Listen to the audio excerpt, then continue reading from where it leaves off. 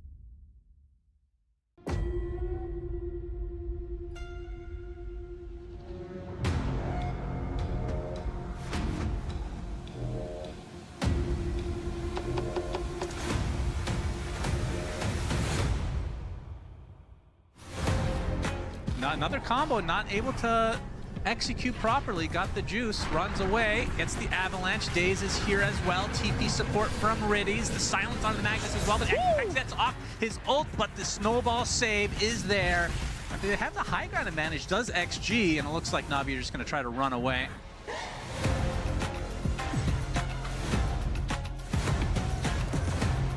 Yes, So, got the juice, about to get ganked. Oh. Searing Chains is there, arrow hits, reinforcements arriving. Daze looking for the snowball, will get it. They actually get the ult from the Grimstroke as well onto two heroes. Got the juice, barely getting away with his life. The RP goes off, but the damage is just too much to handle. 2 dead for Xtreme already, and the carry just have to run away in shame. 3 dead now as Navi potentially could go for Roche. Might be a little early as Nova found in the tree line as well.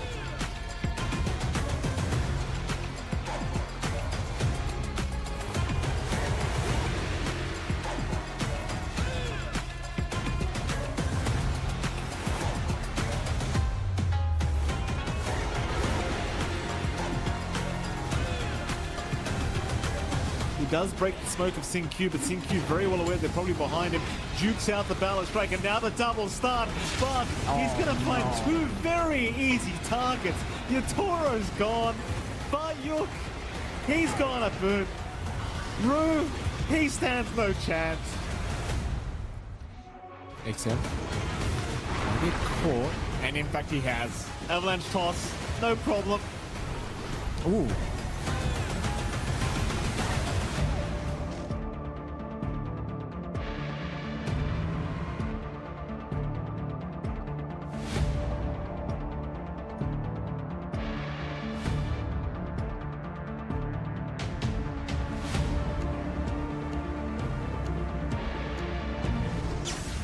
Mickey now showing that BKB, gets the Lucent Beam on RCY. There's the Searing Chains as well onto 2.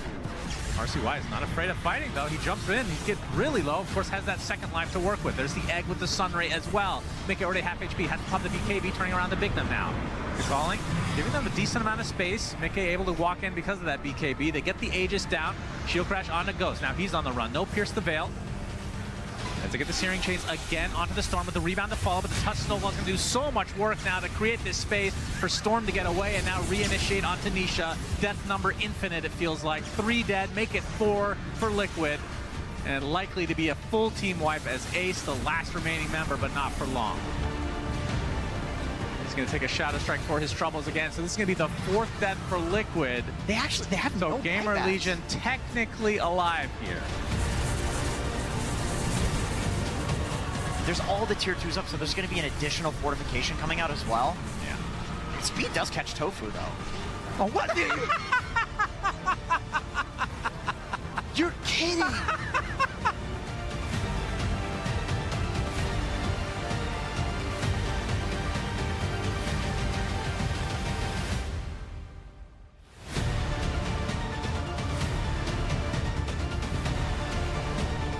Going for the AC next, and probably just Ag's Blessing or Overwhelming going. Still smoke out. Middle they got this time. Oh, they found themselves a Dark Mago Ember, and he is just getting annihilated by Nightfall. Schofield down as well. That'll be 2 gone. Schofield without buyback. They'll commit the buyback now onto Dark Mago, but he's just going to watch El Misho drop. In fact, Frank is also gone. It's 2 versus 5 now.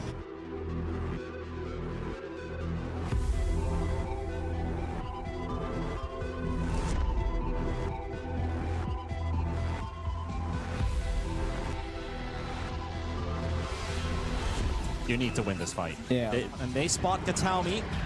He is invis. Do they have the detection to see where the Lich went? He's getting away. He's getting away from this one. And finally, Ahmed snipes the backline again with a call coming in from Nero. He's got the Dream Detector and the Muerta. And Tomato's BKB already burnt. They're trying to focus down the Rubik. Save will fall. That's 2 dead on the side of BetBoom, but also on the side of EP. And Ahmed is locked in GBK with Nero. They get so much benefit out of their AoE stuns when the fight is clumped up like this.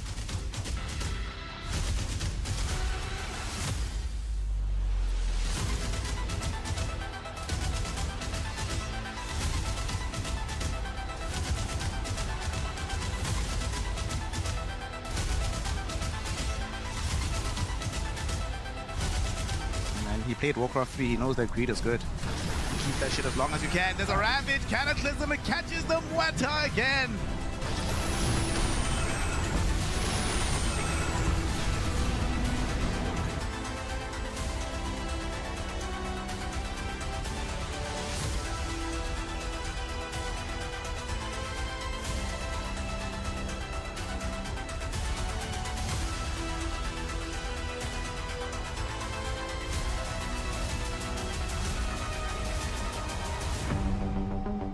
I'm just waiting for Amar to pop that Ravage. Pop that big boy.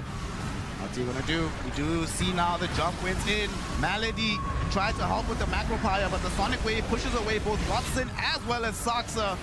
Obviously, we have Skeeter there to dish in the damage, lay in the hurt.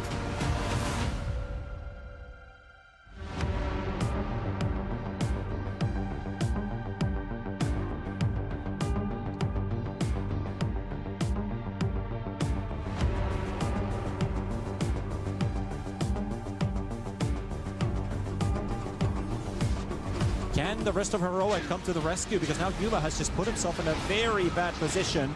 Here comes the angle here into the silence. Doesn't get the instant rolling thunder. That's going to be Ari down and onto the chase. Good overgrowth by Whitemon, and the shards almost block everybody's escape, but only catches BZM, but still a value target to find. BZM will get killed. Tylon with the double, looking for even more. The all, of course, spells on cooldown. Whisper has a surge, and he'll push Tylon forward.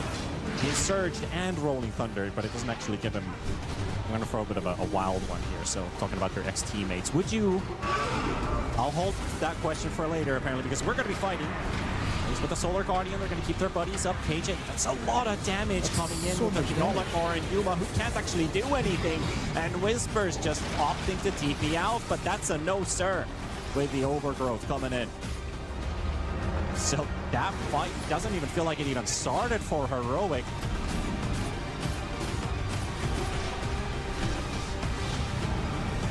Charo's up. Do something now. Rapier's picked up. The catch. Triple force stats even on E2. Everybody using them to get away. And they got Tylon locked in.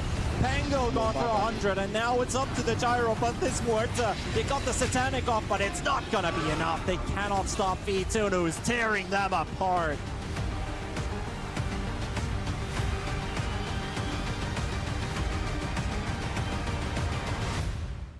Hello, Dota fans. We are back at PGL Wallachia, Season 8. As you saw there in that montage, incredible action already on day one, because that's just what we do over here. And I'm super excited to be here for another one. I'm your host, Richard Lewis. Joining me on the desk, the faces that launched 1,000 memes. There they are. It is, of course, Jenkins and Lacoste. We took Lacoste out of the casting booth. We've thrown him back onto the couch where we love him.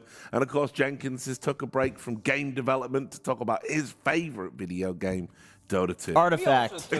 We also took him off the casting couch as well. I know. People might have missed it. If you missed it yesterday, it was chaos. Yeah, you didn't miss anything. Yeah. Well, enough about my OnlyFans. We had Slacks casting. But for only $3.99. Analysis. Yeah, it was crazy. It was a really crazy day. Not just on the server as well. Why don't we take a look at the results? We'll bring them up. Have a look at the Swiss bracket. You know, we're not going to go through the format again, but you know what it is. It's Swiss. You win 3, you're through. You lose 3, you're out. And this is what we had yesterday. So, gentlemen, tell me about yesterday's results and what shocked, surprised, and delighted. Some interesting one. I would say the biggest surprise of yesterday for me was Heroic beating Tundra, but Tundra also doesn't have the full squad. I mean, you are missing Pure. You are missing your guy that is extremely aggressive, that is kind of the driving force of the team as well. And yeah, they did manage to win one game in that one, but Heroic, they popped off. Yeah, they're a strong team with like this new Tylung iteration of Heroic. Whisper going back to the offlane. I feel like this is a top contending team. I don't think that they would be happy with anything other than like top 4 at an event. Like, this is where their sights are set right now. Can I say what surprised me? Is that all right? Yeah, Don't mind me sharing? Yeah, let's hear it. Falcons. I think their comprehensive win over Yandex, that surprised me a little bit. I mean, Yandex obviously reigning champions. Falcons, that you never know what you're going to get. Yeah. Yeah, they seem to be having a good grasp of meta. Yes. They are playing. They are strong fiends things. They're gripping playing it right they're now. bristleback. Doesn't matter how many times it gets nerfed. True. They will be able to. But I thought that was interesting because obviously we've lost the seeing red facet now, which we know Omar. Doesn't matter. It's still good. It's still very good.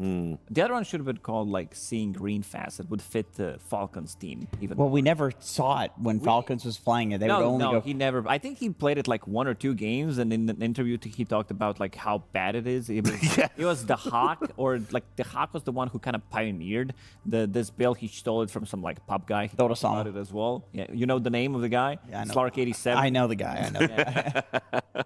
He's a pubber. Yeah, but the hero feels strong, and I think Falcons in general just have like very good understanding of current meta, because you can see them playing like Carry Tiny, they're playing Lone Druid as well. It's just that they figured out the meta before other teams, I would say. Talking about meta, we're going to be preoccupying the pre-show with meta discussion because we're right at the start of a patch. It always seems to happen at PGL Wallachia where we're the ones that are going to learn first about what is the meta going forward. But in what now might be the most self-indulgent segment ever done on the PGL Wallachia, we mocked Jenkins a little bit yesterday for something he was doing. Are you going to pull up the clip or what? Yeah. Now watch as he compares himself to 9 Class. No, that's not what I'm doing. I'm a big fan of Monkey King. Okay, big fan of 9 Class. The guy breaks games. He understands wave manipulation like no other position 4, other than like maybe Soxa. I wanted to show he goes for a little bit of a wave cut here, and this is a situation where he is setting himself up to go gank the mid lane by doing this. And this is what's really cool. This is why a player like 9 Class can get away with picking something that's like useless in the lane, like Monkey King. So he goes mid, he drags the creeps, he turns into a tree, so you can see the creep wave is now walking away. So this sets up for him to go mid, so I wanted to show what's actually happening in the lane for S-Cubed while 9 Class is doing this.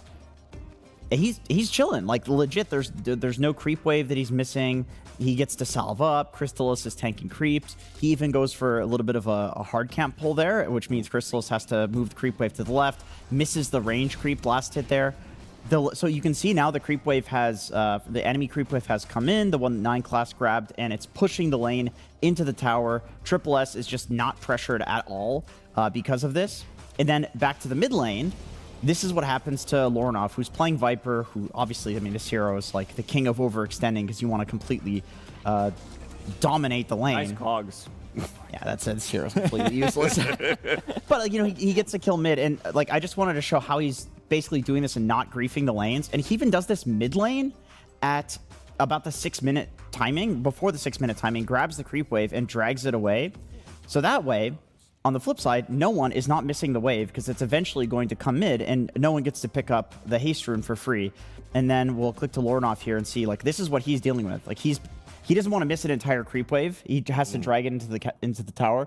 So I think these little things are really cool. Other people try to play the Monkey King. They try to play the Slark. They do. They try to do this weird stuff, but they don't know how to like set up for it. It's a really, really difficult thing to do. You have to have masterful understanding. Did he build Meteor Hammer? He did not build Meteor. Distiller. He went Essence Distiller. He went Essence. Amateur. He needs to try the Meteor Hammer build. It's a good one. Right, why don't we also talk about the most contested heroes? Because, again, start of a patch, you never know what you're going to get. So we'll see how it's been panning out. Look, some of these names are pretty obvious. Some more surprising than others. Obviously, Alchemist. We don't think you're very likely to see many Alchemists at this event. But the ones that you do see he is losing. He didn't win a single game. He has been contested in every single game. There were 20 matches yesterday, and everybody still think it's strong, but it seems like people also, in their scrims, decided to let Alchemist go through, knowing that they need to be able to beat this hero as well, to be able to, maybe beat some better teams on top of that. And I don't think there are many surprises in the most contested heroes. I think Rubik is the one that maybe I would expect number to be slightly higher, but seems like people also understood what the build is going to be, where you're going for Essence Distiller, providing vision for the team, getting extra bit of a damage, and also being in a very strong position 4 right now. Yeah, and then we've got these are the most picked heroes that we think, these are the ones that are getting through. Not a surprise to see Tiny, who just seems to be Mr. Versatile. He seems to be the ultimate flex that you can just pick, in any position. Yeah, he's a good at flex. any point in the draft. You can definitely throw him mid, but where we're seeing him have the most success is carry. And we even saw yesterday a matchup where he was playing against Medusa, and we looked at the draft and we're like, okay, this Medusa is uncountered. Like Tiny is, what mana burn do you have? Like, how do you deal with a hero like Medusa who has this innate ability to just be tanky against anybody who's doing physical damage? You are a butterfly builder. It didn't matter. Like Tiny just does so much damage and is so tanky. And every time Tiny is overpowered, it's the same thing. 5k HP, seems to one-shot you with very little effort.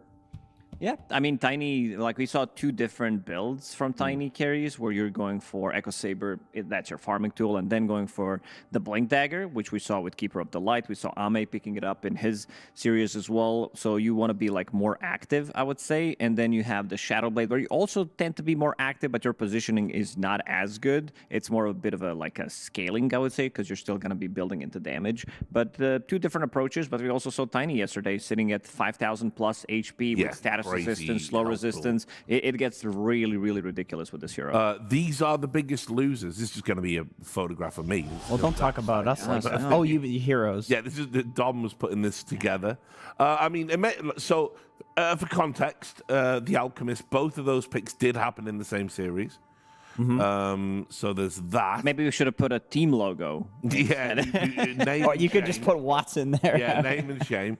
The Viper, I guess we should talk about Viper a little bit. It was picked up in the carry role. Yeah. We saw it mid role as well.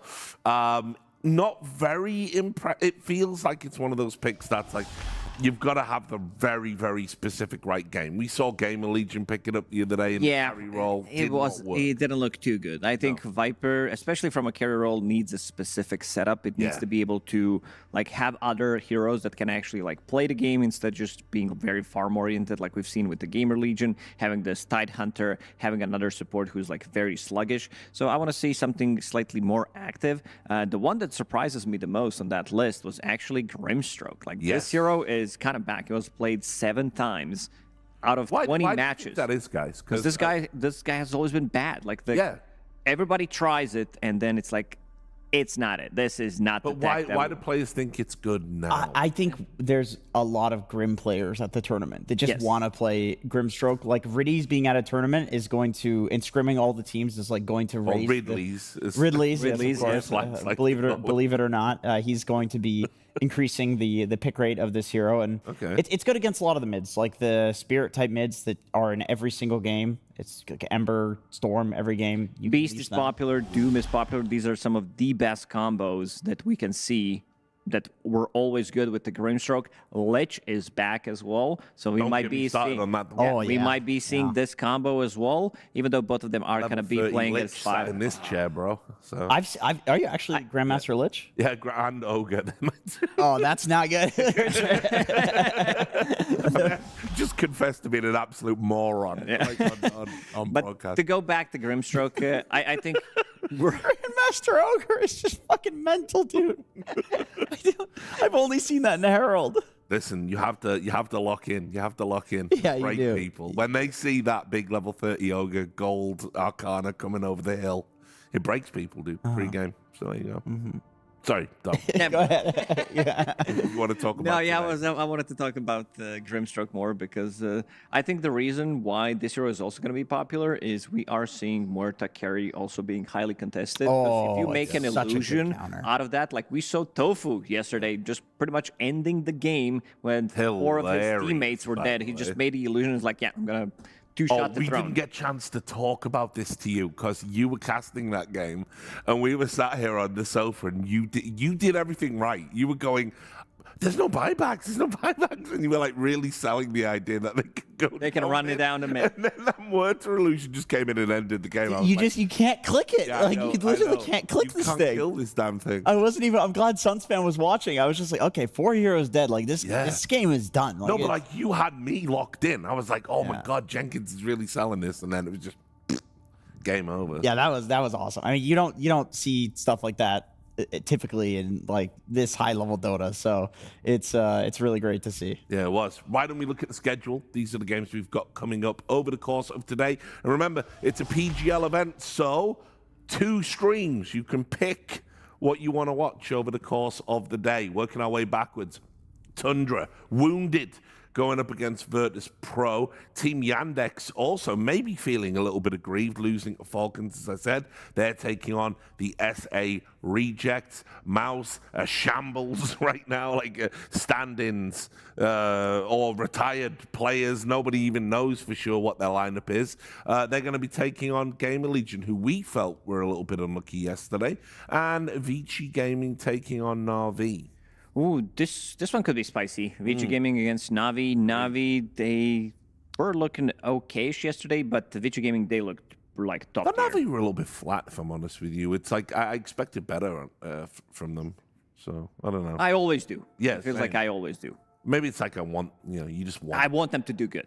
This is the mainstream. This is what we'll be talking about on the desk. PARIVISION versus Heroic, a banger. Spirit, it is without Collapse. They're going to be taking on Falcons. Who knows how that one's going to pan out. Liquid versus Bibbidi Bobbidi Team, as Shiva likes to call them. And Xtreme Gaming versus Aurora, which I guess is where we're going to start. So we've already talked a little bit about Xtreme. I guess we can sort of start there, right? Yeah, I mean, they looked really good yesterday. This is kind of the classic Xtreme fashion where they tend to do like, well, maybe in the lanes. A lot of the times they don't, but yesterday they did. Then they kind of flopped in the middle of the game, and then they decided to bring it back on the wings of Ame. He had 2 extremely good games. Did you say wings? Yeah. Ooh. He played... what did he play? He played Monkey Tiny King, and Tiny. Monkey King. Yeah, and these are like very mean heroes. These are the type of heroes that are willing to go in, that are not as easily killed. Yeah, so speaking of heroes, I wanted to show just some of the heroes that I think are likely to be contested today in the series. Heroes that both teams like valued highly yesterday, or won with, or picked every single game. For Aurora, they seem to think Pango is broken, and they played it on 2 roles. Both Makoto and WS are willing to play it. Nothing to say. In both games, he was Ember Spirit, and in both games, he dominated the lane and had an incredibly good early game on Ember Spirit. I think even in game 2, we saw they picked it like second pick or something like that, and it just didn't get countered. Like there was nothing.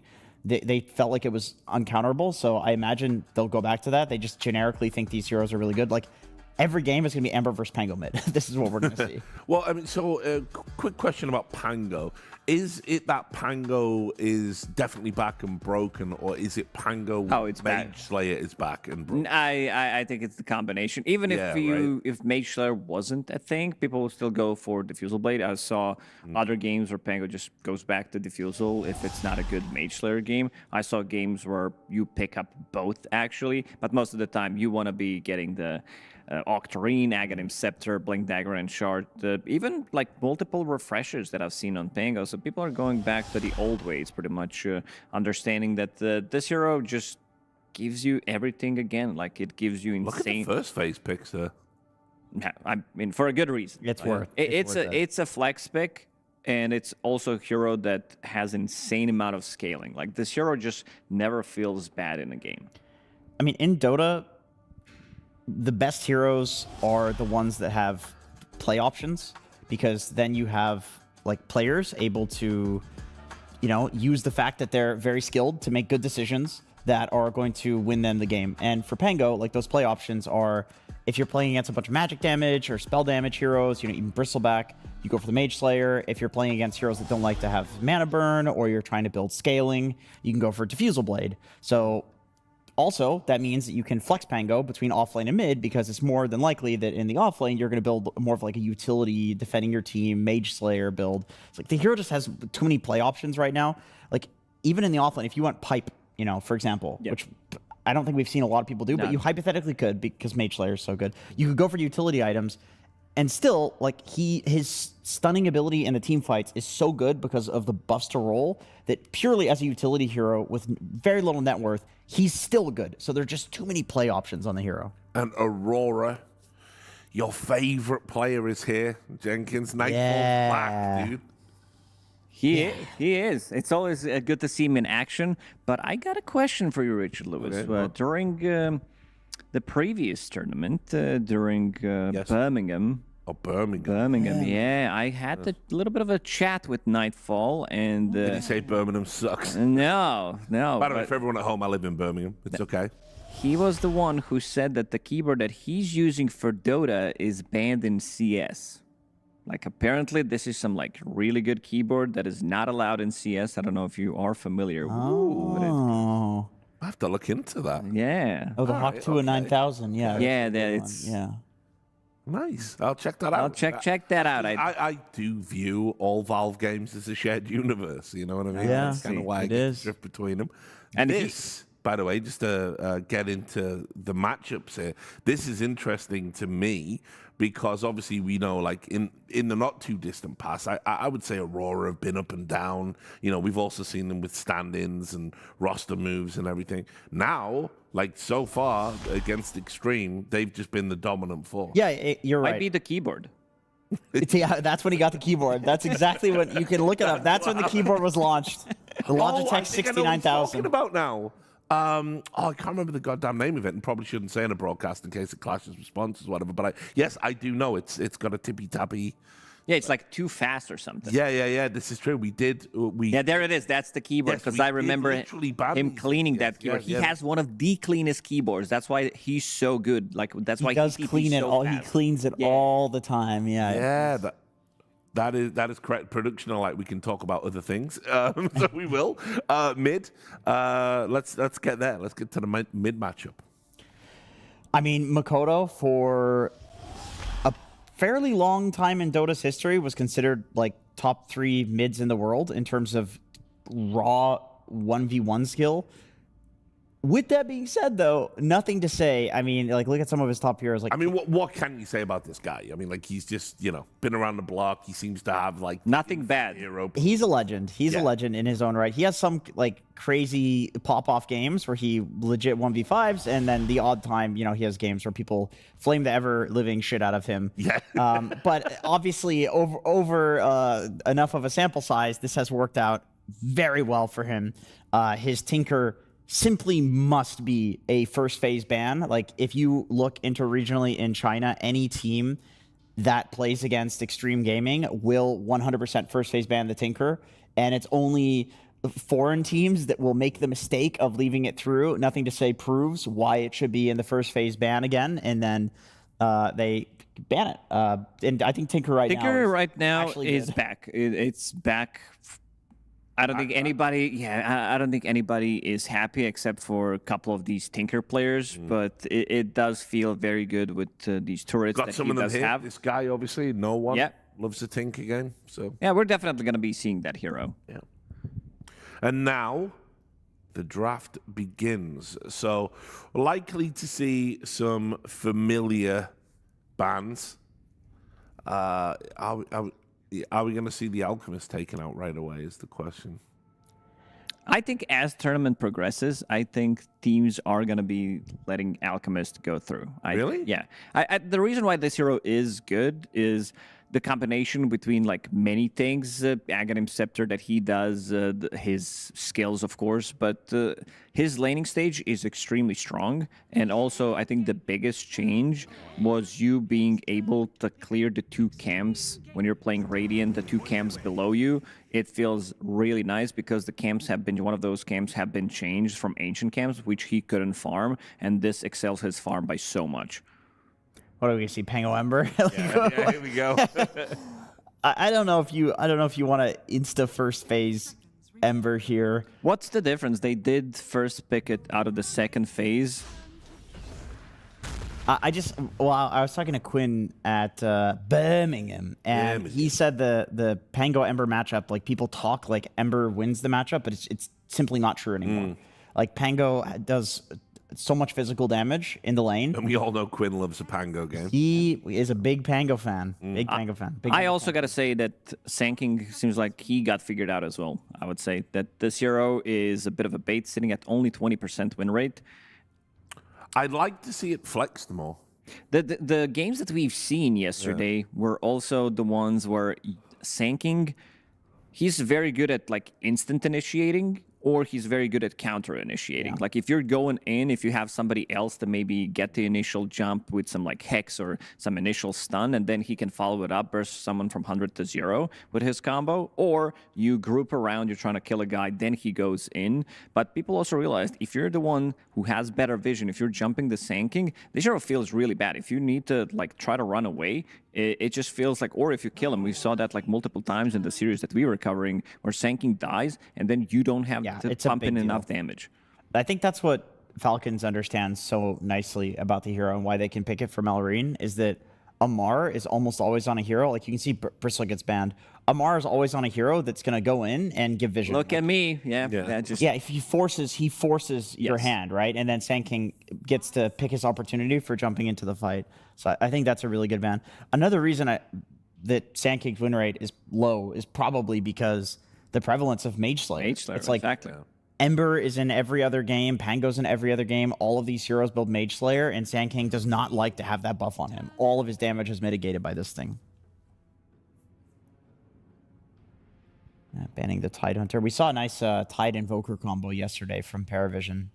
That's a really cool one. Like there are some wombo combos right now in Dota that feel super good. I would actually be a little surprised if Grimstroke was not in the cards for Xtreme, just considering it's good against both of these heroes. Yeah, it's good against Pango. It's really good with the Sand King too.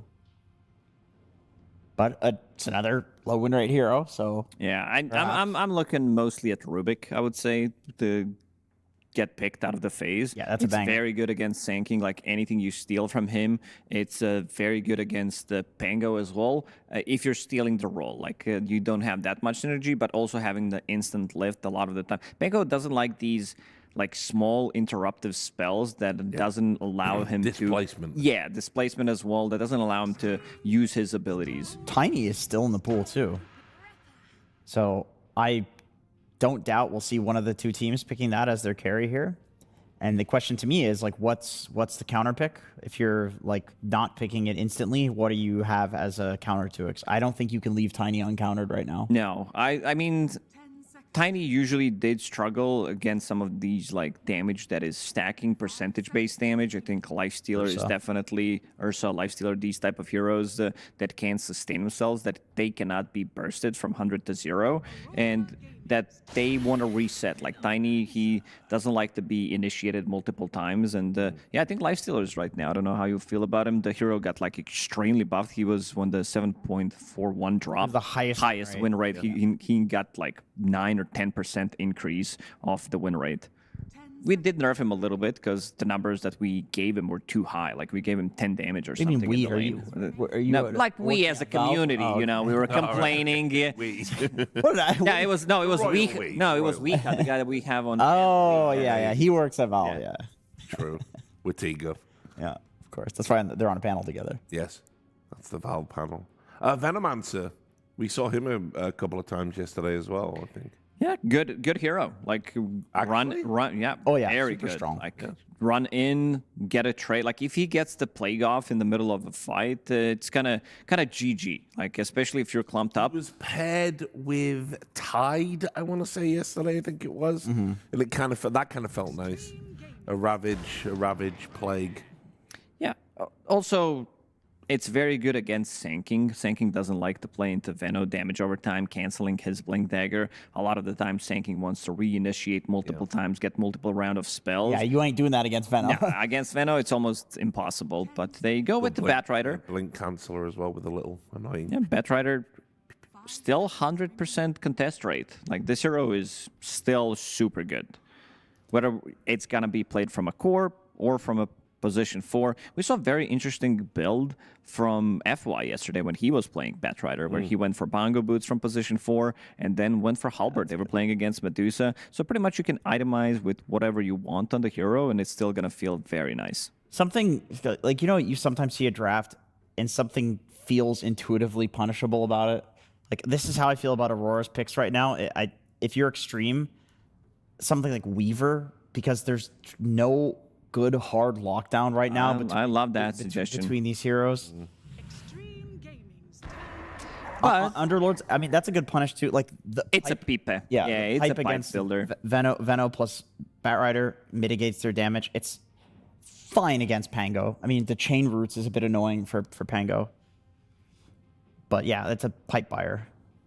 10 seconds remaining. Also, just a hero that is rising in value, I think. Like, people thought that when the cleave got nerfed on Underlord that he would fall off, but as a result, they buffed his Q to do more damage, and you press that thing on a wave at like level 2, it's insta-dead. I want to refer back to the day 1 graphic where we picked 3 heroes we thought were going to emerge in the meta. An old dummy tryhard picked Enchantress, and we didn't have time to say why. This is it. This is your moment. Oh, this hero's completely broken. I think people were sleeping on this hero.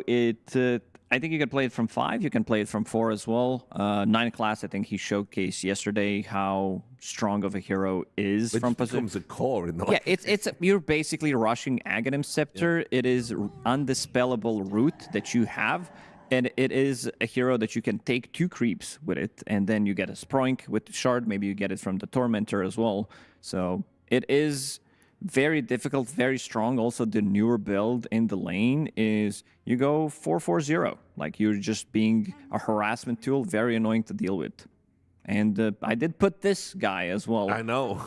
On the graphic because this hero is undefeated. I did my research. I played against these heroes in pubs, and I realized how broken they are. I think I pretty much lost every single game to these heroes. You cannot little friends the Lone Druid bear onto him though. Those days are gone. Yeah, he's a hero now. Yeah. Yeah, it's a strong hero for sure. Like, we saw Mickey doing some pretty crazy stuff with Lone Druid yesterday, swapping the items between the bear and the hero, and playing with Aghanim Scepter, just kind of using the hero on the other side of the map to like farm neutral camps while running around with the bear. And I was very impressed, actually, because, yesterday we were talking about LD specialists. We got Ghost and everything going on, but Mickey had a great game. He did, and he's played Lone Druid like 3 times in his pro career, so very impressive from him. Is there any reason that it's like particularly good here? I mean, against Underlord plus Hoodwink and lane, I think you can do fine. Like, you can farm on your own for the most part. Underlord also should be okay playing against a Lone Druid. You can like reduce the damage of the bear in the laning phase, but I think Lone Druid will take like a little advantage there, and he can also be left alone, which means Veno can go through the portal and maybe put some pressure on the safe lane, depending on what Extreme picks for Ame. Yeah, I want to see how that lane's actually going to be played out. Underlord plus Hoodwink, it sounds like a very strong lane against like melee heroes where you can just completely dumpster them. Firestorm into Bushwhack, into another slow, into Blood Grenade, Pit of Malice. We were seeing that more recently, that these Underlords are willing to put a point in Pit of Malice early just to have that kill threat. Like 3-2, 0. Yeah, because, I mean, you don't really get much out of it. You don't have, like, the cleave anymore, so it's not as effective.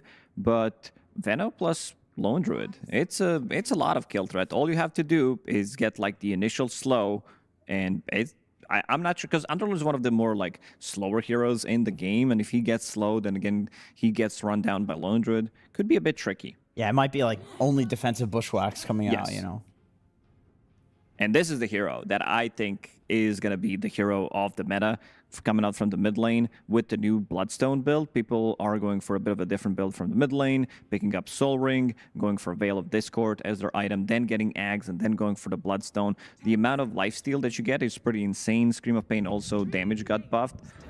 And there it is, Ember Spirit. Okay, well, GG. Nothing. They went for both of the Mage Slayer heroes, meaning it's going to be an offlane Pango. So this is an, I mean, god damn. Do you go Underlord carry? You pick like a Huskar? No, you can't. It's extreme. They're not gonna do that.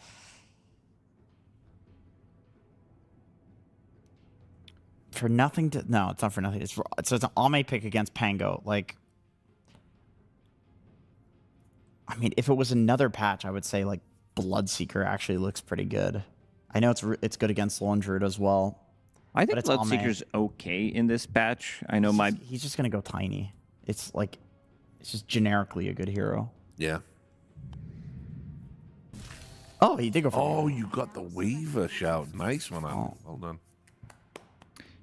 Yeah, it still looks good. Like, the only thing you need to be careful about is Searing Chains.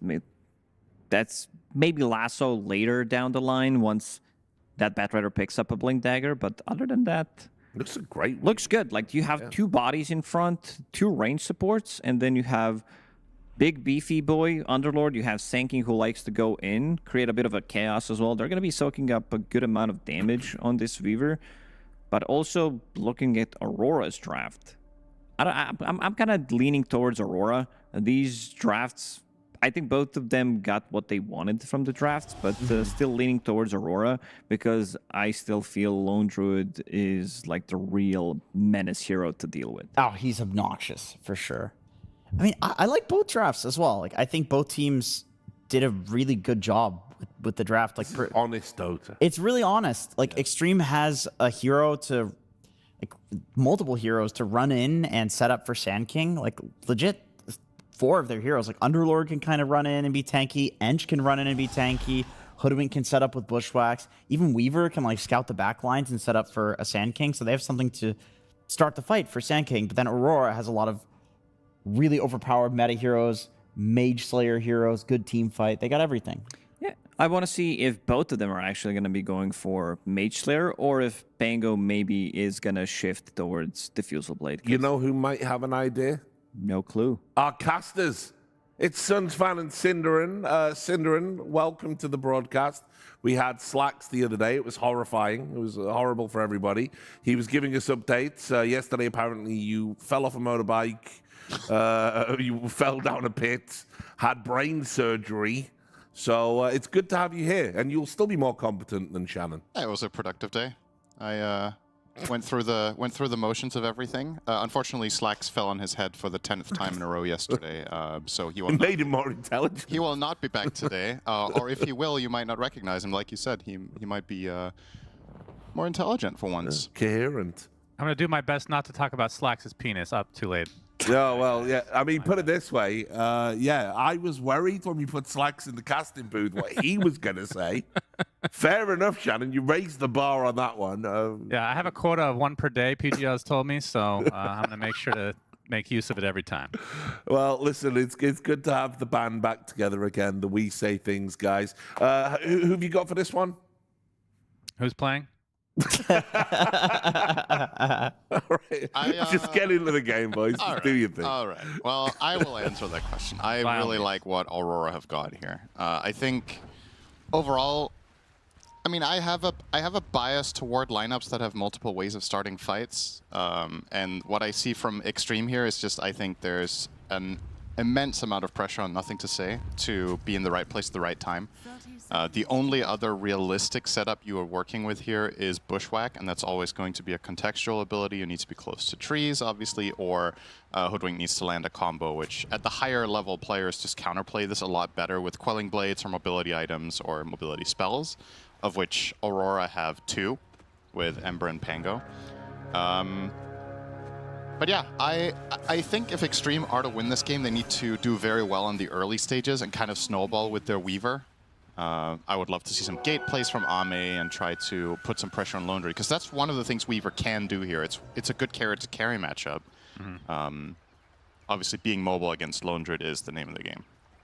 You can't run. These panelists really have me on board with this Mage Slayer, Cinderin. Yeah, it's good. When you have 4 out of 5 heroes on the Xtreme side that use spell damage as their primary source of damage, that seems like a good item this game. And you have 2 heroes that will casually just buy it pretty much every time. I expect both to get it. It just seems too good.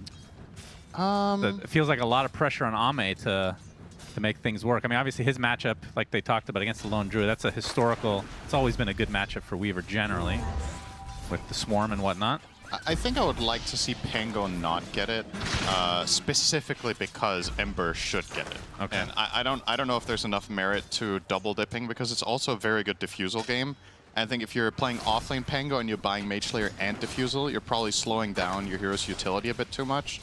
I find most of the time offlane Pangos have more of a responsibility to get Dagger because of the way your lineups function. A lot of the time, the offlaner will be going in first. This time around, though, with Ember, you could make an argument that you can, you know, deviate from that a little bit. But we'll see. For now, he's queuing up a Blightstone, actually, on the Pango. So perhaps he is going over Corrosion. That is also an interesting idea. You're playing with Ember and Lone Druid. There's a lot of inherent synergy between the three. Have you seen a lot of Lone Druid in this patch? Not so much. I mean, it was obviously very popular yesterday. I believe it was picked and banned in 7 games total, Yeah, we which got is about to a cast third. 1 game. Oh, FY is actually just getting run down here by Kiori. Will have to be denied. Nicely done by XXS. Man, that must have felt so good. Especially if they hate each other. I'm a little bit unsure about Lone Druid when it comes to what the biggest, how to say, like the classic counters to Lone Druid. The panel talked a little bit about percentage-based damage both against a hero like Lone Druid, but also Tiny, so perhaps that's going to become more popular in this current tournament meta. Maybe you find ways of just running him down in lane. I guess Underlord is a theoretical decent idea, because if you're just tanky enough and you buy Crimson, maybe that helps. But yeah, I need a little bit more sample. It's not been... Like, this hero just in general isn't very popular in pubs. I don't think there's a lot of players that truly enjoy Lone Druid. I have to be a sicko for that, but yep, that's true. The pros are playing to win. XXS gonna take some heavy damage here. Throwing back the way of Kiori, as a matter of fact, from FY, but... Yeah, that's a double root on the Nightfall, so Firestorm gets good value overall. So how does Aurora want to fight in this game? Because you have a decent amount of mobility with the Pango, Ember. Oh, Mira. He might actually... Oh, good flame break. We'll be okay, just barely. I mean, that's the nice thing. Again, that's what I like about their lineup. Oh, wait, he went back in. Okay, Wanted the courier. Was it worth? This time... In the tree line, not quite enough. One more will do it. He gets the vision, and that is first blood for X Nova. How are Aurora going to fight? That's the thing about their lineup. There's different avenues to do it. You can start with Slight Chains. You can start with a Pango Swash into roll. You can start with Bat Rider if he gets Blink. I think the Bat Blink is going to be necessary because that's a really big part of why the Weaver pick is so good, is Aurora basically don't have any stuns. With the exception of Lasso and Pango Roll, which are both ultimates with longer... Oh, that is a lot of Firestorm damage on a Nightfall. In fact, it is enough for the kill. XXS does take a bit of a beating thanks to Kiori, but obviously they will take that any day of the week. That's something we didn't talk so much about just yet, is when a hero like Lone Druid becomes meta, some players are just more at home on this than others. I do not think of Nightfall as a Lone Druid player myself. That doesn't mean he can't play it, but I don't think he has the same level of experience at the like the elite level compared to a lot of other players that might run it in this tournament. Right. I'm not saying he just messed up there and died. It just immediately came to mind, was like, yeah, actually, you know what? Player preference and all. You can also see he's level 0 on it on Dota Plus. You're kidding. He doesn't even have bronze. You're kidding. I think he might have been practicing it on a Smurf or just in scrims. This is extremely unusual to see a player on their main account have 0 games on a hero. When was Dota Plus introduced? Like 7 years ago or something? At least, yeah. X Nova from the north side as well. That's a double root. Another kill onto the level 0 Lone Druid for Nightfall. That is a perfect rotation. Love that from X Nova, and it's a classic thing to do against Lone Druid. If you die and you TP back and you die again, his bear is now on cooldown for 50 seconds. He has to walk to... I mean, his game is just screwed. Jenkins was saying that you can swap items still while the bear is dead. It's like a bug. Oh. Have you noticed that? It's Kiori. He's going to be surrounded here. Bushwhack, killed off. Okay. XXS will casually TP away. Mira will have to get the solo XP because you can see Nightfall has to make the Walk of Shame, and this is going to be an entire wave just decimated. So no XP, no gold for the Lone Druid. When it comes to niche things with Lone Druid, I'm generally not going to be the right guy to ask. I don't play the hero. It hasn't been popular in Pro, so if there's any sort of weird interaction or bug or whatever, I'm not familiar with it. Nightfall is not making the hero seem bugged for now, though. He's about to have a bear back. Or were any of these items on the bear originally? Yeah, that's a good question. As top lane, or top rune rather, Mikoto versus Nothing to Say. Nothing to Say is going to drop. And Mikoto will get the Invis rune at the bot side of the river. WS getting gone in the meantime. Shikuchi on top of him. He should be a goner. Ame will claim him. Finally, some good news there for Aurora. They get their first kill on the board, courtesy of Mikoto. But this was exactly what I was talking about. This is what you want to see in the early game from Xtreme, is to snowball the laning stage and exploit the Lone Druid. I was talking about Ame going through the gate. They made the same logic play, but with Ench. Just allows you to do it even earlier. And this is looking quite healthy so far. The biggest part of all of this is Lone Druid suffering more so than your course doing well. That hero doesn't recover very well, in my experience. Like, it just, you're very much a snowbally carry that thrives on winning its lane and then taking towers and controlling the map. Seeming relatively unlikely as of now. And look at the support net worths too. Oh, is Ame gonna get this one? No, not close. Not quite. Good try, but Mikoto was there. The support net worths. Both of the supports on Xtreme basically have the combined net worth of those on Aurora, or better even in the case of Yeah, that's not good. It's going to be a long, long road for KR, and especially Mira. Bad Rider, 100% contest rate hero, really strong in this patch. Off to a very bad start. This is, I want to say this is basically unacceptably low net worth for a Bad Rider at 730. Like, if this happens, something went wrong in your strategy. Wow, unacceptably. That's a lot coming from you. That's like saying you suck ass by anybody else's standards. No, that's the thing, though. It's not always the player's fault. It could be you picked it under the wrong conditions, or you flexed it in a way that was inappropriate for the game, or you... Inappropriate? Wow, a lot of nice adjectives here. You had the wrong idea, perhaps, of the balance between stacking and laning. It could be many things. You should just not be here at this point. And obviously now Mira has to play catch-up, which means he's now going to take laning space. Fortunately, Mikoto's lane went well, so he doesn't mind letting it go. But let's imagine this game state where Ember was losing mid. Where does Bat go? Like, you can only really stack and farm jungle at that point, and the game becomes very slow and very static. Top tower, by the way, going to go the way of Xtreme here. This is some really good pressure from X-Nova. That's 2 towers down before the 9-minute mark. Yeah, it's exceptionally good. Don't imagine mid tower is long for this world either. So, exceptionally good from Xtreme, unacceptably bad from Aurora, according to... Okay. And what was the other... You said something else as well. No, it wasn't just disappointing. It was very visceral coming from you. It's just very unlike your usual robot. Unacceptable? Wait, that was the one you just mentioned, right? I'll say it again. It was a good word. That unacceptable deserves 2 usages. That's right. A 2K early advantage from Xtreme, and I mean, how much can this this roster snowball, you think? You mean just the roster of heroes, or Xtreme as a team in general in the tournament? No, Xtreme love to go late game. We know that. Just the heroes. I mean, given the matchups, I think, once again, if you take away space from Lone Druid and you win the early game against him, this game can get very one-sided. But especially in this patch, I have a hard time just... As long as at least Ember and one more hero has a competitive game, I think there's always paths back into it. I just rate Ember very, very highly right now. And his game and Pango's games are both looking all right. Pango's closing in on that Diffusal Blade. We talked about he was probably going to go that. Ember, I imagine, will be working on Mage Slayer now after Orb of Corrosion, so they ended up swapping that around, just only getting the Blight on Pango.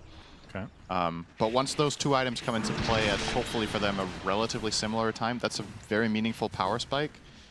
And hopefully for them, they can activate Lone Druid with a Maelstrom too. So those 3, that trio of items, you look for a fight. If that fight goes well, you might just be back in the game. Yeah, and we've talked about it. Xtreme, they don't mind going late game, and they'll let you stick around as a result. Yeah. So I expect this series to be the longer one of the two that we're casting, at least. Yeah, there's also a decent chance, given the history of these teams. You saw in the pre-show that in 3 of the 4 previous encounters between the two teams, it was a 2-for-1 win for Aurora in all 4 cases, actually. I mean, how much of this do you think comes into the drafting when you're going against Xtreme? You're kind of expecting to go late game. As Makoto's going to try to chase down Nothing to Say, going for the epicenter, gets it off. It looks like he's going to die first. Sharpshooter, though, kills off Mira, as Makoto looks to be next on the list as the rotation comes through for Xtreme. They get a 2-for-1 special. Really nice counterplay. Yeah, I think that's a fair point when you're drafting against Xtreme in particular, that you're probably leaning more in a direction of one of two things. Either you're trying to run them over early because they are notoriously a rather slow team, or you are bracing yourself for mid-late game because you know they don't mind going late. So, like, you can try to beat them at their own game. That would probably be not... I would not advise that strategy in general of just being like, yeah, we'll beat them in at 60. I think you're better off trying to either, you know, have stronger lanes or have really strong mid-game team fight and push. In this case, Aurora, I think, have gone for option number 2, kind of, where I think the mid-game of their line was just very, very good. But Xtreme have thrown one of the curveballs. When they do play fast, I feel like it's almost always with Xnova, actually, running a hero like this one. So they are kind of countering the counter, if you will, with this pick. And you're seeing the results so far. I feel like the majority of everything that's happened in this game has been because of Enchantress. Yes. She won her lane, she won top lane, and now she also took the mid tower. So very, very dominant display coming out from him. Yeah, I think if you are trying to go against the team that is notoriously late game, what better hero than one that has 12 inventory slots? Surely the extreme late game for Lone Druid must be good. Yeah, if you get all 12 slots, you're very strong. Takes a while. It's more than that, right? Because you got the Ags, the Shard for both heroes. 2 backpacks, so you have 18 slots. Wow, 2 backpacks, that's good. Plus neutral items for each one, independent. Very nice. Yeah. So you have 20 items. Maelstrom now for Nightfall's Burr. Yesterday we were seeing, don't even remember who the hell we were casting anymore, whoever was playing Lone Druid. For the first half of the game, the items were on the hero and not the bear, which we found interesting. Yeah, that is indeed quite unusual, I would say, at least historically. But obviously players are going to explore new options, and with the removal of facets and the changes, perhaps some heroes are going to be seen in more of a different path. I mean, overall, if you think about, with facets being removed, some heroes are returning to their old form. I think Ember is a great example, who no longer has Chain Gang and therefore is a lot more incentivized to play either up close to get chains off or play off of Slight, where the other one could just play like the weird range Ember, where just throwing remnants to chain people. So he's kind of back to his old self. But Lone Druid has never been the hero. It's always been the bear. That's not true. There was like a 2-week period. You surely remember that. Oh, there was a very short time when that was a thing. Right. Okay. And it was glorious. It was glorious as Ame just gets destroyed. No time-lapse usage. Did he drain enough mana? Perhaps. He has 75. So. Yeah. I think Ame was trying to time-lapse. The epicenter. Yeah, they're going to get some revenge, but definitely not an even trade yet. WS has a nice rolling thunder. Going to keep the Sand King at bay as the Sharpshooter destroys Mira. Big swashbuckle. The damage coming out of WS is pretty absurd. Nothing to say. Trying to get away to the high ground, but can't quite make it. So one shield crash finishes the job. That Pango kill on Weaver. Yeah, Kaori making sure to ping it to the enemy team just how much damage he took. Pango with Diffusal is just ridiculous, I have to say. Like, it's the current form of this hero is just not... This is a... What's the cooldown on Swashbuckle level 4 again? 10 seconds? 600 damage nuke? Physical damage? Yep. Weaver doesn't even have that terrible armor. He has 10, so it's a matter of whether you proc Lucky Shot, obviously. But Ame clearly was just unprepared, because he could have survived that situation. He had a greater healing Lotus. He could have just popped that and then lapsed. But as you mentioned, probably tried to press time lapse, lost too much mana. And that's just a really heads-up play from WS to recognize that opportunity. Yeah. Find that kill. He's level 12 now on Pango. Weaver is 10. It's pretty juicy. Pretty big swing, and that's step number 1. Pango's back. Good side of Aurora. Back in the mid. I'm one of the few that don't mind seeing this hero. I think it's fun to watch, fun to play. Everything's good. Anything with vector targeting is usually good stuff in my book, you know. WS set off to a great start, only about 500 away from a blink. I think the difficult thing about balancing Pango is what I'm sure you're very happy to see now is that Swashbuckle feels like a much more potent spell again. Thank God. It's just the risk reward of that spell is just kind of incredibly favorable right now, where it does so much damage, is so safe to use on such a low cooldown. That I'm with you. I think it's cooler when Swashbuckle is good, but maybe you need to do something that makes it a little bit more skillful to use. Epicenter. Oh, the miss on the Burrow Strike. Do they still have enough damage on top of Nightfall with the Firestorm? A lot of max HP damage. It is enough, but it gives enough time for the rest of Aurora to come in to try to get some sort of trade. Nothing to say, the Burrow Strike on the other side, but Makoto will catch up with the remnants. Attempted TP. Looks like he's actually going to get away. So ends up being a 1 for 2. Yeah, not even the mech from FY enough there to protect his allied Sand King as Makoto shows up with a Mage Slayer. He gets a return kill. So for all intents and purposes, the game state is kind of the same as it was 7 minutes ago, which I think is pretty good news for Aurora. As long as it doesn't get any worse. Right. You kind of want to just keep things in check. This could be another good find. And she's pretty difficult to kill, though. Yeah. Until you Swashbuckle.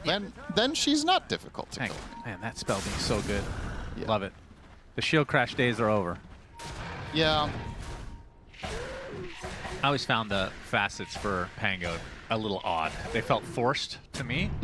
Double jump and, well, the one that made your ult easier to drive around. It's like defeats the whole purpose of that spell being interesting, in my opinion. But yeah, maybe a little overtuned right now, based on how successful the hero has been, but it feels like it is in a spot now where the way you nerf it is... Oh, hang on. Not again. Burrow Strike.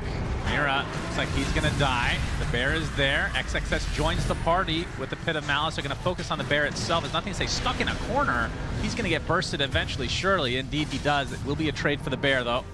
As Kaori drops to Ame's right clicks. Time lapses. This time had enough mana. He now scurries away. Takes a full swash. Should be fine, though. I was thinking so 1 for 2. It feels like every trade for Xtreme is nothing to say dying first.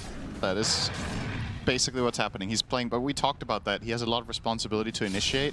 So I just think by nature of how the lineups interact, Sand King is going to die a lot. I don't think his deaths are bad, most of them. He's just setting up trades for his teammates. If he plays a way more passive approach, things just aren't really going to happen, right? Somebody has to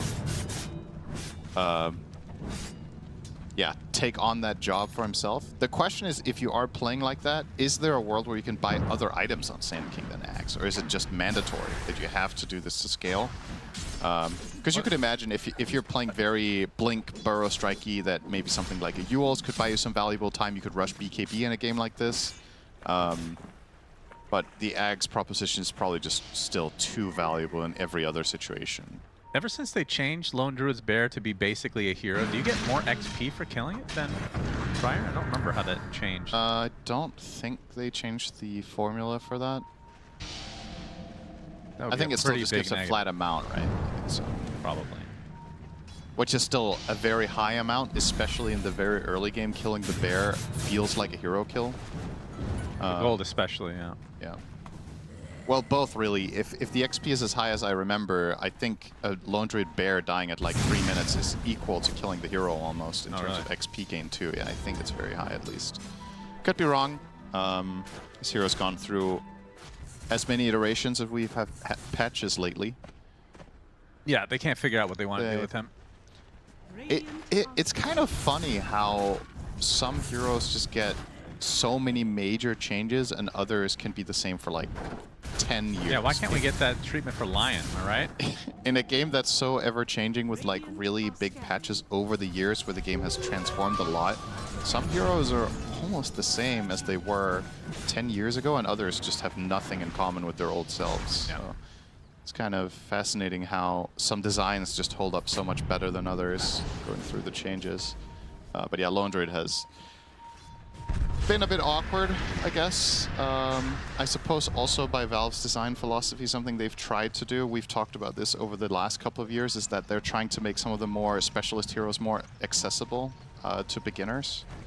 And heroes that are micro-intensive inherently are just harder to play for new players. So we've seen heroes like Lone Druid and Meepo and Visage. I don't know if dumbed down is the right way to put it. Same with Lycan was probably the most popular. Lycan. Epicenter combo with the Pit and Malice, Firestorm, and the Impetus. Makoto dead. Man, he did not expect to be killable there. This might actually lead to Roche as well. Weaver with the Deso and level 4 Swarm. Kaori. Take it with Ench. Kaori, you have died. Okay. Of dysentery. Mira? Okay. Okay, well, now they know for a fact this Roche is safe in a 5v3 situation, and the other heroes must be low when Benno died. Plus, you got a nut on Enchantress, so unkillable now. That's right. Don't say that. Some of the audience is going to get very excited about that. Well, I don't want to bring up the thing I'm only allowed to say once per day. Yeah, so. that's right. Well, I did see the clip from yesterday, so I had to hurry to Bucharest and set things right. Get that brain surgery in tow. Yeah, that's right. Yeah, you've noticed my different vocabulary today, right? It was successful. Yes. Very true. Very descriptive today. They've patched your operating system. Good to see. What I always wanted. So, all right. So Ame gets the Aegis, and he has the classic Carry Weaver build, my favorite at least build for this hero that I feel like we see two archetype builds. Either you go the Maelstrom or you go the Deso. If you go Deso, you have to buy Shard. If you go Maelstrom, you can choose to buy Shard. But for this, it's a no-brainer because the farming speed of this and the teamfight damage output is just ridiculously high. You don't have the best teammates to use the Deso with, I suppose. Like, there's no secondary physical damage core with the exception of Sand King with the Axe and Stinger, which has now come online. So that's probably another very strong timing as another death from Mirror.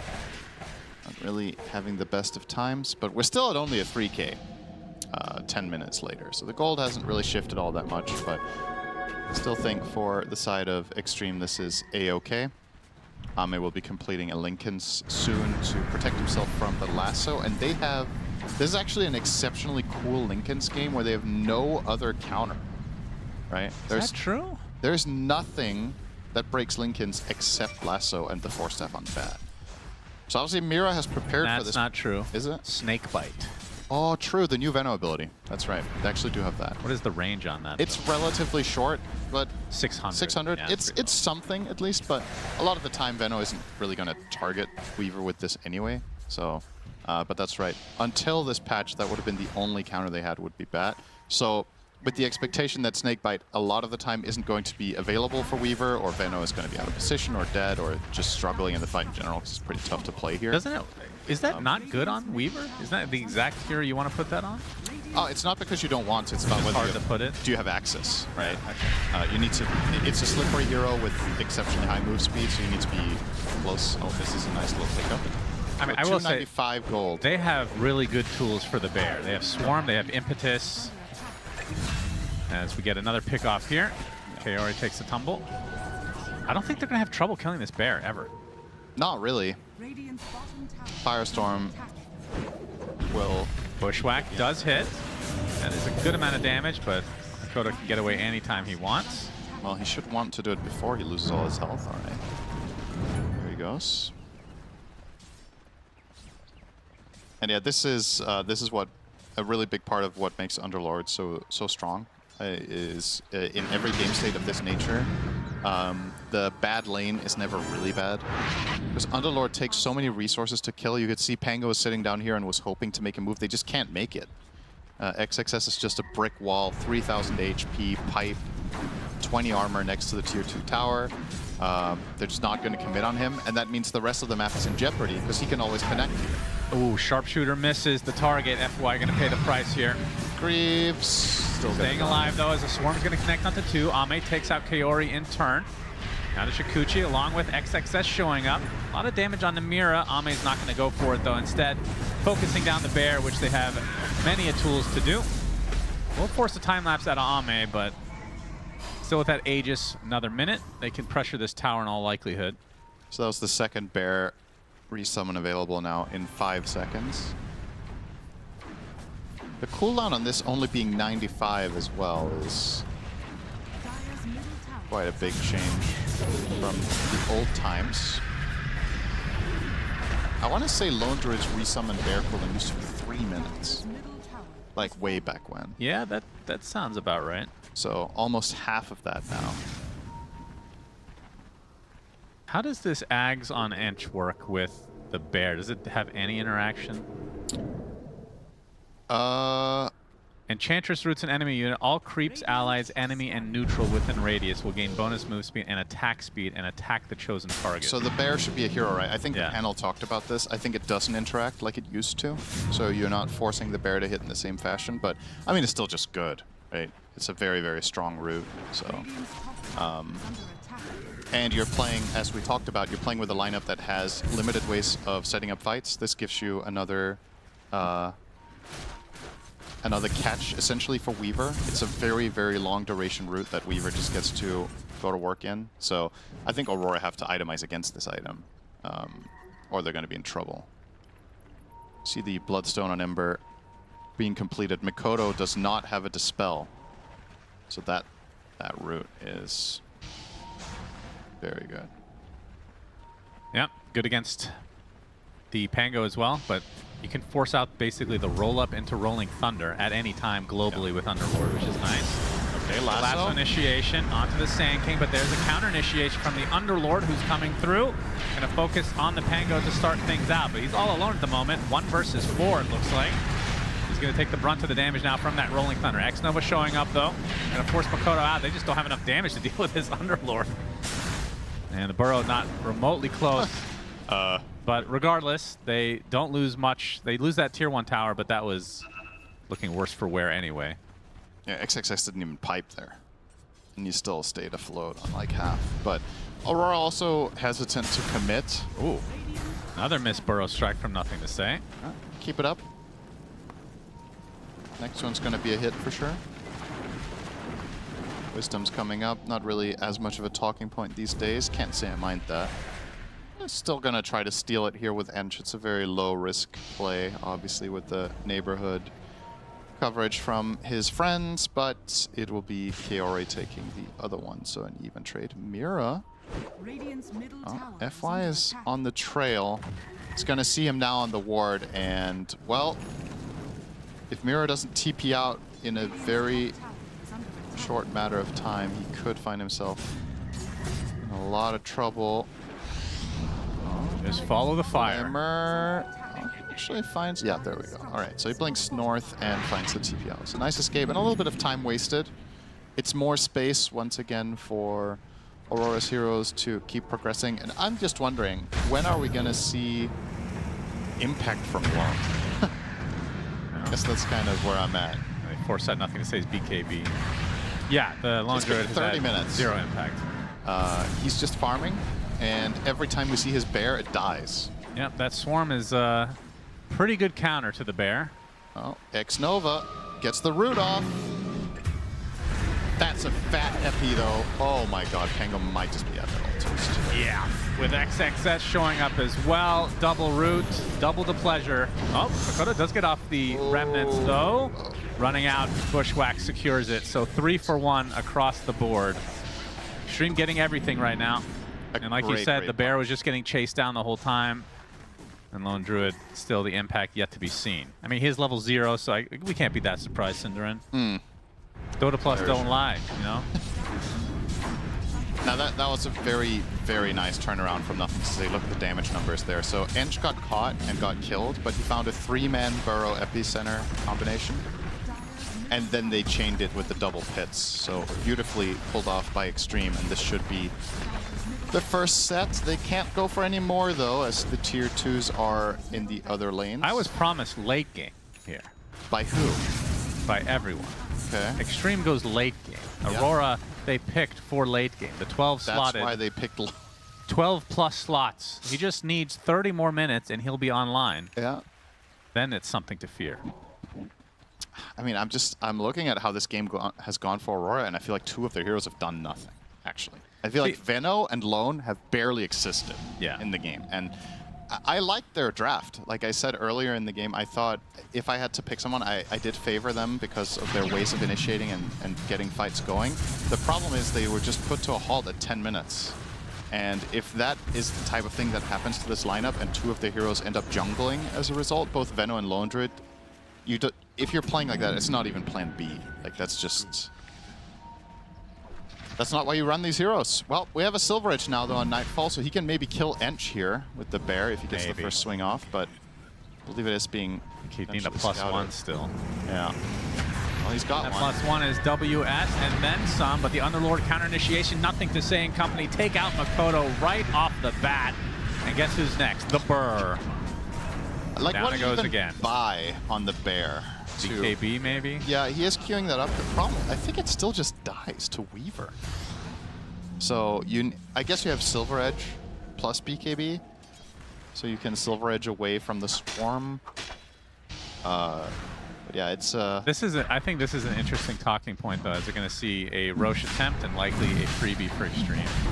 The one thing about Falcons that we talk about all the time is they have all these heroes, or these players that play similar heroes, and they're really good at them. You can flex. One negative you have is, not to point fingers here, but like Skeeter, there's certain heroes he just doesn't play as well that they sometimes force, which means the enemy, when they're pick banning, they can kind of just leave that in the pool. And again, this is only one game, but if Nightfall can't play Lone Druid, that's kind of a big deal in terms of the pick bans in every game going forward in the tournament. I mean, this has definitely been one of the weaker games I've seen from him as of late. I think he has been playing a really good last couple of months on average, and that obviously makes a game like this stand out like a sore thumb. And I say that even though he's second on net worth. It's not like he's not farmed, but it's also hard to look very good on Lone Druid in this game if things go wrong like they did in the first 5 minutes. Like, it just hurts this hero so damn much to be set back like that. So I don't want to draw too many conclusions, but I get where you're coming from. And of course, what we were talking about with Falcons in the previous meta was Shadow Fiend, primarily, where other teams were just first picking this hero. Falcons tried to make it work. They never, I don't think they ever really made it work in a single game, even, that we cast. None that we saw, yeah. So, yeah, maybe. And also, I'm not really convinced yet that Lone Druid is that broken. Oh, no, all right, we get the initiation onto the Underlord. Is that the correct choice, though? Yeah, the he pops his BKB, and at Nightfall, guess what? His bear is dead. They have so many stuns, so many roots, so much damage. He's going to need a refresher to keep that thing alive. Yeah. I mean, he does have plenty of slots available. He needs just another 50,000 gold, then we might be talking. Don't worry, I've been told Xtreme goes late game, so. How did the gold league just get cut down to 2K? Wait, what? Wait, what happened? What? Gaben? Wasn't it 8K a moment ago? Wait, what happened? Did they realize that Lone Druid has a bear? I have no clue. How did the Dire just find several thousand gold on the map? They took 0 objectives. They killed an Ench and a tower.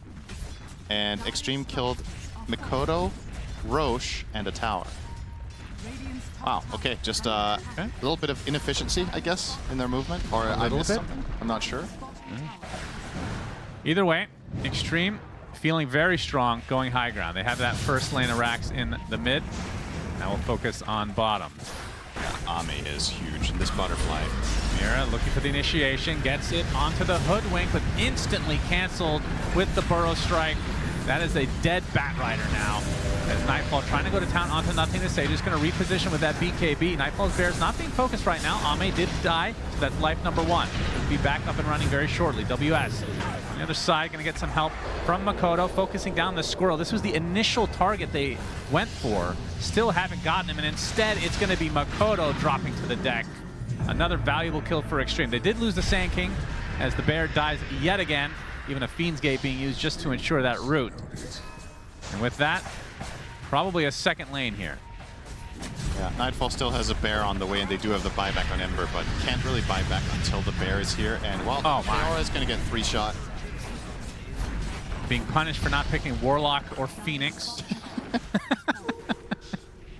Didn't recognize him on a different hero. Yeah, this actually a fair point about this patch. Warlock got nerfed a lot. So Good riddance. Kaori lost a third of his hero pool. Wait, what's the third? Jakiro? He played Jakiro, Warlock, and Phoenix 90% of games last patch. There's the buyback on Makoto. He's TPing right into the Pit of Malice. There's a Swarm. Look at the damage coming in just from the low ground. Makoto trying to get very aggressive into the Atos and into likely death as a pause comes out. He's going to have to think about his mortality here. What the horse happens here? If he dies, it's game over. Yeah. Right? I don't think you ever fight back 4v5 without Ember here. So he's disabled for a little bit longer. FY is going to pause the game and say, sorry, you guys are losing. I'm really sorry to see that. They don't have, I mean, X-Nova's out of mana. Weaver's not nearby for a right click. He might be able to get live, out. yeah. I'll say he gets out. Yep, there it is. He gets out with death, as we all do eventually. So that is a dieback for Makoto as WS trying to hold on a little bit longer with that Rolling Thunder. Ame just going to waste some time. He does get stunned though. They have a little bit of damage, but not nearly enough. XXS there to hold him in their tracks. Pit of Malice on the bear. Another BKB for Nightfall just to run away. As the Burrow Strike hits 2, Ame just cleaning up everyone. 3 dead for Aurora. No way to get back. And this should be Megas in game. WS wants to try to defend. Instead, it'll cost him his life, and they finally realize it can happen. GG's called. Xtreme take game number 1. Lone Druid takes his first loss of the tournament. Obviously, Lacoste was painting this game. It was going to be OS Frog versus OS Frog. And he says both Ench and Lone Druid incredibly powerful heroes. X-Nova easily on the better side of things here. And funnily enough, we got to see both of those heroes interact a lot in the ultimate result of this. Enchantress really played a major role in the first, in particular, 10 minutes of getting us here. Xtreme take game number 1. Wow, that was a subdued throw. What's going on there? I've never had like one that. I think he's depressed. depressed. The brain surgery. Yeah, I think exactly. the brain swap that he did have, he became much more friendly towards everybody, especially me. This guy never liked me, and suddenly he's like trying to praise me.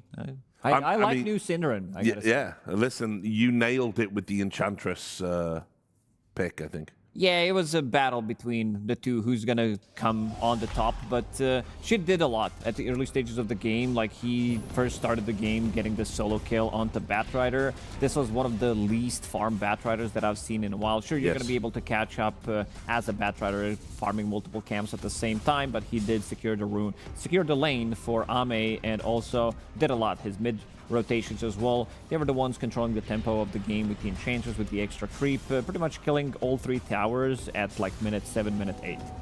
What is the duration of Little Friends? Because that shit feels like it lasts forever. It depends so on long. how many creeps. You get 0.5, I believe, per creep. And you have 2 base, so, and it's also undispellable route. Crazy. That's really crazy. I mean, really good performance from everyone on XG. There were a few blunders that we saw, which you could also argue is just like Aurora playing to their strengths really well. You know, it happens. But XXS in particular and the supports of Xtreme, like, they carried this so hard. Yeah. Did XXS die once? I feel like this guy was unkillable. Not a single time. Like, yeah, I mean, this was what I was going to say to you, Andrew.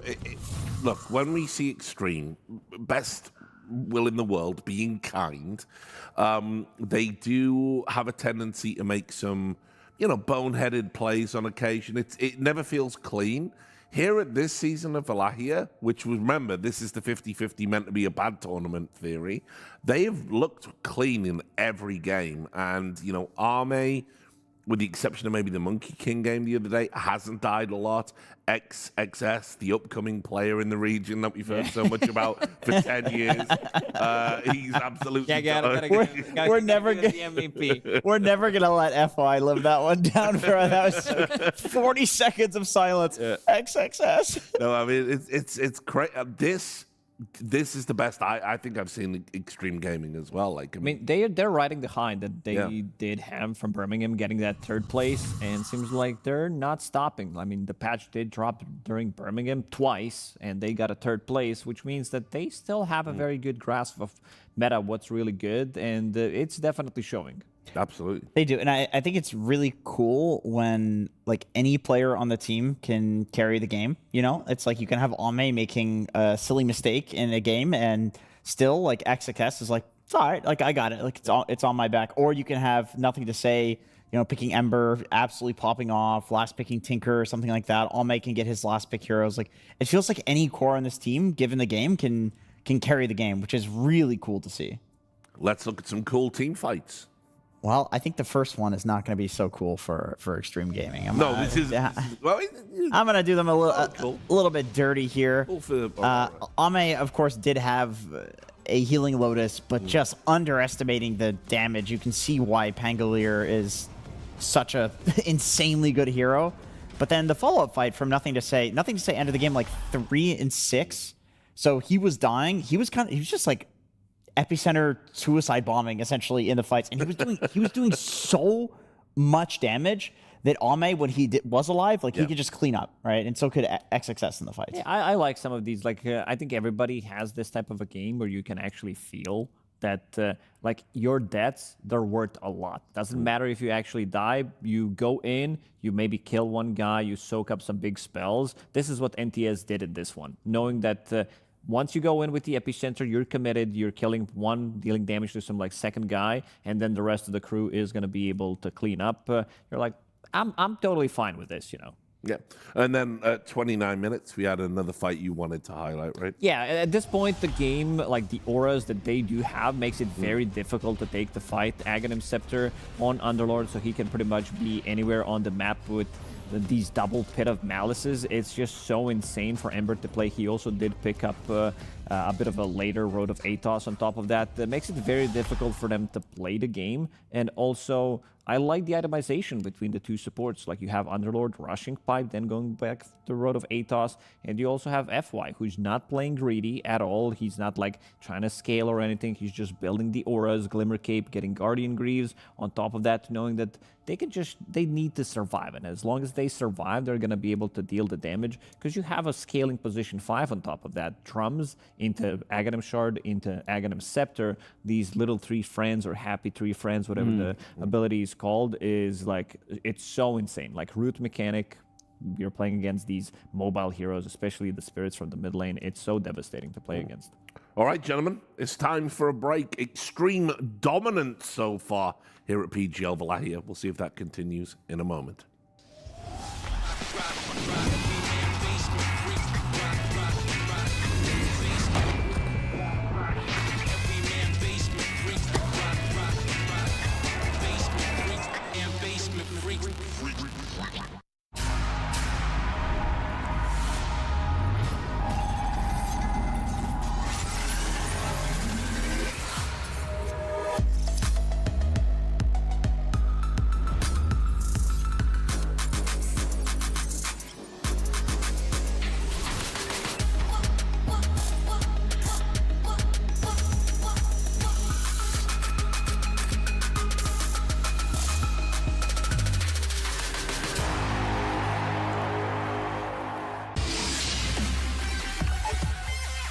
The human body was built to move.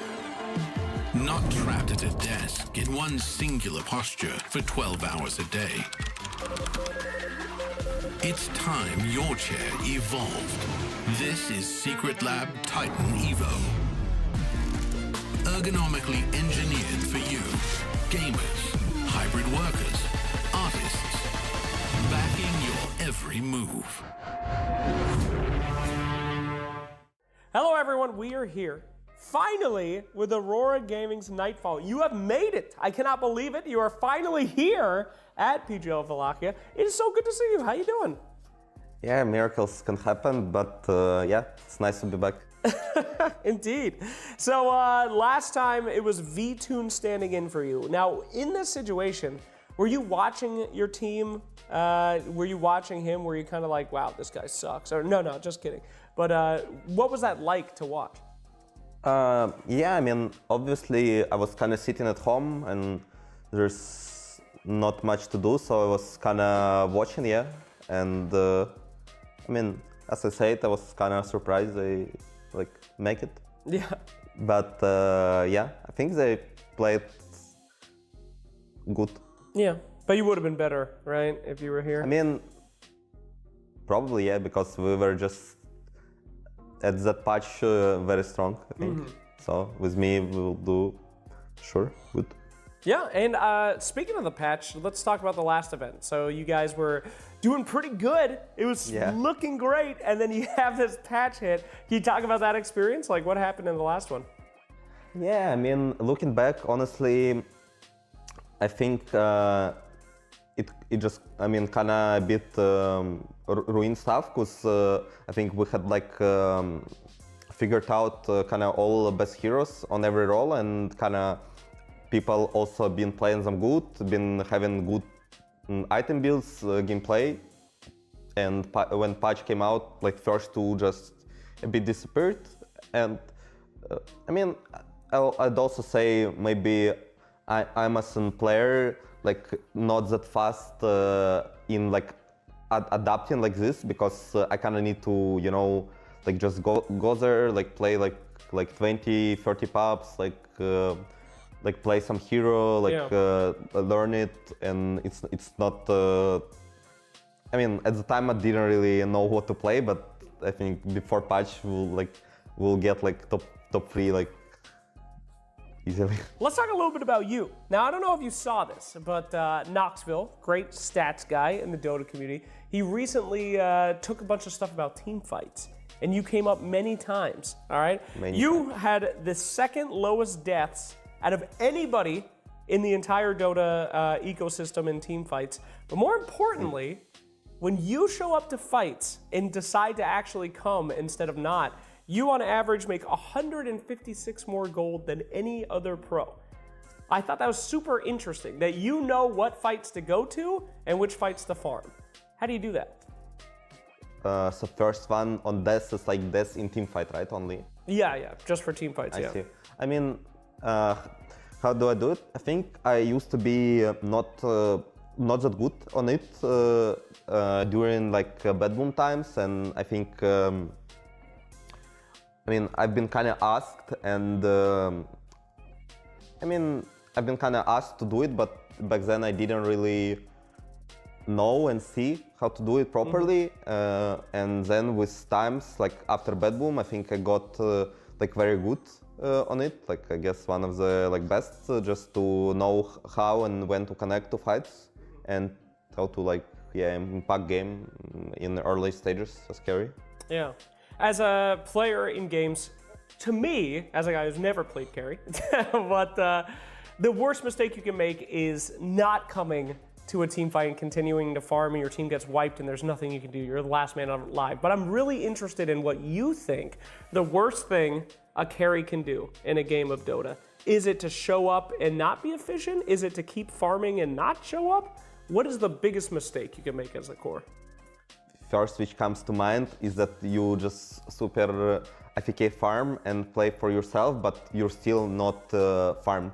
So, for example, you can kind of do it and just not come into fights, but you have to be at minute 25, you know, super high net worths, and be able to kind of, you know, show net worths and do stuff in team fights. Second thing, let me think. I mean, probably just come into just every engagement, and when you see something happens on carry and you insta go there, it's also other bad thing, because carry you kind of have to have net worth and be farmed to not get like carry diffed. For sure. We're excited to have you back here at PGL Wallachia so we can see you leading your team with your strengths. Get those yappins in. They're going to need it. But thank you so much for your time. It's a pleasure catching up with you. Thank you, guys. All right, and we'll see more from Nightfall and Team Aurora Gaming here at PGL Wallachia Season 8.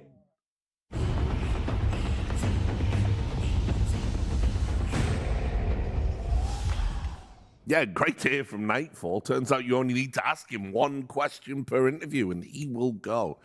He gave us a lot of insight there into, you know, his thoughts about the game and where his team's at. I guess before we go into the draft, I can ask you, you know, what you think of this current iteration of Aurora, and obviously with Nightfall back in it, because at some Wallachias, he hasn't always made it and have had new standings. It's one of those teams that when they were formed, I didn't really expect them to do well because it's a bit of a weird mix, but boy, I was so wrong about them because they had some, they are gelling in nicely, and they had some like insane streak. I don't know, I can't remember what it was, like 25 or 30 series wins in a row. Yeah, that was when they were coming out of the Div 2 Dream League, right? Yeah, they just qualified for Div 1. They had a lot of I want to say, I think I saw this, correct me, but obviously it could have been AI. I'm a boomer. AI. I get easily It's our kryptonite, you know? But didn't they put up a thing in public? That was in Belgrade. Yeah, they did. They really did do that. I mean, buildings are cheap there, so you can afford to do that. Yeah, you can just pay for it. But I mean, I think that's like, it really goes to show, you know, kind of, maybe they're a little bit slept on as a team, but obviously that first game, they were nowhere. I think that's where their coaching staff needs to come in, and they need to have those conversations about this is a potential like top 3 team. I don't think they'll be happy with anything other than that, given their previous results. Since they got Kaori and it's this iteration of Aurora, like they are a dominant team, but the Lone Druid is just not it. It didn't look. Glad you brought that up, because Dommy Tryhard was trying hard and looking at some stats. Yeah, this was his second game on Lone Druid, and I think you need to be a hero specialist to be able to actually play it, because it comes into this territory with, I would say, Broodmother, probably Meepo as well. These type of heroes, Huskar, like you need to play this hero multiple times. Sure, he played it in the scrims because this hero felt very strong for a while. Like even in the previous patches, a couple of TIs ago, I think people are trying to make this hero viable. But especially in this current meta, you need to be able to play this hero. And this might also be a bit of a learning experience to test it out, see how well the hero does, especially under a high-pressure game. In this one, it didn't work out because they got countered. They got kind of stomped as well. So I want to see how they're going to be approaching this second draft. I'm just waiting for Falcons to win a second TI in order to prove to people that you can just pick the shit that you're good at over and over and over again and force it. And maybe there's only a few heroes in the meta that you're good at, but that's enough. That's fine. Like Ursa is still good and fine. Lifestealer is good and fine. Like you don't have to pick some sort of, you know, specialty hero. I think this can happen though. A patch comes out and you're kind of overcooking, like, this hero's so broken, I keep getting owned by it in pubs, so I need to play it. And, you know, this happens. But you have to adjust after one game. Like, I don't doubt that they absolutely can. Come on, it's Aurora. Like, they have some real experience on their players and their coach. They have KP. Like, this guy, he can, if anyone can do it, he can. Yeah, go for the early pick Makoto puck. I respect that. Yeah, this is something that they like to do as well. Give him puck, but not like straight away. They do most of the time pick it out of the second phase, like a lot of times on 14, 15, 16, sometimes 18, but don't remember them picking it as overall first pick. So what is a nothing to say hero that like shit stomps a puck in lane? The one that I can think of is Earthshaker. Nothing to say is not really a Huskar player. That's not going to be a problem. He could just go back for Ember and do fine into the matchup. Void Spirit is like the big one that I would say. I don't expect that to get banned. 5 seconds remaining. I also want to see Monkey against Puck matchup with all the changes, how this one plays out. Because before it was a matchup that was heavily in favor of Monkey King, but then we nerfed the Jingu, we nerfed the heal and everything, so it's not as good as it was before. And I think this hero, you know, we saw that it can be played as 4. Mostly it's going to be played from carry, but we haven't seen this hero being played from the mid lane yet. Nah, so I want to see this matchup potentially again to see how it's going to be played out. Just keeps getting banned. I mean, it's just such a good carry right now that it's very rare that it's getting through. But I would like to see that too. It seems like a pretty good pivot against a lot of these like spirit type heroes mid. That's why I was leaning towards like Earthshaker. I mean, Void Spirit is the really obvious one right now. It's just very hard to itemize on Puck to deal with the Void Spirit Aghanim Scepter. You can always set up a Ether Remnant right outside of the phase shift and catch Puck 100% of the time. Yule Scepter doesn't really do anything to counter that either. You just can't pressure Void in lane either. I'd be quite surprised if they didn't ban it, just because it's nothing to say. The guy obviously can play all of the spirit heroes. He's other than Tinker, he's like a fairly honest mid laner.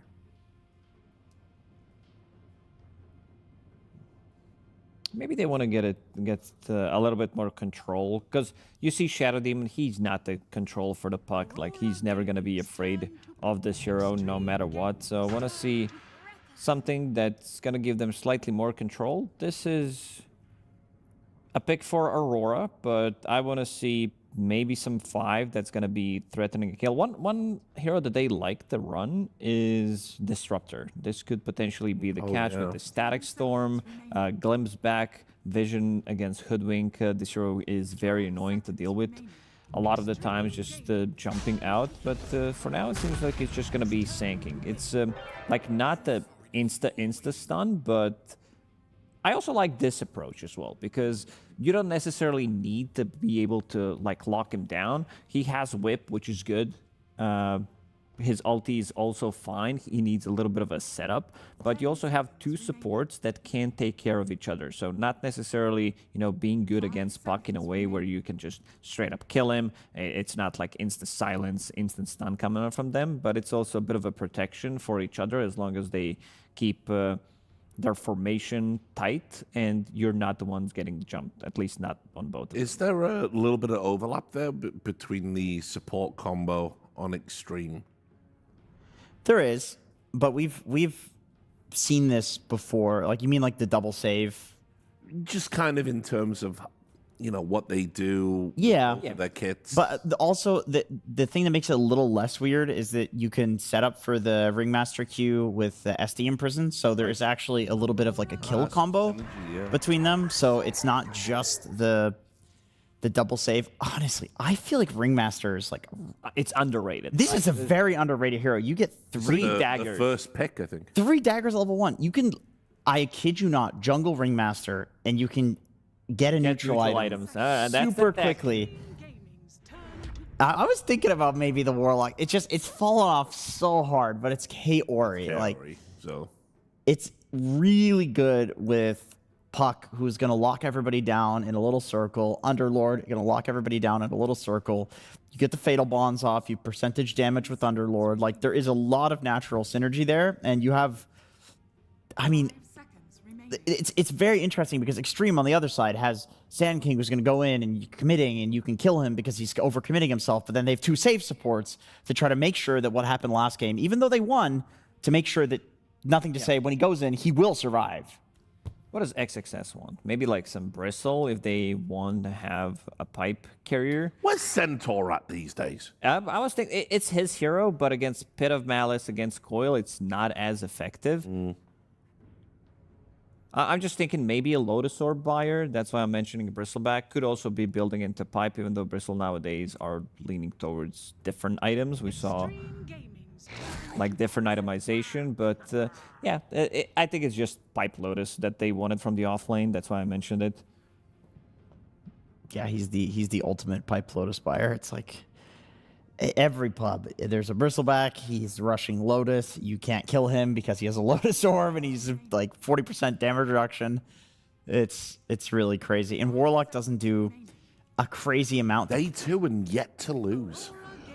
Yeah, it's a strong hero for sure. What are the Night God heroes that are punishing up Bristleback? Morphling? Yeah, Ursa's out. Immediately. I mean, you did mention Lifestealer. He loves to run that hero. There's pretty much all the magic damage. You don't care too much about SD either because you can still use Infest, so you're not as affected. So maybe that's going to be the hero that they're going to be looking into. You have the Infest Bomb as well. Yep. You have Warlock to secure the lane. Bristle can creep skip. That's the good thing. Whenever you see Warlock, this guy either uses Fatal Bond, so he naturally pushes the lane, so you don't have too much control. The other way to play against Warlock is you can creep skip because he has no abilities whatsoever to stop you from pulling the wave.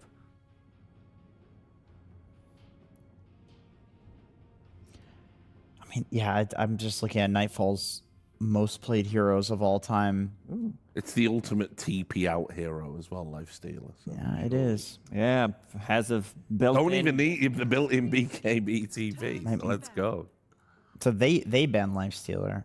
That could be good. Like against Puck, you have free get away from Coil, good in the lane, and pretty much throughout the whole game against Underlord. I could see maybe Tiny. You wanted to see him in the previous game. Yeah, that's true. I think Tiny could work actually for both of the teams. I would maybe lean slightly towards Xtreme Gaming. Oh, Void would because it gives them another stun. Like Bristleback, both of the supports, they don't have the control against Puck, and in general, Tiny is one of the better heroes against Puck. I actually think you're right. Like Xtreme's gonna snipe it here if Aurora lets it through. It's just too obvious that Aurora would also want it, right? Against the two save supports, like jumping the backlines. Jumping the backlines, building into break against Bristleback, getting that silver edge feels really nice. I mean, Tiny just checks a lot of the boxes in this current meta. Yeah, I would be... You're almost tempted to ban it. Yeah, because it's like you want it if you're Aurora, but also it's so obvious that you know if Xtreme left it in, it's because they want it too. And it means that Aurora thinks that they have another option for Nightfall that's still good. That's not Tiny. And now they get to see something which is a little less generic that they can maybe respond to with like a counter pick. Get a good carry-to-carry matchup.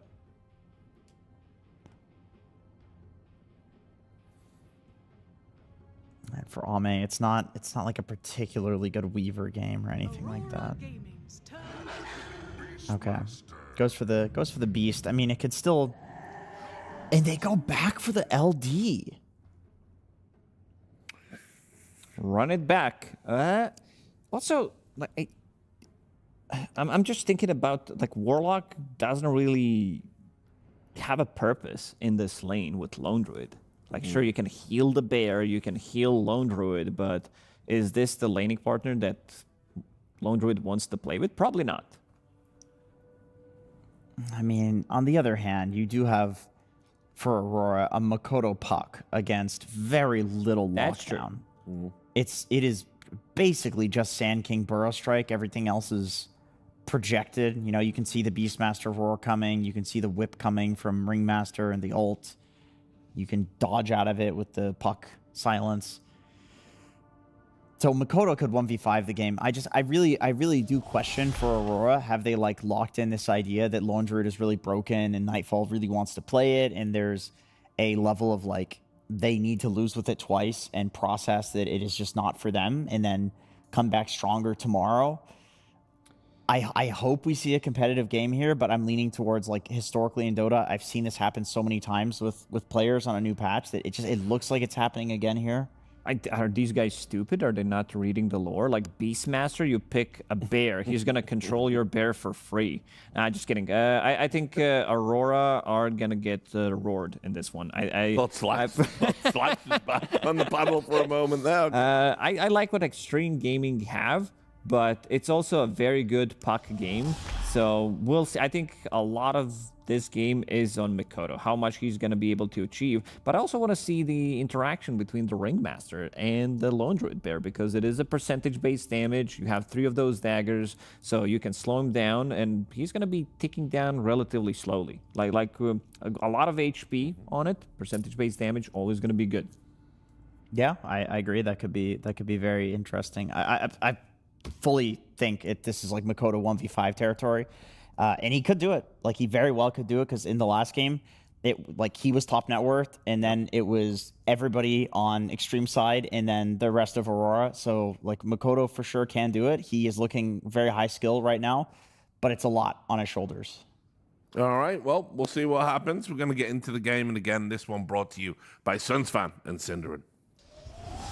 Thank you. Game 2 indeed. Yeah, we're going to see another Lone Druid game by Mr. Nightfall. Did not go too well last time around, but hey, you know what they say about beating a dead horse, Cinderin? No. Well, it's still dead, so... Oh. What? The panel does not have too much faith in Aurora. We'll see. We'll see. I mean, you were talking about Beastmaster. Like, oh, why are they ignoring Beastmaster this whole game? And they last pick it for Xtreme. Yeah. So they get something that Ame is very comfortable with in the carry position. They get a Bristleback, which is also pretty strong. Nothing to say. We saw, even though he had a bunch of deaths, but he was setting everything up last game for Xtreme, which kind of expedited the speed in which they normally play. But of course, that's with the Enchantress, which a little bit different on the support side this time. I think one good piece of news here for Aurora is that this time I think Nightfall will just have a better game, and that might be why he wants to run it back, is that he felt like in the previous game, all right, I died in lane, I got edge ganked through the gate, and the whole game plan just fell apart. This time around, the lane matchup into Bristleback should be fine. You're not playing against the Enchantress going through the gate, and your carry-to-carry matchup against Beastmaster I think should also just be better than Weaver. So I think that's the biggest change here, I want to say, between the two teams for this game, even though it's the same hero, is I think conditions for Lone Druid are massively different. So if they can showcase what they were meant to do in the previous game by avoiding early errors, then we get to have a more accurate representation of where Nightfall is at on this hero, I think. Fair enough. One hero that I am excited to see, as you should already know, is the Ringmaster, of course. Oh, yeah. Of course, with the deletions of facets, the first thing I thought of was, oh no, no more unicycle. But no, they have brought that back into his kit as part of the 4 instead of 3 souvenirs. Yep. Which I haven't seen this hero played yet. I don't know if you have. Like, how does that change the way the hero is played throughout just the regular game? Because you know which ones you're going to be getting, I think, right? I can't remember how it works anymore. It's been so long. I believe the first one is random, and then... No, isn't it always just random, but it cycles through all 4 one at a time? Right, so now it feels more random. That's right. It feels more random because there's 4, so less of a chance to get something that you were expecting. As Kaori versus FY, the battle of the supports. FY is low, Shadow Word applied, and Kaori on his patented Warlock. One of 3 heroes in his puddle. And we can see why. It's actually a very important kill for Warlock to get. It's kind of interesting to think about how crazy this would have been in the previous patch, because you would have got the Grimoire charge, but conversely, it's even, in a way, maybe it's better now, because beforehand you were kind of almost no matter what going to get a decently timed level 6. Nowadays, a lot of the time Warlock doesn't hit 6 until, say, 12 to 14 minutes, because the hero doesn't farm. If he has to babysit his teammate in lane a lot, generally his lane doesn't generate too many kills for experience. So finding a solo kill there can become very instrumental to Kaori's impact. Because the reason this was so strong in the previous patch was you get 6 with the Grimoire, you go and drop the Golem, get a kill, and take a tower. And that, if you think about win rate swing from one move like that, compared to now if you don't have the Golem for an additional 4 or 5 minutes, that could just be a win rate swing of the hero for like 2 to 3%, right? Not being able to pull off that singular move every game. Yeah. And that's kind of what happened to him. He just lost win rate, clearly, and dropped down the priority list. So getting that kill is a good start. Can maybe get him toward a timely 6 that will allow him to somewhat replicate what the hero was capable of in 740. But from Xtreme side, looking at the supports, definitely a little bit different strategy. We got 2 saves for Xtreme. Yep. 2 saves on a team that has 3 really tanky heroes. Normally there's going to be someone somewhat squishy, but... Sanking is a mixed bag, I guess. He did die a lot last game. I mean, he initiates in with his epicenter, then he can just disrupt, and he's still doing all his damage, so could be interesting. You have some good setup with disruption as well, with the Wheel of Wonder, the whip as well. How does that work? Disruption on puck, Wheel of Wonder. Can you phase shift out of disruption? I think you can, yeah. Unfortunate. Pretty sure. And Beastmaster in a lot of trouble. Ame getting blocked by WS, who claims him for his own. Yeah, so just already 3 minutes in, a way better start for Aurora than last time around. This time they have the Underlord winning the offlane.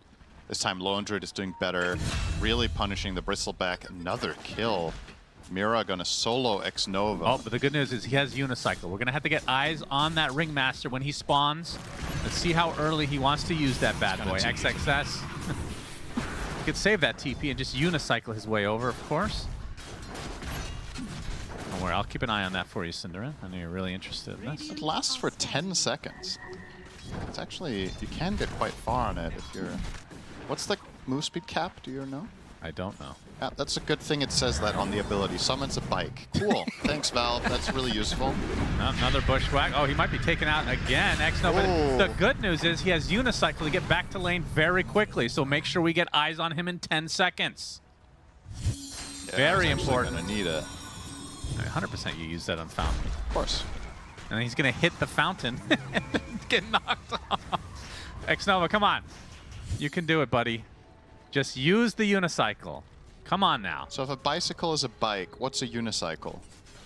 What do you mean? They're both bikes, aren't they? Well, it's called bike because it's bicycle, right? And a unicycle can't also be a bike then. So it's a... Unicle? Like. It's a eunuch. That's right. That's good. Okay, he didn't use it. Wow, that was really exciting. Great job, everybody. Okay, down bottom. Epicenter first usage from nothing to say onto Nightfall. Uh-oh, death number 1 for him. XXS super low. Fatal Bond's doing a lot of work here as Kaori will eventually be found. XXS did tick out eventually to the Warlock Specialist. Ends up being a double kill for nothing to say. It's a great rotation from him. They needed something to go their way. And this time, I mean, look at the networks already. Yeah. Nothing to say has to pop off here. Nobody else is going to do it, so... FY gets gone on by Mira. Mira is on top of things right now on this Hoodwink. I'm not too familiar with this matchup least into Underlord, but I have to say, I don't think this is the expected outcome, that Underlord just destroys you. But obviously there's other factors in this than just that hero-to-hero matchup. The Hoodwink versus Ringmaster dynamic plays a big role. WS has 20 denies against Beast here. And Kodo getting some nice XP and farm in the enemy triangle. Yoink. As XXS will be finishing off a Vanguard here pretty shortly. Xnova going to backstab top lane. The whip onto WS. Ame not really doing much other than farming. WS knows that the unicycle hasn't been used yet, so he's nothing to fear. Disruption.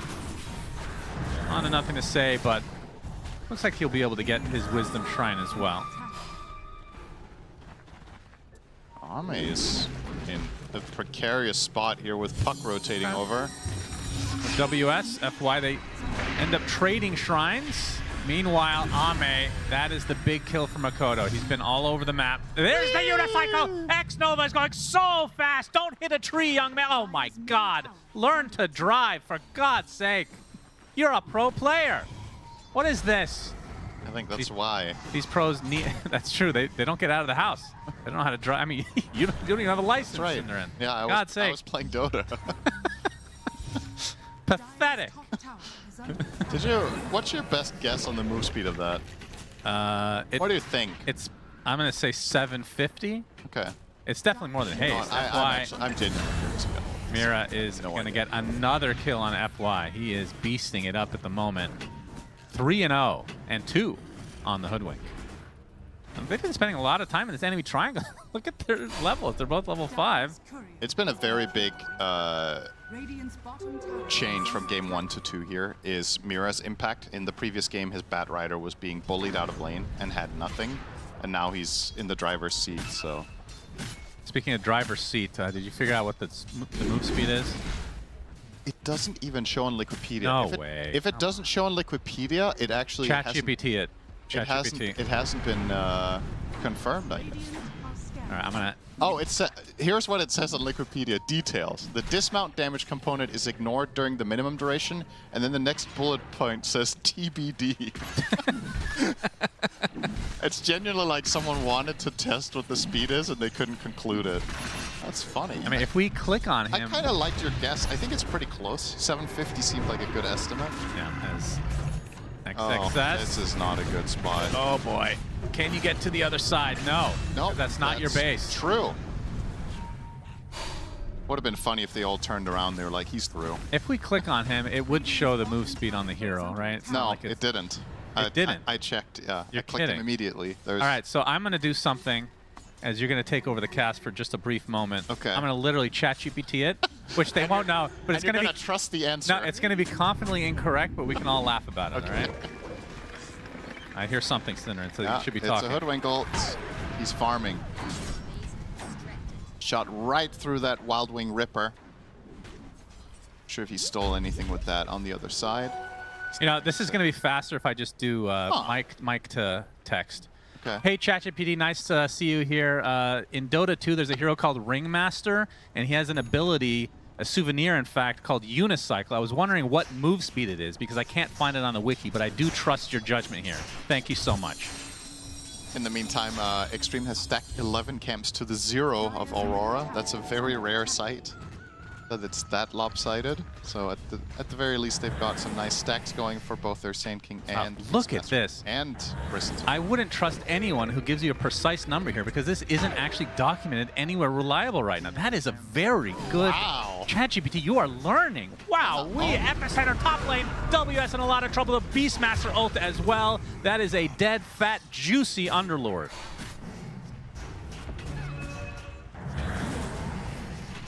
Who would have thought that a language learning model would be like, yeah, I have no language to learn. Somehow, ChatGPT is basically Cinderin.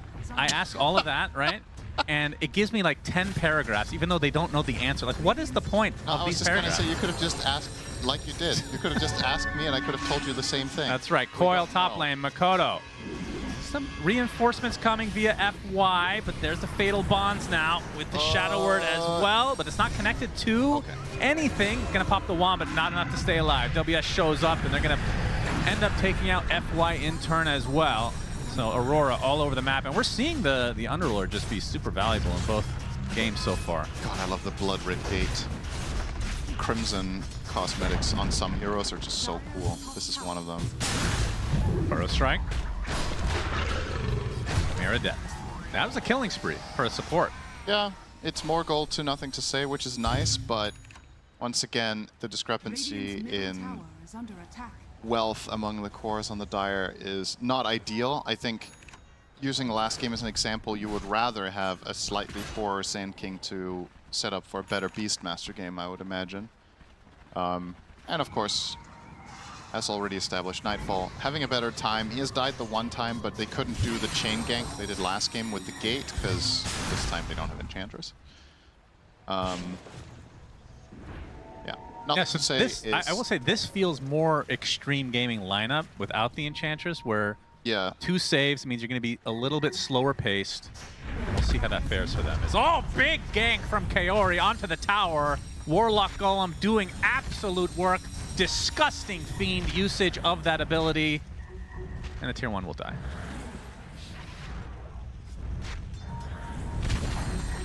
It's like there's... we're fighting what we learned over the last 15 years about Golem. It's like every bone in your body is telling you that's wrong to do what he did. I hate it. But it just is good now. I really hate it. But it feels so wrong to look at it. Aurora, they're going to try to deal with this stack being taken by Xtreme. Epicenter, nothing to say, misses the burrow. Mira's still taking quite a bit of damage. Looks like he'll survive, though. Space created for XXS to get a 3-stacked hard camp as Nightfall is going to come from the other side.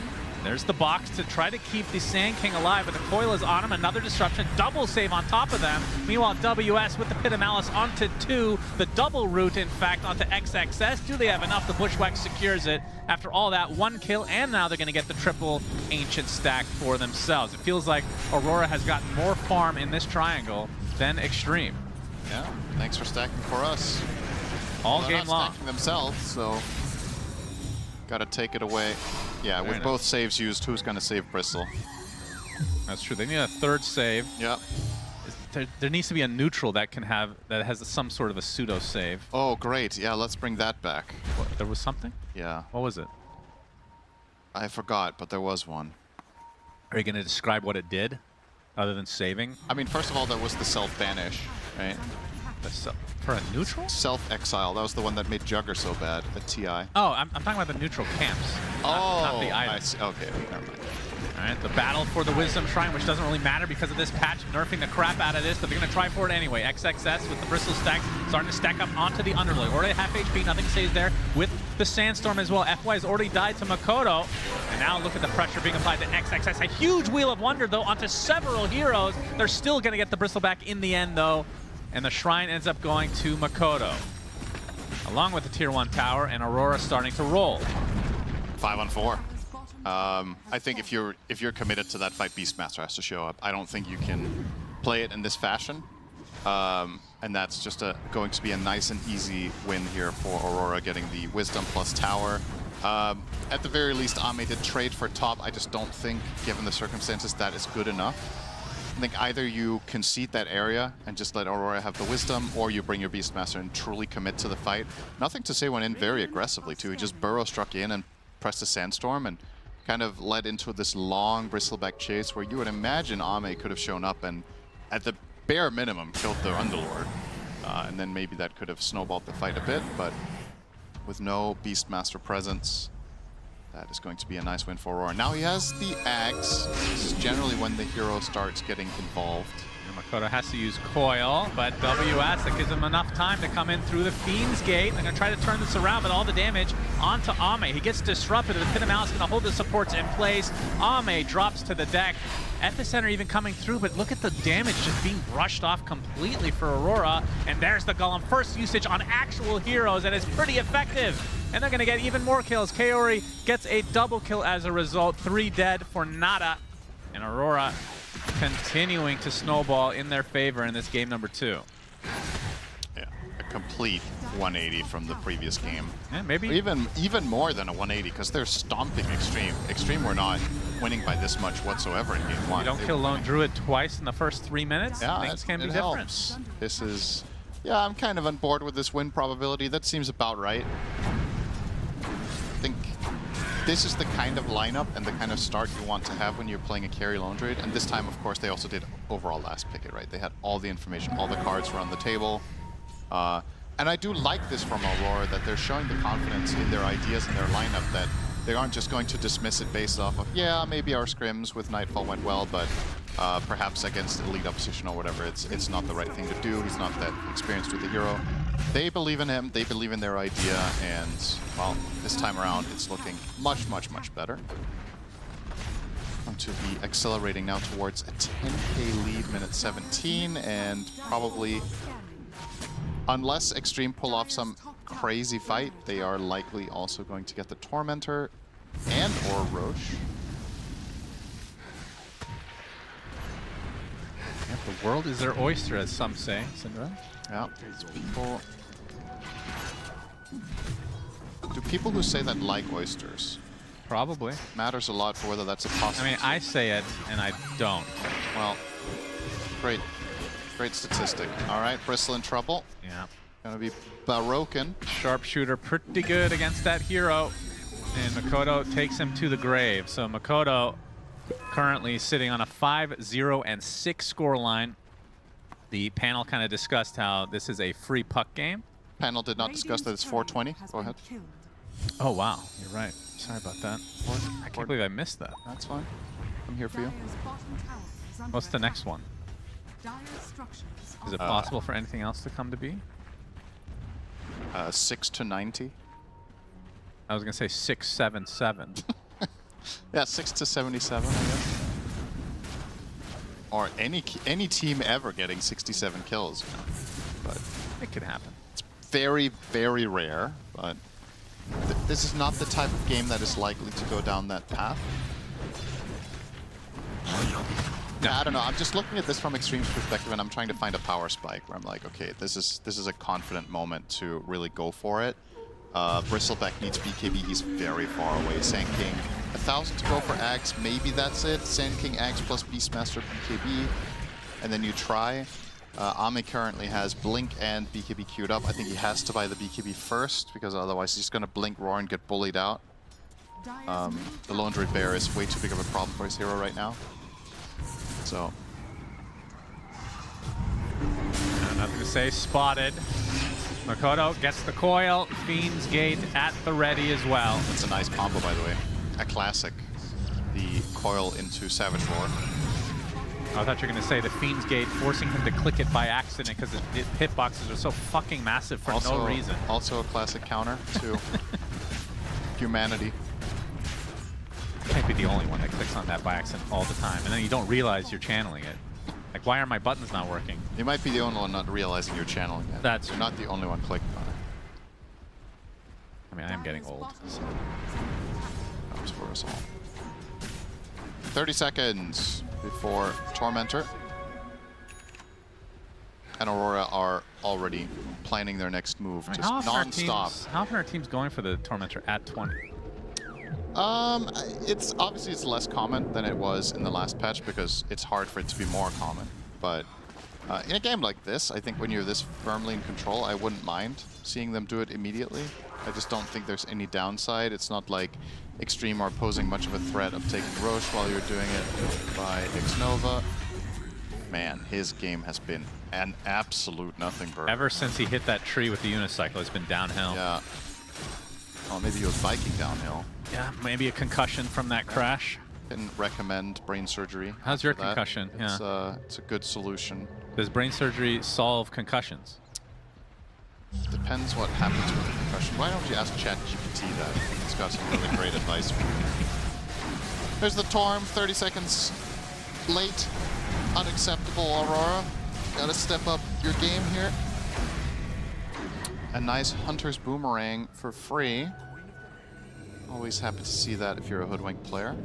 Now tripling the net worth of Xnova, who is further down the bottom than you would think the bottom is. Like a bottomless bag, and you keep reaching, and when you get all the way down, there's a little Ringmaster. Oh, they're putting a lot of effort to try to kill him. Oh, they'll kill him. Swirl, they'll get him. That's a killing spree as well, but now the rest of Aurora have come to play. So the creep, also known as Ringmaster, did fall, and actually Sand King does get away. So a successful maneuver, and actually allows Nothing to Say to finish his Ags, which I guess is the biggest power spike you probably get on a Sand King in general. They have to take a fight soon, and if they fail that fight, they just lose, I think. But if you're just going to keep farming, I don't think the trajectory of the game is going to change in any meaningful fashion. The ideal fight for Xtreme here is hoping that Aurora try to do Roche, and then you can kind of pincer them and find the perfect opening with Aurora onto Say. You kill Puck, that's obviously the dream, but it's kind of far-fetched right now. So killing off support, getting the fight started on your terms. Yeah, this Underlord is enormous. And Ame is fighting a bear. Yes, he is. Who wins this battle? Who's the bigger beast? Makoto coming in to ruin the 1v1 battle. Nightfall's bear does fall. Makoto cleans up Ame. That is very bad. Boom! Yeah, with that Aghanim Scepter on the bear, can be anywhere now without the leash. It has freedom. Hang on.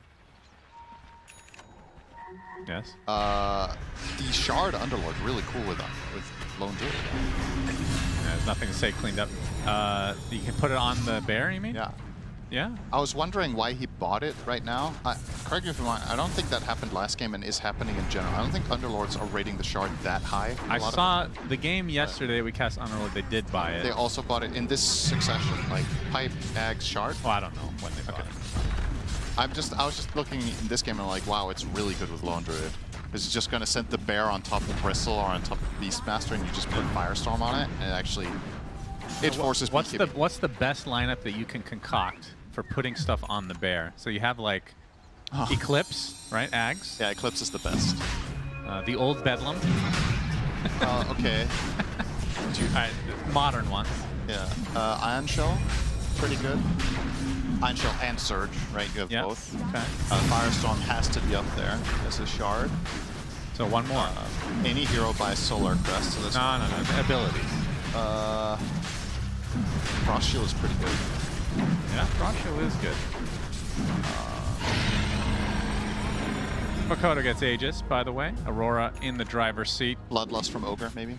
Ooh, that's a good one. Yeah, I like that. That might be, I don't know if I had to pick, I would put that above Frost Shield because it's not contextual, right? Bloodlust is always good, whereas Frost Shield needs. Yeah, for sure.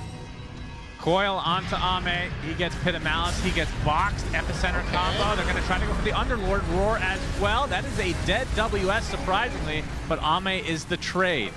So a 1 for a 3, and nothing to say. Gets bushwhacked, or rather sniped by Mira. So another death to his name. And XXS all alone. Xnova's there, but remember, he is a creep in this game. One Waning Rift almost deletes him from the map. Barry dies on the cliff, a little Arteezy style there. Makoto can't actually quite finish Xnova. He does. The tick ends up getting with that Witchblade, and he is just completely on his own, not worried about anything. Gonna get the kill onto FY with the help of the bear. And now XXS desperately looking for the bear kill. Doesn't have vision though with that Shadow Blade. Pops the dust, gets the kill. That's the biggest injection of gold he's had in quite a while. So in the end, a 3 for 4.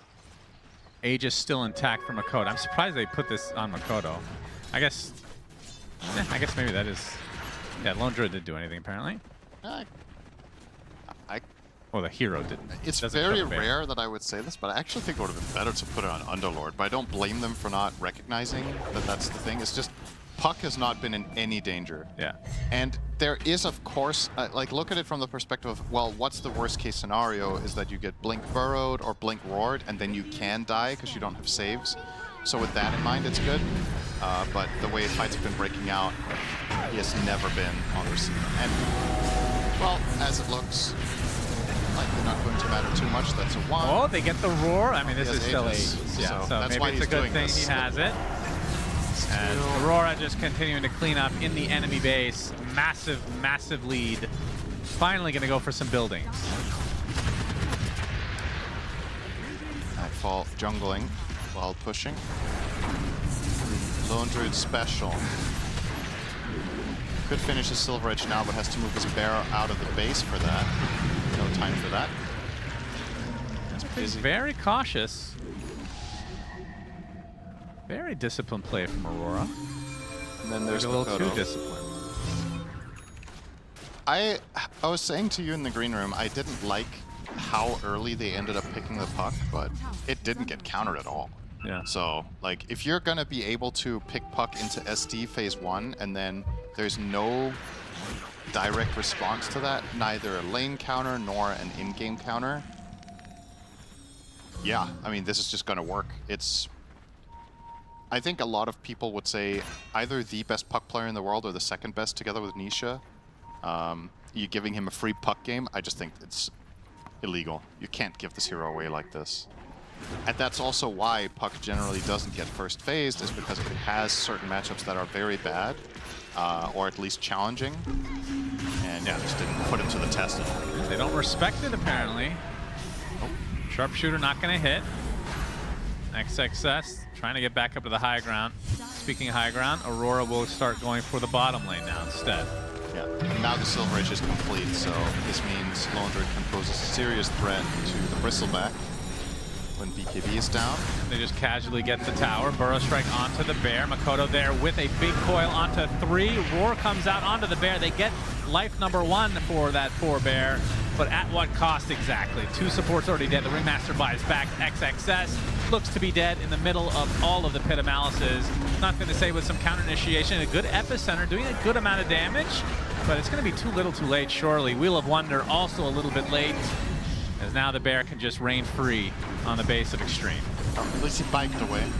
Or did he? Oh man. Unit back to Fountain. Unit. I mean, he is a robot, so... Your words, not mine. In a way, he is a eunuch. Easily going to be a second lane unless buybacks get expended here. I mean, this might be more. Malice onto the Shadow Demon. Able to find the space, though. Yeah, you can't stop this bear. This would be life number 2, so let's see if Aurora want to play this a little bit safe, especially with the Aegis expiring at 8 seconds. Looks like it. 2 lanes for Aurora, and now a reset. Yeah, spend your golds. Look for 1 additional engagement, and it's probably game over. He almost has a basher now on the bear if he wants to buy it. Yeah, night and day games here for Nightfall, very aptly named for the development that we've seen in the series for his Lone Druid. Speaking of which, you didn't catch the games yesterday, but that new ability for Night Stalker, do you know what it's called? I forget what it's called. Did you know that it changes? Oh, the name of the ability? The name changes 4 times during the day-night cycle. 4 times? 4 times. Right, so in the game, I mean, it's just called Midnight Feast when you look at it in game. Right. So what other names does it have? Afternoon Feast. Oh, really? Break Feast. Oh, that's good.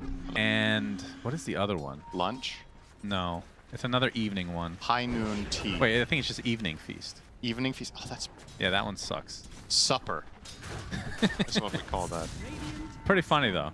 And I was trying to think... There should be a British Night Stalker set where he's like a full-on dapper gentleman outfit, and then all the names of the ability are like breakfast tea, high tea... Or a hobbit. Yep. Well, that's a little bit more of a stretch. I mean, that's basically the same as British people. Yeah, okay, fair enough. But has there ever been another skill in the game, to your memory, that changes during the game? I don't remember there ever being one. Kind of funny. At the very least, not one with 4 names. There might have been one that changes like once. Yeah, well, that's your job. You want me to ask ChatGPT? Yeah, do it. Smoke, likely the last-ditch effort here for Xtreme, as they are at a ginormous deficit. It would take a miracle at this point. Yeah, you have to find an opening where you probably just kill 2 supports immediately with Sand King and Beastmaster. But as it looks like, you might just be getting wrapped around on. The bear's going to see Bristle. Yes, indeed. Pops the smoke. Nightfall going to open things up onto the bear. As well, they get the roar on the bear as well. But there's the epicenter onto 3 here. Makoto in a little bit of trouble. The Eon Disc for him is going to proc. Surprisingly, he bought that considering he has not died yet. Firestorm doing massive damage. Underlord does die first, but at the cost of 3 Xtreme members, and they're just going to call it GG, and we're going to a game number 3. What happens with Lone Druid now? Yeah, that's an interesting question. At the same time, if I'm Xtreme, I also don't want to overcomplicate things with the Lone Druid here, because I feel like, to me, a very big part of the problem was that they left the puck unanswered. I think that is just not, that's not on. You can't do this, and probably their support duo, Shadow Demon plus Ringmaster, maybe not the exact type of thing you want to see Xtreme run. All right, so we're going to game 3, Richard. We are, Shannon, and indeed, Xtreme got a good hard pucking there. I totally agree with Cinderan's assessment. You know, you pick it number 1 out of the gates. You've got all the options to answer it. You chose not to do that in the draft, and I mean...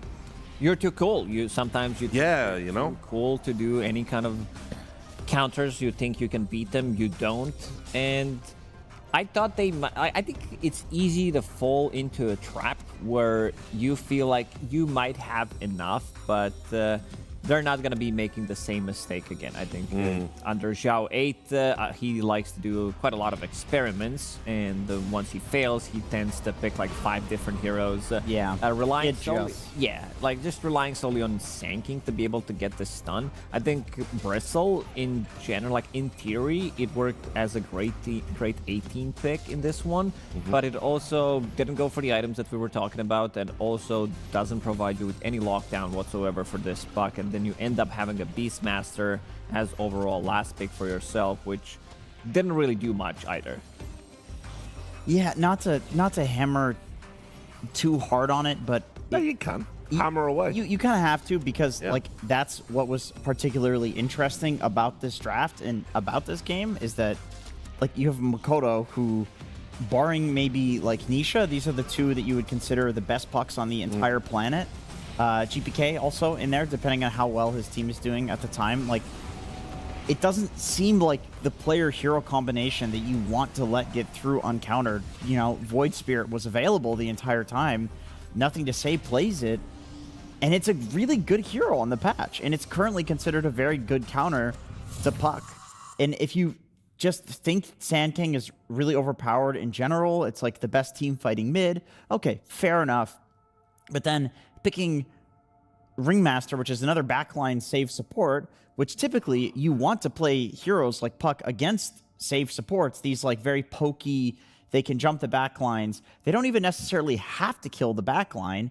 You can just silence and disrupt the backliners. Preoccupy them. Like, how many times did we see this guy diving the fountain almost? Yeah.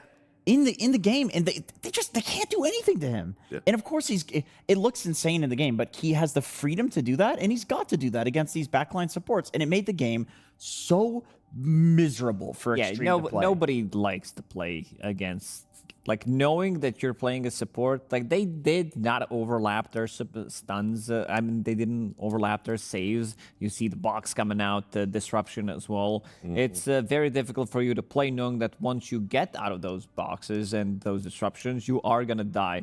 And for me, Mira is the one who did a lot this game and really liked the itemization. I think this item is very viable on Hoodwink because it bounces so many times with the Acorn shot, applying Mage Slayer as well. He played the lane pretty much perfectly, setting things up for WS in the lane. We talked about some of our favorite combos that we are seeing with the Underlord, and I think that we're going to be seeing more of that with the Hoodwink, with the Lions, Rubik's, just the heroes in general that can keep you inside of the Firestorm, because the Firestorm is the spell that did get buffed. It allows you to grab the kills, like so many times that they managed to kill Ame, kill the other support as well, kill X-Noah, and just snowball from there. Yeah, I mean, both games, Underlord Hoodwink won, right? Yeah. Like, you can't, it's just, you have to look at that and think, like, is this just a really good combo? I mean, obviously, there's a lot of good gameplay happening in both games from both sides, but it does look like a very hard to beat lane, at the very least. Like, Underlord in both games dominated the lane. Yeah, absolutely. First time we've seen Xtreme dominated as well here at this season of Wallachia. Let's take a look at some team fights, break down what's been going on. Minute 13. Yeah, they've been ready to take a fight before this. Sanking did a lot. He managed to grab a kill. His rotations were definitely on point, picking up Blink Dagger, killing top, killing mid lane as well. This time around, he fails to do the epicenter. I think Sanking, you said the best team fighting hero in the game. He's fallen off. Starting the day, he had 20% win rate, and at this moment, Pipe gets delivered for Underlord, which makes it super easy for them to take the fight. You see the Pit of Malice kind of blocking the whole entrance, and they know without Sanking, their damage is going to be pretty much limited. Huge now. Yeah, and it just allows them to What is happening? take all these Ancients as well, something that they've been stacking for Bristleback, for Sanking, even Beastmaster. All three of them want to play in that area, and a couple of seconds after, they're going to be sticking around, knowing that they still haven't used this pipe. They are going to be able to take the fight, knowing that Sanking doesn't have Epicenter available, so they're going to use that opportunity, take another fight, and get another 2, 3, maybe even 4 kills here afterwards. Mikoto, again, getting a double kill, and just very difficult for Xtreme to take the fight. I think this fight was also kind of forced by them, thinking that maybe they could do it, not respecting the power of damage being reduced by Pipe and Underlord's Aura. We fast forward to minute 22, Andrew. We do. We have a clip that just kind of shows the state of the game. Yeah, a desperate state. The game is pretty much over at this point. Ame versus Bear, and even having to pop the BKB because, of course, the Bear has a BKB piercing disable in the root, and he gets the Bear, but he ends up losing his life. And, you know, Ame was kind of the only potential hope for Xtreme at that point. So, I mean, in any Dota game, regardless of the draft, like, if you're gonna lose the early game, like what happened in this game, it's gonna look really rough. Like, I totally agree. Like, Makoto Puck, awesome, great stuff. You cannot let it through uncountered. agree with all of that stuff. But regardless, if Mira's going to play like he did in that previous game, no matter what the draft is, it's going to look like that. Like, the guy was just everywhere. He was stealing ancient stacks, killing people as they were trying to go for ancient stacks, getting kills on every single lane, securing runes, like, just amazing 4-position play from him. Almost perfect. Just before break, checking in on the Nightfall report card for Lone Druid. Look good this time around. He's got a B+ now. He's averaging out. Yeah, we'll give him a B+. We might work a Lone Druid tier list into this broadcast at some point, but I mean, it is interesting that not a hero he's had a lot of experience on. One game, meh. Second game, meh. Not bad. Yeah, I mean, he started strong. Day number 1, he started with the dub. I think it gives you a lot of confidence as well. And we're definitely going to be seeing more of this. And we definitely need to do that tier list. And Synderen asked the question right at the end of the cast. What now happens to the Lone Druid in this game 3? You know, are they going to take it out? Average, mid. Like, I don't think... The puck is the bigger issue. Deal with that first. Like, you got to prioritize, right? Like, Lone Druid's not priority number 1. I would say Lone Druid, they're going to ban it because this hero is just insane, and they're going to leave Puck, but they're also going to be picking different supports if Puck goes through, just to make sure that they have stuff that can actually deal with Puck. Okay, we're going to find out. We go to a quick break. When we come back, we are going to see which team emerges triumphant from the first series of the day. We'll see you soon. The new breakthrough, an innovative phone with 1xBet app. With 1xBet app, you can register and start betting in just one click. Intuitive interface and thousands of sports events every day. User-friendly app. Big wins, fast payouts.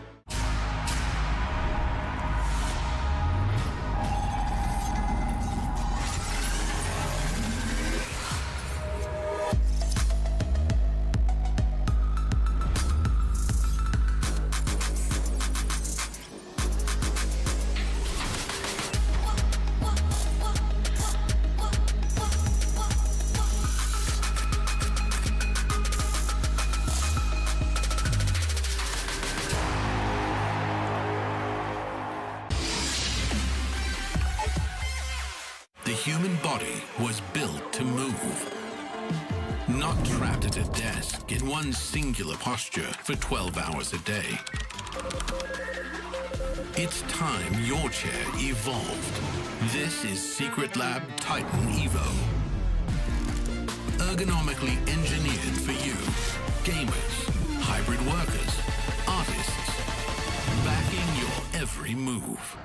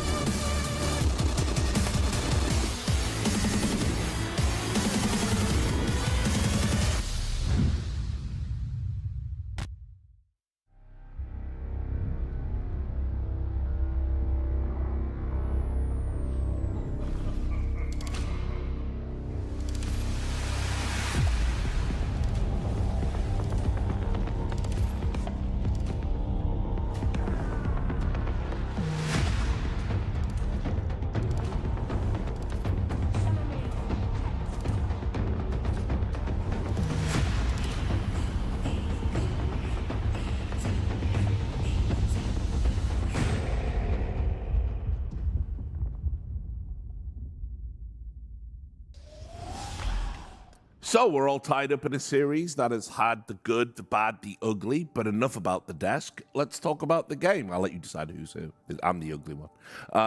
So we've seen Lone Druid in and out, you know, like we're wondering if he's going to be one of the heroes of this patch, but it is a specialist hero. Mm-hmm. And we've seen Nightfall have a bit of a meh game and then a bit of a above meh game. I have a more important question than that that you're going to ask. Who do you think is tastier, the Lone Druid, Bear, or Bristleback? What to eat? Who would be tastier? Well, yeah. Bristleback, better meat. Isn't he half pig? Yeah, of course. He's a pig, right? Yeah, pork. Pork wins. But bear. I've never had bear. I'm not Joe Rogan. So. Canadians eat bear up in the woods. Yeah. The Croats do as well, right? That's true. Yeah, we do. Dom had bear for breakfast. Yeah. Barely had any breakfast, but no, I ate it out of bare necessity. I'm glad we went in that direction and not the other direction. Yeah, that's good. That's good. All wholesome Dommy eat hard. That's what he's Here we known go. for. Previous Yeah. rap. This is what we wanted to talk Oh my about. god, this is the score lines are really crazy. Honestly, like both games have been one team just dominating.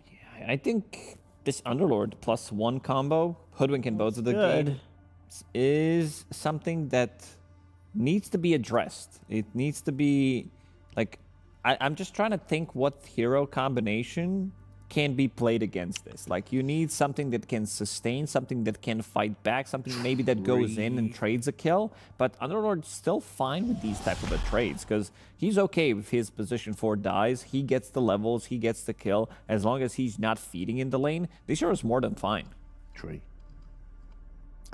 It's gotta be some like kill lane. It could be tree plus something. The problem is if you commit to these heroes and you do not straight up kill the Underlord or the Hoodwink, or like I just think it's so much damage. Like if if you're locked in the Firestorm, it's like if that happens to you once in a lane, it's like you've lost the lane. Fuck me, man. If Venomancer Lone Druid doesn't work, I don't know what does. Like it's hard to come up with a lane. That's why I think it's almost like maybe you just have to try and sustain through it and not really. Yeah, like some Warlock combo. Yeah. Well, like even Monkey King doesn't work unless he has super strong position 5 and Warlock he also needs Monkey to King or be something. level 3 because with level 2 or just level 1 Jingu, you can't really have that trade in the lane. Yeah, and Monkey is banned in like every single game now. So, okay, I like the idea of picking Rubik because this stops Underlord. It blocks the Underlord. You do not want to give Rubik any of Underlord's abilities. You steal Pit, you steal Firestorm. It's completely devastating. You get like a Firestorm or Pit that covers the entire screen. It's just a better version of the Underlord. Best hero against Underlord, period. But look at that. No hesitation on this LD. They really seem to think that it's broken, and I do not disagree. I really don't. I just agree with Domi Tryhard that it is a specialty hero, and you would like your specialty player to play it, but I also respect like just hard committing to it and saying like I will learn this hero. I will make people ban it. To Nightfall because obviously, as Dom did find out, not a hero he's got really any experience worth talking about on, and then in the cauldron of a tournament to be like, guys, I'm getting the XP. Like, yeah, exactly. He's leveling up, and he's leveling up fast on the hero. He's shown himself as a player who is capable of doing that, though, because, we joke about the Nightfall as, the BKB TP. The guy was like the most cowardly pro player in the history of Dota, and only farming and running away. And this is just not how he is anymore. It's like still a funny meme. It's even funnier because it's just not who he is.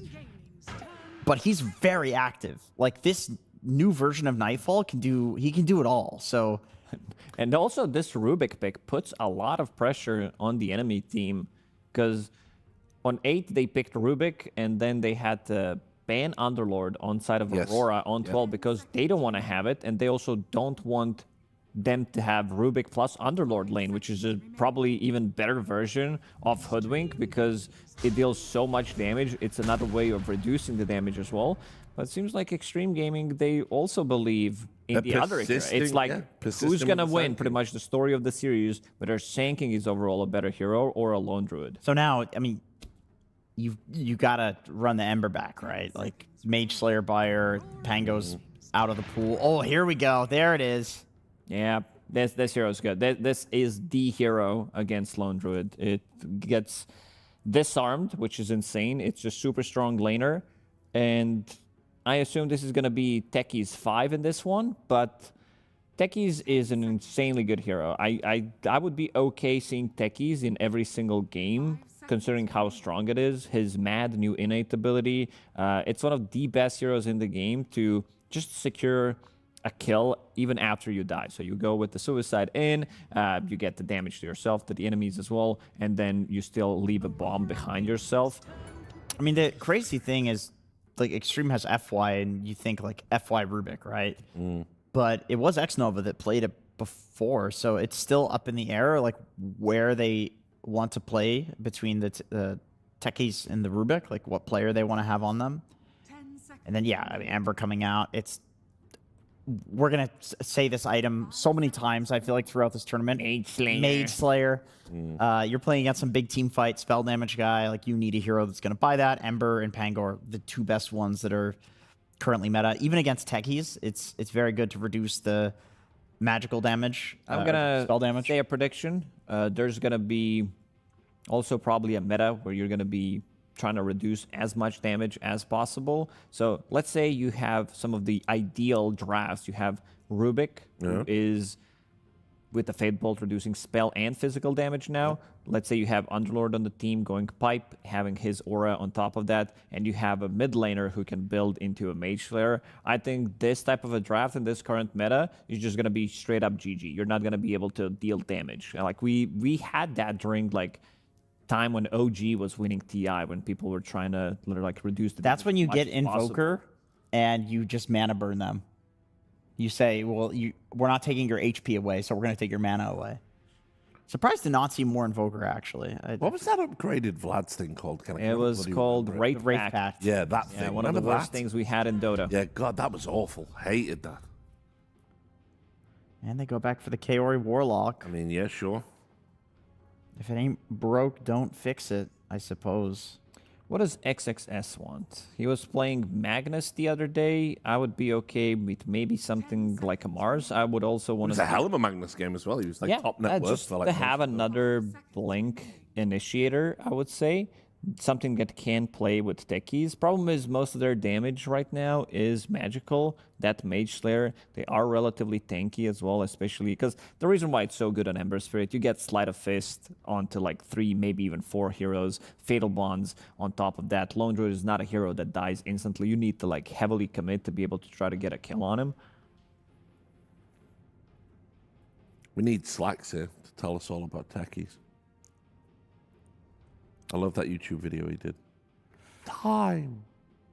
Techies buys you time. Remember that one? No, I've never saw that one. You've never watched it? It's his. No, I hated a hero when you could just place mine. It's his master work. Like, it's the best thing Flex has done. Highly recommend. This is me.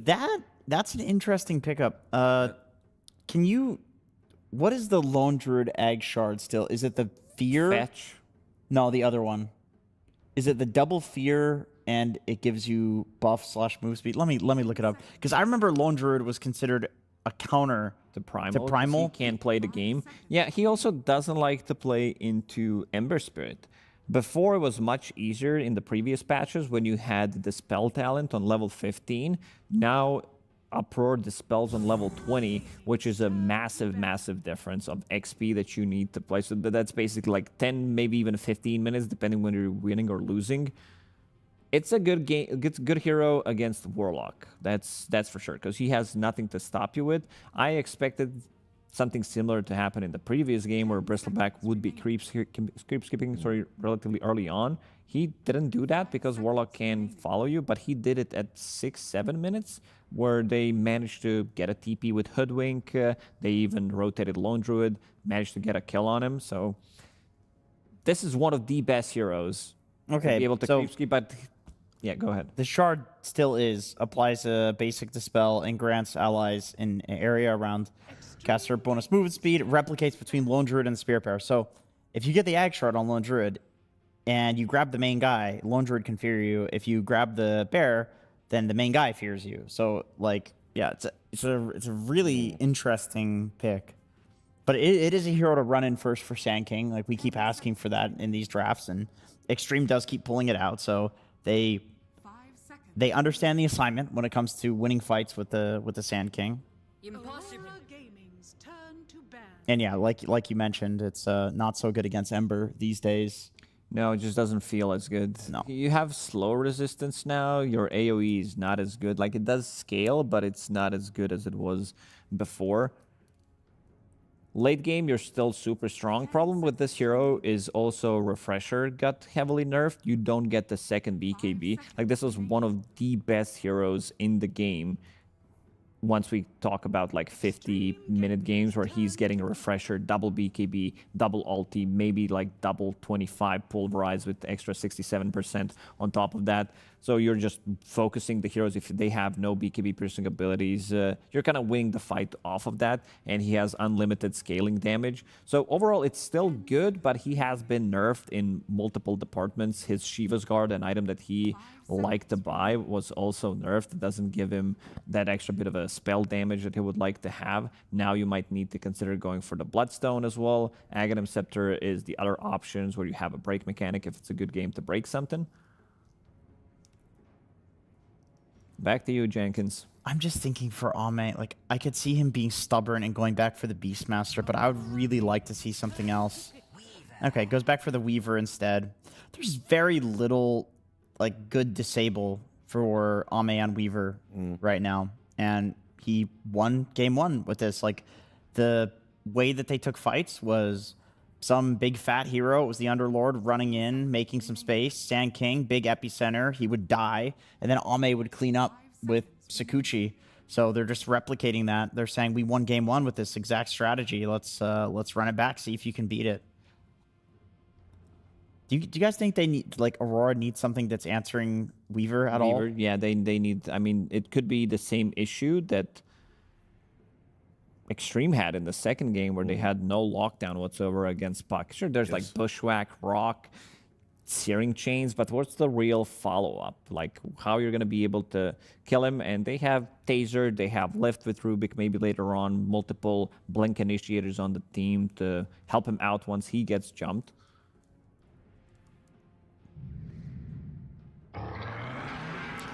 Okay. I mean, it's a hero. Pipe carrier. Yeah, it's a pipe carrier. You know, you talked about the damage reduction.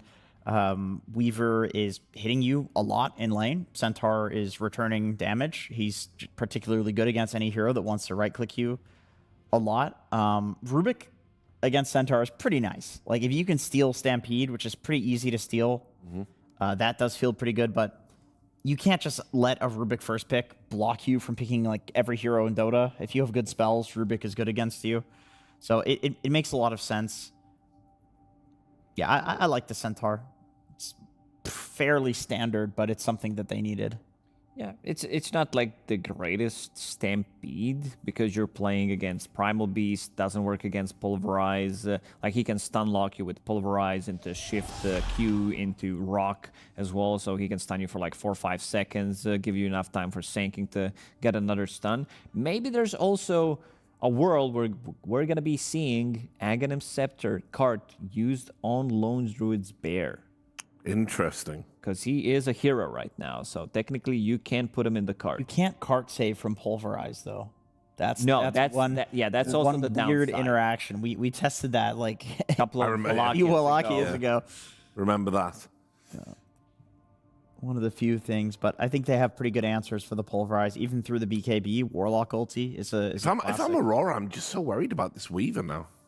Like, just feels like Army's going to have a pop-off game. He can. He definitely can. If his early game starts like very well and he can get some items, it's definitely hard for Aurora to kill him. But if Aurora is not, you know, if Ame is like normal net worth, they do have stuns. Like Centaur plus Hoodwink, you know, Ember set up for Centaur stun. Like, they have maybe 5 or 6 seconds of chain disable. Yeah, Centaur gives them that initial stun or the follow-up stun, depending who's going to be initiating. But yeah, on this one, I'm leaning towards Xtreme Gaming. I feel like this Weaver is going to be having a good time, and they have Primal Beast as well. My memory is really bad. They do, yeah. Yes. And XXS, I do consider him to be one of the better overall Primal Beast players. So looking forward to this one. All right, well, take it away, Suns fan and Synderen. Thank you. Yeah, this should be an interesting one indeed. We see a bunch of different picks. We see Kaori playing Warlock. That's not a big surprise, of course. Ame back on his Weaver, nothing to say, has played Sanking every single game. So far, I've already mentioned heroes that we've seen so many times. But we got Techies, we got Rubik, we got Primal. We have, I mean, I guess that's a Centaur, my boy. And, of course, Lacoste was talking about the amazing usage of Cart on Bear. What about Cart on Rubik? Using it on Weaver. Oh. Now the question is, how does that work? Because there's 2 buttons to cart, technically. So I don't know if it's stealable. I was just going to say, is it one of the few abilities you can't even steal? I'm actually It's not possible sure. you cannot steal it. Or if you do, it's like a really effed up version of it. Yeah, or it's one of those, oh, he stole cart, now the server crashes kind of thing. Right. Because one of them gives you the cart itself and a little bit of mini stampede as FY is going to get a hoof stomp. And he's going to get away just fine. Just press one button and run. That's right. XD. Okay. So Techies is going to be a much bigger pick this tournament than what you guys have seen the last year, I would imagine. There was a lot of things that happened to Techies in 741, and some of it was tuned back a little bit in 51A, but still overall, 51. I would argue, 41A, I would argue is a much better hero than it was a few months ago. So Reactive Taser is now castable on allies, even if you don't have Shard. So that already in itself is really powerful. You used to pay for this, even though the spell's a bit worse. When you cast Blast Off, you can place mines while you're in the air. Slax was talking about that as, actually he is, you know, a Techies enthusiast. He was excited about that part. It means that when you're flying in with Blast Off, you can place the proximity mines mid-air if you're very skilled at placement. Or if you have a script. And of course, when you die, you drop a bomb behind, which might sound like a gimmick, but honestly, in a lot of situations, that can lead to a trade in the lane. The mine you leave behind when you die is decent damage. And with a hero like Primal, this could lead to some interesting situations where you blast off, Primal goes in, Techies gets traded away, and then the bomb eventually leads to the kill. So. Yeah, kind of interesting. Aside from that, I mean, I thought the Primal Beast pick was a little bit weird given the information they had at the time. But the major upside to Primal in this game, I think it's a hard game for Aurora's supports, which might be what Xtreme are trying to target a little bit more in this game. Both Primal, Sand King, and Weaver, all 3 cores, very good against Warlock and Hoodwink. These fragile backliners that are now very accessible to the Radiant lineup will have to be cautious. Indeed, and Nightfall gets to play his Lone Druid 3 games in a row. Yeah, must be fun. So he went from, when was it picked game 1? Do you remember? I think 8th. So for the morons out there, that's end of second phase. Okay, good. Yeah, I don't mean pick slot. I don't mean 8. When people say 8, sometimes it's like you know it. I know what you mean. I just hate that terminology. Kaori getting trampled and killed off. XXS with the first blood. And now he's just going to walk away very gently. Might get rooted here with one more right click. Indeed, he does. A good showcase, though, of the issue that Warlock is going to be facing this game is this hero can just run him down. No defensive capabilities until you have Golem. Huh? Nothing to say gets it, despite not having the Burrow Strike. Very happy with himself. Still, Mikoto is just doing better in this lane for now. 15-2 against the 9-2. This is a lane that, on paper, should be, I would say, slightly Sand King favored. So that means, by extension, that Mikoto's doing even better. And with that Water Rune grab, should be doing just fine for the foreseeable future. About Ame, this is a bit of a, how to say, this is a similar game in logic to game 1 with why they picked the Weaver and what they're trying to do with it. The Centaur matchup should be worse, though. Yeah, the Savage Roar is always going to stop this, but... Thought that root would have done quite a bit, but XXS gets away. Pretty sick combo, though, these two together. Yeah. Reactive Taser gives 18% movement speed on level 1. Oh, I didn't know that. Together with Trample, he actually, if he didn't have the Entangle, he would have reconnected after the Savage Roar on the Lone Druid. So even the Bear isn't safe without the Entangle up. Definitely a cool duo. Yeah. I mean, I genuinely think Techies is overpowered, honestly. I feel like it's just going to be a matter of time before more pros put more stock into it and get better at it, because it is still a specialty hero, and you really need a player for it, but... I want to see Save play it. It's been a while since he's pulled that one out. It's just this Taser on allies thing. Whenever you have something that you used to pay 1,400 gold for and you get the majority of it for free, it's just like... you need to significantly nerf other aspects of the hero to compensate for it, and I don't really feel like they did that much. So pretty crazy hero. They also don't, for the shard / the bomb that goes off when you die, they never said what MAD stands for, Cinder, and it really bothers me. As the trample comes out again onto Kaori with a fear to try to counteract, but like you said, the root is about to activate, and that's a lot of damage onto XXS. He has to try to run away, and he just ticks away to Kaori. So overestimating their abilities a bit. FY looks like he will die as well, question mark, exclamation point, and there is the MAD. Oof. Yeah. They maybe felt like they had a strong moment of opportunity there with the level 3 techies for the 2 and Taser. I don't know if I love that build. No, it's got to be good, actually. I take it back. It's got to be good. But not quite enough. Lone Druid is able to stabilize, and of course, courtesy of playing with Warlock, they're both going to be up nice and healthy afterwards. My Ame taking a beating here. Will live. What is this tether thing that Weaver does? That's his innate, right? Oh, it actually has a visual. Because I saw it in game 1 and I was like, is there a glitch? But it just shows this every time. Bushwhack. Oh, Ame almost dead to the double edge, but gets away. I don't remember what it does, though. I do remember it was his innate. Yeah, so when he deals damage, he establishes a thread of fate that slows the enemy and ties Weaver and the enemy together.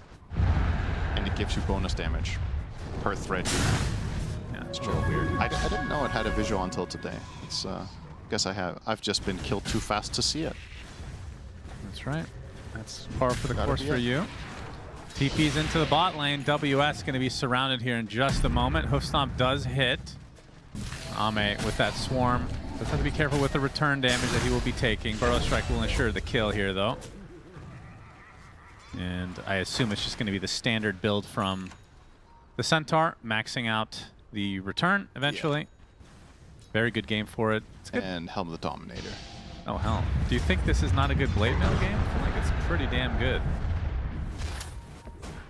Yeah, I think that was maybe a consideration. You have a lot of like this AoE / uncontrollable damages. Yeah, that's the Maelstrom basically being killed for Nightfall.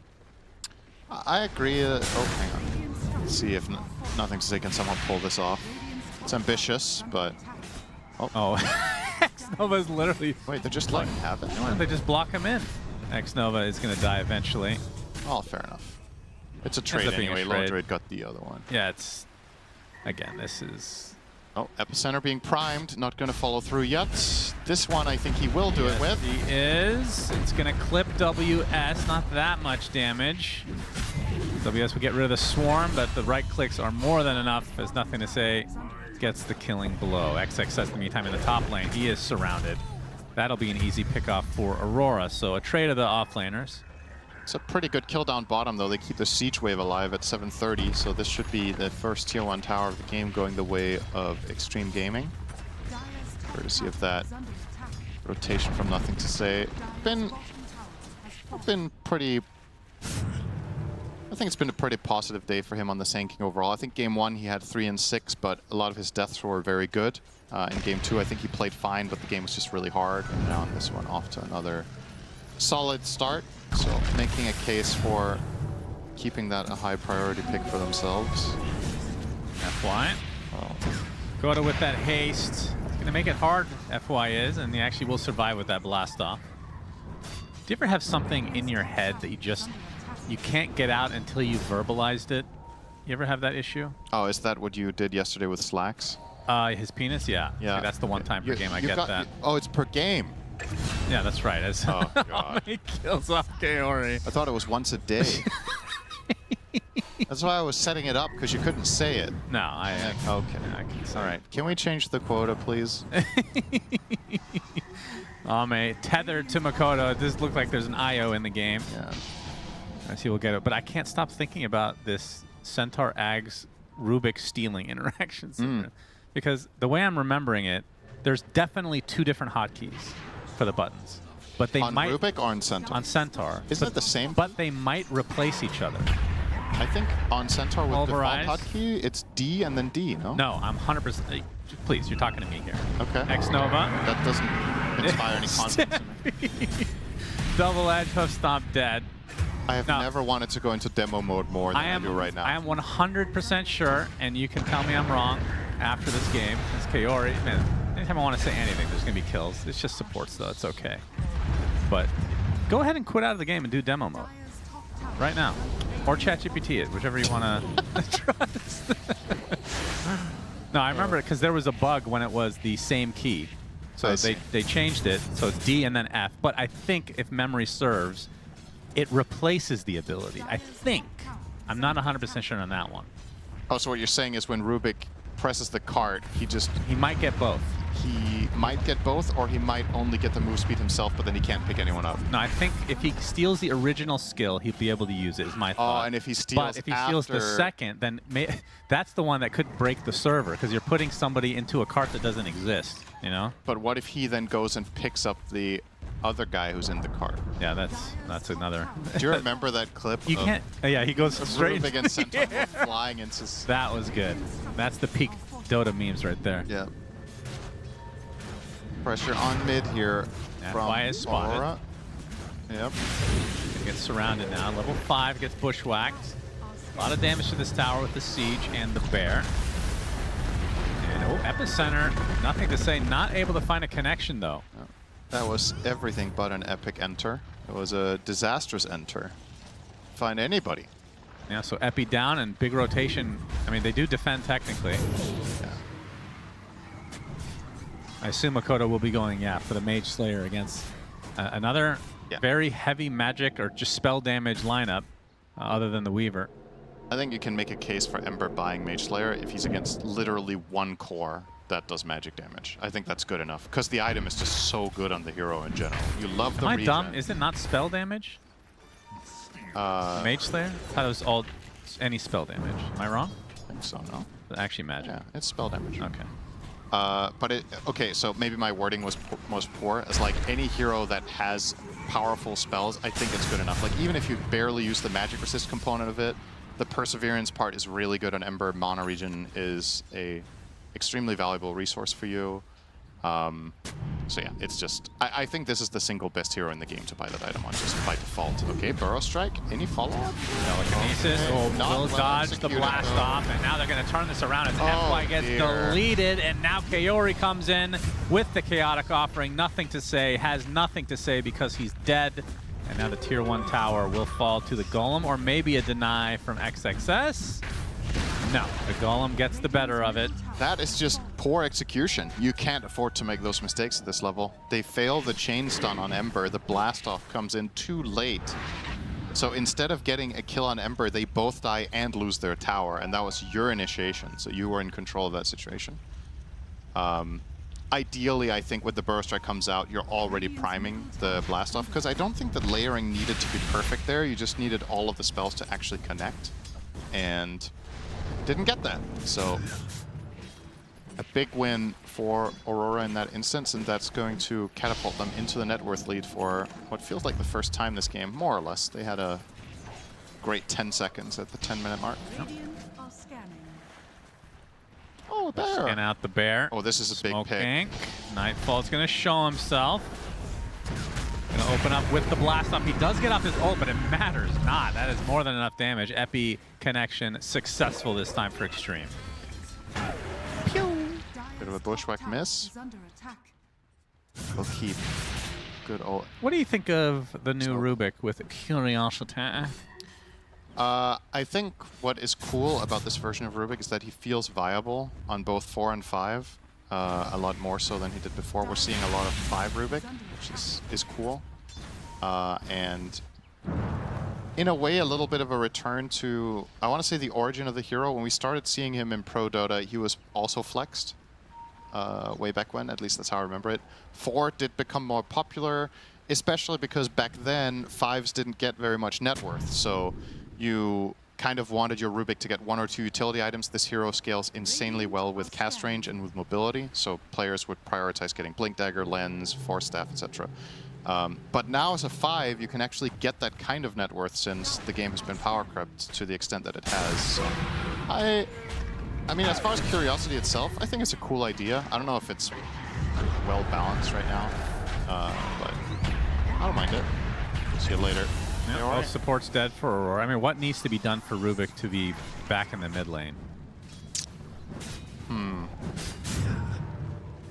Because we all miss those days. I feel like that also is playable, to be honest. Like especially the change to Fate Bolts, it reduces all damage from enemies, not just attack, is quite a big change for a lot of mid lane matchups, where you can mitigate spellcaster mids too. I feel like it might already be quite good and just not experimented with enough. Okay. Potentially. It's good to hear. Like I don't think it's, you know, S tier or anything, but it's I think it's playable.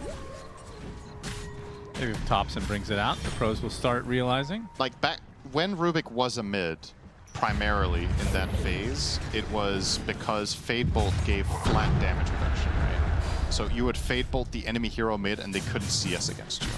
Right. That was really powerful. So you just had inherently better laning than you do. And there used to be a talent that gave attack damage and then Fate Bolt also did attack damage or something like that. Or am I thinking of something else? There was a Fate Bolt steals attack damage, right? Oh, yeah. Wasn't that what it was? Yeah, that's right. Yeah, people tried to play some right-click Rubik, then it was mostly a meme, though. Yeah. It's not that good. All right, pipe online for WS. So Blink will be next.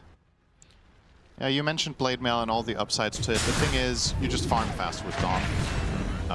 And you put a different type of pressure on the map. Blade Mail is more fight-focused, whereas when you have Helm of the Dominator, you are constantly forcing the enemy to defend the lane. How come we don't see late game, even semi-late game, Blade Mail purchases? If you don't get it early, we don't see it at all. I think it's better now because you can't refresh your BKB. Yeah. So it could become a thing. I do agree it's potentially overlooked a little bit. The thing is, though, when you're talking late game, you generally are looking to get 5 to 6k net worth slots. Yeah. And while the Reflect can be very good, the opportunity cost of losing out on, say, a Wind Waker. If you're trying to avoid dying through the defensive properties of reflecting damage, you could also just dodge it with immunity. I mean, comparing Wind Waker to Blade Mail, that's kind of a I know it's a bit of a stretch, like but 2k versus 6k. But you're saying late game, right? If you're making the choice late game to buy Blade Mail, you probably have gold for bigger items. But I think there's a place for it sometimes. And Fira gets caught off guard here. The Nightfall is in the area. Pulverize should be able to be enough. No, it is not. Indeed, WS saves the Warlock. And that's already 2 dead for Xtreme, and now XXS on the run, but not for long. He's about to get rooted. What do you think of this change, by the way, the root? As XXS will have the BKB, going for the TP, and the Golem used just for that purpose. Well worth it. They will eventually get the big, juicy kill onto XXS. I think it's an interesting direction that they have gone with multiple passives, right? They did it with Counter Helix, and then they did it with, what's it called? They did it with Entangle, and then the most recent one they did it with was Legion Commander's Moment of Courage. I think it's a way of, because I think pseudo-random actually, oh, hang on, we don't have time for that. We're killing Mira first. Mira might be dead. Should be dead, sure. Ame is there with the last right clicks needed. I always thought pseudo-random was something that was a very good implementation in Dota for a lot of effects. I think for some of the abilities that they have made reliable, it makes more sense than others. I don't know if the Entangle was a problem, the way it worked before. Yeah, that's my feeling. Because LC, it does feel like it's just quality of life, because sometimes it's going to proc while you're not attacking anybody. It's like, what a waste. I think on LC it makes sense to have it be fixed amount. I don't mind that. I think it makes less sense on Lone Druid than it does on LC. Having said that, I could see both sides, but like Axe, I somewhat miss the old version because the ceiling for how many you could get could be crazy. Right. Where now it's just, okay, I'm going to get 2 spins maybe in this call. Right? And then if you want to look at it from the perspective of the X player, is it worth the times that we all... It takes a lot of damage. That pipe keeps him alive again. Is it worth the highs of getting lucky to have the calls where you get 0 spins, though? Right. Is the question, right? Like, you're trying to normalize it. And I think that really is a matter of what type of player you are. Like, some players like that. It's all or those nothing. Big swings. I personally value the consistency when I'm playing Axe because I feel like the hero really relies on getting stuff done during call, whereas Lone Druid doesn't necessarily have to get entangles at specific times always. Legion Commander doesn't need to get the procs always. I mean, the first hero they did it with was Slardar, right? Wait, his used to be percentage based? Yeah. Did it? Man, that's so long Bash ago. was 10 plus 5% per level. Really? It was like a really bad level 1 spell with 10% chance, and there was 25 on level 4. Like, I don't even remember that. And then they changed it to fixed number of hits. Was that, I mean, they did that in Dota 2 then? Yeah, for sure. Like post-release Dota 2? I think it was like 2015 or 16 or something. It would be my guess. Now, Makoto gets the first Aegis of the game for Aurora. As this game's pretty even in terms of net worth, but whose shoes would you rather be in right now? And I still like the Weaver's chances overall. I think the hero matchups are good. The Centaur is definitely a worse one than what he was facing in the first game, but a part of that matchup that is annoying is the laning stage, and obviously he got through that. It's a good steal. Boom! Nice hit. One more slight would do it. And he'll get it. Meanwhile, Aghanim Scepter picked up for Nightfall so the bear can roam free. Yeah, this is when you start farming a lot more and you start being a lot more annoying. Speaking of annoying, Pulverize, very annoying with that huge AoE, but you can see WS, or XXS rather, is the one that was surrounded, but able to walk away safely. FY put all the time into putting these mines down, and they're just going to get mine swept. As WS just runs through it, and they're going to get the old Tormy. Yeah. Nice timing. So either the Kaori or Mira. God, this is slow. Painful. Okay, Lotus. I was like, if they don't have heals for Mira, you actually can't do it. Is there something about being closer to the Tormentor you take less damage? Why is Kaori in the camera? God, I love the camera shot of Mira. It's like just laughing at how miserable of a time that was. Tormentor aptly named in that situation, but they do get it. And another Hunter's Boomerang, the better one for sure, no to doubt. get in that situation. Let's get Warlock a new shard. Yeah, I would be on board with that. Although Very uninspired, I think. Yeah, I think it would be cool if Warlock Shard was really powerful and then Fatal Bonds was worse. I think Fatal Bonds has been buffed so many times, and the level that it's on at for laning. I mean, Warlock used to be a hero where you did the trade-off of I am a weak laner to I'm becoming a monster team fighter. Right. And now that drawback just doesn't really seem to be there because you're also a good laner.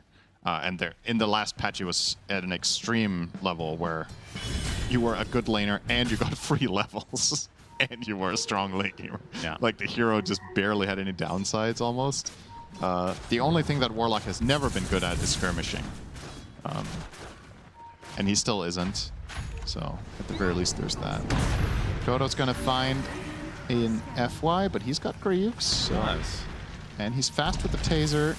Yeah, nice disarm there, and the Primal comes into play. Nothing to say is right in the midst of all of this. His Epicenter gets canceled, though. Stampede comes in. It's too late for the Sand King. That is a big kill to start this fight for Aurora, and that is a Nightfall away for the Primal Beast, as FY, he's the one that this all started with, and he eventually will fall. I think cutting your losses 2-for-1 there for Xtreme is as good as that's going to get. Ame went in and killed Kaori, and they're going to let the tower go. Nice heads-up play from WS to find the Sand King there, not letting the Epi go off. That could have been a very good fight for Xtreme, and I do like their mindset of wanting to defend this tower. But yeah, if your Sand King gets opened upon like that, the fight is just never going to go your way. Oh, this would be a big find. Nice bushwhack. And it's Beautiful enough. Kill. Nightfall with the kill in the end. Really nice. Weaver. First death of the game for Mr. Ame. He has Deso about to finish the BKB. Already with the shard, of course. And he was... Let's see how much difference this is going to make in terms of net worth. About 2K behind at that point between him and Nightfall. There's the Bloodstone completion from Makoto. I love a new Bloodstone. Did this in game 1 as well. I didn't really like it that much there because of the lockdown. In this one, you're also against tons of stuns, but maybe you're just going to be tanky enough with the coverage, and also you're going to have the cart potentially later to help you out. And the game state is so different. I think it's very important to... Oh, hang on. This is off onto the bear. The Primal canceled immediately. That is bad news. Nightfall kills off FY to start this off. Primal Beast comes in though. Trample still doing a decent amount of work with the onslaught. The TP attempt, but the telekinesis cancel. WS falls here. Did require a buyback on the FY. It's decent for Xtreme. I was about to say, in what world is that worth it to initiate on the bear like that? But effectively, if you don't, you're never forcing Aurora to go on you. And you kind of want to set up that epicenter by baiting out a response by going on the bear. And you did manage to do just that to kill the Centaur. So it's pretty good, I guess, getting that overall trade. Aegis now gone. Do you think Aurora got enough out of the Aegis? 4K lead. It was about, I want to say it was even. Roughly. It's fine. Nothing extraordinary, but also not terrible. I think it's pretty stable. The game looks fine for them right now. Probably just keep floating your map control and think about a secondary Roche for the actual high ground attempt. Well, see if they can do just that now, floating the map. All the smokes. Start out onto Mira. Overrides though, finds Makoto. He is very healthy with that Flame Guard activated. Nice spear onto the Weaver to save Mira. It's off the Bushwhack, FY. He's taking the brunt of the damage though. It's going to be a support for support trade to start things out. Rubik looks to be next on the list. All the support's dead right now, so core versus core. Who is stronger right now? Ame gets Searing Chains, has to time-lapse to the other side. Looks like this will break things up completely. Not confident without their supports. Yeah, he still has the BKB in case this were to continue. Yeah, no further connections being made. And you can see on the net worth exchange, just overall Xtreme Gaming favored largely because of their current deficit. And the fact that they were killing both supports and the enemy team having higher net worth than their counterparts, in addition to the team component. Silver Edge will be finished for the Lone Druid, so allows him to, a very good item against Weaver, right? Capping the move speed is incredibly strong. You want to just try to isolate and kill any hero you can. You mentioned the 2K lead, now up to 3. This is going to continue unless Weaver finds big kills, because Lone Druid can farm in 2 places at once. Going for the BKB next to guarantee his bear is able to connect.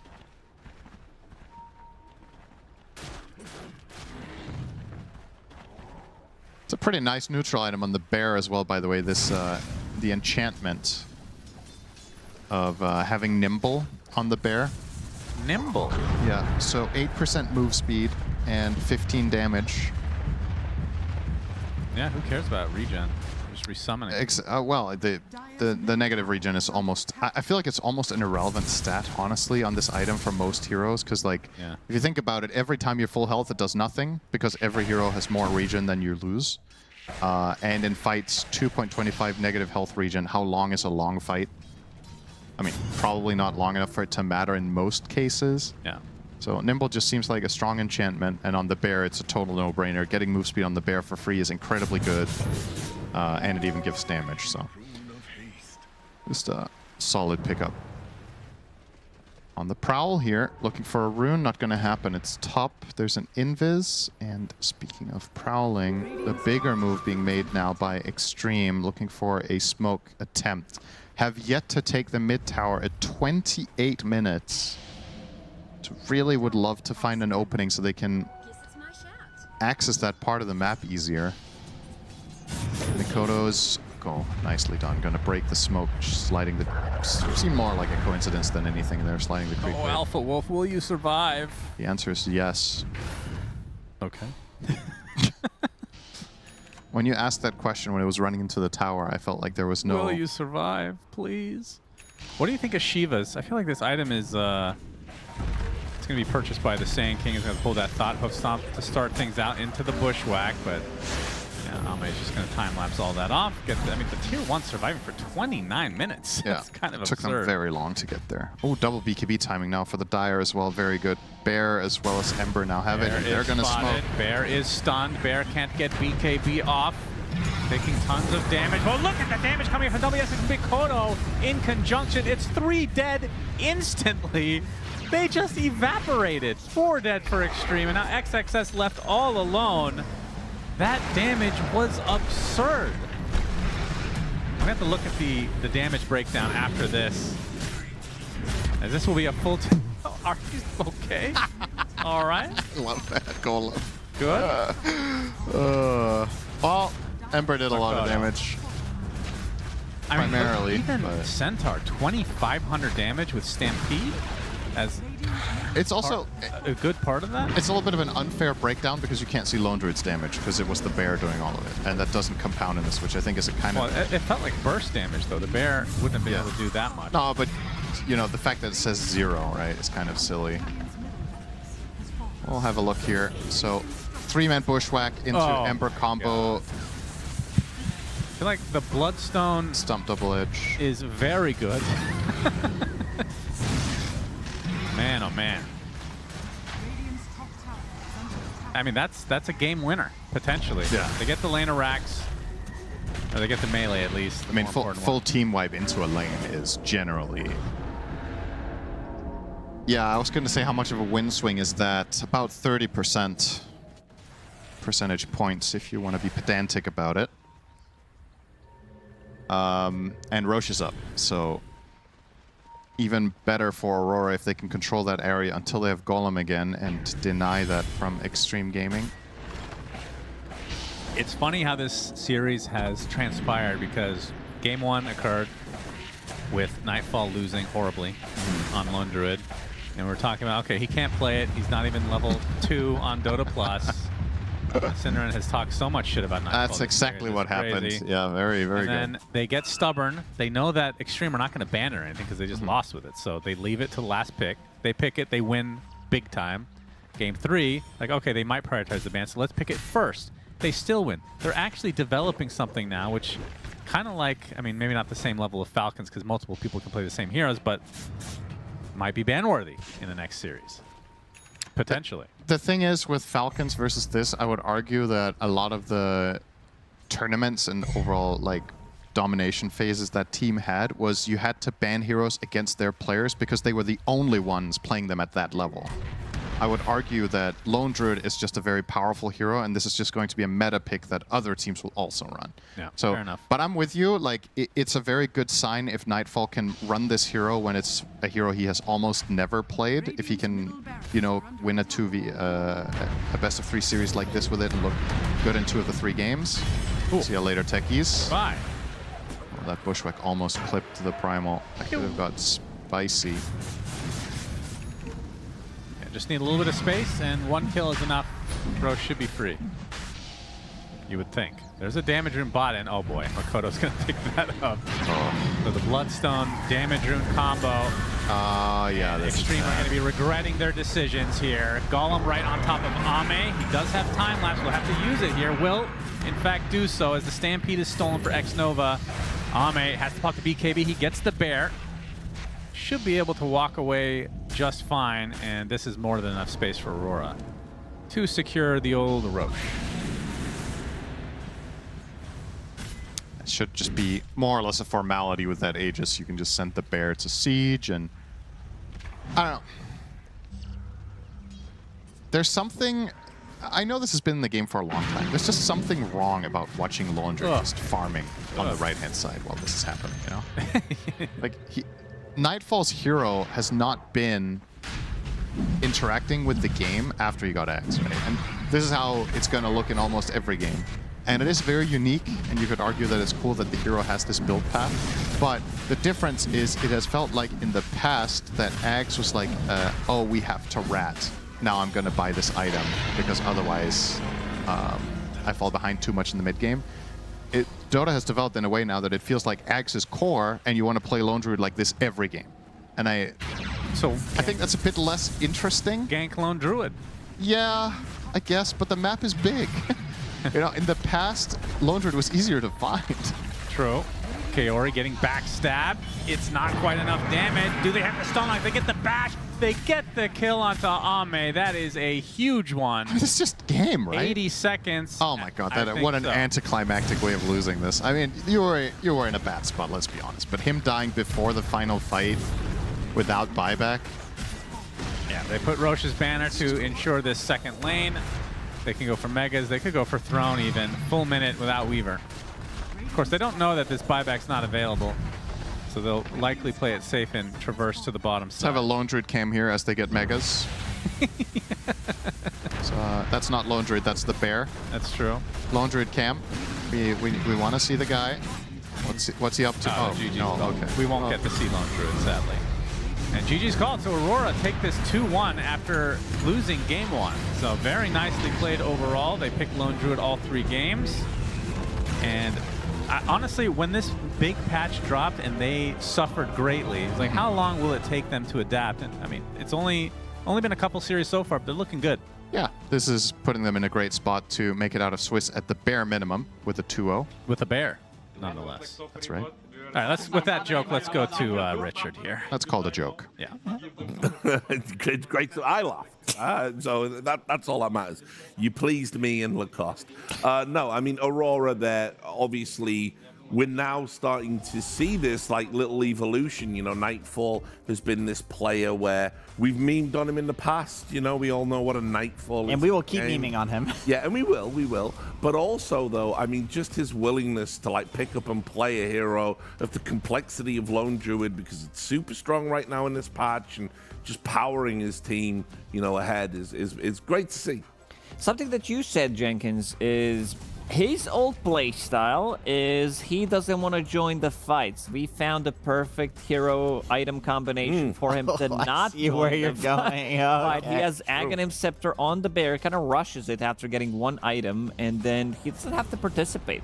Like this can kind of false interactive gameplay where he's not really playing the game, you're never in danger, allows him to get a lot on the map. And Synderen talked about it, that the map is big enough. Like we saw in the previous game where Ame is trying to roar the bear, he dies because of it. Sure, you get the bear kill, but this is the hero pretty much. It is a hero technically right now because it's not a hero unit anymore. It's just so interesting. Like the way that the meta has progressed on Lone Druid. You know, you get the Ags and you farm with the main guy. The main guy is essentially a Midas. And since you're only playing the bear, you effectively have this like hero unit that's not giving very much gold and XP for getting killed when you're talking these like late game scenarios. And then you have like a free buyback that has no cooldown because you can just resummon the bear. And worst case, you do the trick where you move all the items to the hero, and the hero is good enough now that you can do that and still have some effect, which we have not seen Nightfall or any other Lone Druid player have to even pull that up, because I think the bear is so dominant that it just never, it dies once maybe, but never a second time. The big number, over 80% kill participation as Lone Druid, I think this tells the story about the game.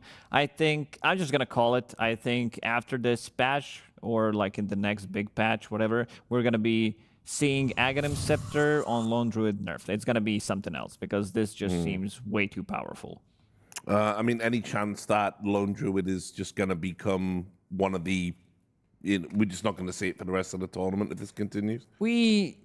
People will probably try to beat it, but it might become like insta-ban first phase material, because so far from what I've seen, it doesn't really have that many counters. It's very difficult to beat the hero in the game. It's just so annoying to lane against. We saw Hoodwink and Underlord managing to kill him in the lane, but the hero still does well throughout the game. I would say there's got to be something that you can do to the bear. I don't think killing the bear is what works. Like, it has to be something that's low commitment to deal with the bear. I know like Enfeeble has been a thing, or like Slaughter amplification, where you can like abuse the bear's natural low armor, but the bear it's a hero unit now. Like it actually has good stats. Yeah. Is part of the problem. It's a universal hero unit. So there's a chance that it's uncounterable, but I need to see people trying people to counter. will try to theory craft. They're going to go through the hero list, see what could potentially be good. Back in the days, people were like, we're going to use the cask. It's going to bounce between him and Bear. Yeah, that's not a stuff thing like that. anymore. That's not a thing. Well, we'll see. We'll see how it goes. But for now, let's go to 23 minutes into the game we just witnessed. Trying to remember what happened at 23 minutes into the game. Oh, yes, I remember. Yes. This has kind of been the story of the whole series because Nothing to Say was Sand King in every single game. And whenever Aurora was able to initiate on him, it looked bad. Whenever Xtreme was able to initiate on Aurora, it looked good. And in particular, if Sand King can counter-initiate, which you brought up like 3 games ago, it looks really good. And Aurora clearly identified this in the game. They were putting a lot of pressure on Nothing to Say, and he had nothing to say in these team fights. Yeah, this is a bit of a problem with the Sand King. If he's the one getting the jump, the fights most of the time look fine. But if he's the one getting jump, every single fight kind of looks like a loss for them. And again, you're fighting into pipe, you're fighting into like mage slayers most of the time. So your damage reduction is going to affect you way too much. And also, you wanted to highlight something about Aurora as well. Yeah, I like the way that this team plays. They have a lot of synced up timings because at this exact same time, this is like 29 minutes into the game. It's slightly later, but they are getting BKBs. They are like, look at the build on Ember Spirit. He has BKB, Mage Slayer, Bloodstone. It's a lot of survivability, and they sync it up pretty much in the same exact second. And as soon as they get those BKBs up, they are going to be ready to take the fight. And the fight is not going to be even a close one. Nightfall, he's scouting things out with this Silver Edge.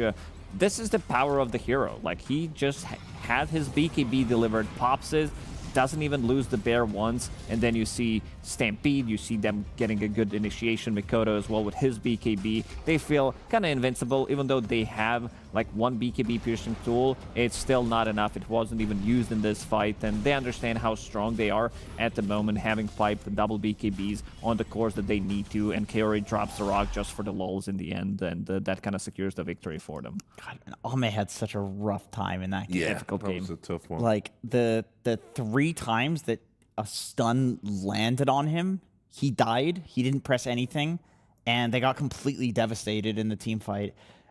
This, to me, is one of the main problems of Weaver in the last, like, year of times that we've seen him get played. Is like 1 stun and I'm dead. That's effectively where he's at. I can see the temptations of him as like a lane-dominating, active, hyper damage hero, but his stats are so bad. It's very easy to kill him. Yeah. Well, guys, thanks a lot for your thoughts. It's time for a quick break. We've got another series coming up very soon. Team Liquid are taking on Team BetBoom. We'll see you in a moment.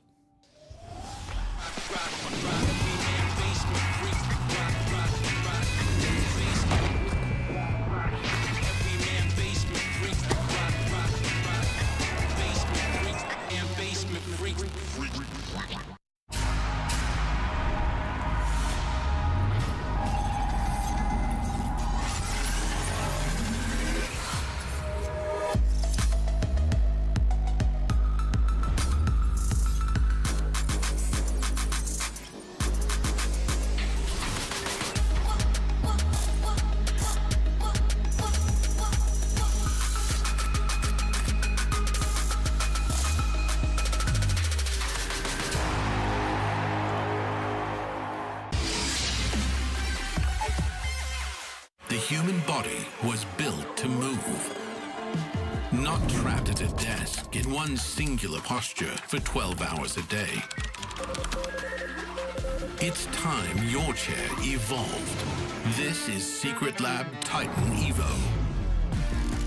Ergonomically engineered for you. Gamers, hybrid workers, artists. Backing your every move.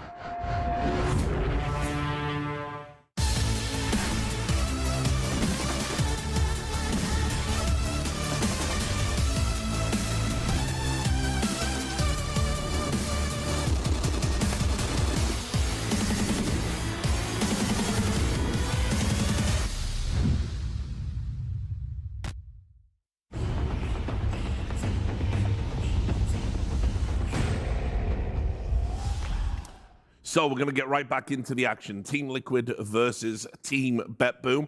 Our first time on the desk talking about BetBoom. So let's get into it. Whereabouts are they at? Let's do a temperature check. Good team. I think this team is kind of in a spot where they feel, again, like they could be potentially winning the tournaments. This is something that they were lacking for a really long time until they broke the curse. They did win one of the Blast Slams. And then after that, it felt like they relieved the pressure. They're like, we can do it. And now let's see if maybe we could be doing it again. I mean, I agree. They have some of the highest MMR, most high skill players in the entire world. I think that the streak of tournaments that they went on where they kind of did mediocre, it just they were not happy with that.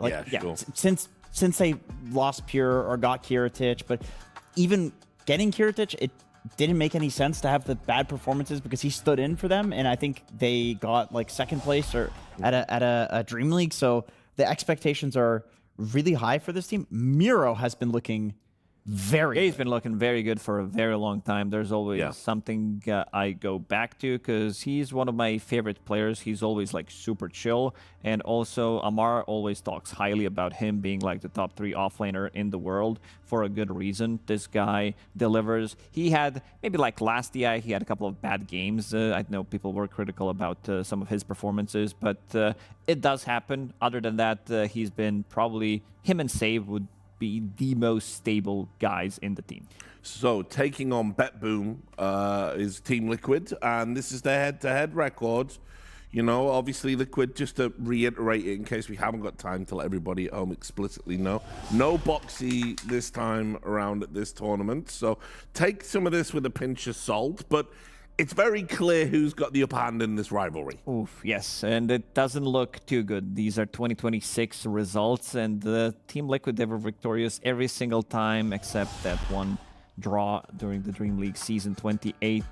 However, in 2025, if we go back, Team Liquid only managed to get 2 wins, and they lost 9 times to BetBoom. So they did manage to figure out what was actually wrong with how they played, because there were their arch nemesis in 2025. Oh, for sure, yeah. Yeah, I mean, Liquid in general, I think when they match up well against a team, they really match up well against a team, because other than, Quinn iteration of Gaming Gladiators, this is the fastest team in Dota.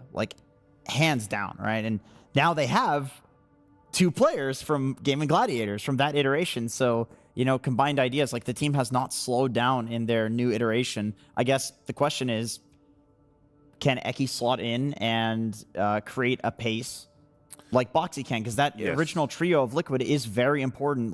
Boxy is, for a lot of people, he's top 1 in the world for position 4. So it's really big shoes to fill for. And even though they do have similar hero pools, as we established yesterday, that playing that tempo style that Boxy likes to play, that's an art form. That's very unique to him. Just focusing on the carry matchup, we've got Kiritich versus Mickey.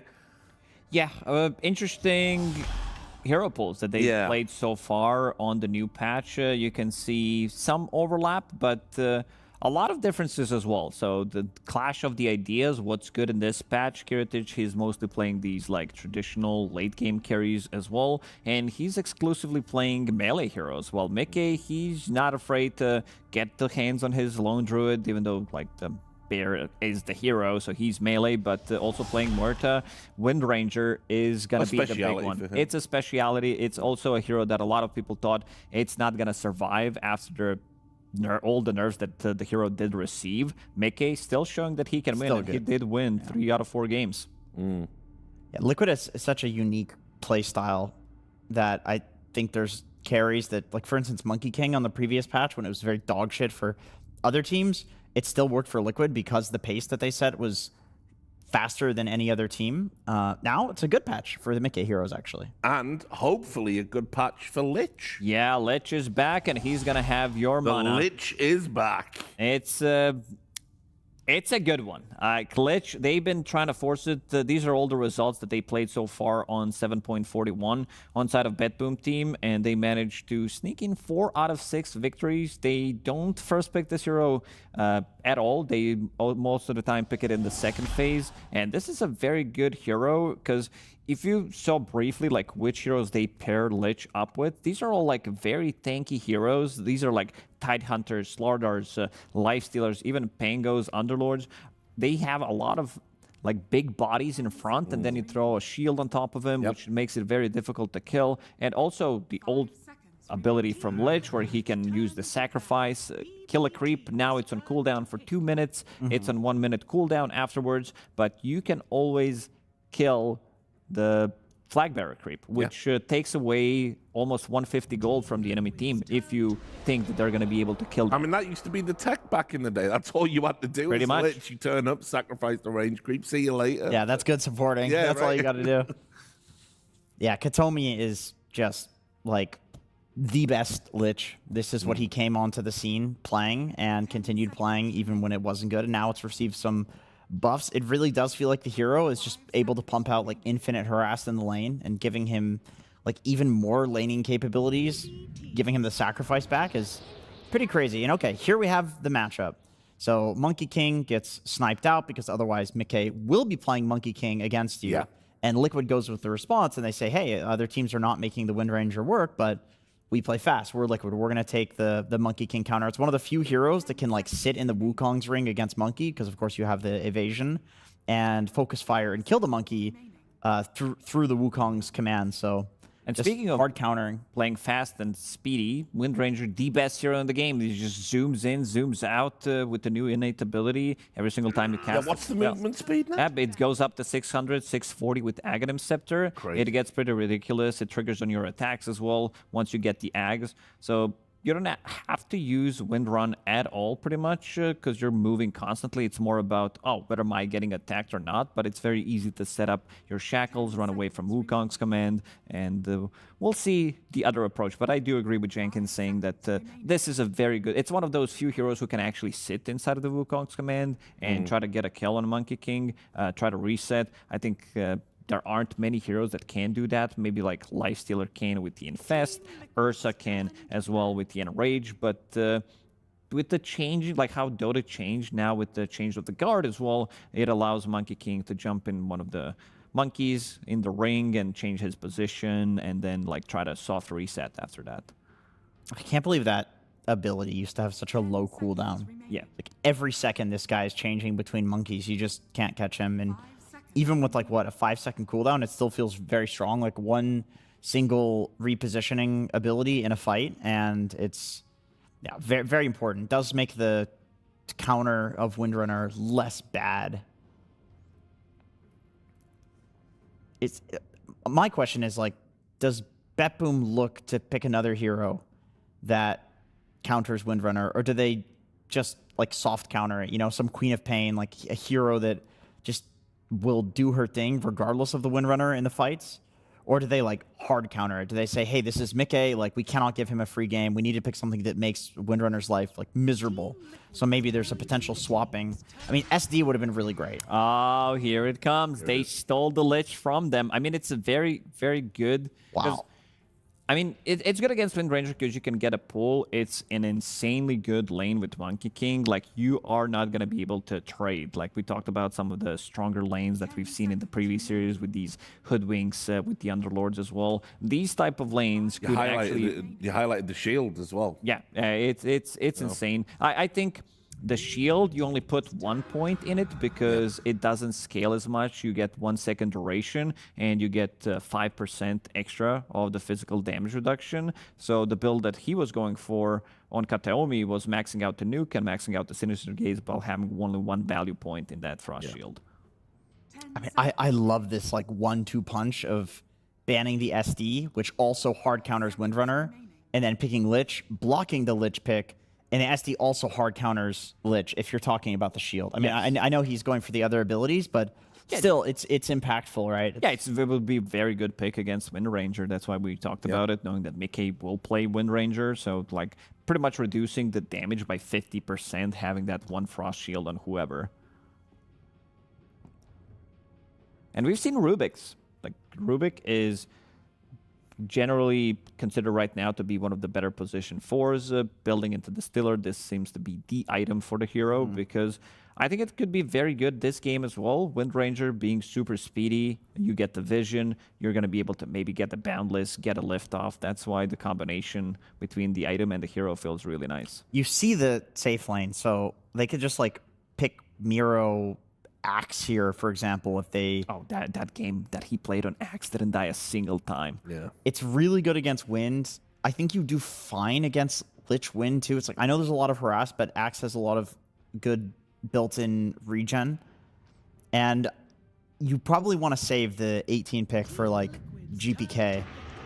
That's Kataomi Classic. Okay. I think this hero is also going to be good. I don't have the stats. We're probably going to be seeing it on screen. So 0 picks. This hero is insane. This hero has also been played as a core in high-level pubs as well from the off lane. It kind of feels okay. Most likely this is going to be Kataomi. He was the one who was carrying the games coming out from position 5. There was like one game where he was actually getting like double Divine Rapier and such. Slaughter into Winter Wyvern. Yeah, interesting. That's an interesting one. And into Monkey in the lane as well. I mean, you can run the Slardar mid. I feel like Queen of Pain would be pretty banging here. Like, then you cannot run the Slardar mid straight up, which means you have to run it into Wyvern Monkey. It's very difficult.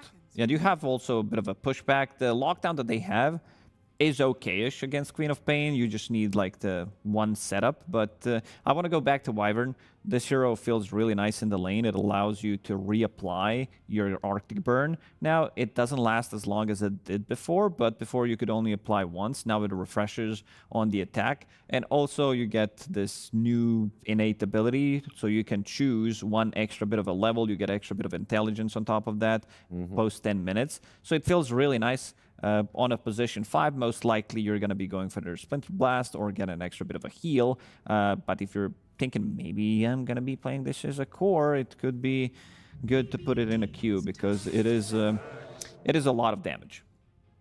Got your wish? Yeah, it's very good here. I mean, even if you can like Blade Mail taunt to Slardar, that's one of the few things that might kill him. These supports are so squishy, man. If you get caught as either of these two heroes against Axe, I don't care what point of the game it is, what items you have, you're going to die. And it's the #1 hero against Windrunner carry in terms of killing her.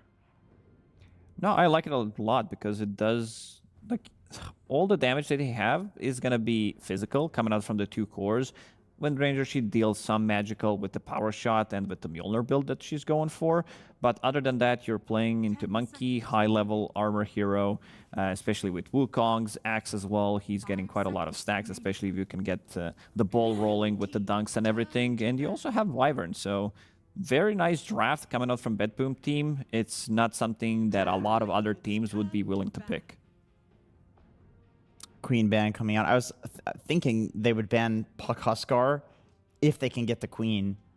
But with Queen being banned and still the Huskar ban coming out, I'm trying to think, like, what is it that BetBoom wants mid? I mean, they can still go for, like, the, you know, Pango Ember type heroes. Pango Storm. But then, yeah, I would think, like, okay. Yeah, Pango's out. Slardar can... Oh, yeah, Pango's out. Slardar can then go mid if it's Ember. So, yeah, maybe Storm. Okay, there it goes. Yeah. Because if you Ember here, like, yeah, it's good. It's definitely good for the game. But then Slardar can go mid, and another hero can be ran in the off lane that's going to do better against Monkey King Wyvern than a Slardar would.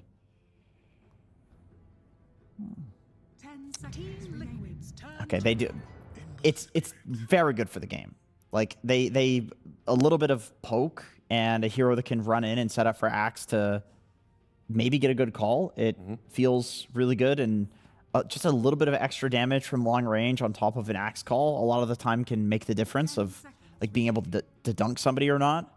It does make me think that now Liquid has this question of, like... Well, like, do you put Slardar mid against Ember and then pick a different offlaner? I mean, I don't think that the Slardar's going to not want to be in that lane. It's a good Necro game. It is a good lane Necro and from, game. Yeah. From the mid lane as well. This is the counter to... But again, Mage Slayer ruins the hero. There's a lot of things that Necro doesn't like to play into, but there's a lot of physical damage. Not too much magical, some pure, but this is the hero that doesn't really die to what BetBoom has. I mean, up until somebody gets a nullifier or a disperser. It's spicy, Jenkins. This might be the game. It's just, is Ace whipping out a Necro? He's just not the type. Like, he plays his 3 heroes. Yeah, he's exactly. happy. He'll rinse and repeat. I love the Necro suggestion. If it's going to be anybody, maybe Niche. Yeah. Takes the Necro. Give Ace the shit lane. Yeah, give him Slaughter. You know, you do your own thing. I mean, now I can't think of anything else. I'm excited. It could be Doom if they want to go for anti-healing against Monkey, against Winter Wyvern from the offlane, put Slaughter to the mid lane.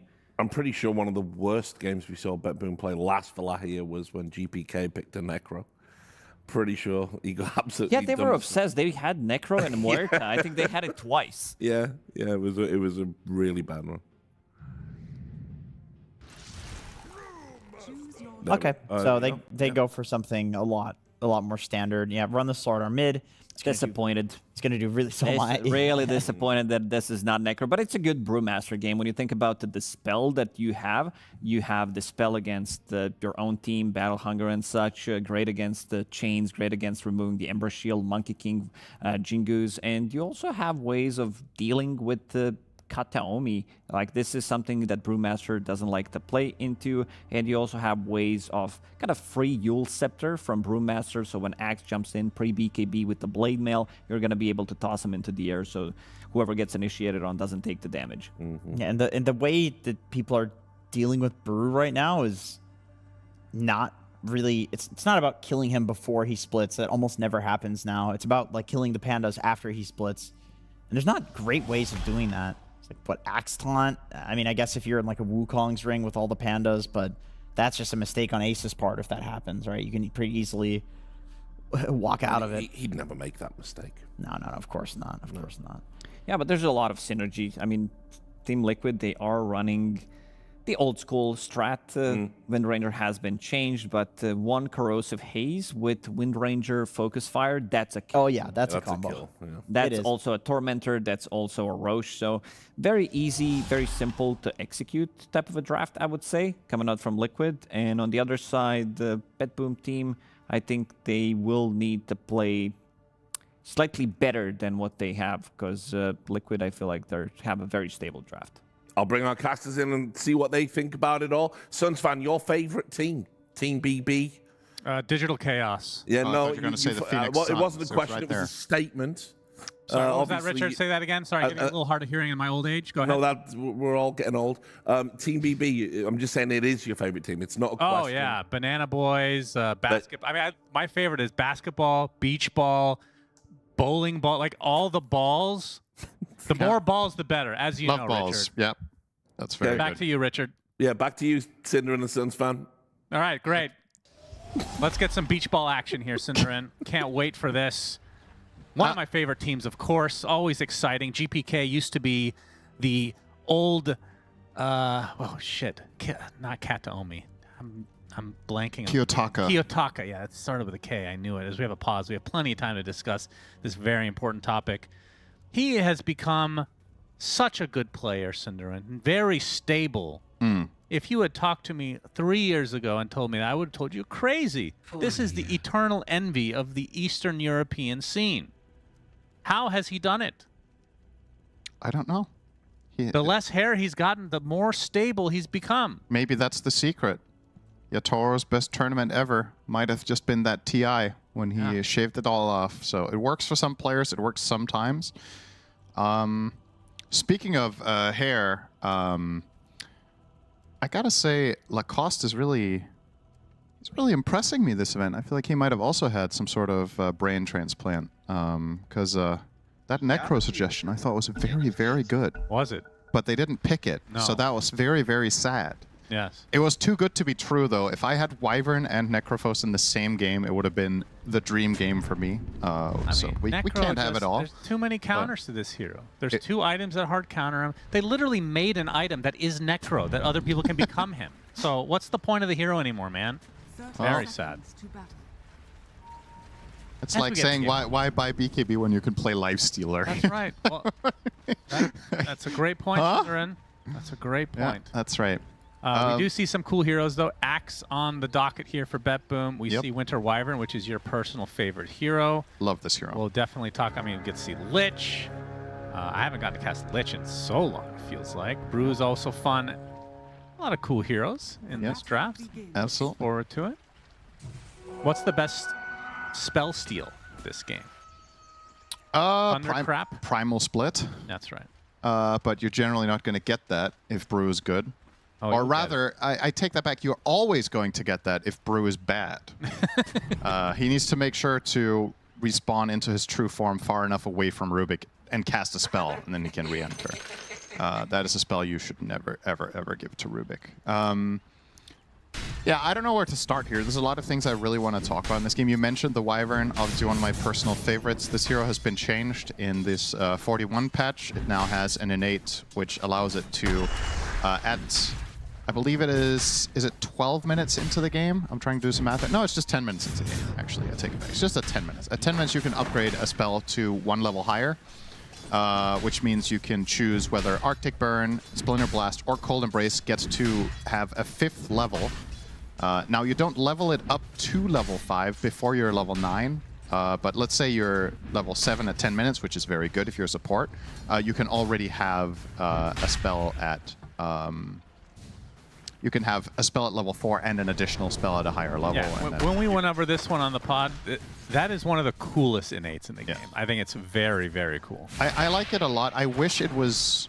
you could already get level 5 of the spell at level 7, and then if that's too good, maybe turn it down a little bit, because I think that makes it a little bit more... At level 7? Yeah, when you... So, because at level 7, you would have your spell in level 4. Yeah. And then it would just level it up once more. So it's level 5. But that's not how it works. You just raise the cap by 1. It probably wouldn't even be that broken. I don't think so either. But I think what's most likely going to happen, especially since Katsumi is playing it in the safe lane, is... Oh, Nisha's taking some serious damage here.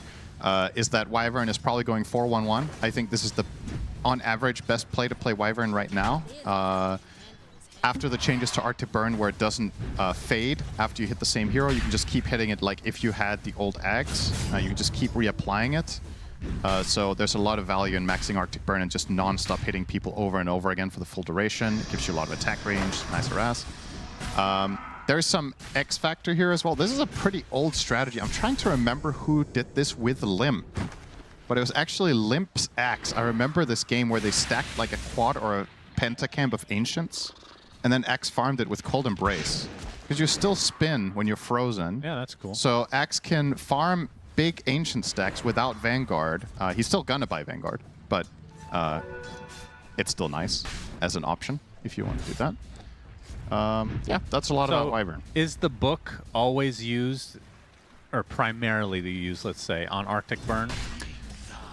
I would think that is what most players are going to do. Like, all it does is just scale to the next whatever it would be, right? It gives you half of a level. So it gives you the difference between level 3 and 4 divided by 2. So for example, Arctic Burn would get 12.5 attack range, 1% health burn, and 2.5% slow. Why? It's less than a full skill point. I didn't know that was the case. I mean, I think that's another way of buffing it if it's too weak, is just making it a full level. I mean, that makes it less cool. Yeah. I'm less impressed by this. But it's still a cool idea, and you can just, you can tweak the numbers. It's a nice... I mean, one thing that they got rid of, which I believe was the Shard, right? Yeah. Which basically allowed the Wyverns to farm really easily with Splinter Blast, because anytime you Cold Embrace anything, the Splinter Blast goes off, which means you can have 2 Splinter Blasts, which is a full wave. That's, as far as I know, completely gone in every facet. That is correct. That feels like a big nerf to the hero. Yeah, now instead, if you buy your Shard, you get the old facet that you would choose, which was Winterproof. So you get the extra physical damage on heroes after they come out of the freeze. The one that the carries never know that they're getting damage for, right? And I don't know if this current version can be cast on buildings, because it doesn't say it can, so I'm going to assume you can't. The old one you could also use on towers, which was really and barracks. The towers would get bonus damage too. So it was kind of interesting sometimes for wiping out the wave with glyph and whatnot. Couple that with an Ogre Magi. Yep, that's right. The ultimate Towers defense go ham. strategy. I'm still waiting for that tower hero. Yeah, hope we never. A lot of cool synergy. I mean, come on, you gotta admit, there's some genius there. You just don't want to admit it. Yeah,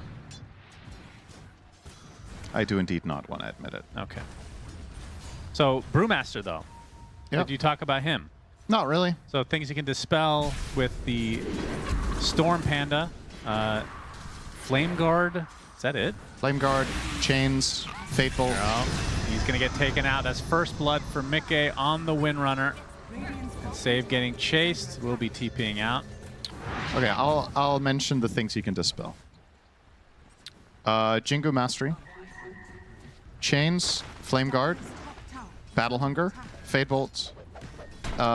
If Rubik steals Windrun, he can dispel that. Oh yeah, that's the big one. If Rubik steals Corrosive Haze, he can dispel that. Oh yeah. If Rubik steals Thunderclap, he can dispel the slow. Oh yeah. If Rubik steals Frost Shield, he can dispel the shield. Oh wow. If Rubik steals Frost Blast, he can dispel the slow. That's good. And he can dispel if anybody buys items that are dispellable. Wow. Really? Can you name all the items? There's a lot of items you can dispel. No, I cannot.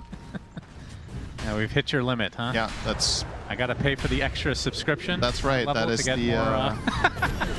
There's the crutch. Telekinesis was used from Save as Nisha trying to get some distance away from Kataomi. Oh, hello. We'll take a Corrosive Haze into a crush, into a death eventually. Nope, Cold Embrace to save him as GPK picks up the Arcane Rune. Kataomi takes the blast though. There's a very late Blood Grenade.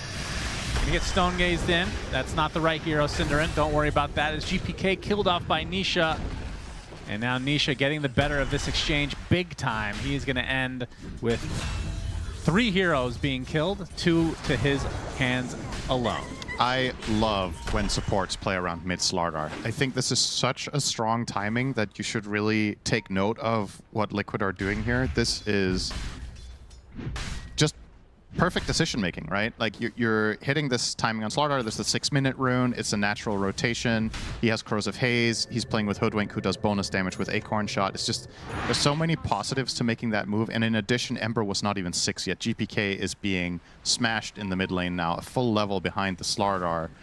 And to top it all off, your safe laner is Windranger, who's very easy to leave alone for the Lich. So there's not even any negatives to what happens to Mickey in the meantime. So really nicely played here from Liquid, and that's going to give them a nice foothold in the game for now. The one reason that they're not further ahead than this about 1K is that Brewmaster's lane has gone quite poorly, and that's to be expected. You're playing against Monkey King Wyvern. This is a really bad lane. Being forced out now. At the very least, he can brew himself up and use the blue brawler for evasion, and then generally get away from Monkey King, but you don't have it all the time, and he non-stop will just be able to. Yeah. Blue Brawls, I have a lot of issues with that, too. Good one.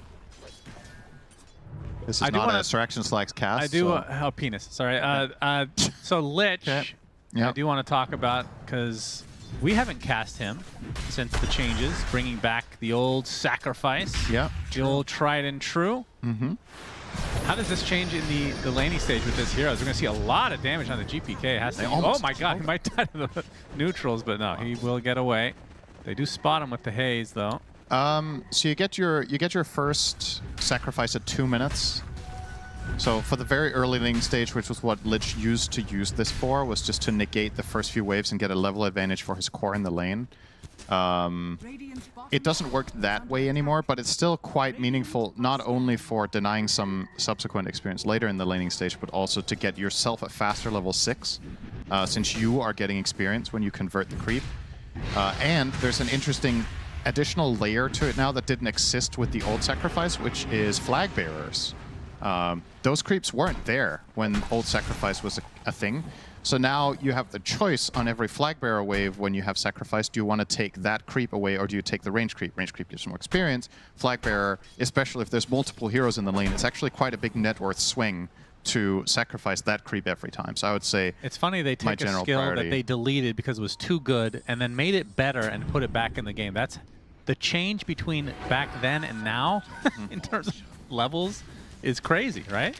Yeah, I would argue that old sacrifice... And it comes with 2 charges. Yeah, but the old sacrifice you had from the beginning, which made a very big difference. I guess fair, but still. I would say this is definitely worse than old sacrifice, but it's really good that you can sacrifice flag bearer creeps. I think that's super meaningful. Why do those exist again?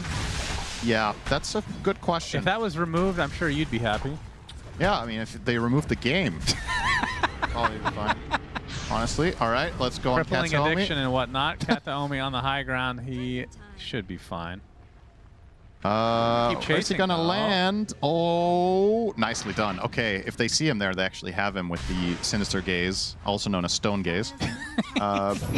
Power Rune is bottom. Invis will have to be taken here by Eki. That's some damage right there. We didn't talk about Eki being a stand-in here at all, of course. The panel did, but... Yeah, we talked about it yesterday. You missed that great cast. Yeah, I'm sure I missed a lot there. Save, getting win run. Okay, good cold. Focus fire, a lot of damage, but can't go through cold embrace. Kiritich has made his way over. Mickey trying to get both supports. He will, but will it be at the cost of his own life? That is not... Indeed. Call. What in the world? No chop, but... Oh, wait, he got both. I thought he only got one.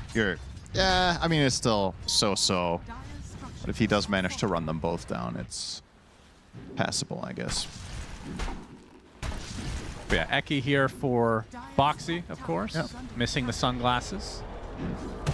Always good to see the hood sunglasses. It's like a Sith Lord, except he's super nice, so it's kind of weird, the dichotomy there.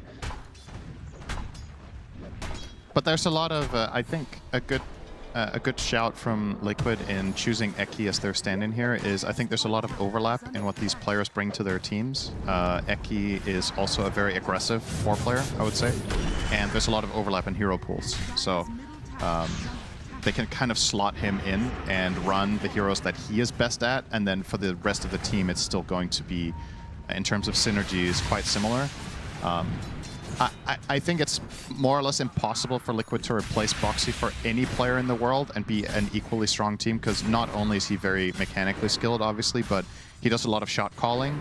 And if you're bringing in a stand-in, the stand-in will generally not be your lead shot caller, because they don't know the inner workings of your team and the way you like to play. So this will always be a downgrade, but as far as the options they have, it's probably one of the best ones. So not a bad choice. Misha has a Blink Dagger back at base. We'll see how they want to reveal that. Likely with a smoke, as speaking of reveal, Kiritich will reveal himself and die. That sounded worse than when I said it out loud. Either way, 2K lead for Team Liquid.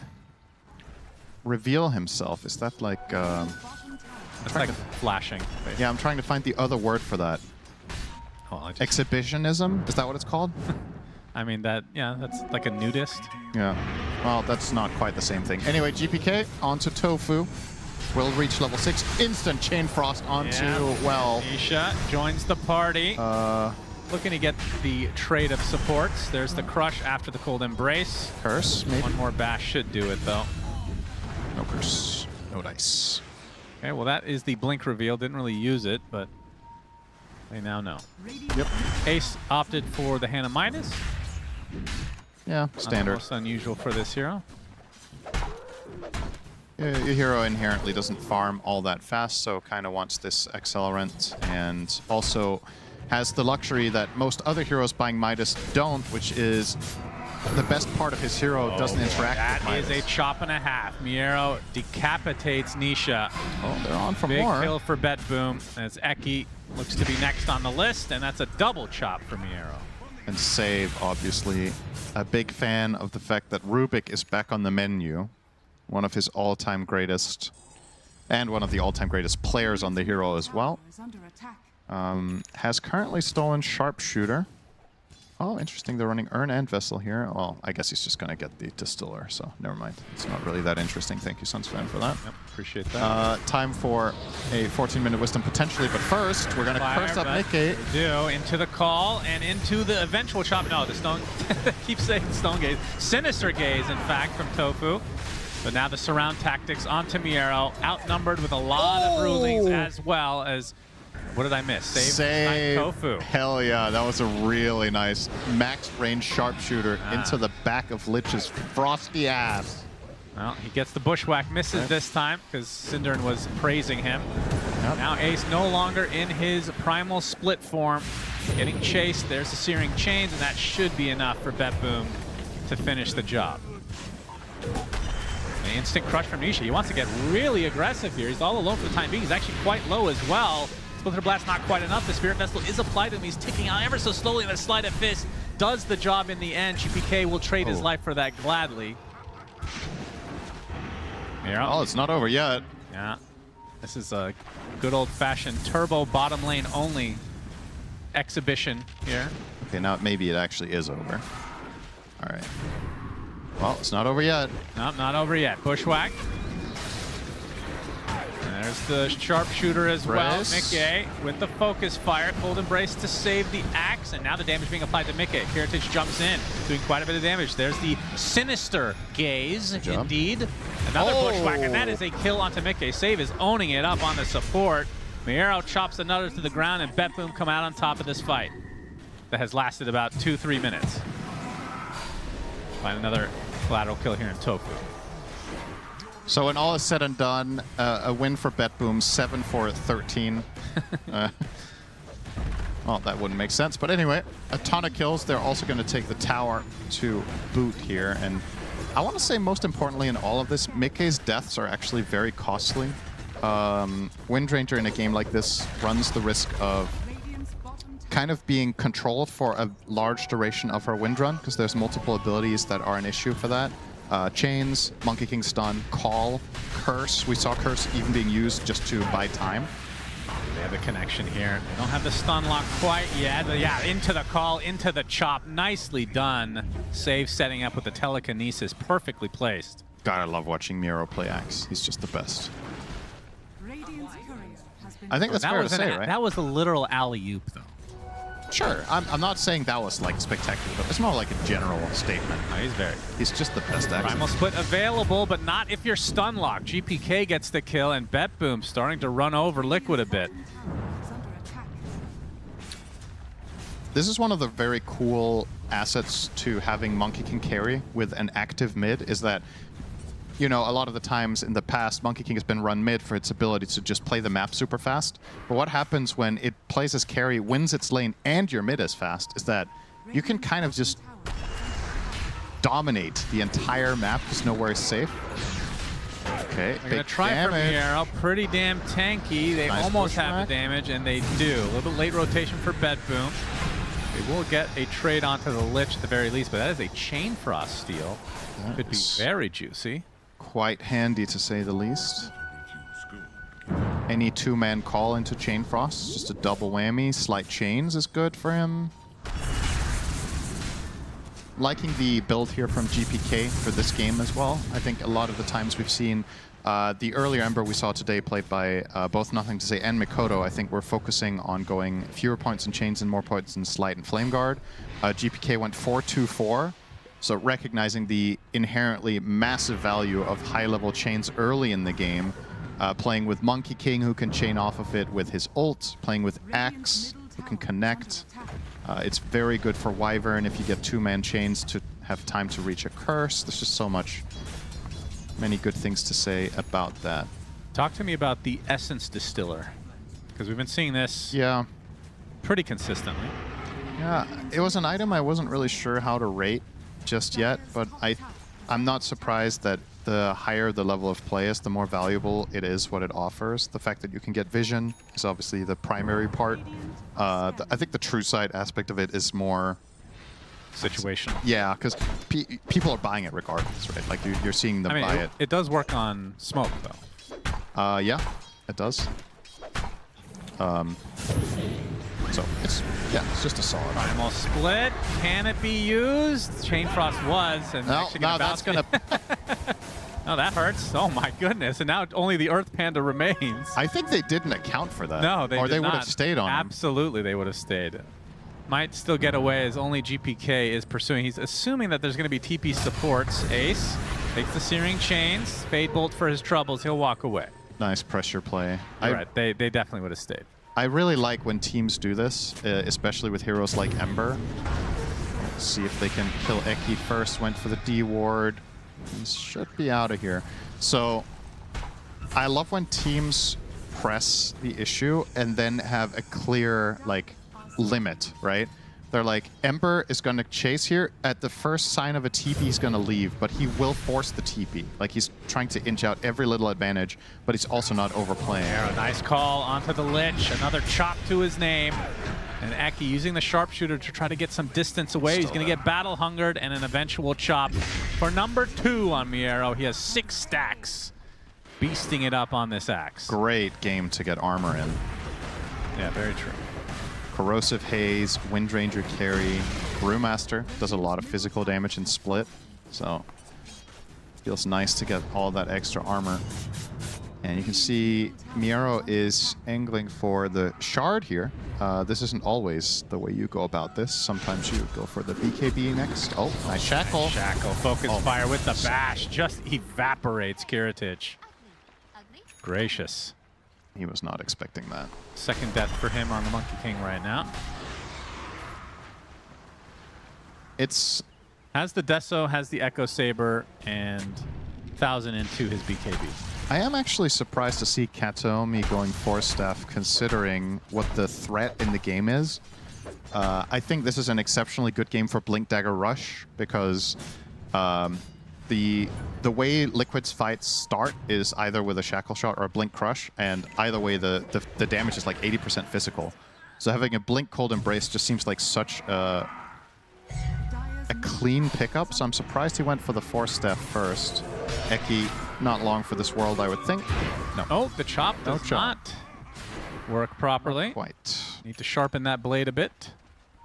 Aghanim Scepter now for Ace, by the way, so that now gives an extra level, effectively, to Primal Split. And I think it does something else as well. You can cancel it early. Cancel it early. Oh, and all the Brewlings are brewed up. Yeah, that's right. Which is nice. His shard is weird, though. I don't know where to place this on the list. Because it's like a Alchemist concoction, except worse. It's just HP regen, right? Yeah. HP regen and you get the... You get what Liquid Courage gives. Or, excuse me, Brewed Up, right? Brewed Up. No, his innate. You get the Liquid Courage innate effect to the ally, which is status resist slow and the movement increase. Yeah, I agree, it's a weird one. Shard for save. That's quite good here. If you, I mean, the problem is a lot of the time heroes are just going to die too fast, but in every situation that... Oh boy, that's a big kill onto GPK. Like that one. Well, if he was there, yeah, you never know. Maybe a defensive telekinesis could have saved. Perhaps. And call from Miero, not gonna work out. Kiritich, he pops his ult to try to take out Tofu. Not gonna be enough, not nearly enough in fact. Turns into a soldier to get away. BetBoom. He's dying to battle hunger almost. Yeah, it was close. Actually crazy damage. If he didn't have Tranquils, he might have died. BetBoom, a little bit of misfire there, but they can reset. Ember will be back in 10. It means you don't have Wukong's command for the pit, though, which is a pretty big issue, given that Liquid are threatening with Primal Split. Natus onto Kataomi. They're going to re-aggress. Nisha gets off the crush. There's the Cold Embrace, though. Sharpshooter right into the butt of Kataomi. That's enough. Does have buyback here if they want to try to force something. The call into the runaway, though. Double Battle Hunger on Ace.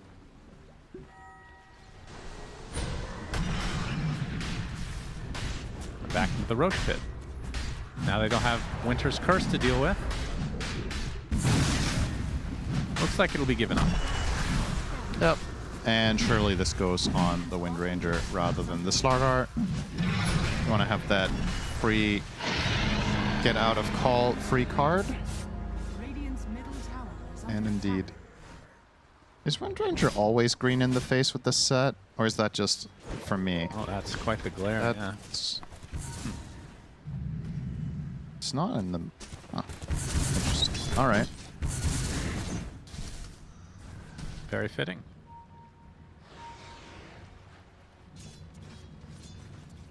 So how are we going to use this Aegis now if you're Liquid? Like, you don't have the best way of sieging except using Split.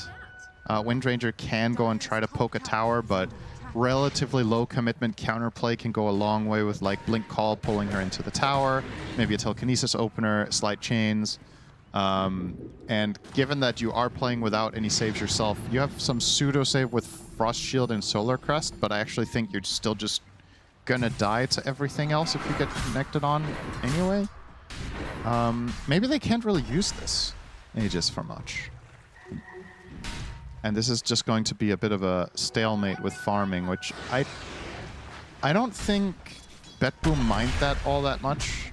I think the way their lineup scales plays very well into late game Brewmaster. I think Monkey King is one of the best heroes you can have. The soldiers are just going to kill the split.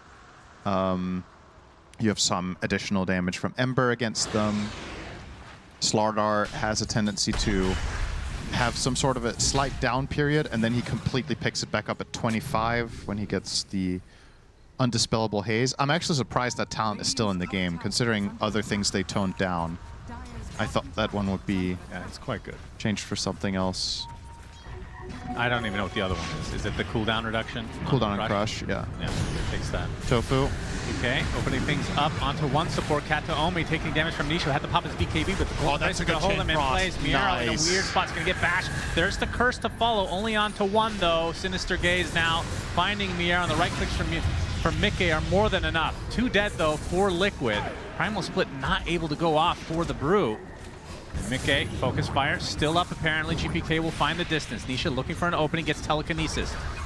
Heritage on the tree line. Boundless Strike will end the Aegis timer. He still has BKB. Might have to use it here. Or perhaps not. Takes a little poke damage. The steal onto the Shackle, not enough to latch. Heritage gonna force out the BKB. Jumps in onto Mickey. Big Boundless Strike, and Nisha can't get the crush off in time to save his position 1. Now Nisha on the run. Trying to get to the high ground, but this is going to be tough to get away from GPK, although he is out of mana now. Even the Monkey King comes in, gets the last right click with that Echo Saber. It was actually needed for that second attack. Damn. And BetBoom again coming out on top of this fight. That was such a nicely played fight from BetBoom overall. There were a lot of little things that went right. You're seeing the highlight reel from Kiritich in the end of the fight with just some really nice Monkey King moves, but also the fact that they managed to assassinate Brewmaster before ulti even went off to begin with was kind of what set the terms for the fight. And then everything followed through. Wyvern managing to get Cold Embrace off on 10% made a big difference. Sure, Wyvern ends up dying to the Chain Frost, but you forced the Chain Frost, which is already a nice result in those circumstances. When you're getting jumped by Slardar, most of the time you just die immediately and don't even get to play the fight whatsoever. So, yeah, nicely controlled there from the side of BetBoom. And keep in mind, they were fighting 5v6. That was into the enemy Aegis, and you won that fight. So that is a very good look. Moving forward to the upcoming 5 minutes before Roche is most likely available.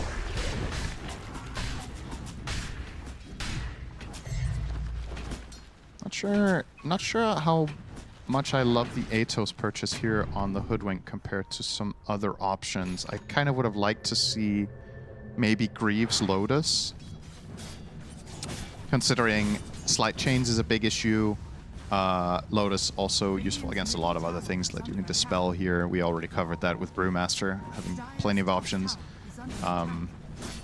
Alternatively, well, I guess you're getting Crest on Lich, so I think it's fine that you don't double buy that, but I don't really feel like the Atos has had much impact so far. And you, in theory, don't necessarily need it for setup because you have Blink Crush and you have Shackle Shot. It's okay, but not my favorite. This is a huge item, by the way, on the way for Kiritich. When he gets MKB, things get a lot easier. Because the Windranger will be able to kill her in a stun all of a sudden. Even with Windrun running. They're going to shadow GPK from behind. No, nobody's coming, though, for Liquid, so this is a tier 2 for BetBoom. Yeah, they got double saves for GPK between Telekinesis and Cold Embrace, so Both of the supports with blinks makes this very easy. Ace has been very quiet this game. The Brewmaster has not had much impact as of yet. I don't think it was a good last pick, to be honest. Oh, no, they find a hoodwink. Boundless Strike misses, but it matters not. So I can see, I see the positives, but I feel like there had to have been a better option. Like, once again, going back to the Necrophos suggestion, I think was really cool here. Especially if you put it mid. Sure, then Slardar plays against Monkey King. I think that's a playable lane, though. The issue I see with Brewmaster is we already covered the problems he has down the stretch against Monkey King. And you're picking it into a knowingly tough lane. Like, you were running it into the Wyvern plus MK. And I would rather have a faster tempo, either a faster tempo or just flat out better counterpick to what the enemy is showing when you're running Slardar mid. I think Slardar mid plus Brewmaster for me is a little bit of a miss, actually, at least a lot of the time. Oh, they forced out the BKB for Karatage, trying to turn this around. That damage is insane. Holy! Save again, going ham on Rubik. They find a Windrunner completely surrounded, and Boundless Strike deletes her. Primal Split is used, but to what effect exactly? Save, is that the only kill you're going to get? Tofu comes in with a chain front at the last moment to be able to secure one kill. Karatage jumping in the back line. Focusing on Tofu, gets stunned though. It's Tofu now on the run, and the Primal Split Brewlings trying to exit the premises as well. Tofu gets chopped, and Ace still has the 2 Brewlings. Does blink in time. Kataomi does have Curse, but not going to expend it there. Damn. That's not usually a kill combo. You see Blink Crush on Rubik, but it worked that time. And of course, save with the Shard from Roche. That's a Shard Crush, right? Yeah. So that means he just applied Corrosive Haze, and that's why Monkey King just one-shot the Slardar more or less. So forgot about that part. Really, really nice detail here. And yeah, this item's just necessary. Like, Brewmaster has to buy disc, so he got off the split that time around, but he's not safe without it to get off the ult. This is looking very, very comfortable. I mean, even with it though, he's not posing much of a threat, I feel like. No, again, that's kind of my problem here. I just think strategically the Radiant lineup isn't sound anymore.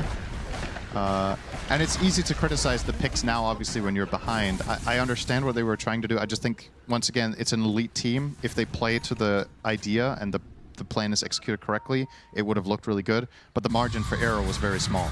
And you're playing with a stand-in as well. So I think maybe that's stacking the deck a little bit too much against yourself. And might be better to simplify things a little bit. From this game state, it's really hard to win, I think, for the Radiant. Like, really, really difficult. It's looking that way.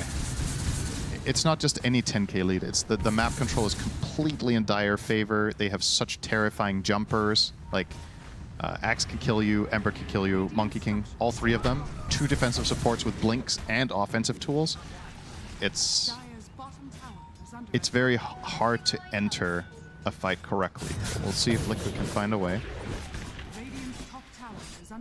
Yeah, Karatage getting close to getting the max stacks on the Desolator. Yep. Has the full harpoon to go with the MKB BKB. And Silver Edge looks to be next on his list. Miaro did pick up the Crimson Guard, so another great item this game, considering the lineup that they are against. And then for GPK, it's the Spirit Vessel Shiva's Bloodstone combo. Bloodstone's interesting. Or, sorry, not Bloodstone, the Shivas.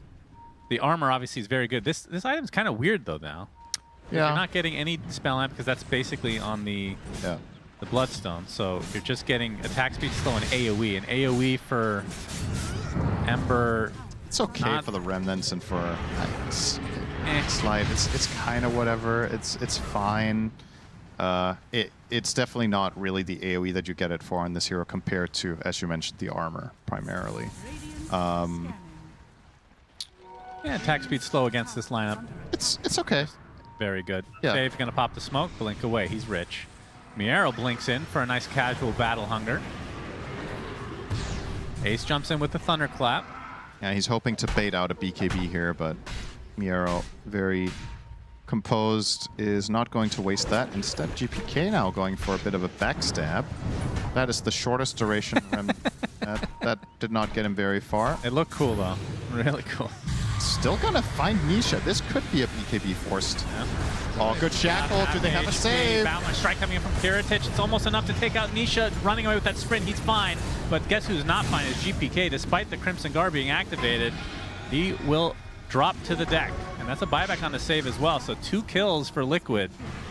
Now in a 5v4 situation. There's the call, though, from Miero. Double Battle Hunger applied to the Lich. Tofu gets the Sinister Gaze off. About to be chopped. And eats a huge Lotus. Now the buyback coming out from GPK, so the Liquid do have to be a bit careful. The Curse, Balance Strike hits absolutely nothing. The Wukong's Commando, they steal the Sinister's Gaze, and that's going to lead to the death of Mickey. So Save at it again with his Rubik. They finally will go down to the triple kill for Kiritich, as Ace being pursued by GPK now. There's the Sinister Gaze. One more for the road for Save.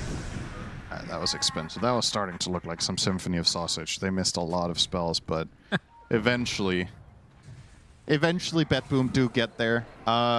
Important start of the fight there. GPK was controlled for super long by the stuns, and I was just waiting for the defensive telekinesis or Cold Embrace, but Liquid did a really good job in their way of attacking that position where the Wyvern was fully controlled in the back by Brew.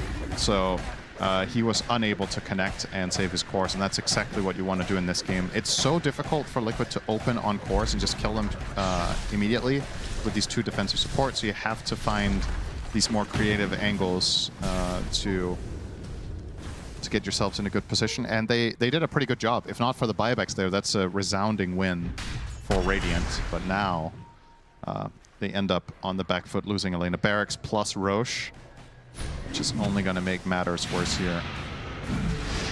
Imagine you throw... I mean, who would you put this Aegis on? Is it GPK or Kiritich? Because Kiritich is kind of full slotted here. You can swap out Treads, obviously. There's some merit to giving it to him for sieging high ground, but I'd probably put it on Ember, I think. Yeah, okay. He also used his buyback, right? Yeah, GPK. So, yeah.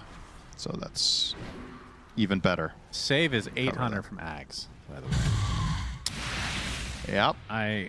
Considering how effective he's been with 1 stolen spell, this could just add insult to injury. If he still has Sinister Gaze when he gets this Ags, he can just win the game. Yep, the old black hole, basically. That is incredibly strong on Rubik with the additional Arcane Supremacy buff. Also, I believe it should work the same way on Rubik as it does on Lich, where as you're channeling, you can cast all your spells. Yeah, of course. So you can Fate Bolt them when they're pulled together. You can then do a Telekinesis during the Gaze, so you can just chain your stun on one particular target and then throw it onto the other people you just pulled in. It's gross. It's really, really strong. And you can spell steal during the Sinister Gaze. So you just take another spell and figure out what you want to do from there. So, yep, very, very good. 300 away. He has the greedy level 3 Tumblr's toy, so with this top wave, he will complete that item, and I'll keep my eyes on him because I want to see... Like, that's... Honestly... I think it's really good for Pro Dota when Rubik is viable. Absolutely. He doesn't have to be broken or like top tier. He just needs to feel like a hero you can pick at least moderately frequently. It's just, it makes so many cool moments. It's not just about pick. We've seen him picked, and there's a couple years ago he was picked semi-consistently, but we weren't seeing crazy plays. Mm-hmm. When you can get this much farm, yeah, crazy plays exist a little bit more often. There's the Ags. So he has the Sinister Gaze for... about a minute. Sure, we'll call it that. Doesn't actually say. I guess it's just that status icon. I mean, if he stole it with level 3 spell steal, the full duration is 5 minutes, and that's about a 1/5 of the circle left, right? So. Nerd. That's right. Oh, they're not going to find an opening as Liquid have exited. Maybe you should their ask ChatGPT what a 1/5 of 5 minutes is. We can help I don't you know out. if he'll get that one right. Yeah.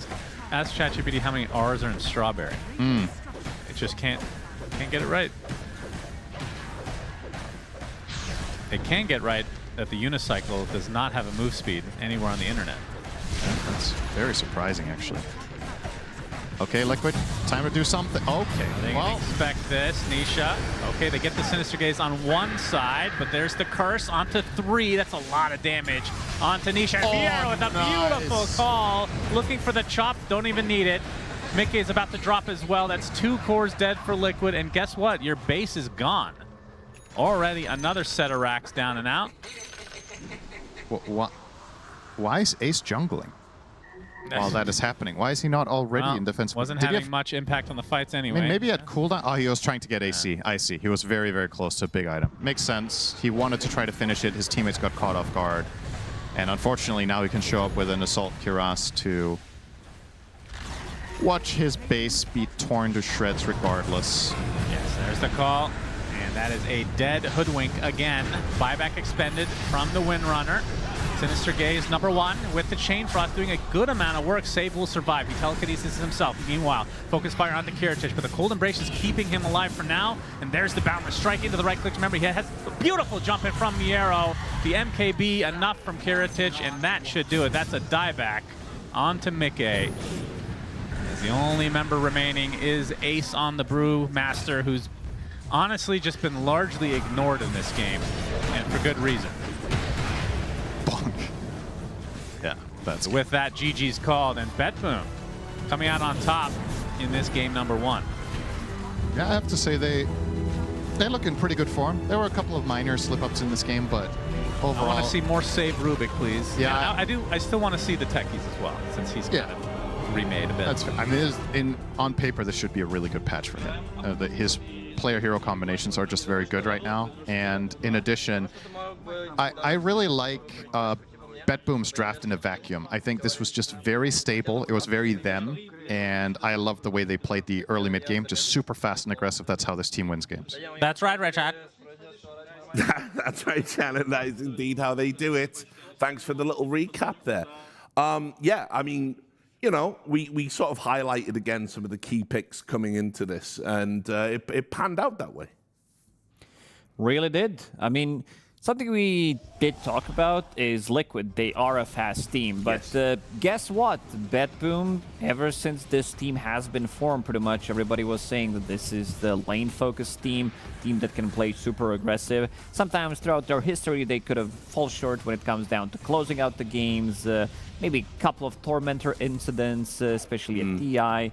But yeah, this team is very good. These are like extremely good players. Jenkins talked about like their MMR and everything, how they're super high skilled. And it definitely shows in the way they lane, the way they move across the map, especially in this game. They were very active pretty much from the start. This was kind of a game where you had 30 kills in 12-15 minutes. They were all over the place, and BetBoom in most of these fights, they were getting on top of them. Yeah, for sure. And I feel like you can sort of see it padding out on your screen right now. You know, all the picks that you wanted to have, Jenkins, you got the Monkey King, you got the Ember. Yeah, we'd love to see it. The zero cooldown on the jump, really effective on carry position. Very Monkey. good, very balanced. You did not get that before. He just has that added in because you would have to go for the changing of the guard. But, you know, it's like a lot of the times you watch a Dota game, even at this level, and you have like 1 or 2 MVPs that you would pick. But I feel like everyone on BetBoom had some really solid gameplay this time. Like, the lanes went well. They got exactly the heroes that they wanted. Everyone had some like really clutch plays in the game, like in this fight. For example, I think we see Save stealing the Lich pull and then sucking Windrunner there it is. onto the high ground. Like, come on, that is... I mean, that's crazy. That is crazy, right? It's I think there was also an aggressive force staff coming out from Kataomi just to push him further into that Wukong's. Yeah, it's so nice. And then you're pulled into a corner, so like, who cares if you're fast? You're not running out of that alive. So yeah, everything looked amazing, and doing it with some stylish heroes like Miro on Axe. I'm telling you, dude, this Brewmaster should have been Necro. I was checking the other streams. Spoilers alert. Oh, we're going there, huh? They did pick Necro, and it does look good. Can I just ask the question? Yeah. Because there is a little bit of an elephant in the room. Obviously, Team Liquid, you know, we've seen them without Boxy here now for, we're on day 2. Obviously, he's going to be a big miss. He's one of the best, if not the best, in that position. Yeah. Are they missing him setting the tempo and, prioritizing the objectives, getting around the map like he does in that first 10 to 12 minutes? So two things. First thing, Miro Giga Chat Axe, one of the best axes in the world. Yep. Absolutely styled on this game. Second thing, to answer your question, it's boxy. Like, a lot of the times you have these stand-ins, and, you know, especially at Wallachia, and the team gets better. You know, they have the stand-in buff. Yes, they get low enough, basically. We interviewed so many players and had them rank position fours. True, yeah. Since we've started doing that at Wallachia's, the #1 position 4 for everybody, speaking of good position 4s, is boxy. So it's really big shoes to fill. And when you're playing against a team the caliber of BetBoom, when BetBoom is playing at their peak, you're going to notice not having that original Liquid trio. So Eki's playing. He's playing exceptionally well, great. but boxy is boxy. Like, it's hard to fill that role. Even though Liquid, I think that they managed so far with the tournaments that they played with Eki, he did look good. They made him look comfortable on the role, and he's doing his own thing, but also this is the play style that he's trying to replicate as well. You know, he's trying to learn what boxy would do in a situation, and I'd say that he's been doing a pretty good job. But you know, I can't really put everything on Eki in this game. I think there were a lot of situations. Also, gotta give credit to BetBoom, where they are the ones who are controlling the tempo of the game from the start. And I think the big reason is because they are changing things in itemization. Like, this is the first time that I'm actually seeing hero like Monkey King picking up Deso as his first item. This is not something that you see. Like, this is like 14 minutes in. He has Deso, Treads, and Magic Wand, so he's ready to go. Usually the way you build him is get the Echo Saber, gives you a little bit of extra stats, gives you that second jump, extra bit of a slow, and then you go for Deso. But he was collecting those stacks relatively early on, and in some of these early engagements, BetBoom, they were getting on top. Another good save coming out from Kataomi this time around. There is so much slow. Like, Wind Ranger, she's the hero that should supposedly move at the speed of light in most of these fights, but you get Battle Hunger, you get Arctic Burn on top of you, you're not going to be able to do it. And he's the one who's also being very active. This 0 cooldown on his jump, it's just insane. This is something that maybe we overbuffed. It does feel like it's... No, let's leave it. Give it like one patch. Come on. It's doing a bit too much, and then you'll see them again. They're coming in. They're ready to take another fight. This is something that Eastern European squads are doing. Something that I noticed is that they are bringing in numbers. 6-8 minutes in, you will see Miero coming to fight for the rune as well, for the active rune, and every single time they're trying to outnumber the opponents. And it's a Team Liquid game, and we're talking about an offlane comparison again, Andrew. Why are you smiling at me? Listen, okay. I'm saying nothing. I'm not doing ace 30 here. Miro is one of the few players that will take Axe in a meta where Axe is not good. He is, I think, Grandmaster level with it, if not Master tier. He made it work yesterday. He made it work again today. Every single clip we just highlighted had Miro in it, hitting a big taunt and then dunking. This guy was top net worth in the game. When I showed this net worth, 10,444 net worth, he was #1, like literally #1 in the game. So it's hard to compete with that if you're ace and you're brew and you don't have a great farming tool. And, you know, here we can see, like, Mickey, he's manning up. I think this is the right call. But what also is the right call is Miro jumping in and getting Mickey there. Like, the thing is, if there isn't an Axe with this much net worth, then what Mickey did, which is man up on the Monkey King and to punish for killing Nisha, is the right thing to do.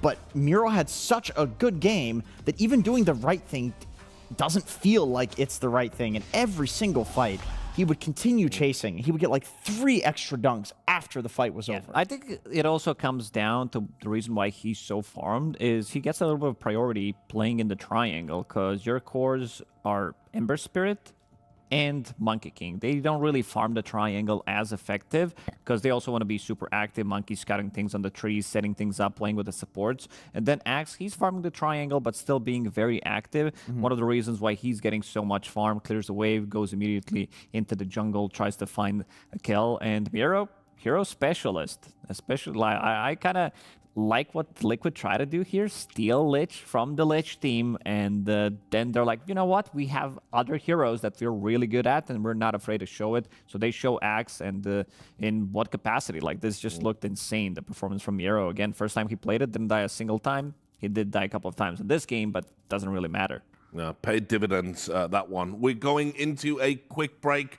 When we come back, we're going to see if Liquid can get back into this series. We'll see you soon.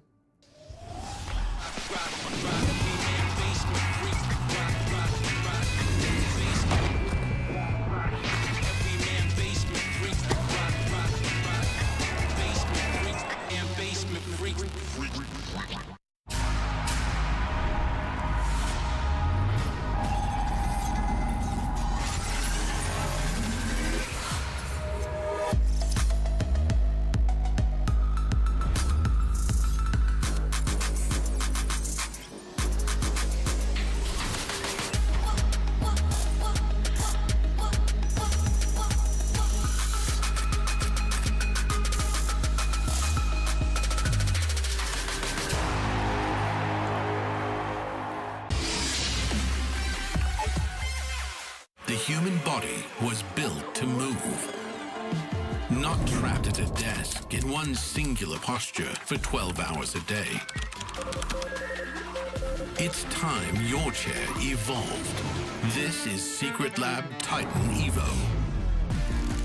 Ergonomically engineered for you, gamers, hybrid workers, artists, backing your every move. Hey everybody, got a treat for you here today. We're sitting down with Kittredge from BetBoom Team. Hello, you are a treat, welcome. Hello. PGL Wallachia 6, you got 4th. 7th, you got 3rd. First this time? Second? How are you feeling about your trajectory? Are you guys still improving as a team, or is it more like refining the team now? I think we play a lot of tournaments. Just on last Birmingham Dream Leagues, we took very bad place. Yeah. It's just group stage, huh? Yeah, bad group stage. We don't qualify in playoff in Dream Leagues. What can I say? It's just we're trying to be like more stable team. Yeah, consistent. But sometimes we had some problems, like casual life. We just don't tilt it about after like someone make mistakes or someone have bad game.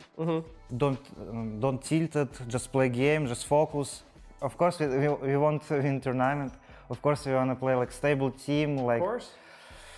But we're working about this. Yeah. And there's a lot to prove. I mean, I feel like when you're at that point, you know, you're consistently getting very close to finals. You're right there. Yeah. I feel like that's where the pressure is the worst. Like it's fun when we play first Dream League in 2025 in December. We lose in decider match versus Yandex, and then they win this tournament. Right. It's just simple. You can lose and get last place in tournament. But if you play a bit better, not too much, a bit, you just win tournament. A bit luck, a bit good shape, a bit just everything is good, you can win tournament. It's just the difference is very small. Right? It's just a tiny little bit of that extra. I think Dota is just more about how you feel your mental. Right. It's very important. Only everything about in your head. So if you're very confident in your heroes, just in your gameplay, it's easy to make good conclusions, improve yourself, your team, and you can get very good place on tournament. Absolutely. So I was reading some interviews that you did before, and you were talking about a lot of that mental and a lot of that pressure, especially as a carry role. A lot of people will say when a team loses, you think they put most of that pressure on the carry. It's their fault. Of course. Is that still how you feel, and is that something that you think is something Dota players I don't should do? feel like this pressure because when I'm playing Virtus.pro, just every guy, every haters just hate me because I'm only ruining a team. Of course, in team, it's not about pos one.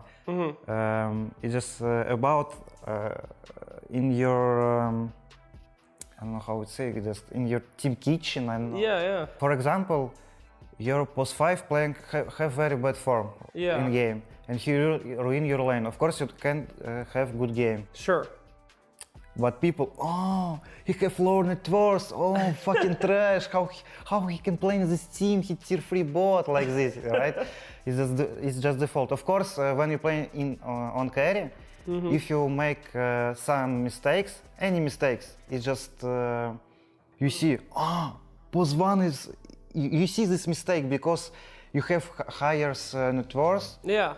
And but you're supposed to be the guy who wins the game. Yeah, right. if your pos 5 don't press like Grave, Mecha, never people they see your mid laner don't gank with rune on your side lane. But if you don't press BKB or you have bad position and you die like a bot, of course everyone sees this, everyone say about this. Right. So I think it's about this. Well, thanks for the insight of what it takes to make a really great carry player. Congratulations on your success, and I hope we do see the 4th, the 3rd, at least the 2nd on this event. Well, you think it's possible? Of course possible, bro. All right, that's what I like to hear. Oh, God. All right, one more. That'll work out like you do. All right, thank you so much. Okay, we'll see more from BetBoom and the boys going up at PGL Wallachia Season 8. Shit!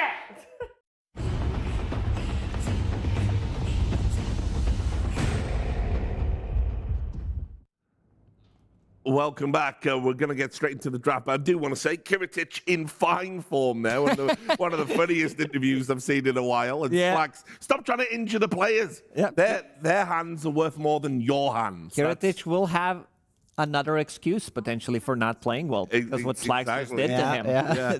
We'll have somebody else to blame. Team Kitchen. So let's see what they're cooking up in this draft. Let's see. Phoenix, a hero, highly contested. This is just a super strong laner, gives you the team fight, pretty much gives you everything.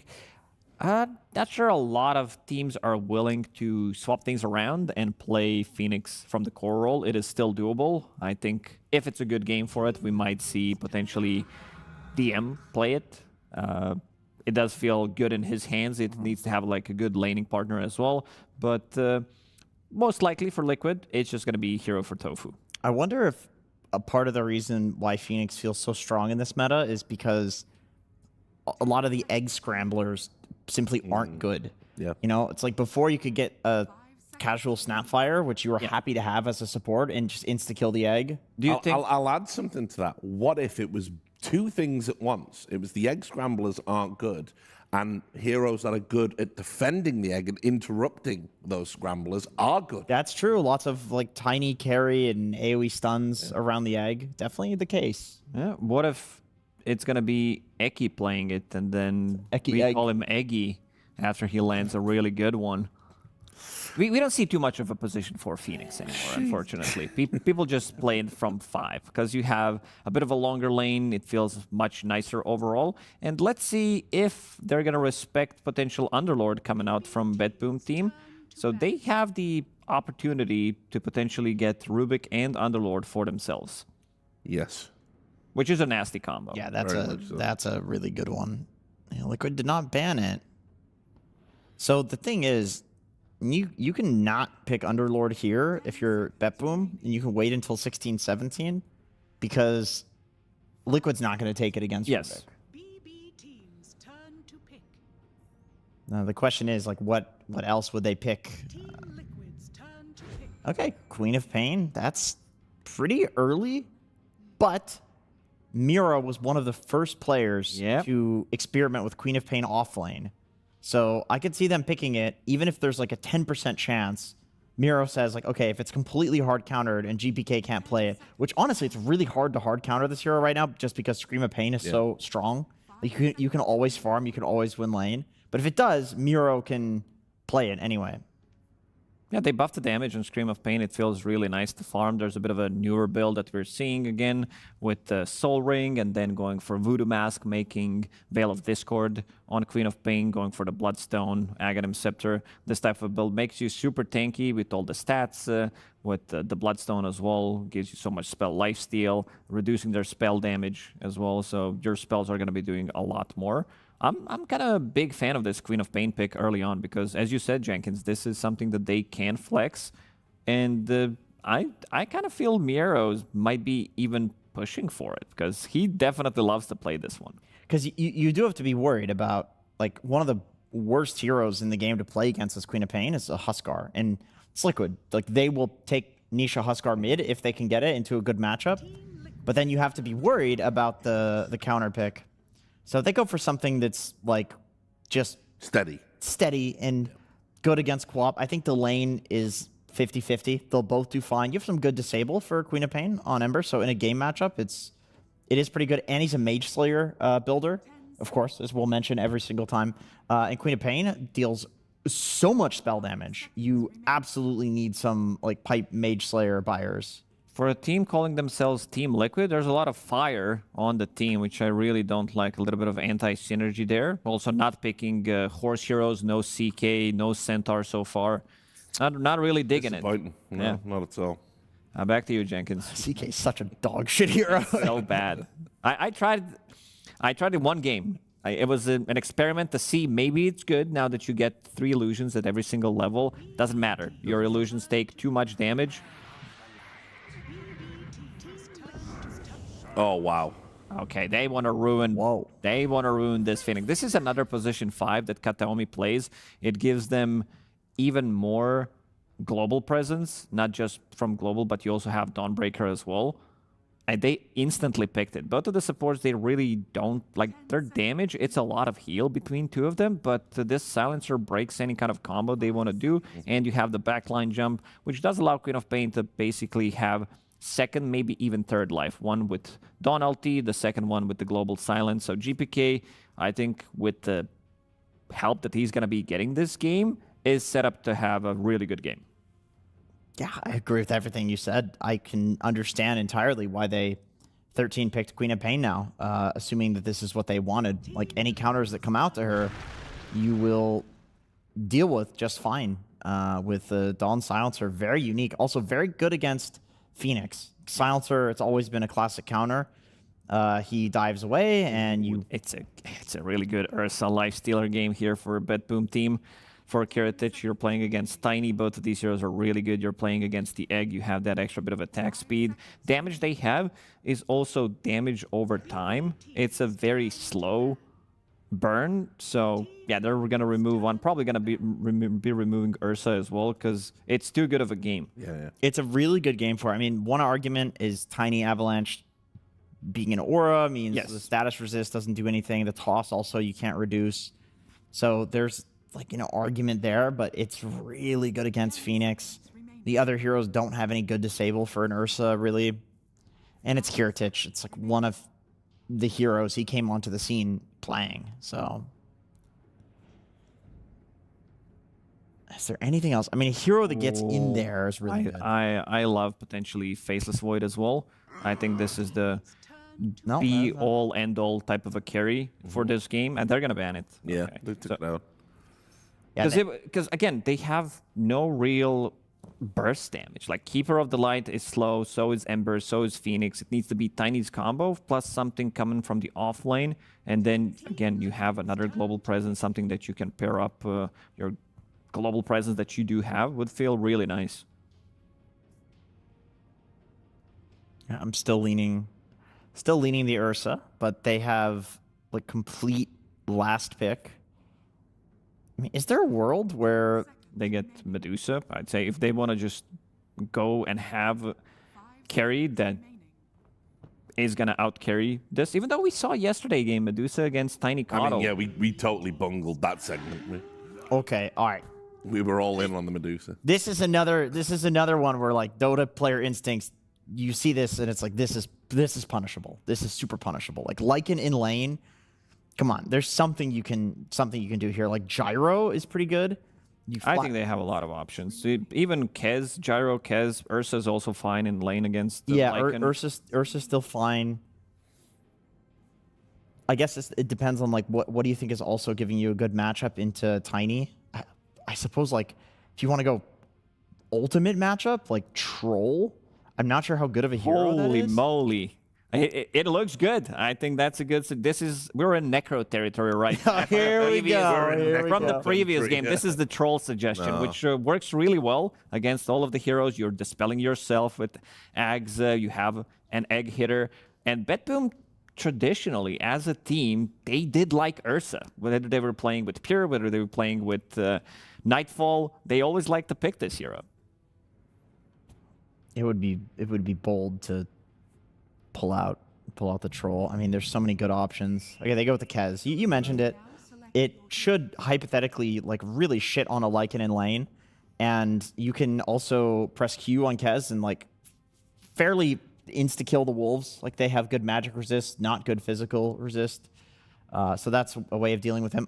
Tiny versus Kez. I'm curious how this matchup goes, like, going later on into the game. Like, Kez has a lot of damage for Tiny, but Tiny also has good lockdown for Kez. I could see Tiny just, like, ripping him to shreds.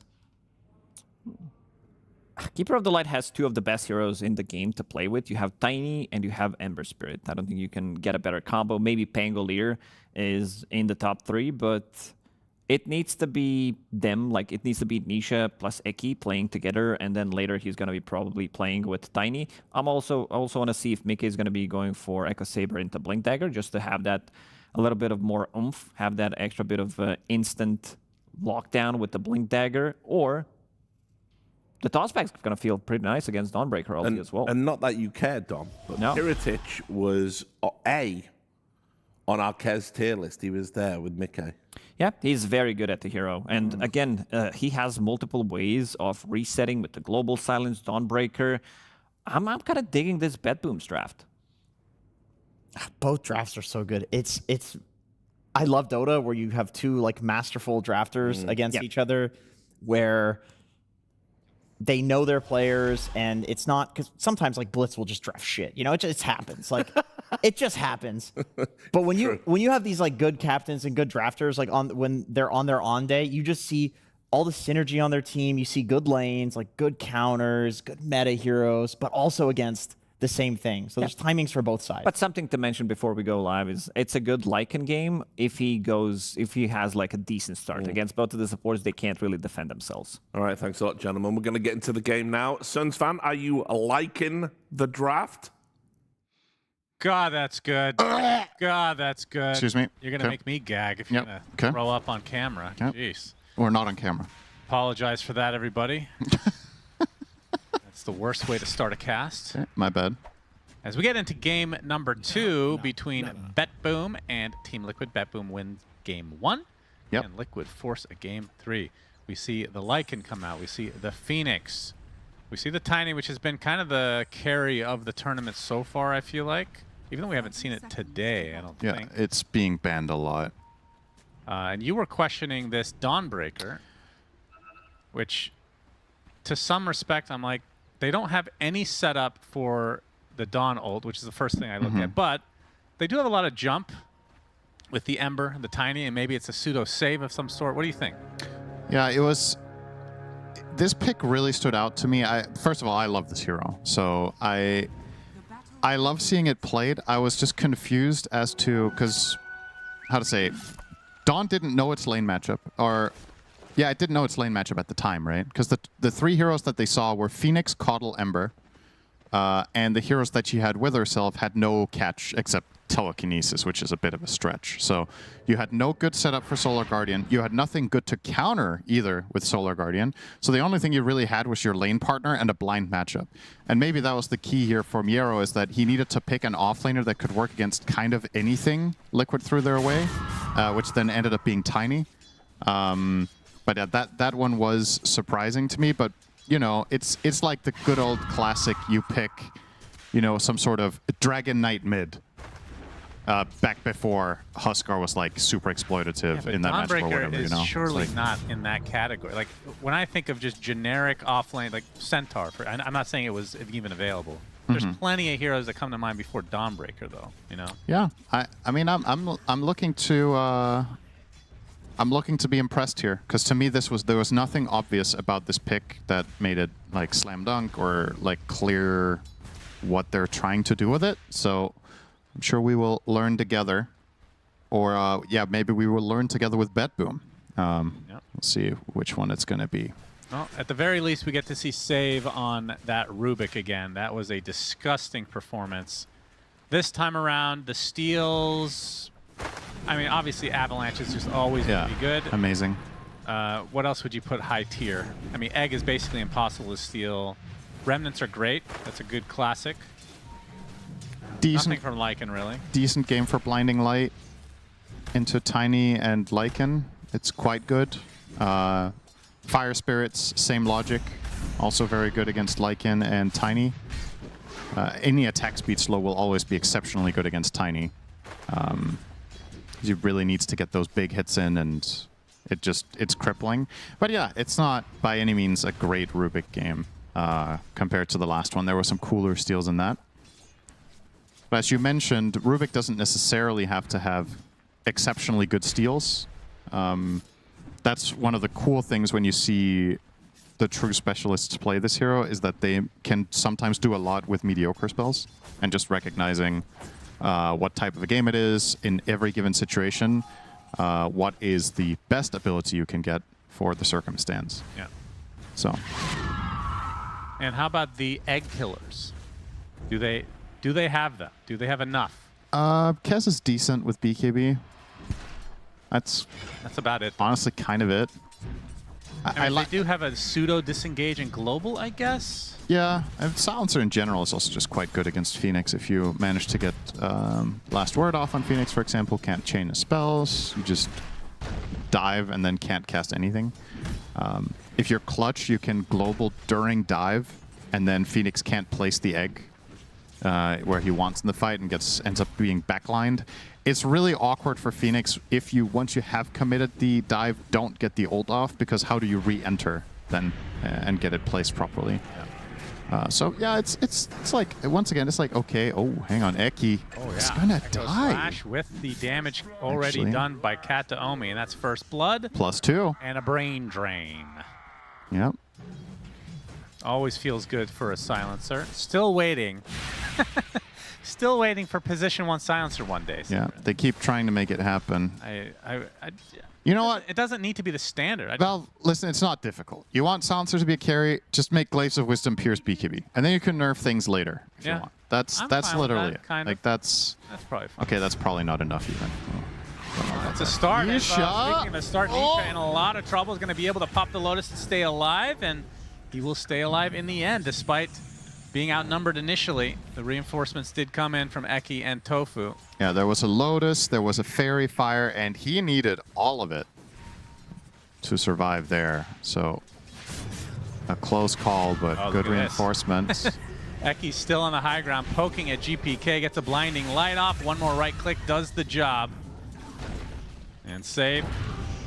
Well, they should be able to take out Tofu, so they get something for their troubles. In fact, the Coddle died as well, so both supports save.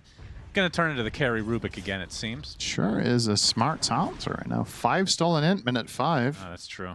Keep in mind he gets 1 per kill and then double if the enemy hero is silenced.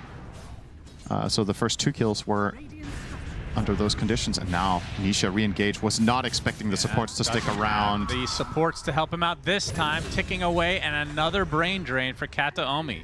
Really good start for the silence. I mean, really, both supports have been all over the place for BetBoom. Yeah. And they have a lot of freedom to do that because Lycan exerts 0 pressure on Kez. So you can just leave. Kind of in a similar fashion to last game with both the Monkey King and the Wind Ranger being very independent in their hero matchups. This is a similar story where Tiny also does just fine against Dawn. So all the supports are just free to roam and do whatever they think is the highest impact play. And I kind of like it from both teams to just abandon the side lanes in those situations because they don't really... No way. Again? He's silenced, Nisha. Going to be able to get off a sleight of fist. Telekinesis back into their arms, and he's dead again. That's a big kill. Oh my goodness. And he's level 5, so it's not like he has a remnant to get back into the base, or back into the mid lane, rather. Yeah. So he has to make the walk of shame, and that is not something you see very often for Nisha to have to go through. Yeah, huge kill. They do get the trade, but easily favorable for the side of BetBoom. Is also considering Nisha is just godlike on this hero, right? There's no way about it. He is incredibly good at Ember, and when a player is a specialist on a tempo hero, it's super high impact for the game to slow them down. It's like incrementally more important because you are limiting the way they usually win their games. Nisha just has this incredible ability on Ember to take over games.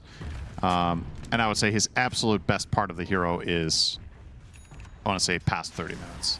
So if you delay that timing, you are giving your other heroes much better conditions. And so far, so good, right? Those 2 kills. He's almost level 6 now. Quap has hit 6. That could become a tertiary kill if they were to try, but other things are on the cards here with the Wisdom. And Tofu getting chased out. We'll have to dive away. That was very close to being in range for Last Word, which would have killed the Phoenix, of course. Can't cancel dive when you're silenced. Yeah, the silencer pick. I wasn't sure what to make of it because it's not something we see every game, but it has certainly worked out in spades so far.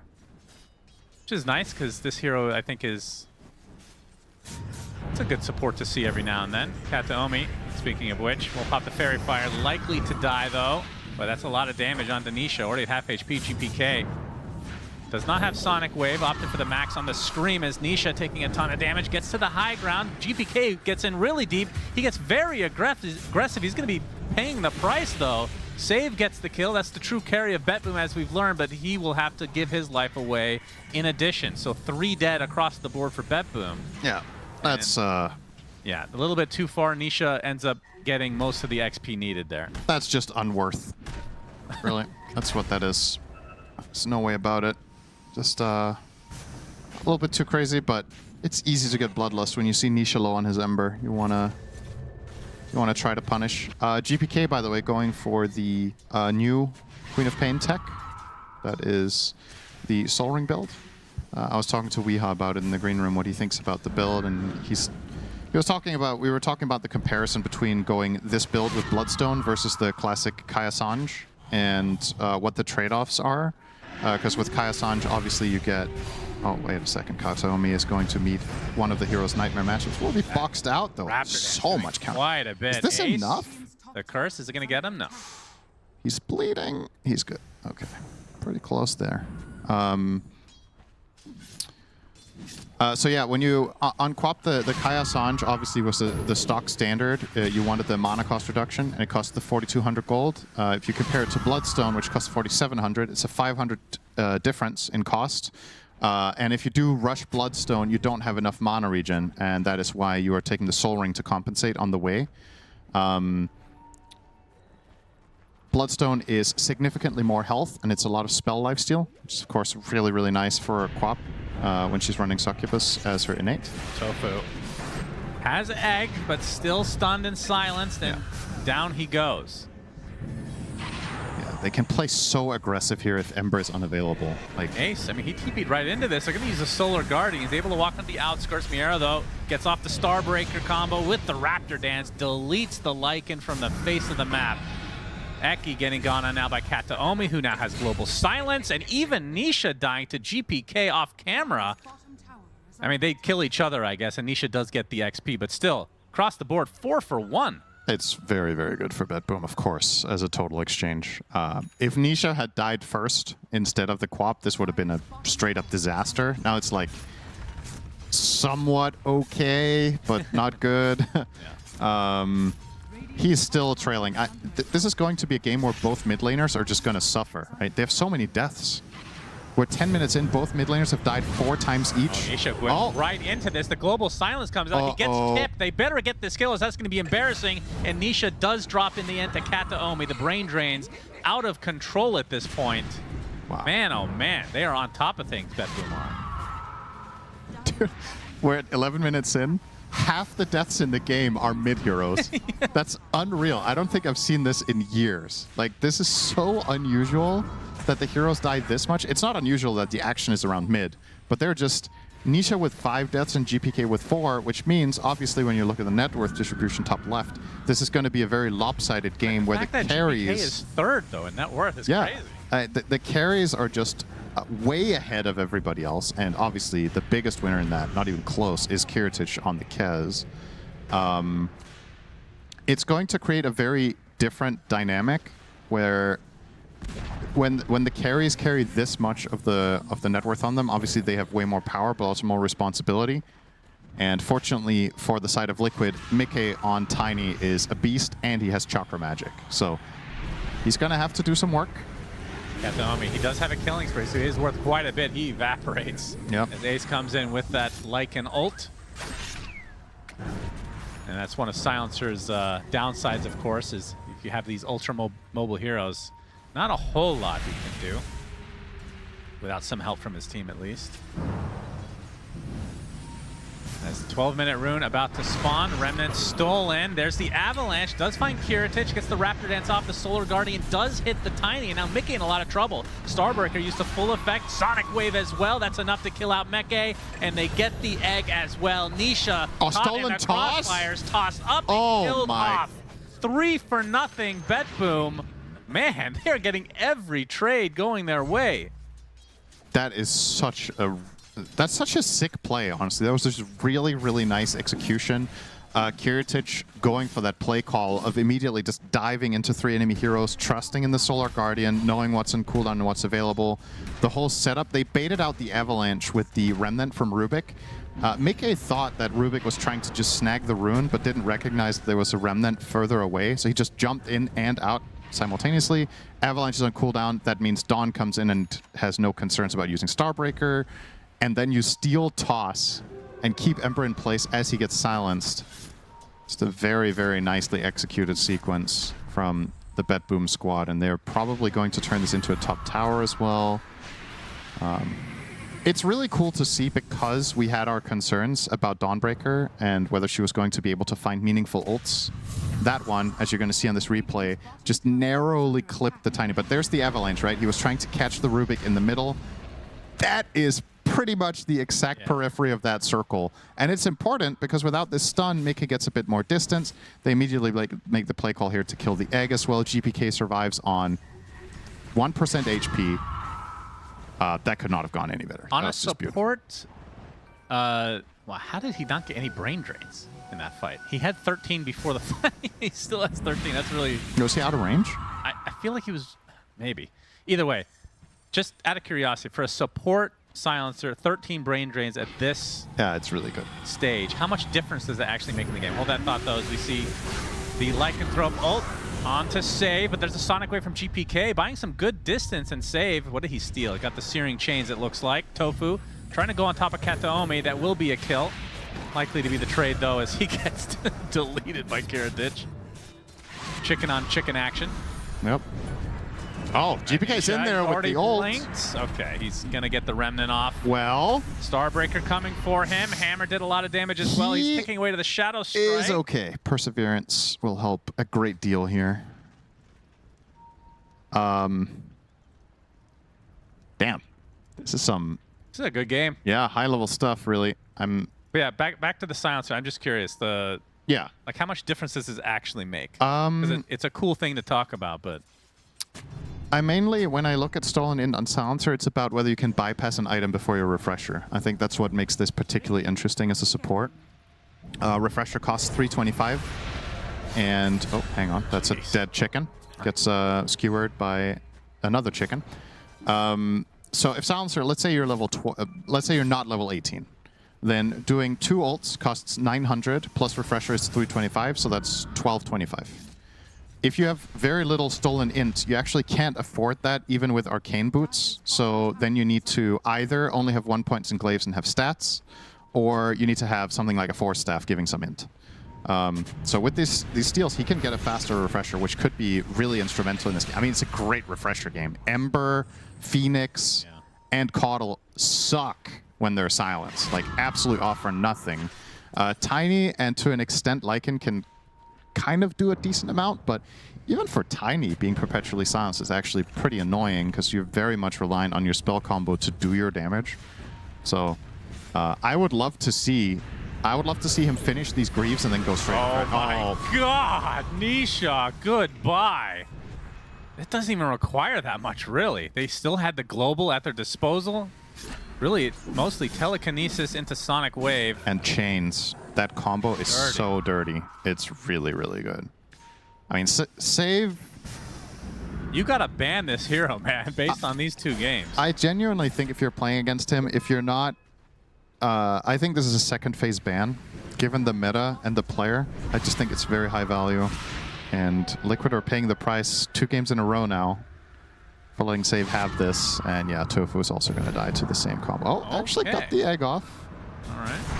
Okay. All right, nice bait, I guess. Absolutely. Save gets destroyed. That did not seem premeditated, but it worked out. That is obviously a spell he should never be able to steal in this game, the Supernova. Should mention Kiritich did go for the Mage Slayer as well, so yeah.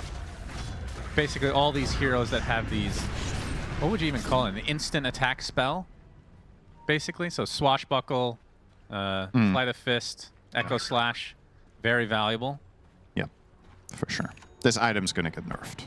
Yeah, I hope they don't nerf it. It's a matter of how. Dramatically, though. I think Like, how much spell damage does it reduce? Is it 30? 40% for 3 seconds. Okay. I mean, that's a little much. I think it's too much. I think that, first of all, is too much, and I think maybe the physical damage component being 40 is too much. But I like that they changed it to work this way. I just think the numbers are off. Yeah.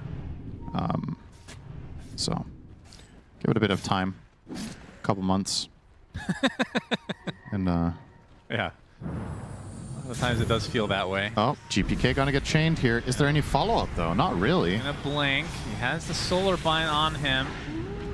And save. Getting chased now by Ace in that Lycan ult. Solar Guardian right on top of Kiritich. Not gonna find any connection onto an enemy. It's a Sonic Wave hitting too. Nisha pretty low already. GPK gets a Shadow Strike up. Kiritich wants to finish the job. They do so relatively easily, for being honest. As Kiritich is continuing his onslaught. Takes out Eki. Mickey left in a bit of a tough spot. The Sunder's going to try to heal him out a bit, but my goodness, the damage is just outdoing everything that Liquid have to offer. A triple kill for Kiritich, 4 dead, as the TPing Lycan will get away. It's been all BetBoom this game. Yeah. Liquid found their man. That time they're like, okay, Rubik's a problem. Ace took care of business. He ran him down. Half of his ult just went to killing the Rubik. But Kiritich got all the space in the world. And also... The funny thing is, Lycan against Rubik, theoretically, not that good. Because you can just steal pretty reliably, I feel like. You can steal Lycan ult, right? Unless he howled immediately after. Does he howl immediately after just to prevent that? Okay. Yeah. But what you can do is you can global when he casts his ult, because it has transformation time, and that way you can kind of cover. I don't know if that was what they were trying to do, but either way, it's still a great fight for the side of BetBoom. And this haste rune on Kiritich is actually super important for the outcome of this fight, that he's able to run down the Coddle here, and that full heal from the Raptor Dance. The fight is just over at this point.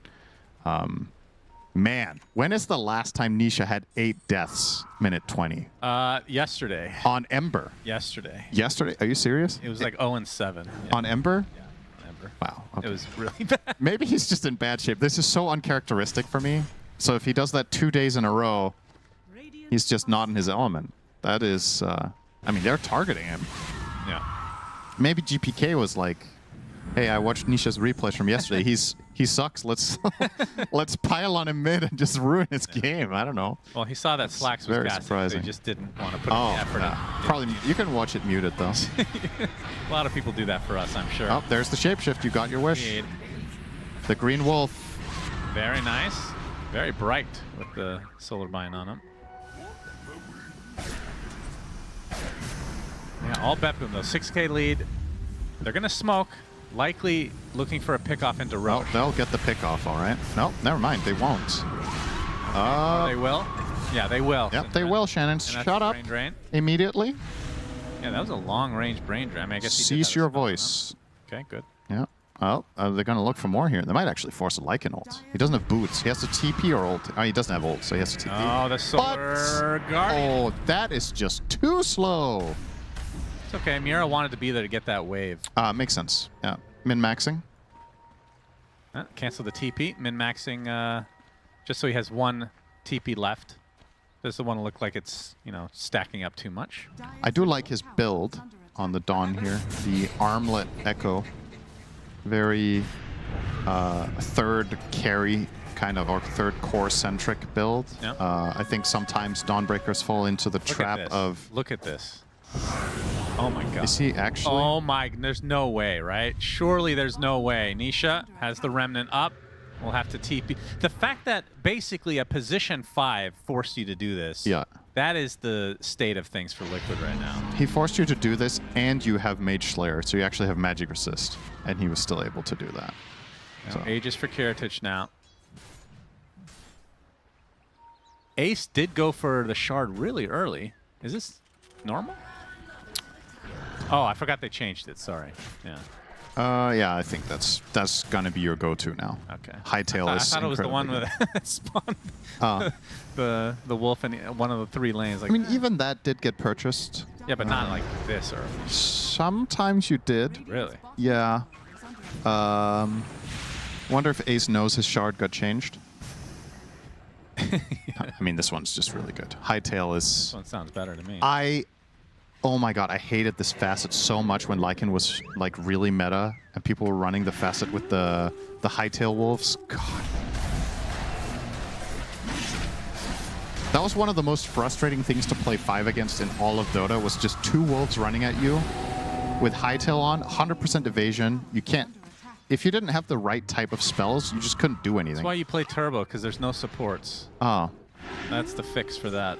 Now, do people play Lycan in Turbo? No. I mean, I did when the Spirit Wolves was a fat. Ah, yeah. Love that so you didn't have to play the hero. That makes a lot of sense. Eki just casually dead. And gets Ace cut down. trying to juke.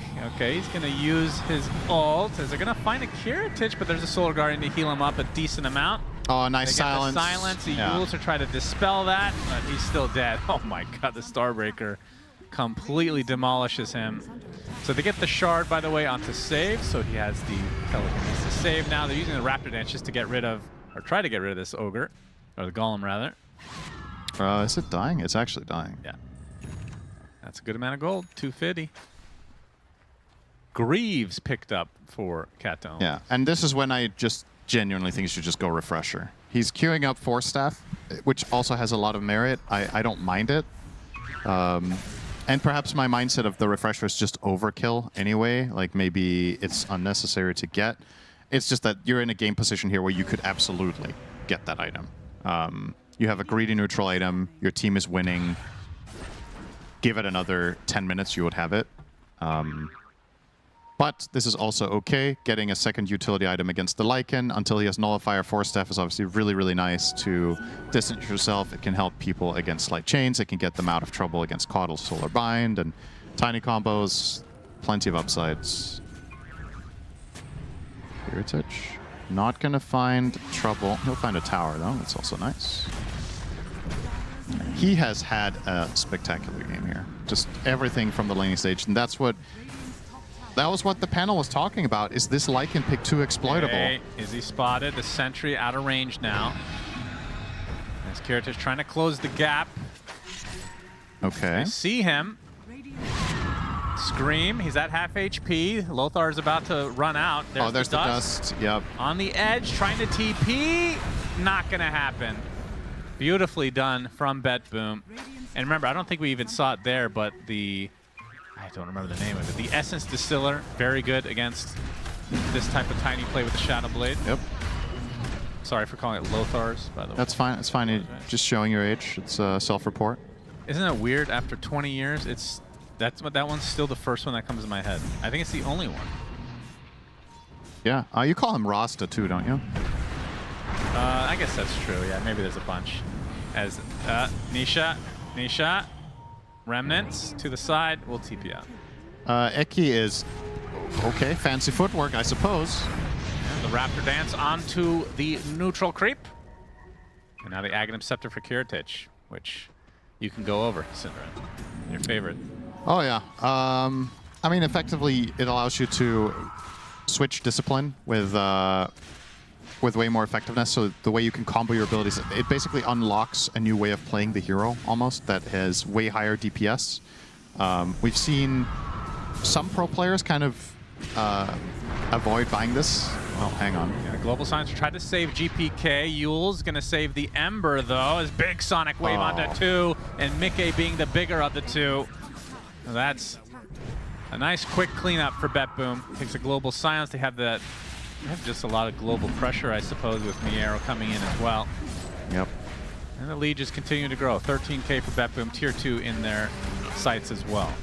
This Dawn has really worked. I wasn't seeing the obvious way for this to work, and I still, even after seeing the game play out, I don't feel like when it was picked that it was necessarily clear that the game would have this like complexion, because they didn't know multiple enemy picks still and whatnot. But within the framework of how this has been played, this has worked really, really nicely from Miero.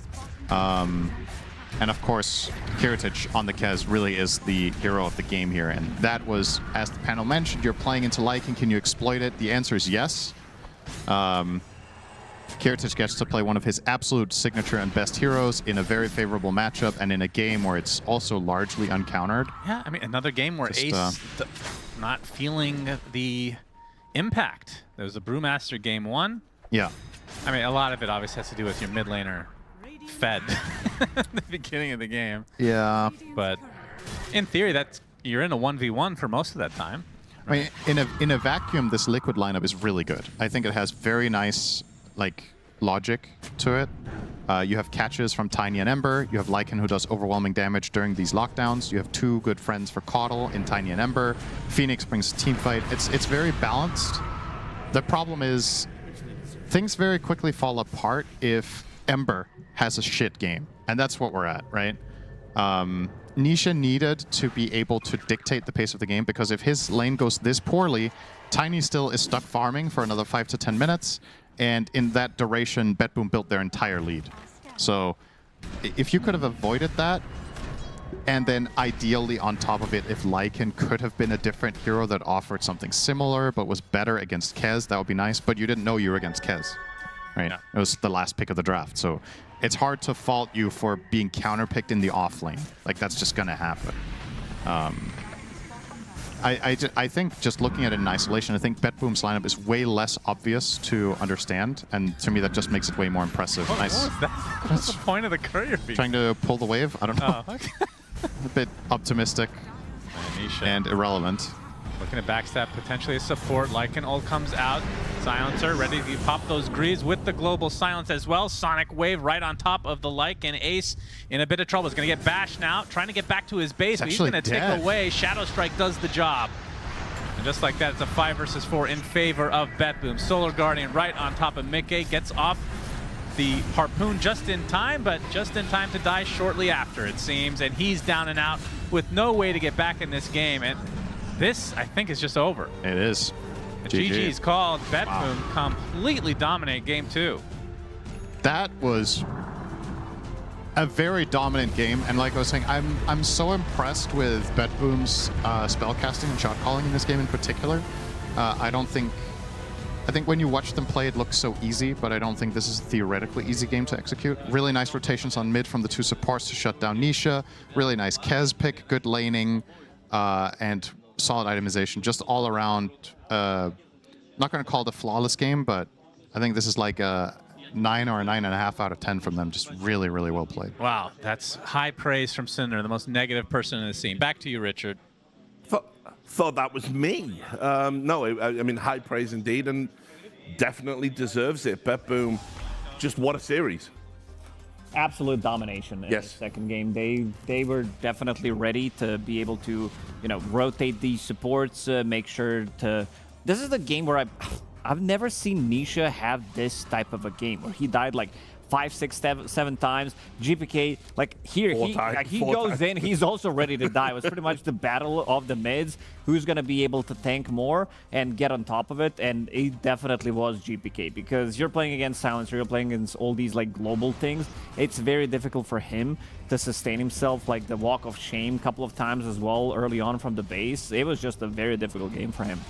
Super interesting Queen of Pain build. I know we've seen, of course, the Soul Ring build before, but I wasn't sure if everyone was going to follow the points and dagger, skipping ult, going for more points in Scream, but he did that this game, and I guess the benefit is you're not using a ton of mana and you're playing to have a lower cooldown on Scream, you're in and out of the fights, you have higher levels in your other abilities. It worked out for him, and the Dawnbreaker looked really good. It did. Actually came in clutch on a number of occasions. And it just felt as well, I mean, just looking at the fights that you can see unfolding on your screen here as well, so much damage coming out. Yeah, one thing that did open up the game for BetBoom is these supports rotations that are mid lane, where they're going to be able to leave Dawnbreaker alone, so she gets the solo XP. In the bottom lane, Lycan, he can't lane against Kez because he's just going to kill him straight away, and he doesn't know where the supports are. One lift is going to stop his TP potentially attempt, and he needs the jungle, which does allow both of them to get quite a lot of XP. And then with the Dawnbreaker hitting level 6, they're ready to take the rune fight after that, steal the enemy XP rune. So everything pretty much top-notch, and this is the standout player for a good reason. Well, Cinderin said something interesting on the broadcast. I think I heard him correctly when he said, if Kiritich is playing against you, definitely weigh up the Kez ban. Yeah, you have to think about it. I wasn't entirely sure how the hero would look after the patch, particularly because the patch notes are the size of a Harry Potter book when it comes to this hero, so I didn't read it. Looks like every time this happens, if it is not good enough, it gets subsequently buffed, and then the Kaz players will find a way to make it work. The hero still has not changed in the fact that it does a metric shit ton of damage. I like the idea going for the Mage Slayer. He didn't have another Mage Slayer builder, and it just feels good to have somebody buying that in the game. It gives him that little bit of extra tankiness so he doesn't get bursted, and then the Dawn can save him. Like Dawn Silencer plus 2 other cores that are doing heavy damage and like to get in there.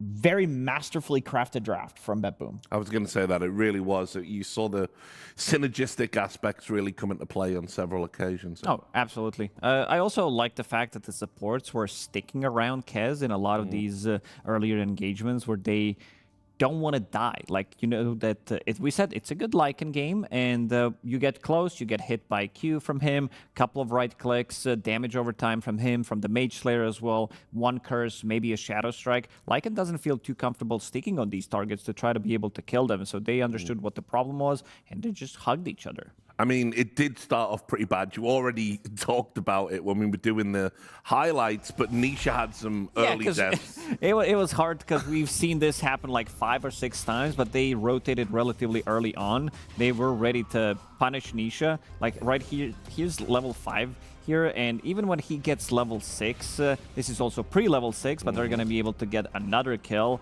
And then when he's level 6, you're going to see Kataomi use the global silence, make sure that he punishes him, because they have more than enough damage. And again, this is the BetBoom specialty. They are ready to go in, and they're ready to outnumber the opponents every single time. This is something that they've been doing for a very long time, making sure that enemies can't respond. And when they respond, it's also a bit too late. Ace here, he already used his shapeshift, doesn't have much, and then Dawnbreaker ulti comes in, which is going to be another disastrous fight for Liquid.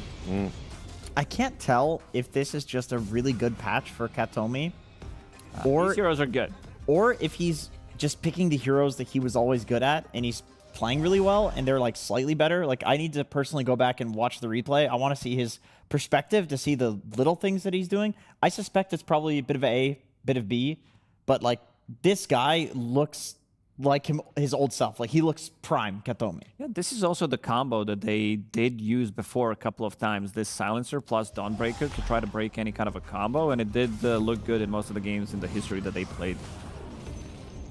It's very nice stuff. There's so much focus around the mid lane in both of these games, but it's just advantage to BetBoom both times. Oh, unquestionably. Yeah, it's very difficult. Like this global presence or double global presence, you see it here. Just pops 1 spell. It does allow either Dawnbreaker to play super aggressive. Queen of Pain, GPK showed that he's going to be playing aggressive. So he does have pretty much 2 extra lives. He goes in, Dawnbreaker ulti, Silencer if necessary. Allowed him to have a really good game. Well, so much focus on mid as well. Obviously, sets up the carries nicely. You can get farming unmolested, and here we have it. You can see Kiritich versus Mickey.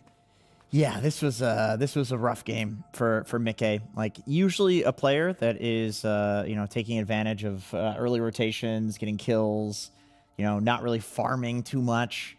In this game, Kiritich was doing both. He was farming, he was killing, and in the 1v1 matchup between Tiny and Kez, like Kez absolutely shreds Tiny. If he has that little bit of protection in the Silencer and the Dawnbreaker, like he can destroy Tiny. Yeah, so just a quick final thought before break. Obviously, Liquid's bouncing back tomorrow. What do you think? Yeah, I sure hope so. Today was not the greatest showing, especially in the second game. They're going to have a couple of hours, to prep, and they're definitely going to be coming back stronger tomorrow. Andrew? I agree. Brilliant. It's Liquid. They won a TI. That's exactly. That's the Emmy Award-winning death segment right there. We're going to break. It's enough from us over in the morning crew. After the break, you're going to be with She Governor, T Governor, and We Governor. We'll see you later.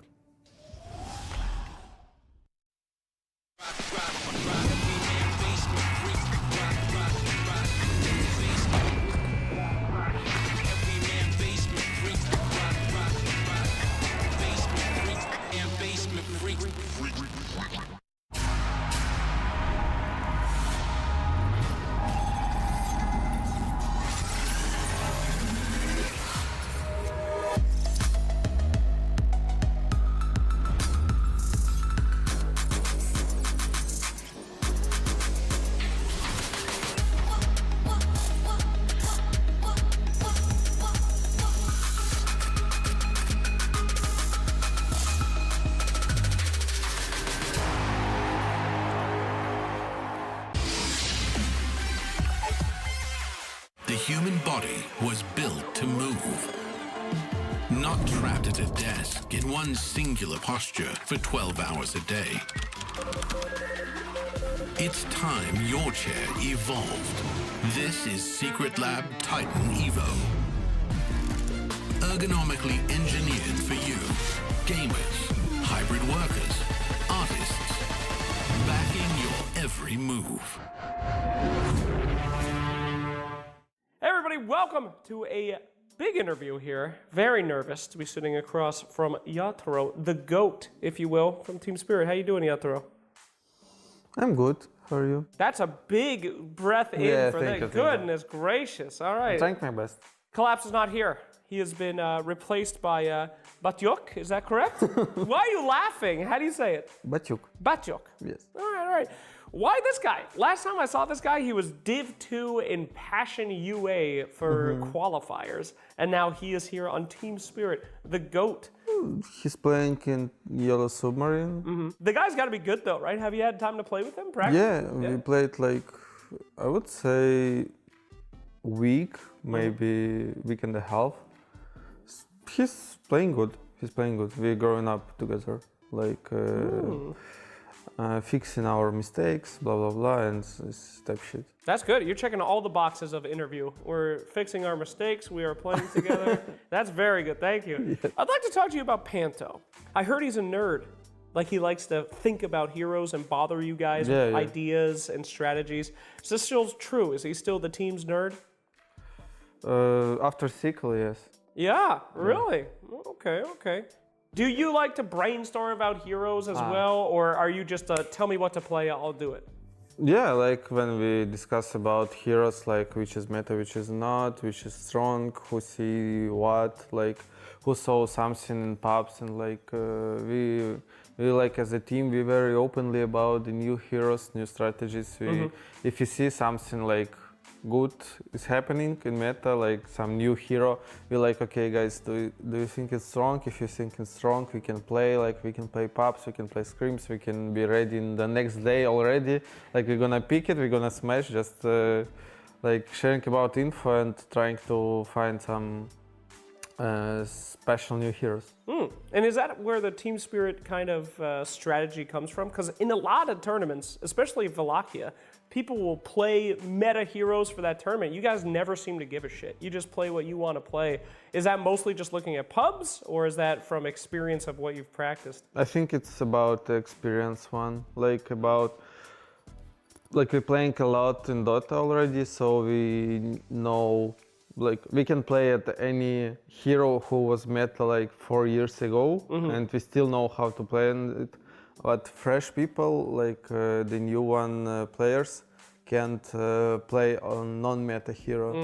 How I see like about the tournament, about a lot of players, what I follow up, they just can't like at carries they can't play like Dark Willow. Sure. Yeah. But I can, like, because we are like meta Dark Willow, so I know how to play, how to build, like it's all inside my brain. So anytime Dark Willow meta, I'm ready. All right. I have to admit though, you are starting to sound like a boomer. I have to be. The kids these days, they don't know how to play Dark Willow carry. I am. Made you hard. All right, no worries. I want to talk to you about the new patch. I think it's very interesting. Your thoughts. They deleted facets. They've changed a lot. Do you like the direction that Dota is going? Do you think it's getting more creative, less creative? What do you think? I think it's good because in some heroes they put 2 facets in like hero. Yeah, and in talents, right? Yes, and he's good. Like Husker, you have 2 facets. At Anti-Mage, you have 0. Yeah. And it's not fair enough. Okay. They should. I think in the future they're gonna balance it. Like every hero gonna have 2 facets in other, or like some sort of content. They're gonna have 2 facets about the hero, and I think they just didn't. Was not prepared about like, oh shit, we need to do for every hero.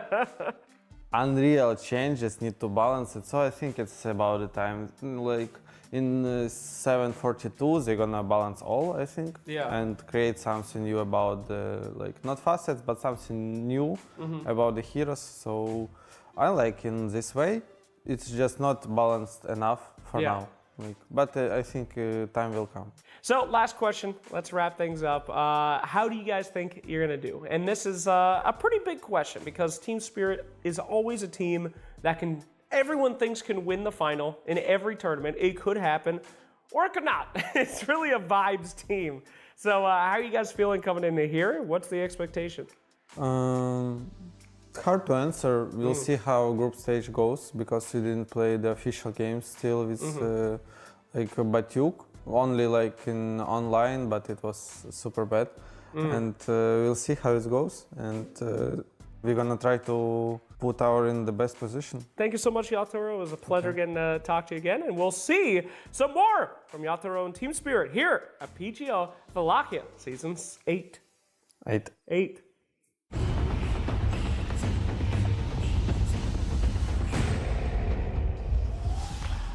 Well, on the first day of group stage, Team Spirit already did quite well, and that's why they're here on the main stream with all the other teams that won. We're here for the second half of the day, and Team Spirit here going up against Falcons for best of 3.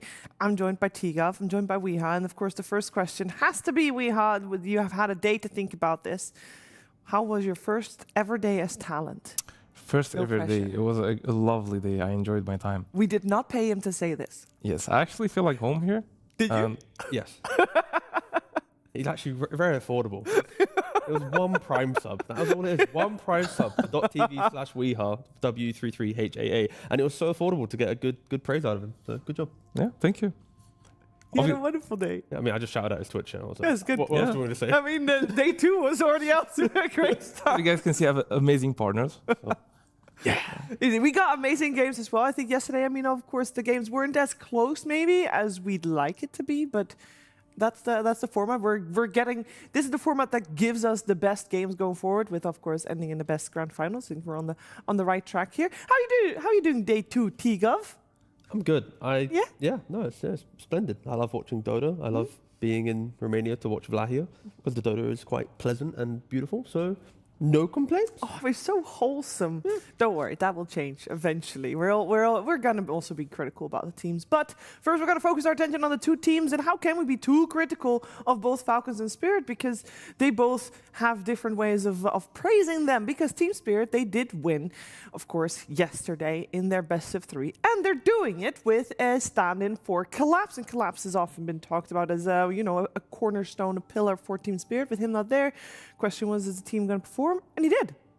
That's why I started wholesome, Shiva. All right. Okay, is it gone? I got the hard-hitting graphic. Okay, all right? okay. So Spirit, of course, they're a team that we expect to see in a lot of grand finals, right? And I think just they've made a lot of roster changes that in Dota, we don't have this many changes throughout a year. Of course, at the end of 2025, when Poshka Panther, they swapped out. They were able to get to 2 grand finals out of 4 Tier 1 games.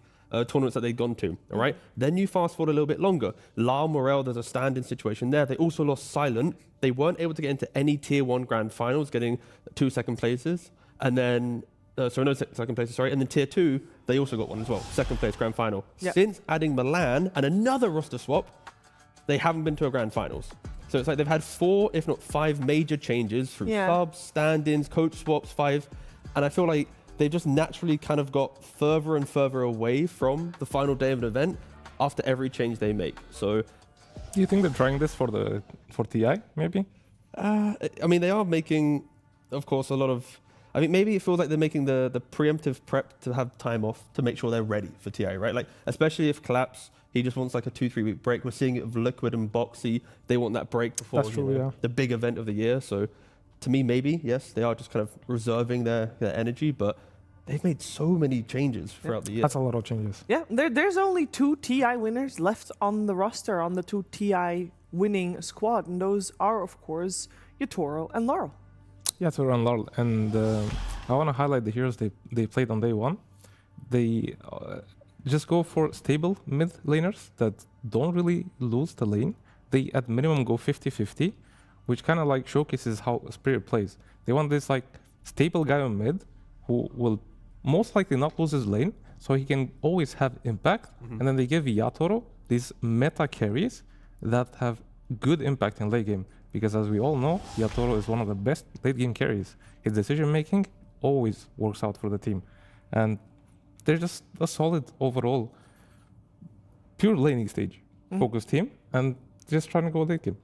I think it also then boils into the having the little changes here and there. Like when they had Morel, they lost a little bit of that flair because Morel wasn't as much of a playmaker to Lau, right? So when Lau returned, they instantly were like, oh my God, we're back. We're getting a 4th place, I believe, out of Wallachia because of how important Lau is. Now having Batchik on the roster, like he, again, kind of fresher face to tier 1 kind of international space.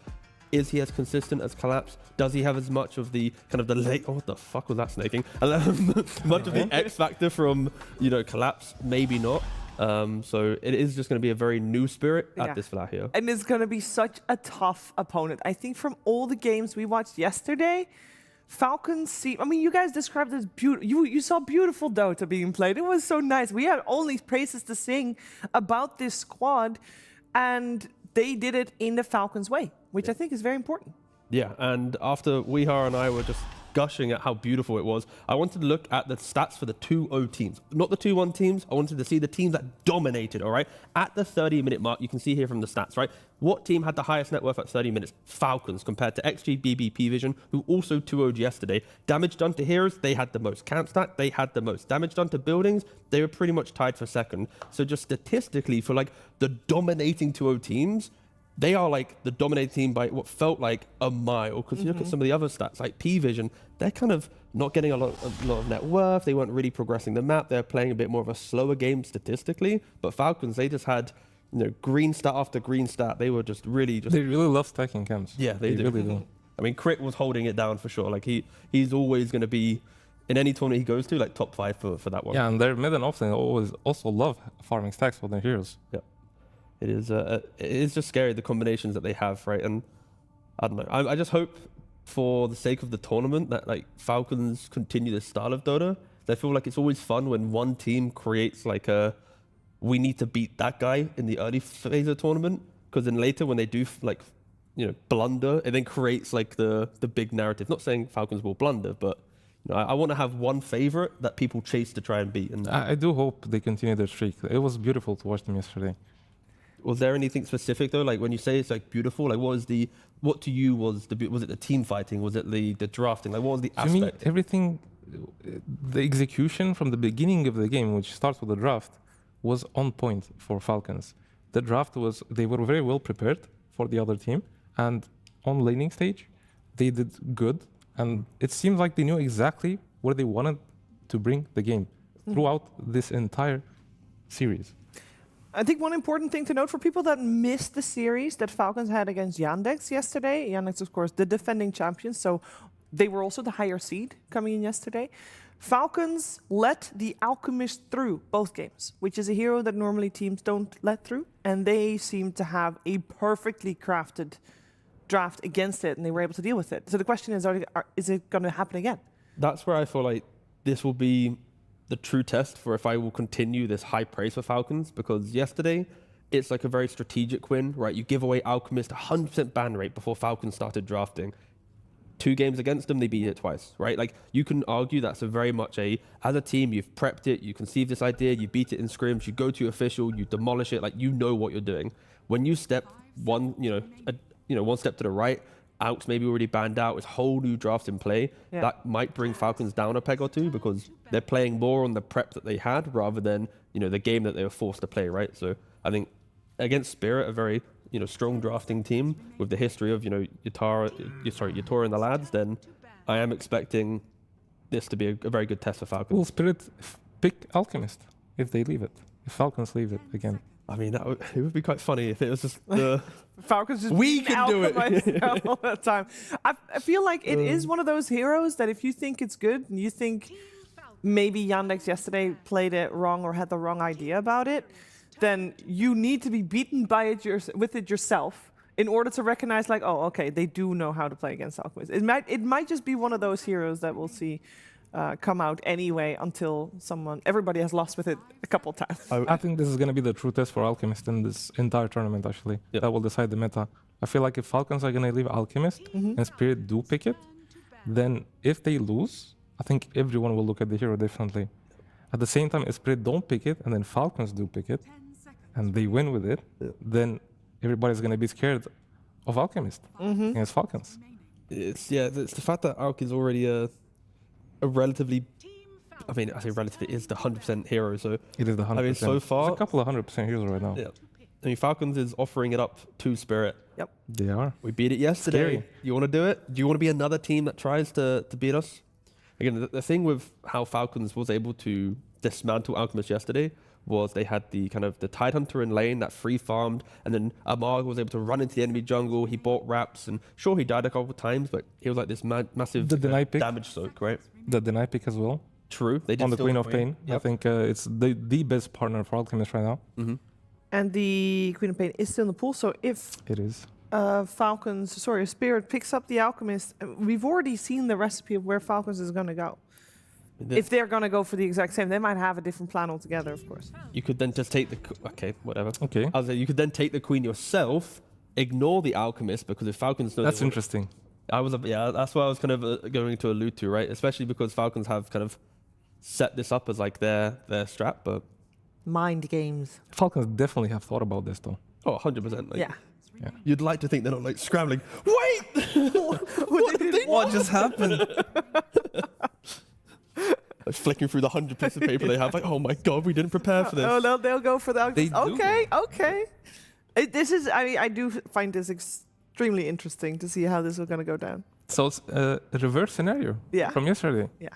Again, to consider the two heroes in play, right? Queen of Pain won't directly counter the Alchemist because, of course, they're playing different lanes. You can maybe look towards Queen rotating. If Out goes deep on the lane, trying to go for a kill with Concoction, Queen can TP, Sonic Wave, get a kill. But in regards to the state of the game, the reason why Queen will kind of counterpick to the Alk was, again, like we have mentioned, you're taking away that Agnim's hero. Of course, you then need to promote maybe the Pangos, the Void Spirits, and other heroes that take Agnims, but they naturally don't lane very well against Queen of Pain. Hence why it's such a high value hero for Falcons. So. Yeah, and Pango is banned as well. Yep. So the two best partners for Alk right now are kind of missing. And Spirit still banned the Void. Yeah. They did ban the Void, yes. What other good partners did we see yesterday? I mean, I've never seen Snaking, so he was very good, like intently looking. Sorry, back to you, Shiva. it was all good. I think yesterday we saw the Invoker being one of them. We saw the Largo, it didn't work out. I mean, the Invoker didn't work out either because Alchemist lost the series, both games. So which other combos would you like? I want to expand on the Invoker part. Yeah. I feel like it didn't work out because Invoker was not enabled with a setup for the Cataclysm, which is arguably the best option you can take from the three Aghanims, right? Because when you get Aghanims on Invoker, you get to choose now. You either go for Quas, Wix, or Exhort. And Exhort is definitely the better option because of Cataclysm.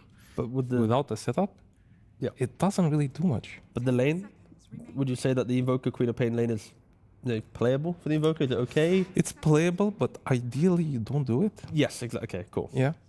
Although later on in the stages of the game, Invoker does become quite good against Queen due to the cold snap. Yeah. It doesn't allow you to blink out, so you definitely have to have a BKB. And If on 16-17 you can pick Invoker Tide, is that worth? definitely. Okay. Definitely. Invoker Tide is a very strong duo to have in the game, especially when Alchemist is going to gift an axe. The Tide will have to just buy one blink and then they're ready. Is it worth? I mean, I know that there's not a high chance that Spirit will play an Invoker support, but is it worth to wait with both of those until 16-17 and give Spirit the option of picking up the Tide for themselves? I could see a world where Spirit looked towards it earlier. I was going to... Okay. Yeah, I mean, Falcons continue their normal drafting pattern of pick strong hero that Falcons like into then Falcons crit hero. Yeah. Very happy. And I think we're hyping up a lot of heroes that potentially might even be ignored within the draft. True. Right now, I'm thinking about Silencer being a hero that's going to be raised in popularity. Falcons banned it a lot yesterday. Why did it raise in popularity, Silencer? Because there has to be some logic behind the carries and the strength they're bringing to the laning phase. Silencer's a very weak laner, why we didn't see him in previous patches. But Monkey can carry, Out carry, like the ability to just lean on their strengths. I think Silencer gets in. And then you look towards mid laners, Embers, Pucks, Quops.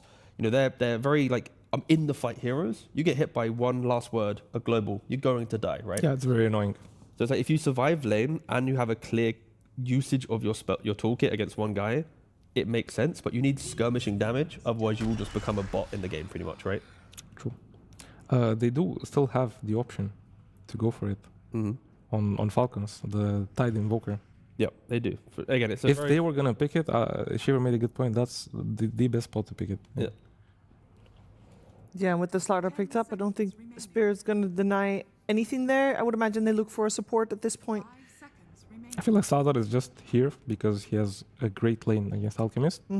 And Sardar generally suffers in lane against most carries. But when you do get a free lane, this hero shines. Sorry to be the bearer of bad news, guys, but I was thinking, I don't think Malrine plays the hero. Invoker? Yeah, he doesn't. Oh. It's 2 games played, 0% win rate. Yeah, well, he's just waiting for the right opportunity, isn't he? Yeah, oh, definitely. right. I'm some copium here. Do you want some? Yeah, a little bit, yeah. Cool. Is it? That's a techies. I've seen ZinQ played quite a few times, attempted to. Taser is very fun. Like having the disarm, also just having blast off, being able to still use items, and you're not being stunned anymore. You're just is it rooted? That changed the hero in a good way now. Yes. Now you're not stunned, you're rooted now. Yeah, it is rooted. So you can use items and even spells. Yeah, it's so nice. Like you're just flying in, and you can like preemptively force stuff. You can just do things, which is very good for the hero. It makes it feel a lot more fluid in the gameplay. But yeah, Taser plus that change to blast off, kind of a big up for the hero pretty much. The hero seems pretty strong to me, the techies. Ooh. Death Prophet. That's a Malrine hero. Yeah. Is that a hero that is extra good with Ags? Like, does that create good power spike for Falcons? I feel like it's okay. Okay. Yeah. It's not by any means amazing. 100% win rate as hard support. I think Tofu played it for Liquid, right? Yep. Okay. But with the Enchantress, it's now straight back to the mid lane. Yeah. Definitely a good option. It's quite good against the Queen in the matchup mid. It's a good partner for the Alk. Yeah. Give the Axe to. I mean, pretty solid. Death Prophet is all about like getting tanky timings, right? It's like you want to buy like one item into BKB or like some Shivas, stand your ground. Here, of course, Shivas is exceptional into the Slardar lineup. Given the Agnums, you can then utilize the spirits of your clicks to kind of just progress the game a bit more. Helps her feel like she's kind of, again, like I said, just tankier. Death Prophet to Queen of Pain, though, is a fun back and forth matchup, right? Old school, it's like you pick Queen to blink away from the Death Prophet, breaking the Siphon. But I feel like now with Queen just maxing Scream, you are just going to shove the wave. DP is going to stand there, shove the wave. The real question is, are Spirit going to bring numbers to protect the tower when DP hits like 6? I feel like the matchup is actually DP favored. I feel DP is a much stronger hero than Queen on lane, just simply because she can spam her Swarm with very low mana with high damage. And you outrange the Queen. So in my opinion, I think DP is heavily favored actually in this matchup, which is gonna slow down Queen's timings for sure. But I'm scared for Sardar and DP. They both kind of like are good against each other. Like DP can buy the Shivas as you mentioned, and then Sardar will kind of lack damage. But Sardar with the right partner, like a Terrorblade, if you get caught out on DP, it's gonna be hard to save her. You're disappearing. Like you're disappearing in like a second. Yeah, like Skadi, like Manta Skadi, Terrorblade, and you are the raid boss in this game, right? Pretty much, yeah. Skadi versus Ench, DP, and Alk. Thank you so much for buying this item. Like we are gonna utilize you nicely. Pretty much. And Spirit's lineup is kind of built on really playing the very clear timings, right? Get the runes for the Queen of Pain. She can make moves. When Slardar gets blinked, you play through him, and eventually Terrorblade steps up with Manta Skadi. So for Falcons, they need to decide, is it shutting down the Slardar in lane? Is it rotating to mid and stopping the runes from the Queen of Pain? Like, they need to pick one of these cores and try and just break them. Because Terrorblade, of course, you need other heroes to like get you a little bit more into the game, right?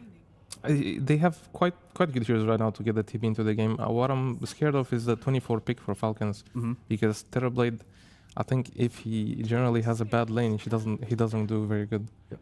So it's like Underlord, Baru, Tidehunter. Am I missing any kind of like the more annoying offlaners for him to play? It's Ammar. I don't know what he's gonna do. That's true. Well, luckily it's gonna be Slark. All right, so we know that one. We've already gone. Yeah. There's only it's not a bad Slark game. There's only one more ban left for Spirit. They already removed that Underlord you talked about. We are also looking still for support for the side of Spirit. The Watermelon guy is still going to be removed. He's out.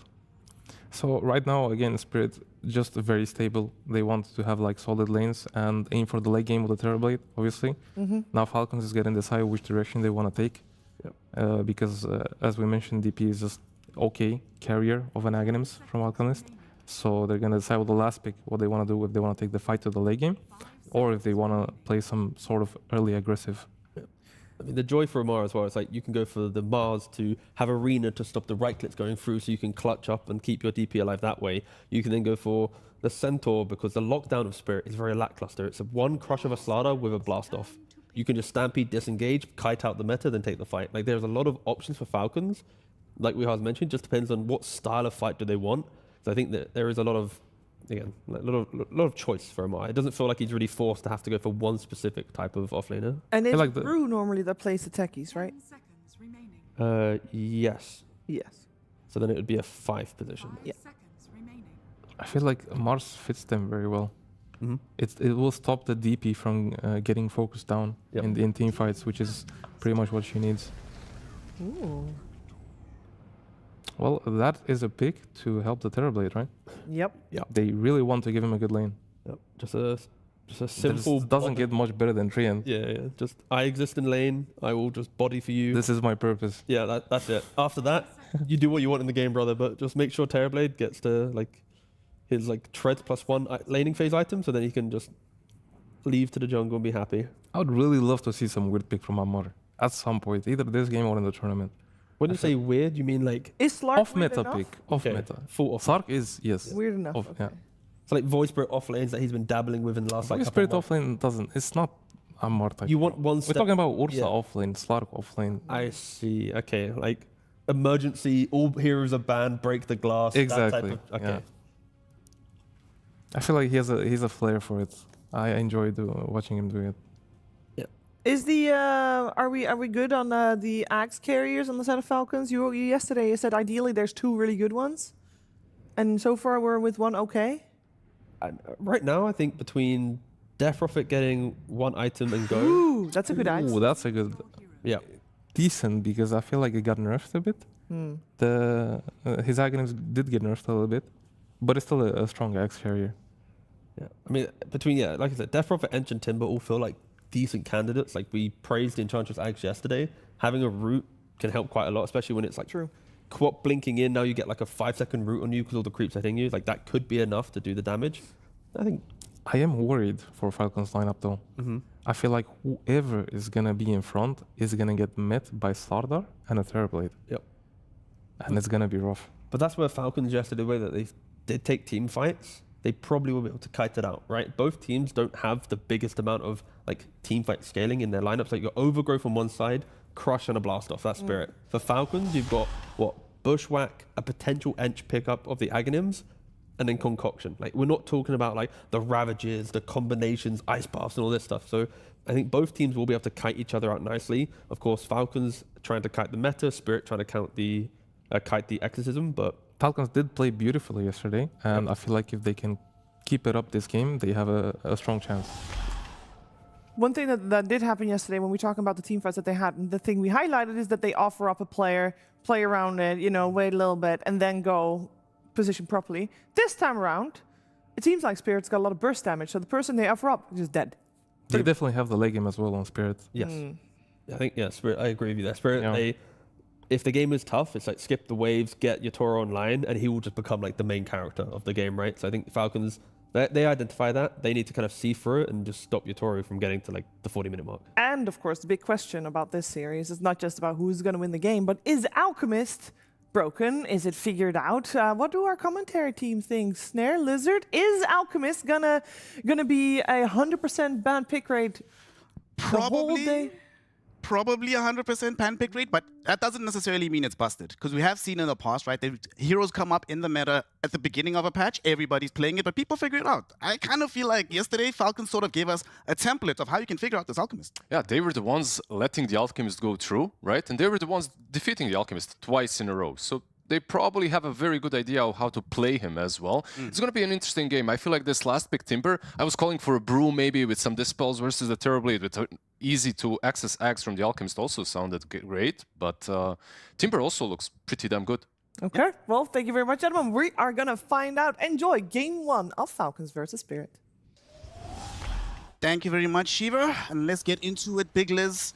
This is a game where I know we're not costing a Chinese team, but I have to talk about Chinese Dota. I look at the Spirit draft. This looks like a Chinese draft to me, man. And that means I like it naturally, but I love the team fight. I love the damage output that they have. How do you stop them? If you're on the side of Falcons, what do you do to actually deal with Spirit here?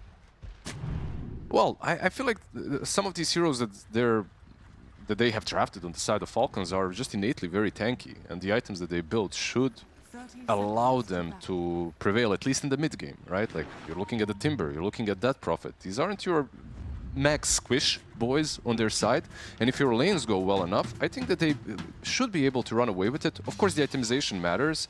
I want to see if Enchantress in this kind of a game is going to go for the Axe Rush that we are seeing that Panel talked about, or maybe a little bit more utility for the team, because I'd like to see more utility. Your Timber on the offlane is usually not bringing it, right? So maybe Solar Crest, Glimmer Cape here and there might help out.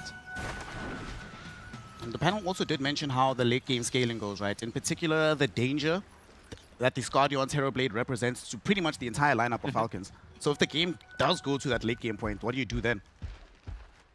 I know the Terrorblade has been always considered like one of those giga carries, you know, like one of those that eventually, if you ask a carry which hero to pick for him to carry the game in any meta, Terrorblade comes up, right? He's like that.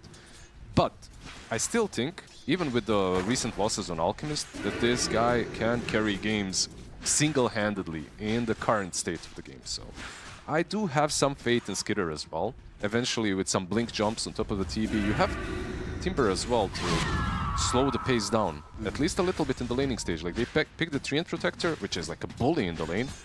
He's not a bully versus Timber. Like, Timber actually enjoys playing around all the trees. Let's see how it goes. So far, the laning phase has begun. Yatoro will be trying to farm bottom against the Timber. Lal versus Malrine. Not a lane that we get to see all that often. The Death Prophet into the Queen of Pain. But I won't lie, I miss Death Prophet. I feel like this hero, Dota's always more interesting when it's viable to be able to pick her up. Now down bottom though. Big bushwhack, but not really going to be able to do too much. We'll zone back Yatoro for a little bit on the last edges of this metamorphosis, but everyone should be fine.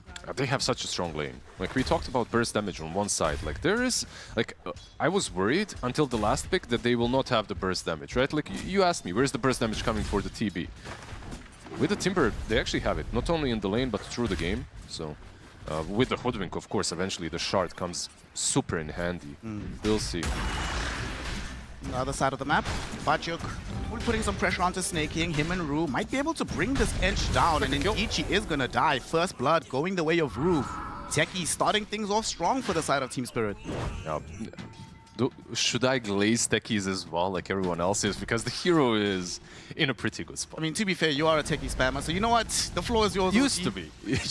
A recovered techie spammer. A recovered, yeah. I went to techies rehab. Haven't played for a while now, but the hero looks like probably in the best place that he has been in quite some time, that they have been.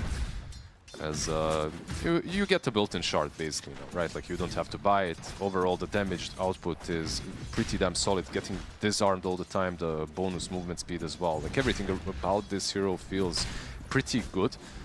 Luckily for Falcons, they do have ways of at least dealing with the mines, right? Like, you have Enchantress, you have some creeps to scout things out, you have your Minesweeper out there.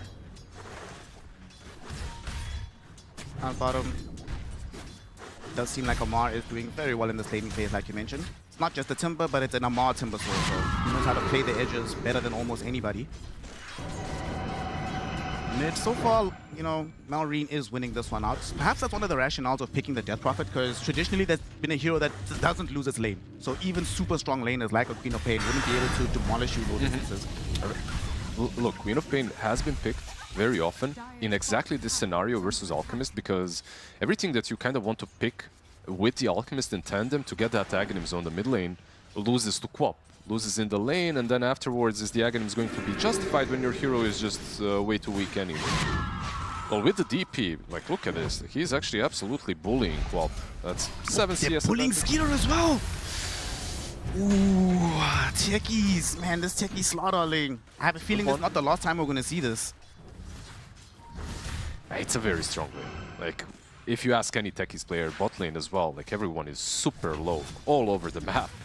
That's Ro in the Metamorphosis, just needs a couple more right clicks. Crit though does have the heal from the Fairy Fire, so he's all good. Laurel though, I mean, he might want to ask for some help from somebody, but at the same time, anybody leaves their lane, whoever you leave behind is probably going to get dove and killed. Yeah, like jumping the Dead Prophet with someone like Techies is an option. I feel like Treant rotation is probably impossible in this kind of a scenario. Like running up to a Dead Prophet as a Treant, it doesn't feel like a good rotation basically. So if anyone will rotate, it has to be Ru. Like he's the only one who can perhaps leave the Slardar top. Laurel, bottle empty, so going to be have to force to go home, replenish some mana. Does give Malrine more time alone in the lane, so he's going to be hitting level 6 very, very quickly on this Death Prophet. This DP, by the way, have you seen a lot of it? Like, I know that we, at least from the Wallachia games, I haven't really seen it, but it's popping out in my pubs. Like, I am seeing more and more of DP, not only on mid, but as a support, as offlane. Top lane. Skeeter in danger. He's being aggressed upon by Ru and Bachuk. It seems they might be able to get this kill, but Snaking emerges from the shadows just in time with the heal. Panto is here as well. Panto has come in through the twin gates, making the long move through the trees. I'm not going to get there in time, though. Even drops an Observer Ward just to ensure that Skeeter is indeed zoned all the way back. And you know what? This is really cool from the Treant. Because if you zone the Alchemist from top, you're zoning him from a very comfortable place where he can farm the medium camp and the frog small camp, right? So just pressuring him all the way out here is already in itself kind of a W for Team Spirit.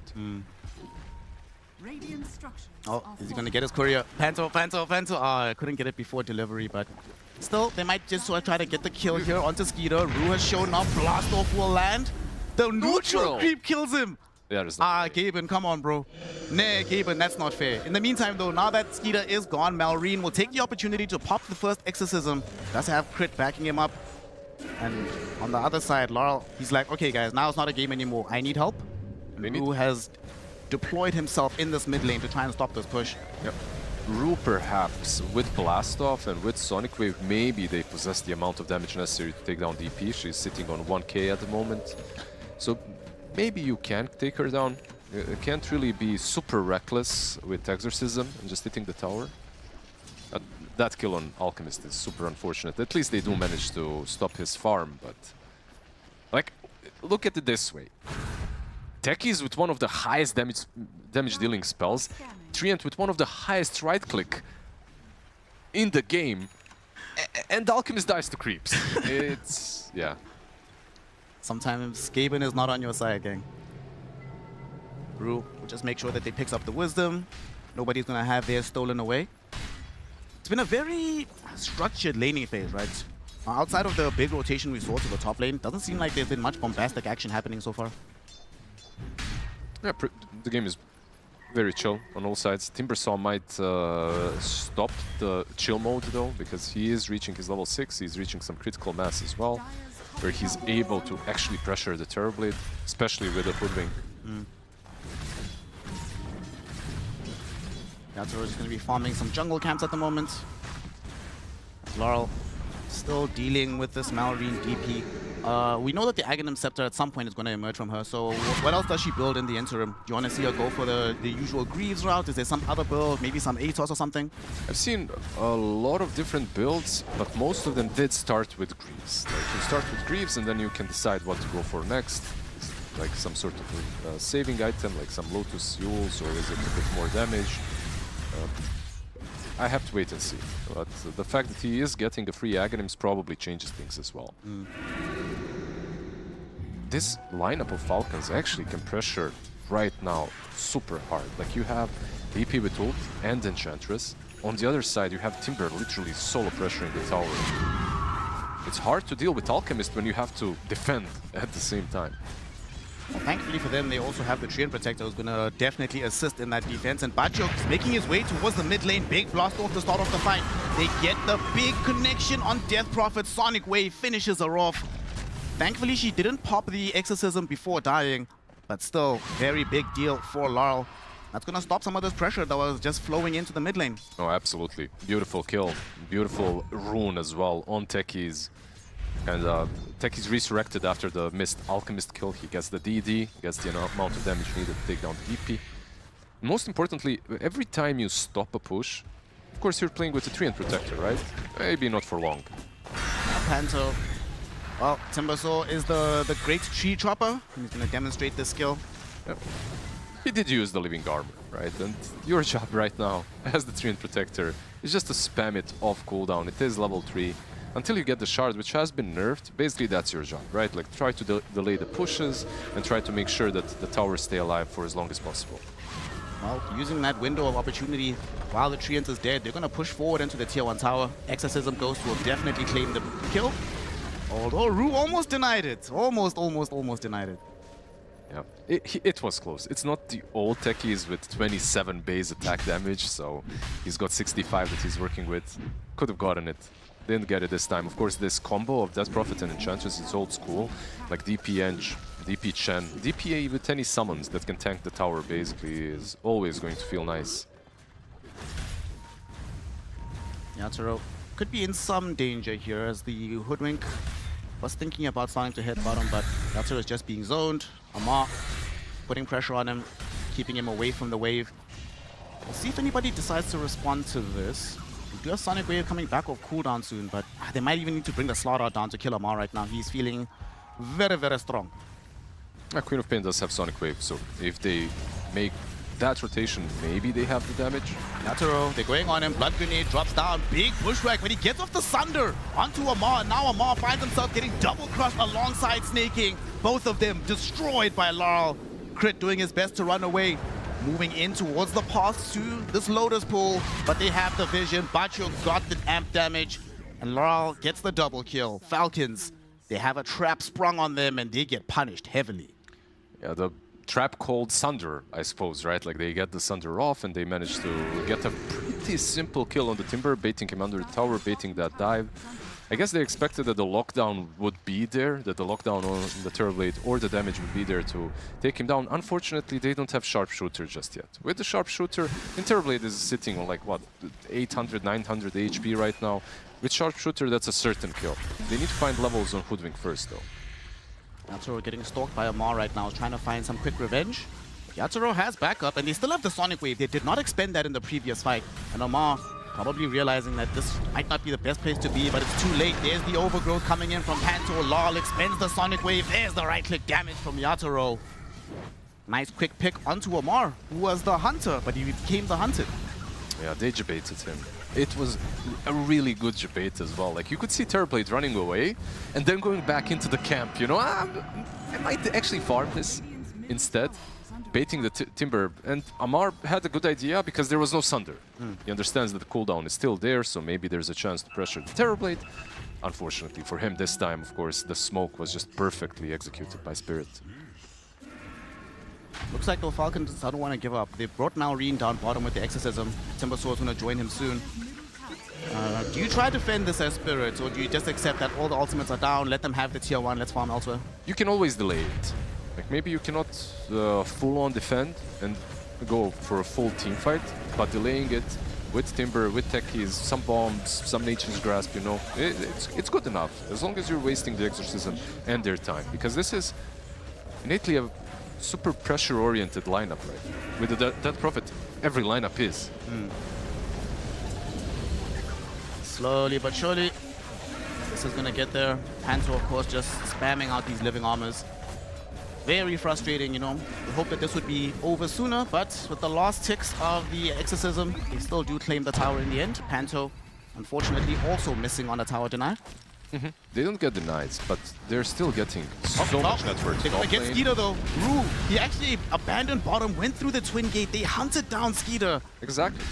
What I was leading into is this Lardar is filthy rich. Like, he is on top of the network even before this kill. He was above of the Alchemist, and now even more so. Like, what the hell are they feeding him? They're feeding him well, not too many kills, but 6 assists. Like he's been a part of every kill the Techies has made. And yeah, you can see in the net worth. Been farming up a Storm as well, going for Shard next, which is obviously the main item progression, right? The Blink into Shard and Slardar. I mean, I feel like the impact that this lane has had, we'll only see it much later.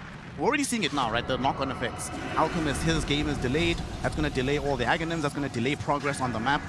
And then Slardar can also break a lot of these movements before the Falcons can really implement them. Because that's one thing we didn't really talk about, right? Is for Falcons side, before they have, without Timbersword jumping into the fight or without a Blink Dagger on Alchemist, it's not that easy for them to start engagement on their own terms.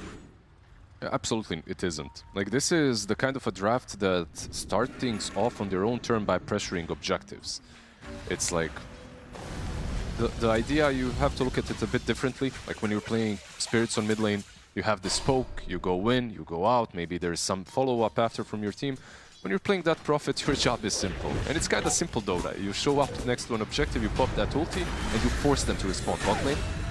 Well, Vachuk took some of that advice. He also just popped his ulti onto crit, getting the bonus damage with the corrosive haze. And with Yatoro being in tow, they might start pressuring the tier 1 tower here. And they should get it, and they're not done. They actually smoke up immediately. Vachuk and the boys, they want to get something else even. Remnants of that smoke, right? Like they go behind, maybe they can even convert this into a mid kind of a play. Connecting with the Queen of Pain, or staying with the Terrorblade is also an option. They have good vision here. Now they have boarded up the triangle. Tier 1 mid lane is probably the next easiest objective to go for. We'll see Crit wandered into Panto's range of vision for a moment. Vachuk now would love to be able to jump back in, but Crit plants an Observer Ward, should be able to keep himself safe. Unfortunately, it does mean sacrificing the tier 1 tower. We have so many woodland critters here, you know, the tree ant stalking you, the hoodwink on the other side as well. Just everyone moving through the trees, giving info, giving vision. You've got Amar just chopping all of them down. Like, I don't want to deal with any of this nonsense. Zentai meta right now. So how far are we? We still have the Radiance still to come from Skeeter. Hasn't been able to pick that one up just yet. It's only arriving now. Malrine pops the ultimate in the top lane. Let's be able to get this final tier 1 tower. He's basically following the script, right? But they might fight him on top lane. They have the Shard on Slardar as well.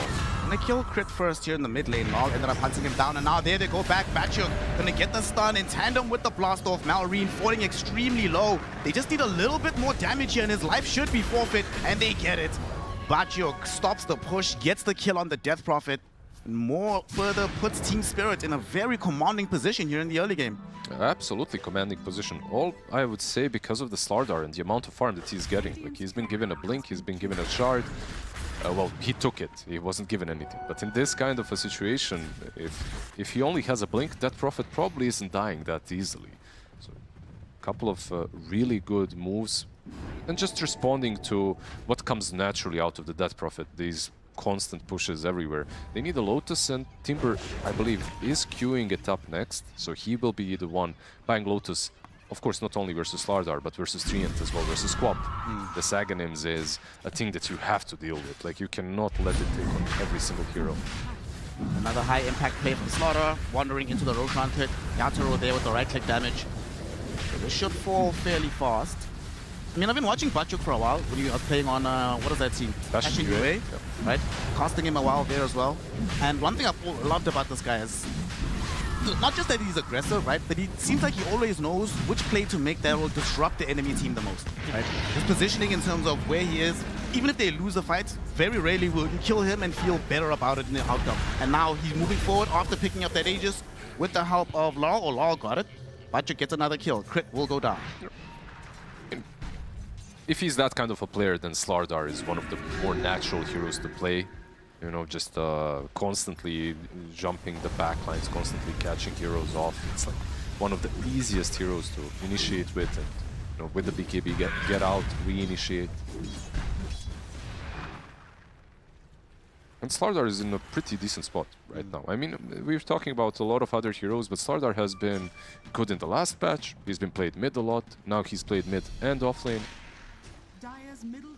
Not bad at all. I think if we're going to see future Alchemist games, Slardar is going to have to be banned. I think, yeah, Slardar was definitely a part of the problem on top lane, for sure. Techies just pushed it over the edge, right? Bento getting gone on. Does have a Siphon on top of him. Some ghosts popped as well, so they don't really care. Instead, on the other side, they're finding Skeeter. This is the real target. Unfortunately, though, they get both double stunned. Rue dies almost immediately. Law gonna be forced to retreat from here, but he jumps into Malrine. Unfortunately, Malrine, does he have enough damage? Not by himself. Amar will come in and join him. The silence is there, but it's not enough. Sharpshooter misses after Law blinks onto the high ground. Amar still chasing though. Tumblr's way to hop forward, and there's gonna be the chakra. They have silence to end this Aegis, and they do indeed have the silence, but it doesn't connect. Law gets out. He used it. There's like a very short timer where you have to use it after the Aegis, right? Before she blinks out. He used it a little bit too soon, unfortunately. You know, that Prophet, not really the hero everyone plays all the time right now, so these things do happen. I think he's going for Bloodstone, okay, on that Prophet, yeah. Bloodstone on that Prophet, Aghanims on Quap already completed. Couple of big items for both the mid laners. Still have the first Ags waiting to be completed for Skeeter. It's not that far away, though, only needs about 500 gold. In the meantime, though, yeah, Yatoro is slipped to number 2 in net worth, but if you're 20 minutes in and you're 100, you basically have parity with Alchemist Farm is terribly. You're extremely happy about the game. Yeah, oh, absolutely. You're in a pretty good spot. And on top of that, you're amped, right? Like, you're amped up by your teammates. Like, you have a lot of benefits that you're getting from many of them, like Living Armor, Corrosive Haze, of course, as well. Enabled them to take Rosh. Now it enabled them to take a very simple Tormi as well. Goes the way of Rue on the techies. There's the first Aghanim Scepter. Gets given to Amar. They don't decide to put it on the Death Prophet. What do you make of this? I think it's nice. It's nice that you have a bigger Timber Saw that can just go in and start things off. Like, the DP Ags is decent, but I think at this point it's probably much better to give it to the Timber Saw. Just have someone that is invincible going up front, right? Because they don't really have a way of dealing with it at the moment. Nice little steal from Snaking. Snagging that Shrine of Wisdom. So bonus XP for the side of Falcons. They still have a gold deficit at this point. When do you think they can... The next exorcism that they can actually utilize as an engine, a vehicle to go and push, when do you think that happens? Is it an item they need to wait for first before they do that play? Oh, I think they're... When it comes to items, you're playing with an Alchemist, right? And he only now purchased his first Aghanim Scepter. So I think they're on a... They can wait, let's put it that way. I think that they still have time. Even with the Timber, with the Aghanims on him, there's just a lot of items that are missing on their side. You don't have BKB or Blink on the Alchemist. You don't have a BKB on the Timber.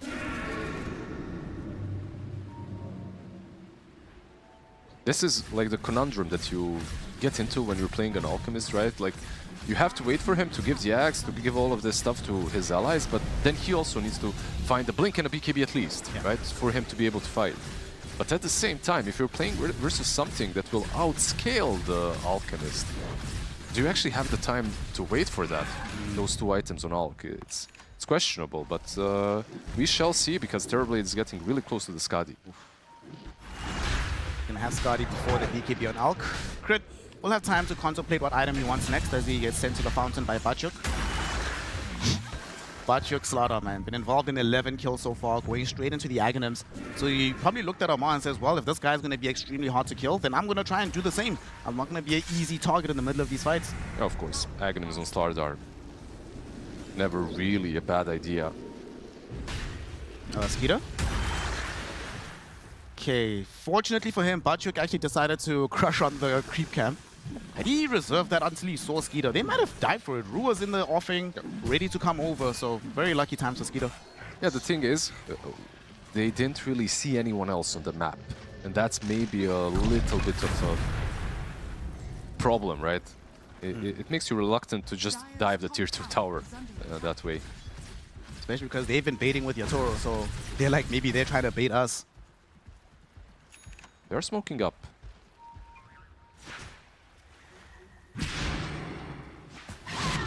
There's the blink, by the way, on Alchemist. He doesn't have the BKB, but there's a blink at least, so he can get into the fray at least. Don't really have great vision though on where these Team Spirit heroes are. Mid? Pretty much all going to be able to escape. Mid lane though, they come in onto Bachuk. He does have a BKB, but not going to be able to pop it. But chain disabled, brought down 100 to 0. And Crit making ample usage of that big sharpshooter, getting the damage out, scouting him with the bushwhack as well. That play pretty much all belongs to the Hoodwink. Yeah, considering he initiated with unstable concussion on Alchemist, maybe you could say the Slardar had a millisecond to pop that BKB and try to maneuver away from that, but still it was pitch perfect smoke initiation.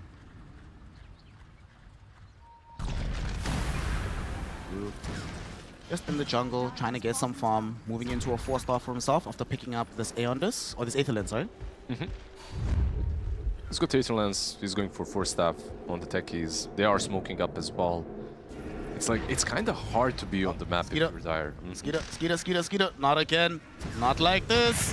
Blast off jump will be there. They will be able to blow this man up. Nice little stun to at least try to hold things off. Unfortunately, Yatoro is revealing the Eye of Skadi, bringing Skeeter slower and deader. Amar now also being scouted out. They have vision of him with the corrosive haze. He's definitely going to be in trouble here. He's all alone, and he knows that Yatoro and them are on the way back. Bash will cancel out the Timber Chain on the high ground, but he still does at least have the Tumbler's Toy.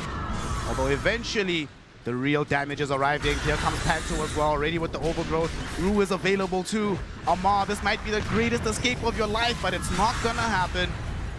The damage comes from Rue and Yatoro, and Timber as well joins the Alchemist in the grave. Yeah, two just absolutely perfect kills. You managed to kill the core with the given Aghanims, and the Aghanims giver also falls.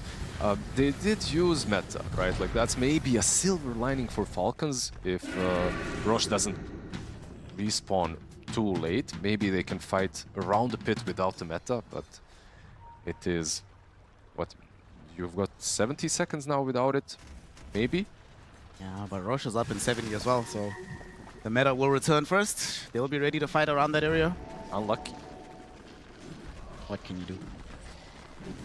Skeeter, gonna go for this BKB. You and I yesterday had a discussion about this Alchemist, and you firmly believe that it needs to be 2 minimum in the Aghanim Scepter department. Yep. Does that still apply to this game, just given how slowly the Aghanims are going to emerge?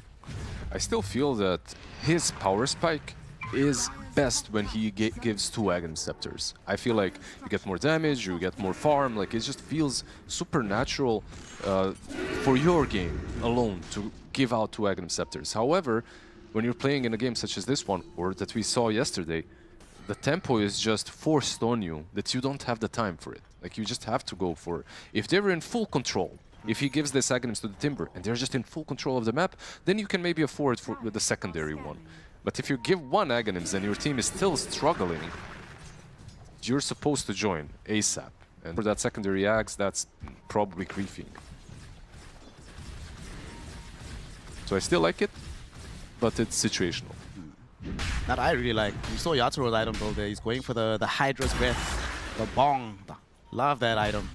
And he built it yesterday on the Terrorblade and dealt an astonishing amount of damage after he got the item. Yeah, I don't know. I've been griefed way too many times by Hydra. But you're trying to grief Malrine now, though. Finds him with the Crush. He will pop the BKB on the Slaughter as well. Wants to chase down this Death Prophet. No, all the Spirit Siphons and Lotus Orbs in the world will not help you. Malrine brought down by Bachuk. And Snake King showing up as well alongside Skeeter, and both of them very quickly realizing we do not want this fight. We need to get the hell out of here. Yeah, one thing that I am seeing from Falcons is their only utility is on Timber, and that's the Lotus. Like, everyone else is just playing a game trying to be kind of offensive with the itemization. Enchantress in particular going for the Aghanims. Now she does queue up the 4-staff. I feel like a 4-staff, a Glimmer, maybe a Lotus on another hero saves your Death Prophet in this kind of a situation. Who was it yesterday that was playing the carry Enchantress? It was 9 class. 9 class, yeah. He also went for he went for a similar build, itemization, but skill-wise it was even wilder. He went for 4-4-0. 4-0, yeah. Roshan respawned, ready to have his chain snatched from him. And the banner taken away.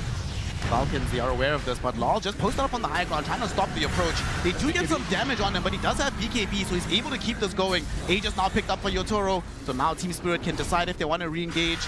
And they decide against it. The BKB duration's about to expire. They're sort of happy to let this one go.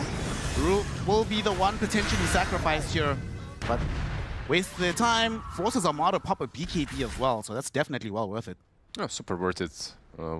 With the case that they got the Aegis, right? But overall, for Team Spirit, you didn't lose a lot. It's just the techies, you disengaged. I think this is the proper way to play. Why? Because the BKB on Queen of Pain also got triggered very early on. If she had the BKB, maybe they could even turn. Amar, might have been scouted here by Bachuk, and Bachuk does indeed see him going on top of the Timbersaw. Malrine is there though with the Exorcism into the Queen of Pain, but she threw them back with the Sonic Wave. Unfortunately, it's not enough. She's silenced. Sunder though from the Terrorblade to save her life. Panto will then drop the Overgrowth. They were trying to retreat from this engagement. Yatoro, can he stand his ground here? No, he's in the middle of all of these heroes. He's not doing enough damage. Finally, he kills the Death Prophet, but he dies in the process. Bachuk, BKB activated, but he's just going to use it to pull a Nightfall. Falcons finally able to strike, and it was perfect timing, right? The fact that the fight started when Slaughter was elsewhere, he couldn't blink in, re-engage the fight, gave them the space to just collapse on their Queen of Pain, force the Sunder out, and then you kill the Terrorblade. Well, yeah, the Sunder was technically forced, right? Like, he wanted to save the Queen of Pain because he does have Aegis. Unfortunately, he doesn't have a BKB, right? He queued up the Hydra, he bought the Hydra. If he had a BKB in that situation, then post Aegis, you pop it and you just take the fight cleanly. He did queue it up now. Oh, Gleipnir onto Laurel, but he should be able to blink away. Still did have a BKB ready to pop. Wait, did he have BKB queued before that death? No. After that, he instantly queues. The carry classic. I feel like they were posturing themselves very aggressively. Maybe they didn't expect Falcons to play that active with an Alchemist on their side. But Falcons, of course, they just read the move perfectly. It was a nice play.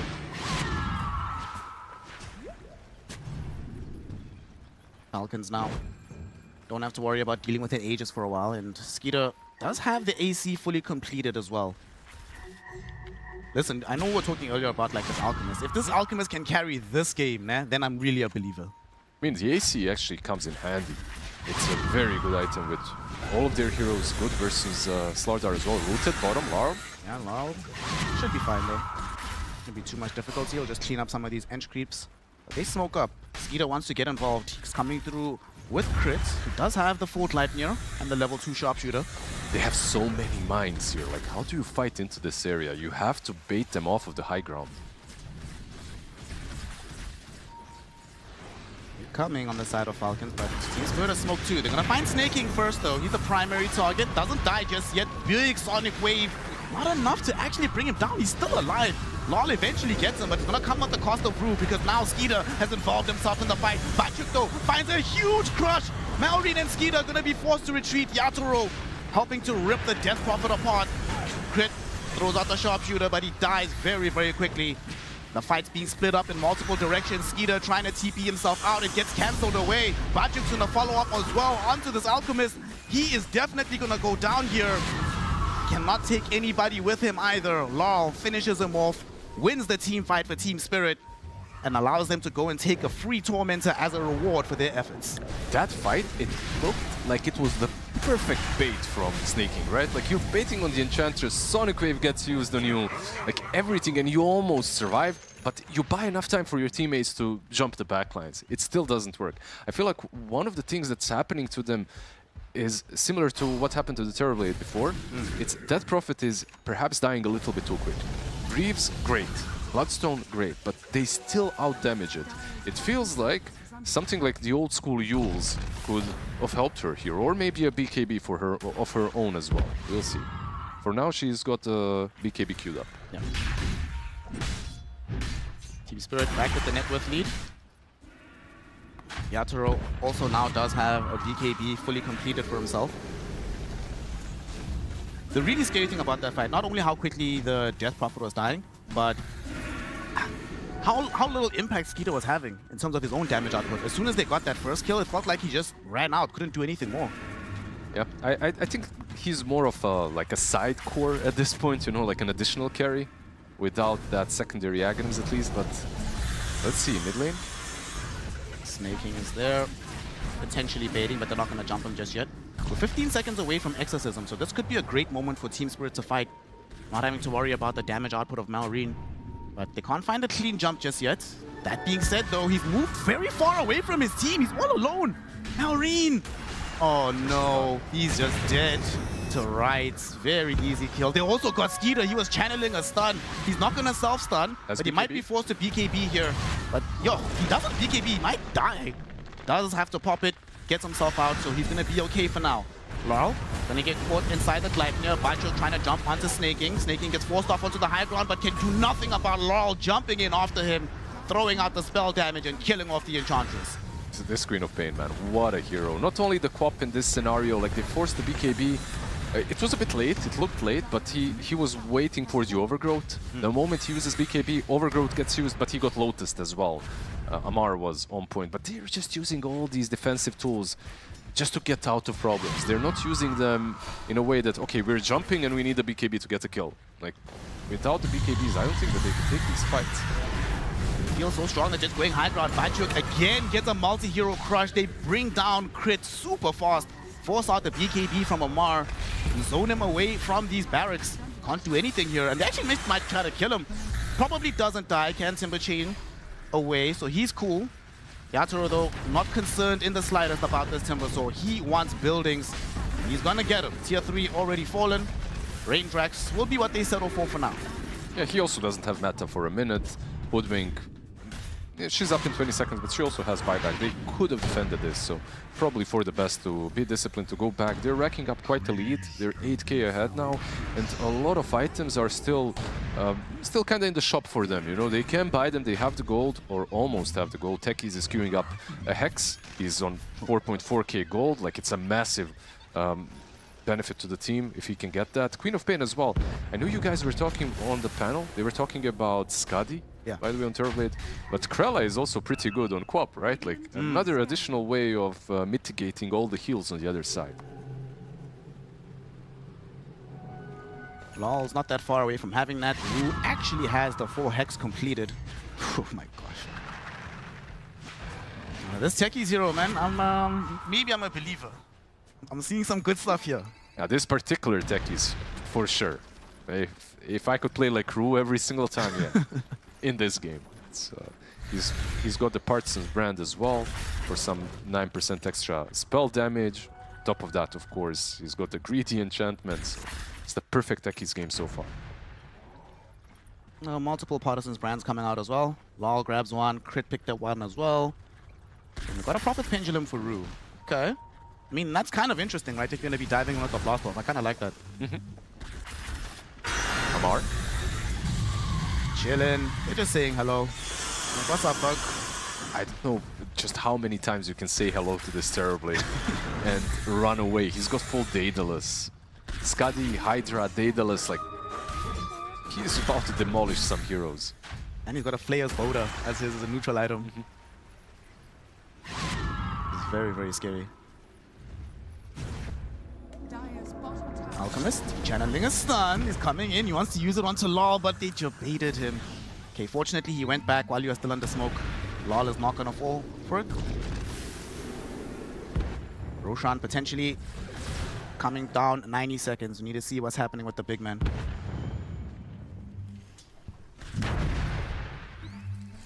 They're still playing the map, you know, like they're still playing the map pretty well on Falcons. I feel like when you look at the net worth, of course it's an Alchemist game, so it doesn't really paint the full picture, but they are getting some farm. Enchantresses, good for staff, Axe, mid lane, yep. At this point it's like just a formality, killing Crit. Bachuk getting a grab directly onto Amar. There's a Hex from Ru with the blast off. Yatoro trying to put in the damage. Does have BKB active. Panto though, leapt to the far side with the overgrowth. It didn't connect onto the Timber Saw, but they do have the Yules nonetheless. His BKB is over. Can they interrupt the Timber Chain? No. Amar does manage to get himself away. But another scary moment for Team Falcons, just bleeding heroes on the map. Now the space is opened up for a potential Roshan when it comes up. Yeah, Rosh or let's see, maybe even a high ground push. Meta has been used, right? Like he has half of the duration, so usually you want to take some sort of an objective with it. They know Rush isn't there. Yeah, they dropped the banner. The Rush banner will protect these creep waves, allowing Arturo to put in the right clicks from the low ground here. Only a few seconds remaining of the Metamorphosis, so they'll probably just try to claim the tier 3 and get out, but can't even do that. But it's all good, put a lot of pressure onto the tower. So we'll just take one more move to bring it down, and now the path is cleared for Roshan. Path is kinda clear, but they know you don't have meta. Like for Falcons, this is probably the best timing that you could hope for to go and take a fight. They seem to agree with you. They're smoked up right now. Moving in, but Laurel positioning himself to try and break these smokes, get the vision. Indeed, the smokes are broken. Laurel, though, he still gets shot. Got caught with the silence, hit with the bushwhack, and now just killed off. To make matters worse, he popped BKB on the last second as he was dying. Oh no, that was a nighttime situation. Just he lacked that little bit of extra vision from that movement, from that position, to allow him to see them. There's no buyback. This could be a free rush. Okay. Spartar in the back, already initiated. Maureen gonna be forced out the pit for now. They're hoping to find a pick off or two first. Bachuk able to bring down Crit. So they have lost out on their Hoodwink. All of a sudden, they don't have the numerical advantage. Hex out onto Amar. Be fine for now. He's actually diving into the fight. Amar, okay, right next to Yatoro and Panto. But they back off. They don't want to force this fight just yet while Roshan is moving around and while they don't have meta. Now though, meta's back. The meta's returned. Amar went back in, trying to say hello, but this time around he doesn't want to hear it. Yatoro putting in the right-click damage. Bachuk waiting in the wings to try and get one more crush, but doesn't even need it. Drew was there with the Hex, but beautiful force-off from the side of Falcons to save his life. Skeeter got used immediately as he jumped into the fight. There's a Sunder onto Snaking. Snaking, one more right-click, and he's gone. Bachuk on a dominating streak. Amar needs to be careful. If he got crit there, he might have actually died under the corrosive haze. But he was fortunate enough. He didn't get the big boy damage coming out of the Terrorblade. Dude, Amar is such a beast on the Timbersaw. Sometimes a little bit too beastly for his own good. Like, his team was literally on the other side of the river as he's going into them. Like, 1 against 4, basically.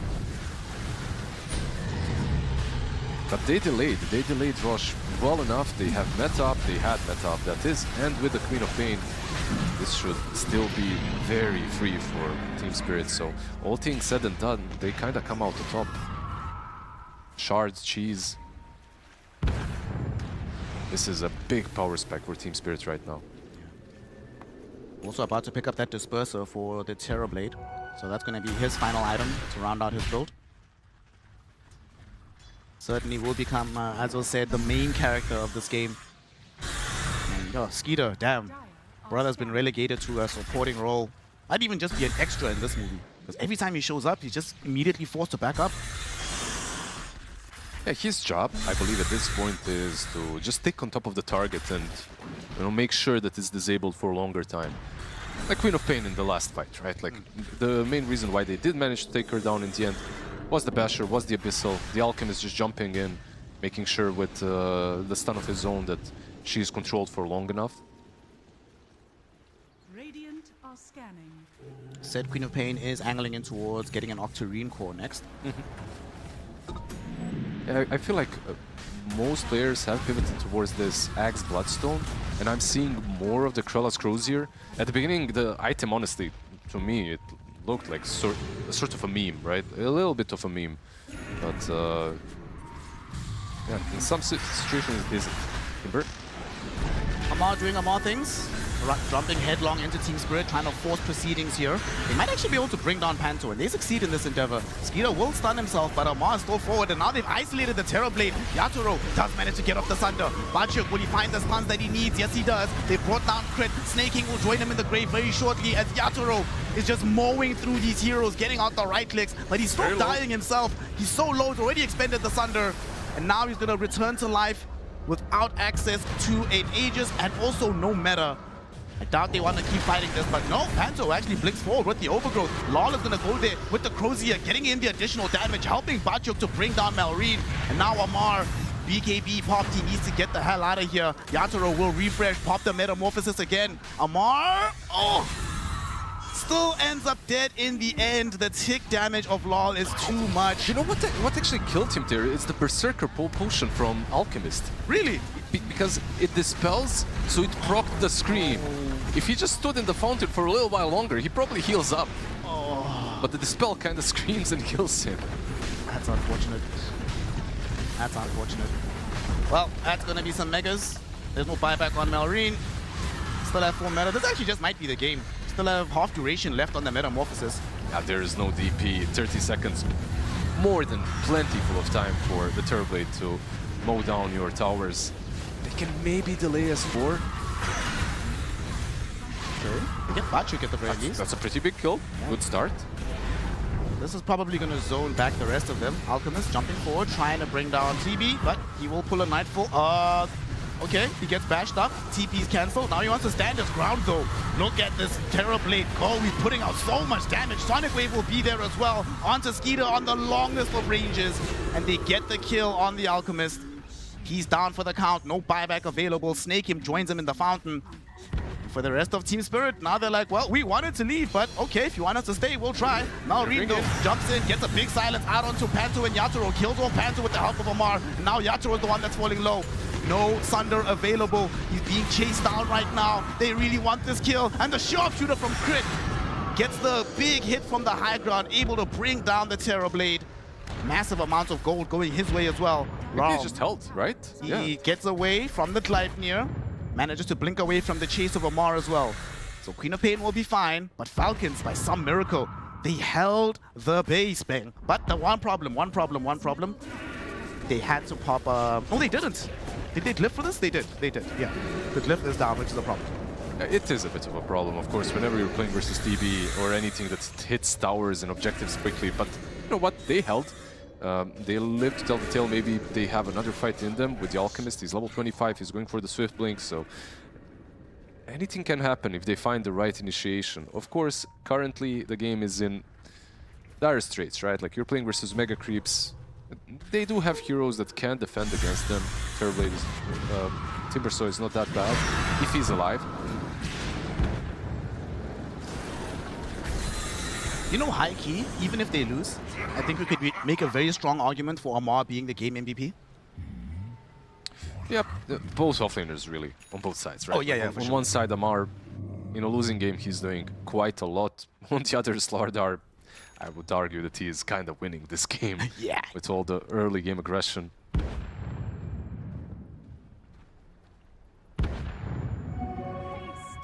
He's gonna solo the Tormentor, granting a shot over towards Panto. Get those eyes in the forest. How the mighty have fallen, man. Like, this was literally the only shard, no, not perhaps the only one, but one of the few shards that you insta-queue up. Pop. Well, he's in trouble. Bash is gonna be there. They have the burst damage, and Laurel. Okay. You see the impact of that Abyssal Blade. They can hold these heroes in position. Laurel in particular, like you said earlier, they can die. Just requires everything to go perfectly. Yeah, not bad at all. I mean, Quap was absolutely isolated. You don't really see that all too often, but he did hit hard and he hits fast, so all those bashes, they do ramp up. Falcons, though, can't really move too far outside the base as they're stuck dealing with constant waves of pressure through the Mega Creeps. At least you've got Aghanim's edge, you know? Turn those Mega Creeps against them with the little friends active. I mean, you know, like everything helps, every little thing. Timber actually chasing after the Slaughter. What a mad lad.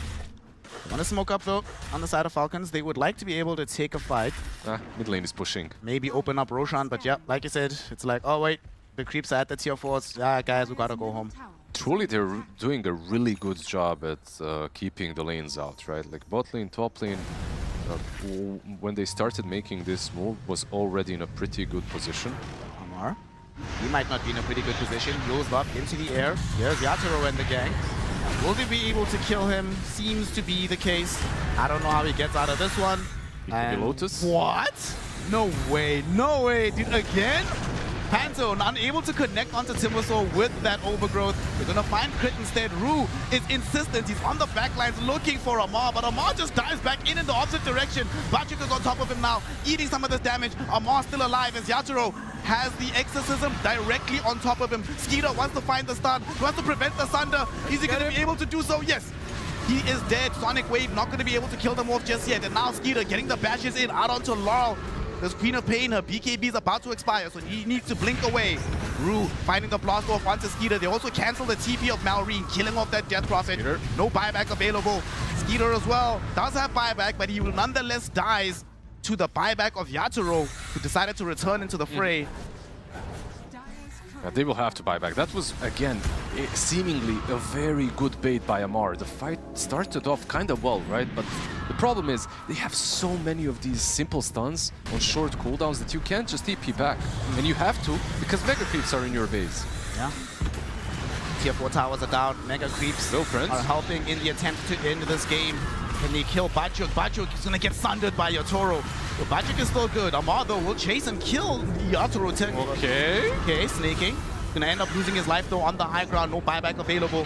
The TP out will be there. No buyback. Amar still playing in the face of Bachuk. Push back from Laurel into the two heroes to try and buy room and time to the escape. So Bachuk gets out, Peter Payne gets out, and it's a dieback for Yatoro. Kind of on his own decision, right? Like, once again, I feel like he is being, considering how big of a giga carry he is in this game, he's being very wholesome and sacrificial.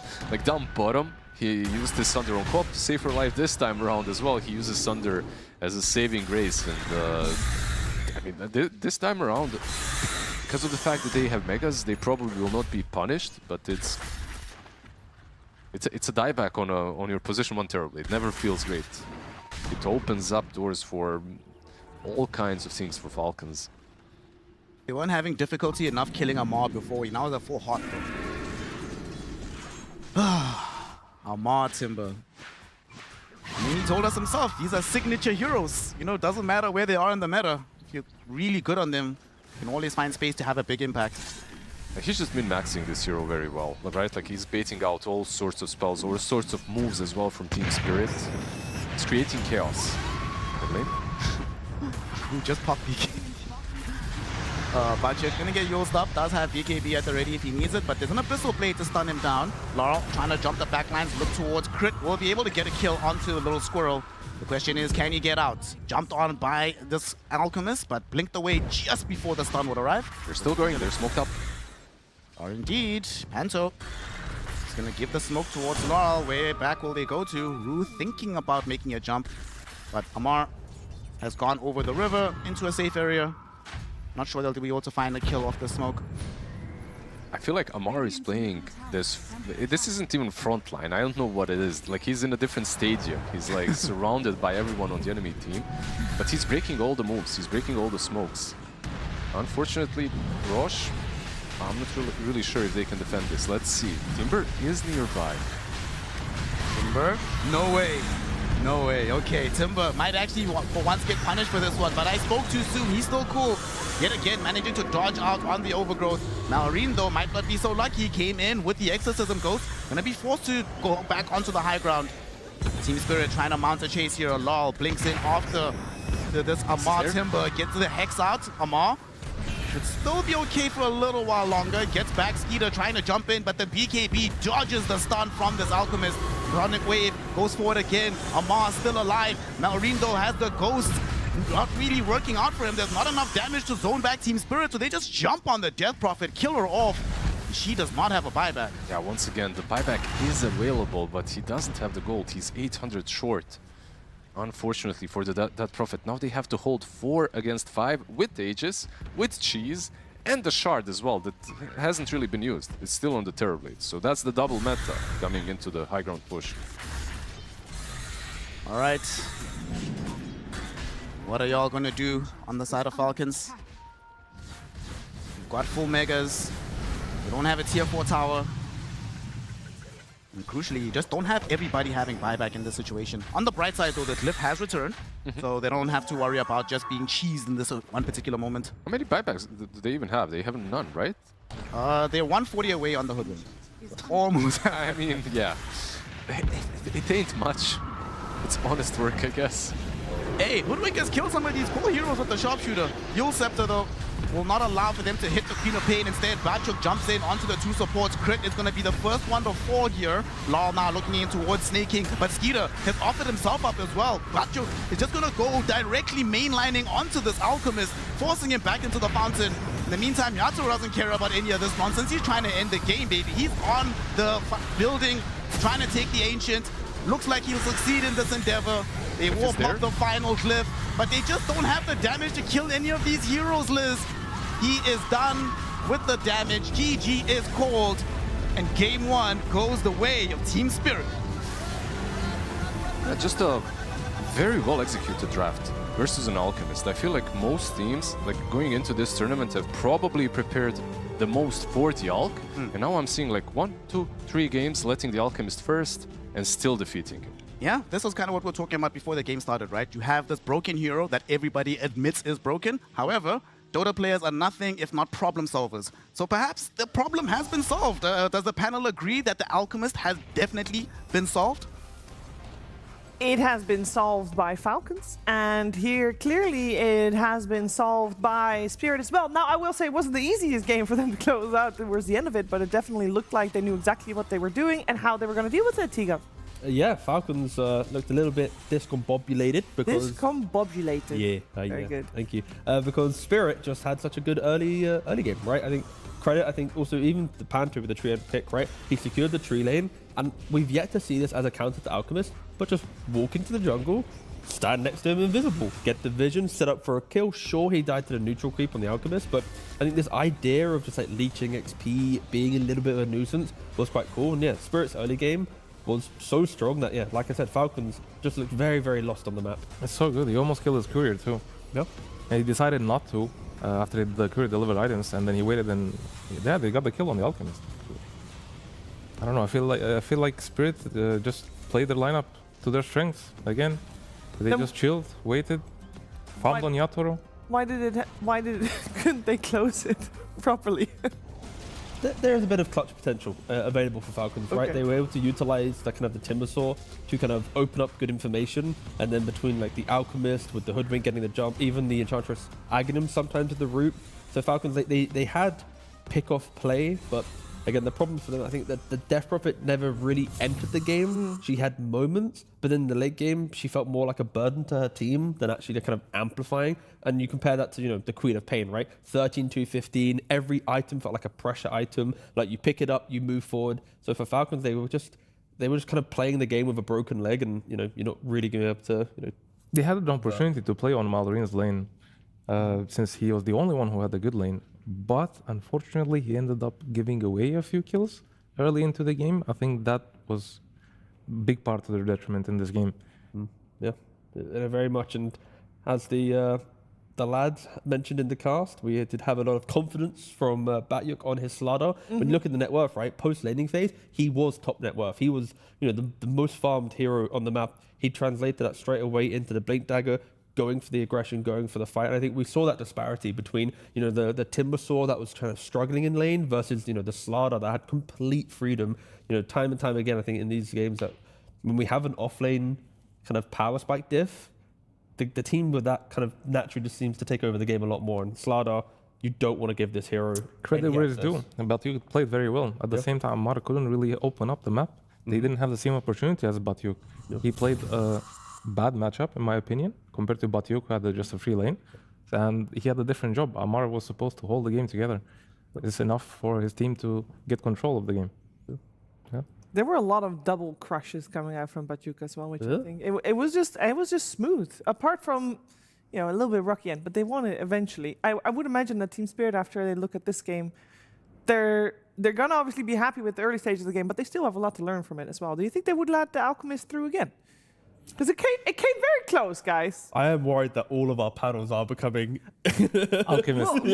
Alchemist panel. Not. This is, you know, it seems to be the hero so far of Wallachia with 100% contest rate, but now 0% win rate.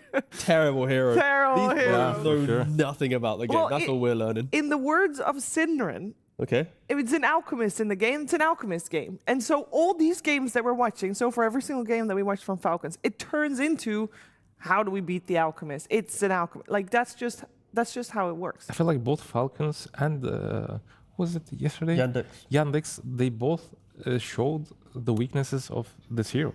Actually, he has a problem on the laning stage. It starts on the laning stage.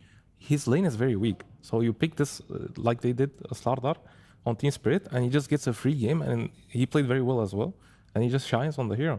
And the same for like the partner. You take away his Queen of Pain, which Falcons did yesterday, and suddenly there's not many good partners left. Pango was banned. Yeah, what do you do with this Alchemist? Yeah, maybe ignore it next time around. Now, this game did fall apart a little bit for Falcons here, T-Gov, at the start of the game, as I think you wanna make Melreen look bad. No. Well. No. That is your words, not mine. All right. This is actually credit to Batchuk. Oh, there you go. Because on the panel, we can say positive things. Yay! And that's where Spirit rotated in at the 8-minute mark. Death Prophet, of course, in the early game, you want to use that exorcism, you want to take the tab, but Spirit rotated in beautifully. They go for the kill. Falcons here, they try to put a little bit of pressure on Notori, but he gets the Sunder pre-bushwhack, which then buys enough time for the rest of Spirit to convert in. So we saw the Death Prophet kill. A couple minutes later, we now see Timber and Ench dying. And then that is going to, of course, transition to, I believe, a third clip where we do see Maureen dying around the 16-minute mark. And the main kind of point of this is Spirit just identified where the pressure came from Falcons. And with Alchemist lineups, you need the Death Prophet to overplay her hand, to whittle down your opponent, for Timber to get that clutch kill, because then when they're making the clutch plays and they get Aghanims, you break the game.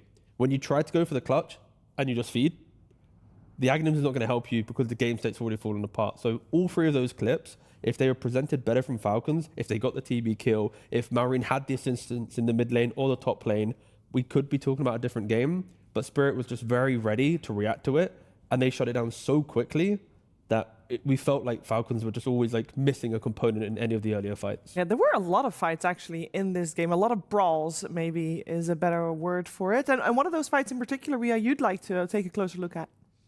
Yeah, it was the fight where it just comes into play. This Terrorblade, minute 31, they already have the items necessary to play the game. And I feel like DP maybe I didn't like his item build. I feel like he was aiming for a BKB against a physical damage lineup, and you can see here, he just dies.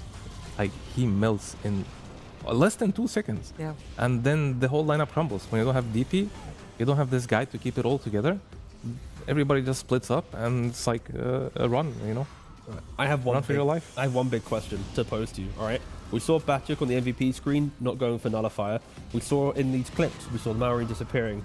Where's the casual Ghost Scepter? Like, to me, I feel like one Ghost Scepter here, you eat critical seconds of a Slardar initiation, you buy time to kite away from the meta, you enable your team to force stuff. You is Ghost Scepter just not respected? Is it a bad item? It would have been very good. It would have helped him a lot in this matchup, especially physical damage.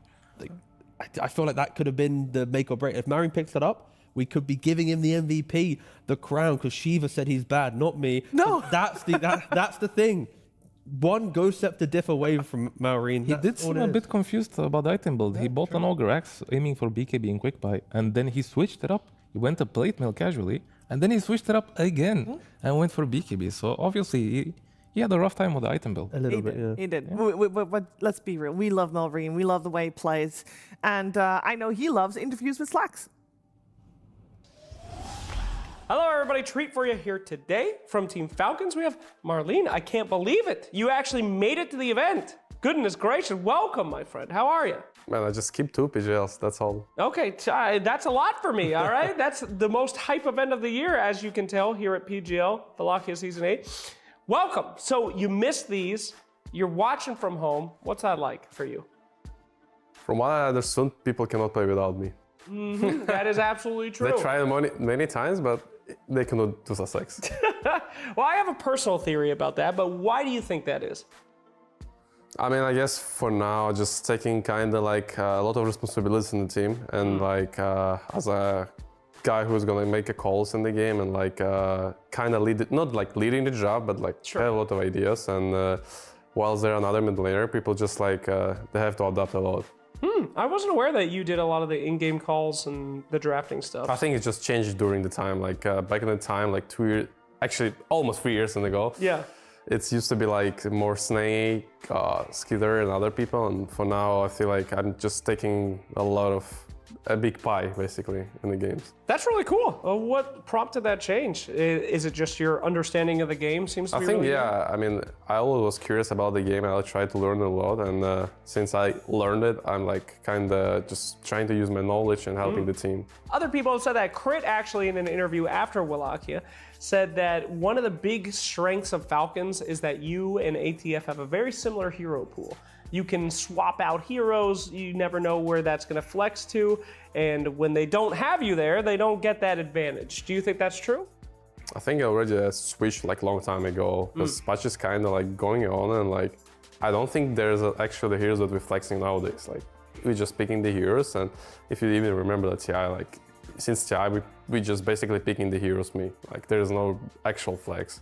So this is just back in the time. It used to be like this, but I don't think it's nowadays. So you're calling him a liar, is what you're saying? Kind of. Okay, fair enough. I mean, that's hype. Is this on purpose? Are you trying not to pick stuff that everyone else on the team has so you guys have a bigger net? Or is this something that, I mean, because it's, Liquid does this a lot, right? They'll just pick a hero and you won't know what lane it's going to. Is this something that... No, I get it. I mean, I think just more comes down to my confidence and the way I play Dota. Like, people even know, like, it's probably gonna be open eyes for you because they don't know, but like when I'm playing pubs, like I always was picking my hero, and I don't care about counters, about anything. I'm just playing the hero because I like it, and at some point it comes down to my kind of like power, and I took responsibility and I said like, just first pick me hero in official, let's see how it's gonna go, and most of the times it's worked out for us. Damn, that's pretty badass to put it all on the line and just say, pick it for me. You don't get nervous at all? I mean, you need a little bit of ego. I mean, I'll be honest, I actually gave more nervous last picking my hero than first picking, because like at least like, you know, like if I'm gonna have a bad game, at least I can like, guess I have excuses. I first pick my hero. So what do you do with your free time? Do you have free time, by the way? I mean, if Falcons, you guys seem to have a very strict schedule of attending every single tournament and then getting whipped by Owie and doing pubs. Getting whipped by Owie is the start of the thing, but most of the times, like, yeah, we're having pretty rough times about schedule, and outside of that, we're getting like a week or maybe a week and a half, and most of it I'm trying to spend with my personal life, most of it is with my future wife. Oh, congratulations. Thank you. Is that official? Have you popped yeah, the kind question? of. People knows, like, she's fiancé for now. Oh, very, very cool, huh? We're gonna have a marriage in September, so... September? Yeah. Goodness gracious. You a little nervous? No, I'm actually excited about it. Okay, that's a good sign. Yeah. If you're nervous, be careful. Kind of most of it, like 90% of time, which is free, I'm just trying to spend my personal life, and yeah. So let's talk a little bit about Falcons. How do you feel about the team right now? Do you guys have room for improvement? Do you have, you have to refine what you're doing? What's your review of Falcons from your own mouth? For now, I'm getting happy because we're actually getting back to the shape. I mean, at least from the Clown Wars that we was playing before PGL, it was getting better and better. I still remember the way like two months ago we was playing Clown Wars. It was literally like 20 losses compared to like 22 games, and we just couldn't do anything. So I'm just happy at the stage we are right now. Yeah, well, that's good to hear, because there's a lot of teams that just like don't recover from winning TI, and you know. I think it's most of it about mentality, and if you're just gonna handle it, that's gonna be better. Do you think that you would still play if you were like kind of super washed? I mean, I'm just gonna switch probably to coach or like anything like a streamer, let's say, or like Queen did, right? There's a lot of stuff you can do. It just depends on your feeling. And if I'm gonna be bad, I don't want to ruin the teammates and I don't want to ruin games, so I'll just take a step back. Well, thank you so much for taking time. It is so good to have you here. We're really excited to see Falcons at full strength here at Wallachia. So thank you for inviting. He made it. All right, and you guys will be able to see that full strength Falcons here at PGL Wallachia Season 8. See you soon.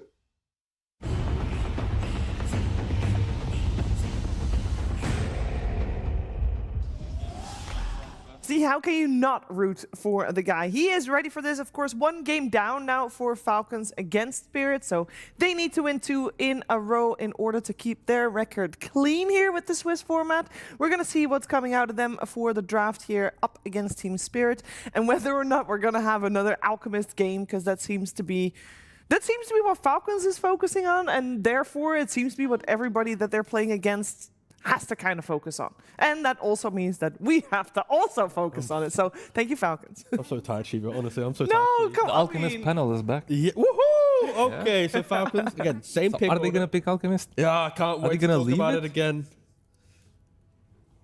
You know can what? talk. Okay, so if you don't want to talk about that, Nah. what do you want to talk about instead?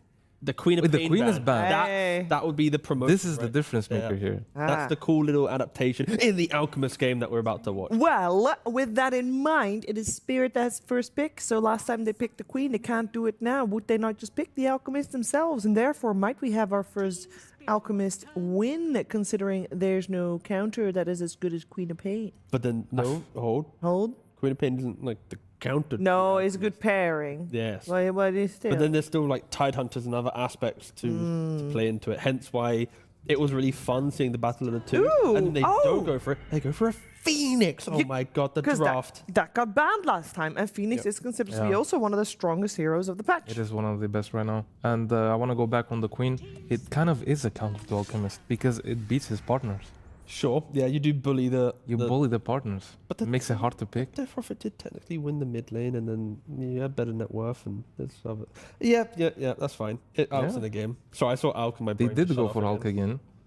The Pango's banned and Queen is banned. What are the best partners right now for Alchemist? Because like last game, it was hard to find something. Yeah. Going for the DP seems like it's like a kind of a desperation play, and I feel like Malrine, even though he is a big DP player, he wasn't very comfortable on the hero. But they could have played a different game where it's like they could have given the first Axe to Death Prophet instead of Timber, because they tried to fight with the Axe Timber, but then the Death Prophet couldn't fight, and the Axe was still farming. So maybe you give the Axe to DP, she farms, she gets BKB Bloodstone, and just chill, and you play a more like slow Axe game. It's more impactful anyways. I feel Timber Axe was very underwhelming, especially since it got nerfed as well. Yeah. Because I think right now, whenever you look at Alchemist, we always talk about how'd you break the map at 15 minutes? What's the most explosive hero? The Pango, the Quap, the Void Spirit. But there is still the argument of what happens when you get an Aghanims and then you don't break the map. You just continue farming and then you build 10k lead, 15k lead, 20k lead, right? Like there is a whole different style of Alk that we are yet to really see. And maybe Falcons could have showed it in that last game, but they almost did. They got to the point where Alchemists were very strong, but it was too late. It was way too late, yeah. They had Megas too. Yeah. Would have been a cool one if they actually did whatever. Alchemist does get stronger with each Aghanims given. Yeah. So he becomes a beast since he has a almost rapier amount of damage for nothing, no slots. But this is where I'm already expecting this game plan to, how we're talking about the Alchemist playing a slower game, it could happen here, right? We saw the kind of the strengths of what Tidehunter can do. Like there is a world where Falcons just get their Tide style off laner. They just really set this foundation of shove waves and wait for your fight. Like they need stronger lanes because they kind of got a bit outplayed last time. For just to change it up a little bit, taking it away from the Alchemist for a second. Thank you so much. Alchemist pan. So actually the only 100% contested hero is actually Phoenix at the moment. Mm-hmm. Can you tell people at home why is Phoenix 1000% contested? It's the same as 100 because you can't go further than 100. So why is he so good? Because even with it being let through, he's still winning the majority of his games. What is it? Would you like to do it? Strong lane. Yeah. Very Which strong lane. I think he can play both 5 and 4. Mm-hmm. I think teams prioritize him on 5. Mm-hmm. It just kind of secures the lane for your carry. Most post 4s have been nerfed in this patch. And I don't really know what's the staple on post 4, if you want to talk about it. I mean, Rubik is one of them. Rubik is one of them, yes. I'm not sure how we went through. It is one of the most contested heroes right now as well. Mm-hmm. It's very strong. And I'm going to add to that. You mentioned yesterday it's because of the Fate Bolt. He reduces spell damage. But one thing people don't talk about is the Aghanim shard.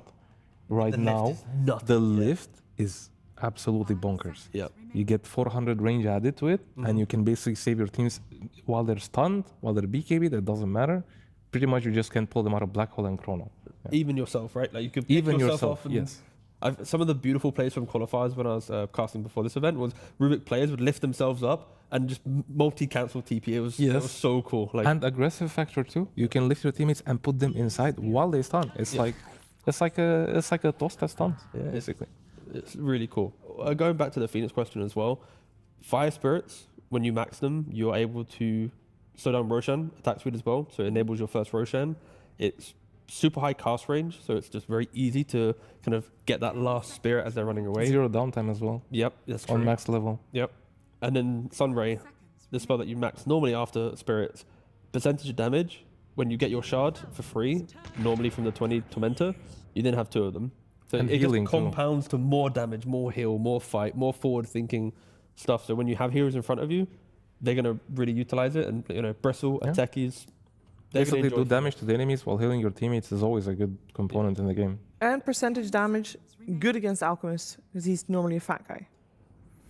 Yeah, no, you do need percentage damage to get through the meat of an Alchemist, Falcons are known for picking beefy heroes as well.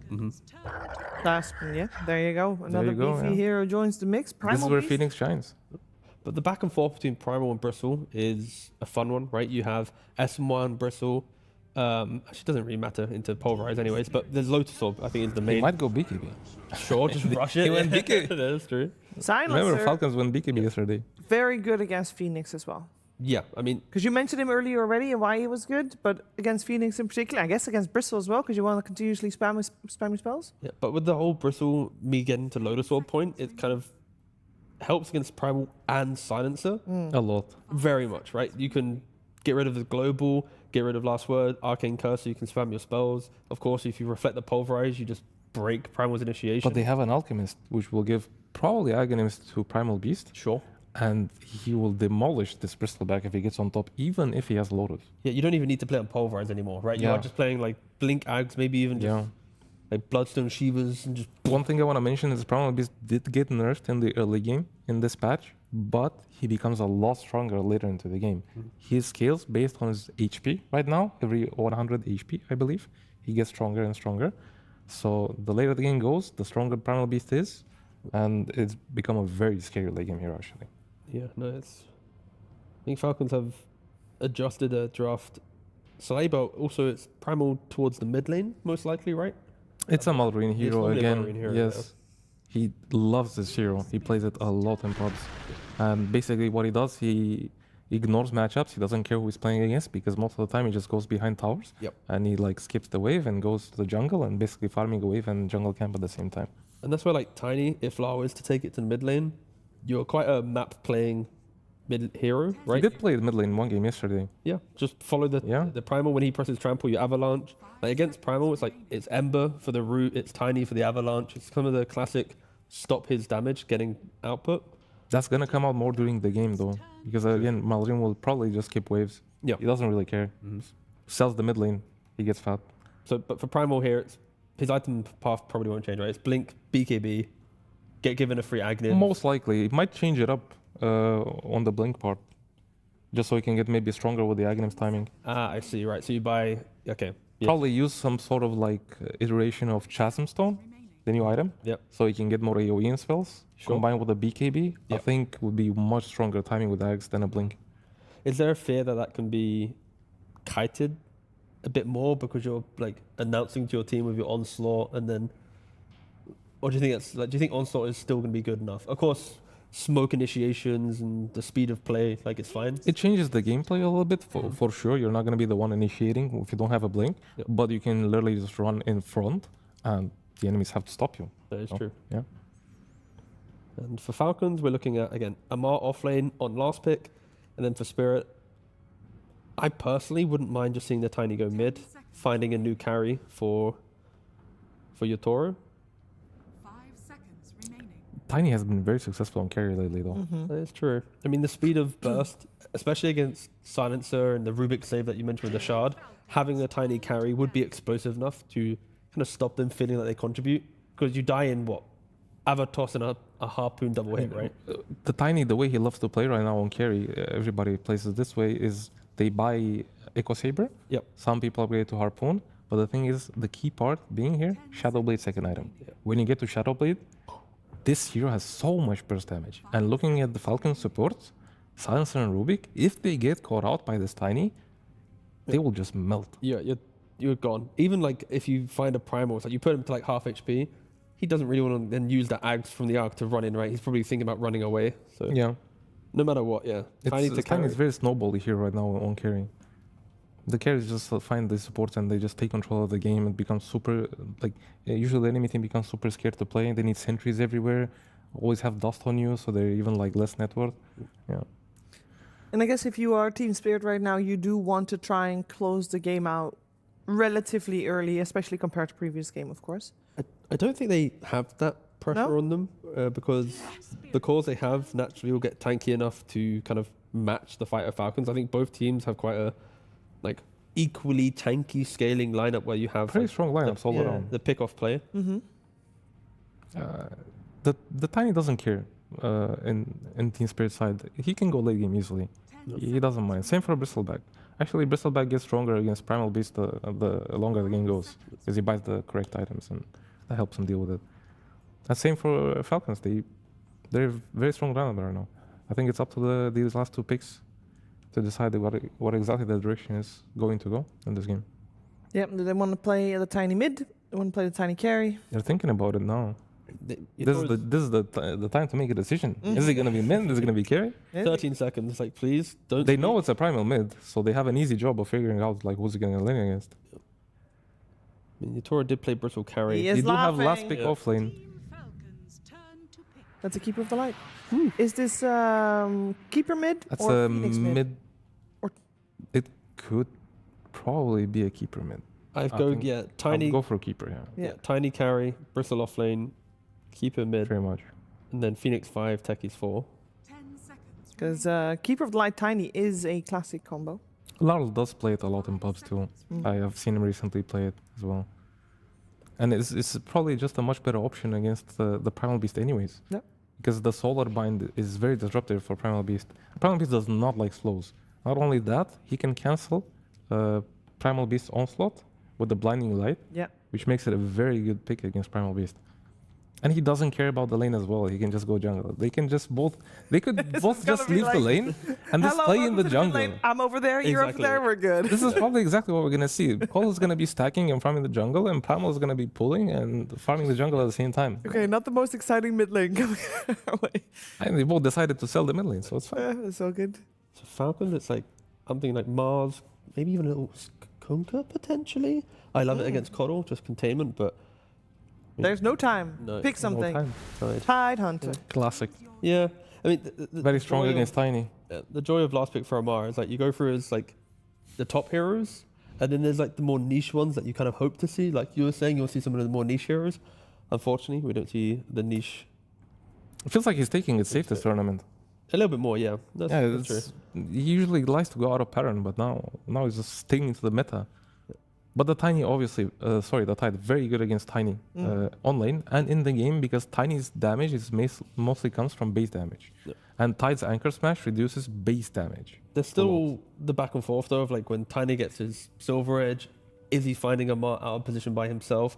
Will that combo up with other forms of damage? But yeah, that's the outside downside. of that one mechanic, Tide is pretty happy. But it's a pretty dangerous one. It's a very dangerous one, is basically guaranteeing Tide gets killed almost every time. Yeah.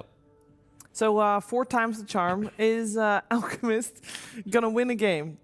Honestly, without any bias, I don't mind either team who wins, but I kind of just want Alk to keep losing. It's just funny for a stat line. It is. Banned in every game. When it's picked, it loses. It's just funny for the tournament. But I think I think Falcons, have done a better job at constructing the kind of the Alchemist lineup, right? A Tide with Aghanims can buy a lot of time. Primal Beast with Aghanims can rip through the bristle that we mentioned. So it feels like a more true to why Alk is getting banned style of lineup.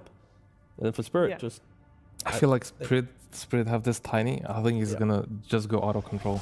I feel like he just has a free game once he gets away from the lane.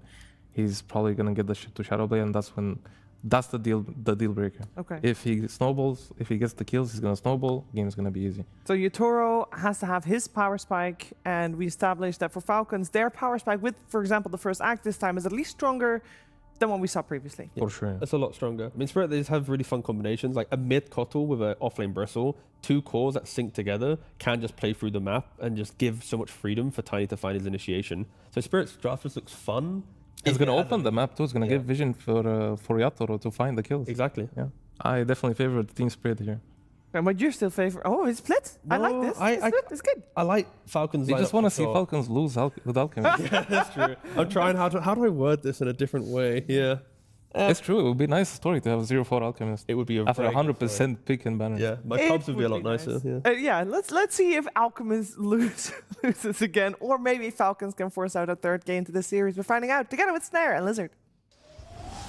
Thank you very much, Shiva Squad. And yes, indeed, Alchemist Street Cred is in the gutter. His name is not ringing out.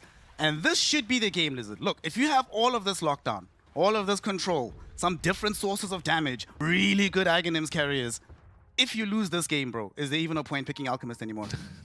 I mean, yeah, everything you said rings true. Every hero has Aghanims that is kind of nice to give, right? But what have we seen so far? So far, 1, maybe 2 Aghanim Scepters were given.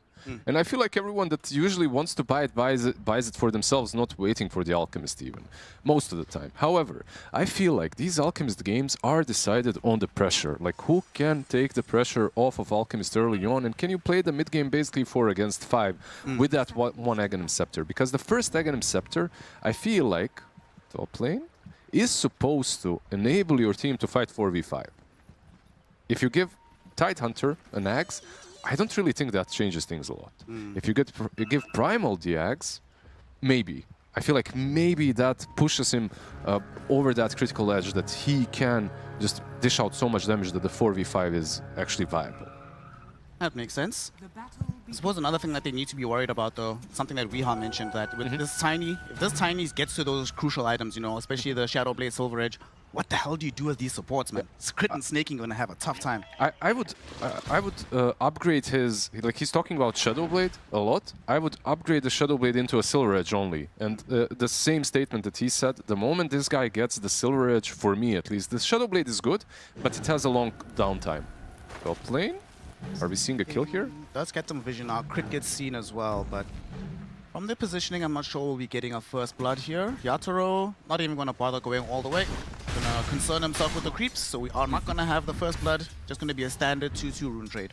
Yeah, once again, Techies will be going bottom against the Alchemist. A lot of damage, of course, between Bristleback and the Techies. This Silencer hero is interesting to me. Let's see just how much he'll be able to do. Like, versus Bristle, you know, Arcane Curse, not too bad. Blaze of Wisdom also can come in handy. But just on the Silver Edge, I feel like every hero right now that is buying the Silver Edge as a carry feels good on the position 1. When you think about it, Muerta feels like one of the strongest carries right now by Silver Edge, right? Lone Druid also gets Silver Edge on the bear. Tiny, same thing. Top lane. Crit, damn. Able to find the Fade Bolt. Definitely one of the classic crit heroes. Rubik we've been seeing more and more of in all of these games. And it's a good start. What's happening with all these Phoenixes dying level 1? Like, this is, I swear, 5th time I'm seeing it. Mid lane, got Kotl taking on the Primal Beast here. I mean, I don't really envision a situation where Olal's not going to be able to farm here, right? Oh, Yatoro getting dove upon the crit, just needs a little bit more damage, but he doesn't have it. Tiny able to get away, heal up, but still so much pressure being applied towards Yatoro. And speaking of that Silver Edge that you were mentioning earlier, the longer you can delay that, the better a game you can have as these two supports. Oh, absolutely. Especially as these two supports, right? Because they are food. They are the two heroes that he will be hunting down the moment he gets there. Down bottom, we also have a hunt of the Silencer on Tech. He's not going to actually happen. Silencer level 1. Arcane Curse plus Blood Grenade, that's your big damage dealing thing, right? About unavailable for now. But speaking of pressure and speaking of items, you know, like it's always interesting to see what Kotl goes for on the mid lane. Right now he's being bullied a little bit, but nothing really crazy. This is a kind of a matchup for Coral. I feel like in any single matchup you should be making stacks for yourself, and I expect him to make some. But this matchup, honestly, like you can even play without stacks. Like this is one of those that is pretty simple for the Keeper of Light. You see down bottom, Bajuk playing on this Bristleback, having a decent time in the lane so far. We of course saw yesterday what MOUZ was able to accomplish on this Bristleback hero. Fortunately for Falcons, they do have the Aghanims on the Primal at some point with the break available, but it could still be quite scary dealing with this young Bristleback, given that if you look at Falcons, it's not like they have an overabundance of burst damage to deal with him. Yep, you do have, like you said, you do have some nice things. Eventual break, Arcane Curse on him, not too bad, some minus armor from the Tidehunter. You know, these things, they can stack up. They can come together, and he's playing a very different hero than he played in game number 1, right? Like in game 1, he was all the initiation, all the initial burst. Right now he's, you know, just your casual tank. Runs in there, gets all the aggression, and tries to start things off without any stuns. Skeeto, of course, is very happy that he's not playing into the Slaughter. You and I were talking about it when we saw the draft and we saw they banned Slaughter. It's like, yeah, they're gonna Is he happy? And he might not be happy right now, though, as he's being aggressed upon by Bajuk. At least he's getting CS, and at least he hasn't died yet relative to game 1.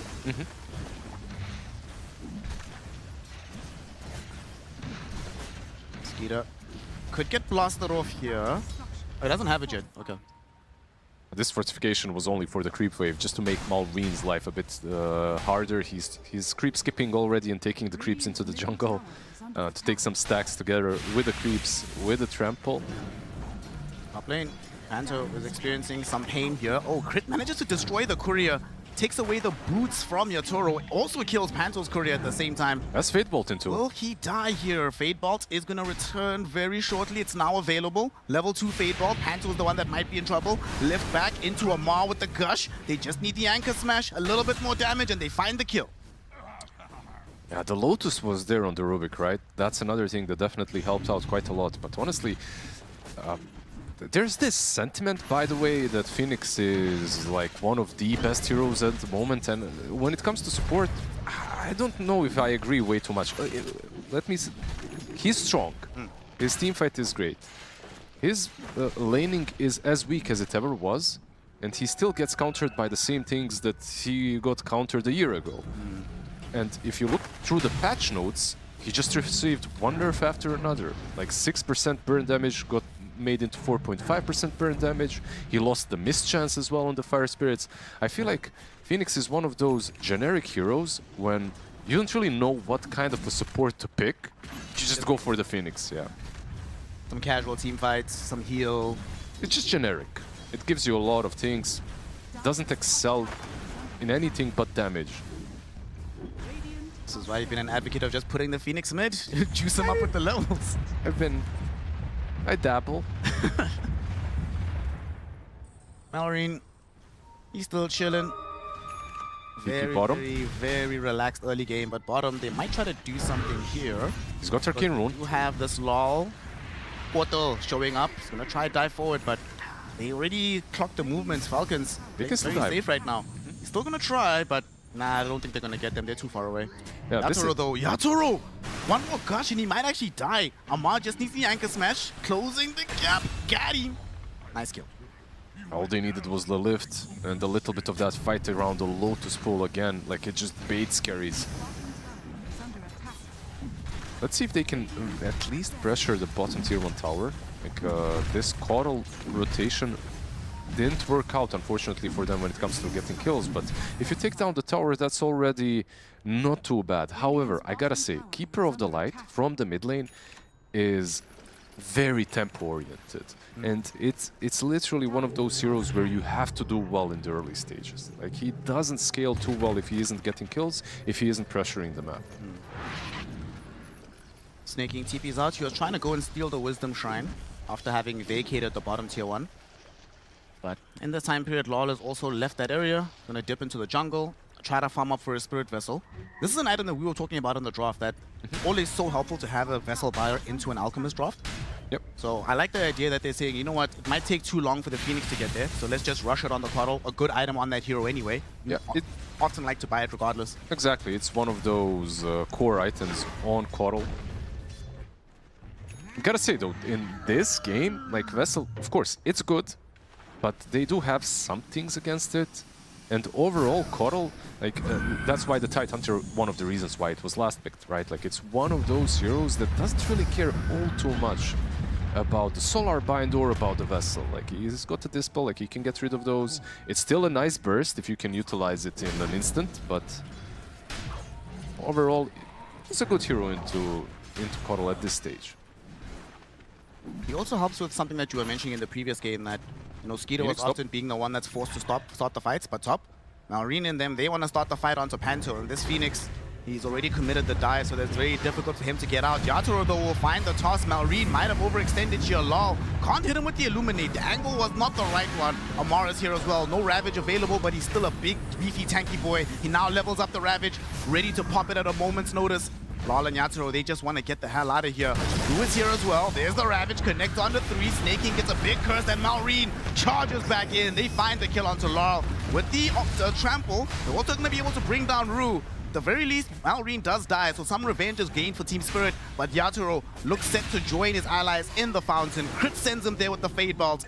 Dies himself, but certainly a worthwhile trade. Team Falcons take a strong skirmish in the top lane. Oh, that's a beautiful Sunray right there. He knew that there's no way he escapes just by walking versus a phase boost Tidehunter. He has no boots on Phoenix, so baited him on the high ground, used the Sunray on the low ground. Very nicely done. They got Rubik in the end as well. I believe the tower hits helped out a little bit. Overall, I'd say this kind of a trade does... It's pretty good for Falcons. Going for Batyuk as well. Gonna get caught with the stun from Skeeter. Trample from Malrine will ensure that Batyuk does die. Now that is very, very good. Not just getting that kill, but involving Skeeter, because Skeeter was chilling bottom farming while that massive fight was happening in the top side of the map. So he's the only one that wasn't involved. He got net worth, and now he gets extra experience and net worth from this. Yeah, I love to see an Alchemist early on join. I don't think that this hero is actually that weak. I mean, early on, of course, your right clicks do absolutely almost nothing. But Acid Spray and Stun, it's a nice addition to your team fight. Big Illuminate blast onto Snay. Snay is actually in trouble. He might die here to the Solar Bind. Yeah, he's absolutely gonna come back though, chase him up. He stole the bind himself. They're forced to heal up Lol with the Sunray, but it's not going to be enough through the trample of Malrine. So Snaking baited the Coddle into overextending. They gets punished for it. 3 brain drains for the Silencer so far. Not too shabby. But I gotta say, like, already 1-2 for Coddle.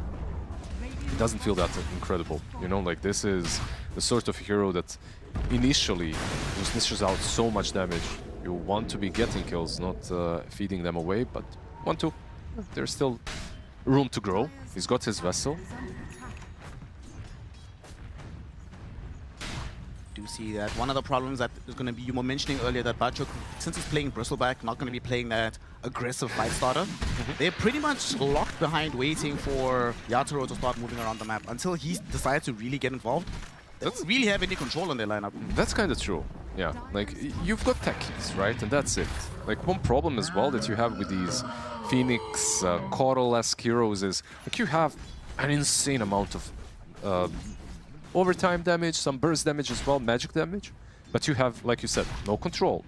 And, like, in general, they don't really have a lot of control. It's just the Tidehunter and the techies, for now. Panto will see Amar throwing some fire spirits at him, but Amar doesn't really care right now. He's chilling. About to pick up his concentrated reps. That'll make him so much tankier. We almost have the Radiance. This is like a 5-minute increase in the Radiance time. We might have Batyuk killed off here. Skeeter comes through. He's going to participate in the kill. Crit is the one that gets the credit. But that's the Radiance now complete. 4 minutes, 5 minutes earlier than the previous game. Definitely a different set of circumstances. A different set, I would say, for their carry and for the position 4. Like, Crit is just loving this game. He's playing Rubik, he's 4-1-4, 6 permanent Curiosity stacks already. This Solar Bind just feels fantastic on him. It's the curiosity. I feel like this is one of the nicest additions to the Rubik. I mean, it's always fun having heroes that have some kind of scaling. Yep. It's just Rubik. I feel like this hero is one of rare gems in Dota. Like, you cannot hate a good Rubik player, and whenever you see a good Rubik game, I don't know, there's just something about it. I like that this hero is in the meta, and I like him to stay there for as long as possible, even though he might seem a bit overpowered currently. Just a little bit, but it's fine. He's been underpowered for so long. We can allow him to Ravage stay in the sun. Panto gets ravaged. I mean, this makes sense to me because realistically, again, Team Spirit can't fight right now. So for Falcons, it's like, okay, why not? Why not? Do what you need to do, gang. Just go farm, Skeeter. Yeah, killing this Tidehunter feels like a tall order at the moment. Mid lane, they have Blink. Yeah, they do indeed. Lau, they have the vision on him. Blink on top with the full pulverized. Bachuk cannot really do anything about this. You just have to watch as Lau dies right in front of them. Also a global silence that gets expended to cover the retreat of the Primal Beast so he can get out. Yatoro, nice toss back to try and evade the stun. The stun kill comes out, but Rue jumps in with the big blast off on the backside in tandem with Panto's Phoenix Supernova. They eviscerate Skeeter and Crit. Now Amar maybe wishing he still had the Ravage available, but not going to be able to do anything except watch these Team Spirit heroes retreat. Yeah, just a beautiful toss back, right? Like saving the day pretty much. Making sure that he isn't able to stun everyone up. Stuns himself in the end, Tidehunter. After him, Yatoro wants him. There's the blast off. Yeah. He's gonna have all the damage from Bachuk with the Quill Sprays. They eventually find the kill. Law gets jumped upon by Malrine. Pulverize was there. Eventually he does fall. They trade core for core here. But they're still playing aggressively as Team Spirit. They want to try and also make that a tier 1 tower push in this mid lane. Yeah, basically following the same script that they were doing in game number 1, right? Just pressure the map. Fight as much as possible before Aghanims are online from the Alchemist. Make sure to take as much breathing space, breathing room, just farming space from him and his teammates. Crit's also going to be going in for a Vessel in this game. I mean, you are playing into Coddle and Phoenix, so it makes complete sense to do that. It's just nice. I feel like because of Curiosity, you have different item builds now available for the Rubik. Like, you can go for the same good old Aetherlands, Blink, whatever, maybe even Greaves that people were buying. But right now, I feel like all of these applied dots, or like your Vessel, Essence Distiller, Glimmer Cape even, they just have so much value in Rubik, especially if you have Curiosity stacks. Like, Glimmer sometimes lasts so long that you can apply another Glimmer immediately after. He's gonna go for the shard first. So we're gonna have to wait until we see if it's gonna be the Glimmer, the Essence Distiller. It's very interesting, actually. So he went Vessel straight into shard. Huh. Okay, let's think what shard spells are really good here, that are good enough to maybe even justify this. Yeah, I'm trying to figure it out. I mean, besides the shard spells, of course, you get the lift, right? Like you have some repositioning, which can be nice. I suppose when the enemy team has this little control, any instance of repositioning is really going to hurt them in the team fights. Just a shard believer on his Rubik. At the same time, we can't really say anything. Crit is maybe the only non-Chinese Rubik player that can do what he wants when he's playing this hero. Absolutely. 16 minutes in, it's a 5k net worth lead for the side of Falcons. We're getting in some of these neutrals. Defiant Shell for Bachuk. Nice greedy Tumbler's Toy for Laurel. It's always useful to have a bit more mobility. It's nice, but so far this game has not treated him that nicely. He's TPing top, he has travels. Yeah, they don't have Blade or Blink, so they can't really start this fight anyway. Yeah, no real way. Maybe with Yatoro eventually, but no Shadow Blade just yet. He's 400 gold away from it, so with the Shadow Blade maybe they'll be able to initiate on someone, toss him back in, start things off. But I gotta say, this Keeper of the Light 1-4-1 at the moment, it doesn't feel like a fantastic game, and his itemization as well is forced. Like, this isn't the kind of an item build that you generally want on Coddle. You have to go for it. Like, he's going BKB after Travels, mostly because of Global Silence. He just needs to stay alive. Well, somebody wants to get a kill onto him. Malrine and the gang were hoping to find this Coddle. Instead, it's the Bristleback who's posting up on the front foot. We'll see if they still get a decent angle to dive in for this fight. As it stands right now, though, Malrine being very patient. And there we go, he showed. That's what they wanted. Global Silence expended as well. He is just gone very, very quickly. Amar's on the backlines, ready with the Ravage, but Lol actually buys back. Yatoro and them putting in pressure onto Amar. He will eventually pop the Ravage, but his life might still be forfeit. He survives with 40 HP. Eventually he dies after the Supernova is popped by Panto. Skeeter trying to run himself away. At the very least gets past the Supernova, but Yatoro chases him down, and they're still able to get the kill on the Alchemist. Malrine jumping back, forcing a dieback onto this Keeper of the Light, and with this trample, putting pressure in onto Yatoro, but Yatoro, the silence is finishing, the spells are returning. He does give away, though, the avalanche towards Rubik, who now lifts him back towards Snaking. Blood Grenade dropped with the Arcane Curse, and now coming back with the Pulverizers, back off cooldown. Malrine able to get directly on top of Yatoro. The Tiny will go down. Panto has no hope of escaping this either. In the end, it's only Bachuk who survived this fray. Team Falcons win a very resounding team fight. That was beautiful. Global Silence was online, but also, of course, the Aghanim's on Primal Beast, and you could see the damage being dealt by him was pretty damn significant. 4.4k on the Primal, but also 3k on the Rubik, by the way. Second in command on their side, just absolutely blasting from distance. He did take Avalanche, but now keep in mind that Avalanche is incredibly good on Rubik.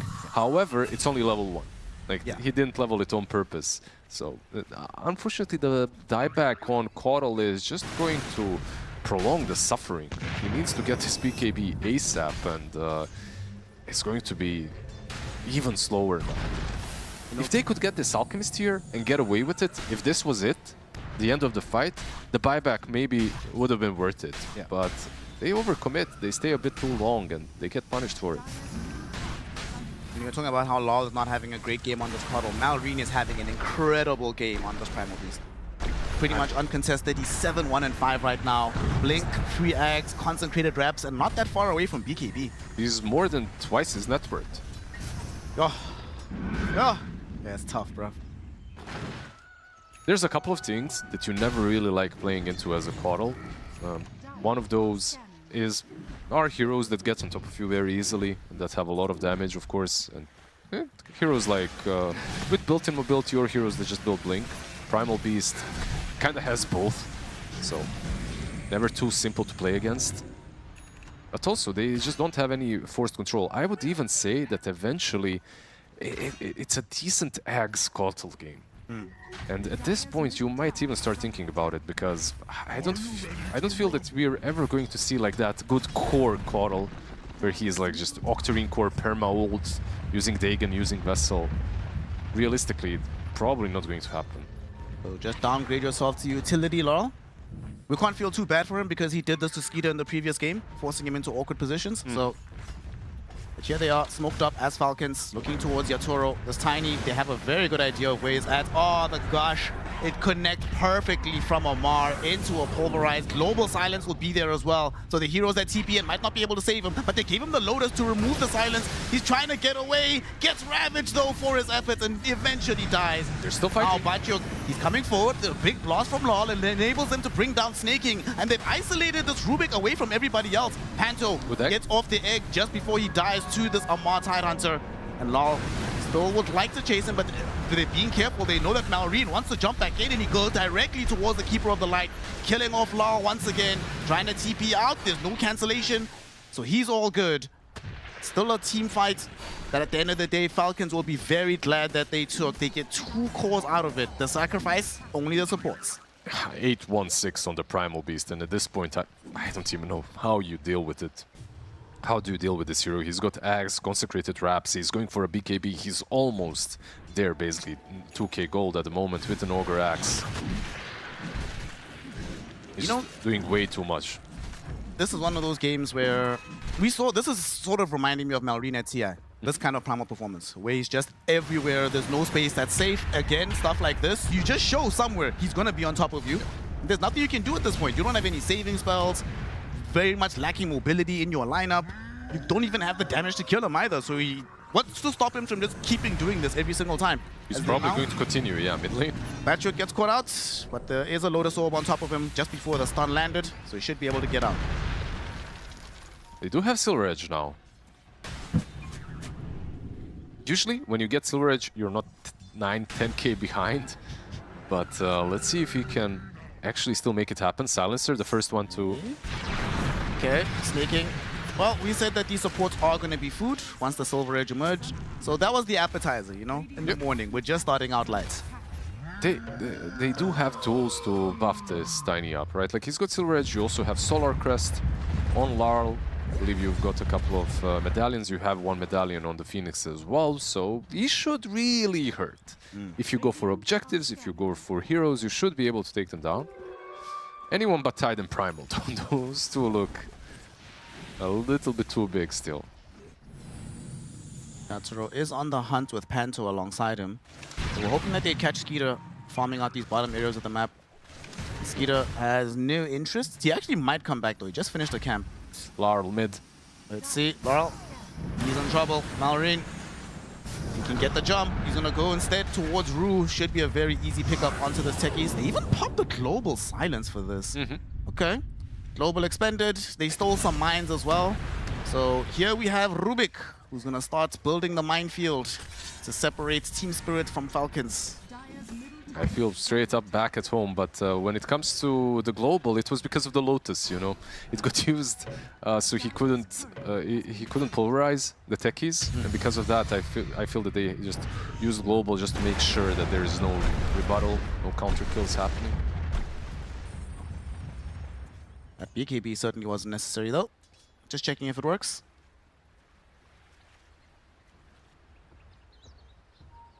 Team Spirit's 10k gold behind still. Batchuk has done a decent job in keeping himself up in the net worth charts. He's about to have a BKB available for this bristle. And we're still not at the point where we have major physical damage. Larl, ravaged, killed, dying to the mines of Crit, who also hit him with the Spirit Vessel to boot. Yeah, this is rough. This is one of those coddle games that you really want to forget as soon as possible. Like, he's level 15, he's got the BKB now. With the BKB that he just purchased, the game is at least playable. Up to this point, I feel like, as you could see, the way he was playing, he was never there. He was just as far away from any skirmishes as possible, because he just couldn't do much. Now with the BKB, at least he can show his face. He's not playing Coddle for the rest of the tournament, no matter the results of this game. I can tell you that. You know, sometimes they pick it out of spite. They're like, I promise, bro, I wasn't that bad. Something else happened. In the Balkans, we have this word inat that we use as well. You know, when you lose with something, you just pick it out of spite again, just to prove a point. We'll see. After this kind of a game, though, maybe it's better to stick with the true and tested. Yeah. Just play Queen of Pain. It's fine. Although, I don't know if you noticed, but a lot of keepers got banned. In a lot of games, I feel like I've seen a couple where Kotal got banned yesterday and today as well, so... The hero is respected. Another very respected hero is this Tidehunter. He's going to get the vision, allow Malrine to jump in onto Batchuk. But Batchuk right now is BKB, Consecrated Wraps, Lotus, Defiant Shell as the neutral item.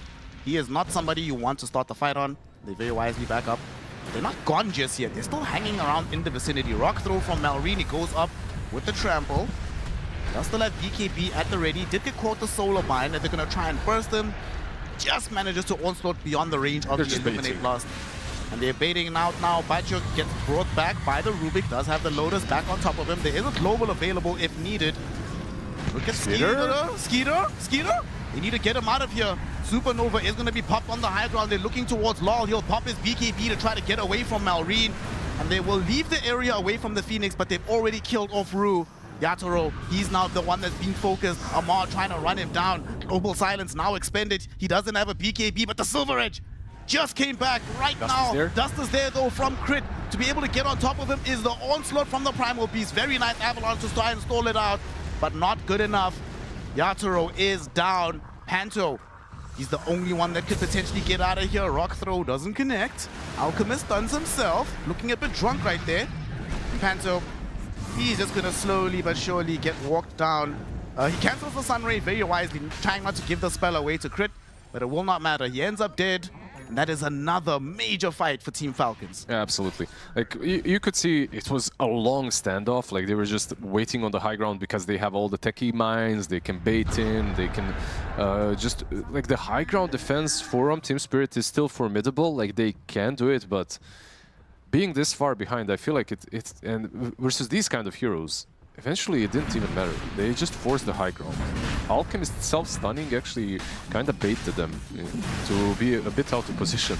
So Coral, even with the BKB, like, he couldn't really do a lot. Like, he was up front, but instantly pulverized, lost most of his HP, had to run back. Like, it's a scary thing to see that they were able to just breach the high ground the way they did. Batyuk? And they're breaching Batyuk as well, despite all the items that he has. He is still going to end up food. Didn't even bother popping the BKB in that situation. Crit, solo bind on top of him. Laurel trying to chase him down. Crit's going to get out. You know who I actually blame for this game? Like, if they lose for Team Spirit? Laurel must say, guys, it wasn't me. The panel kept saying we want Alchemist to lose again. It was a caster's curse. It's not my fault. It's always the panel. And the casters, when the game isn't starting. When the curse is made, of course.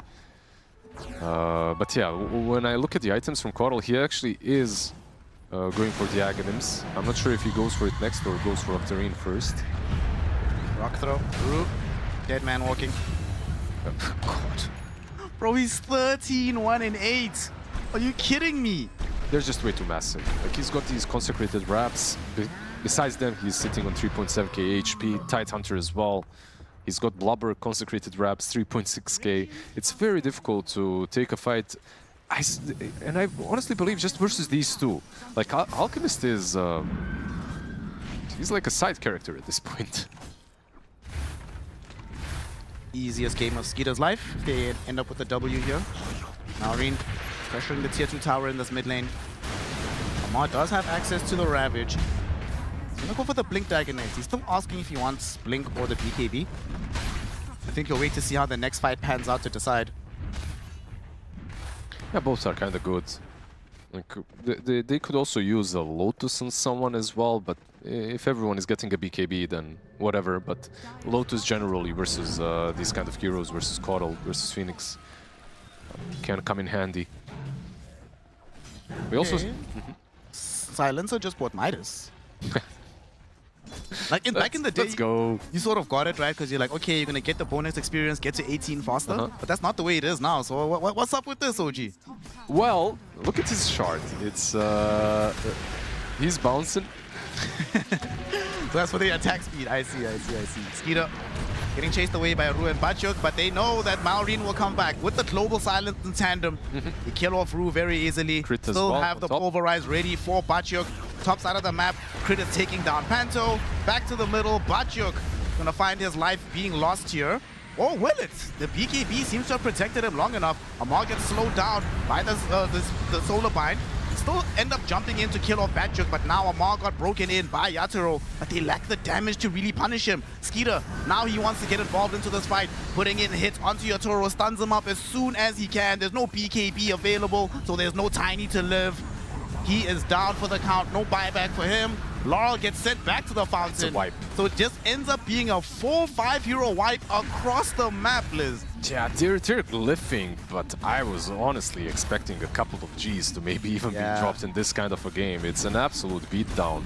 They still have ages for 1 minute and 30. Like, this is a very simple, I would say, mid push at least. Phoenix and Techies are up. They can delay it a little bit, but they can't really approach these heroes even. Like, you can't show a face. If you show it, like, Primal Beast can just blink in, even through the mines. I don't think that he cares all too much. Disciplined Gaming, of course, tier 2 bottom, tier 2 top, still a lot of objectives to take across the map. As a reward for all their efforts, Ty just picked up a BKB. Did he buy the BKB and the Blink at the same time? No, just the BKB, okay. Alchemist has the full Abyssal Blade now. And this Roshan, those Aegis will expire in a minute. They've accomplished the heck of a lot in that minute.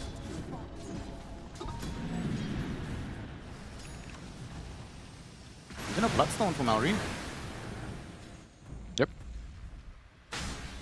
I see a lot of heroes that weren't necessarily buying Bloodstone in the last patch. Of course, the changes have been quite significant to the item, just the build-up as well. Just the fact that you build it from Veil is also pretty damn nice. And currently it's a passive as well, which is a pretty interesting change.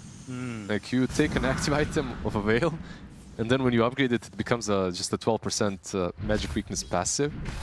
Less buttons to push. Spell weakness, actually. It's always nice to have fewer buttons to press. Yep.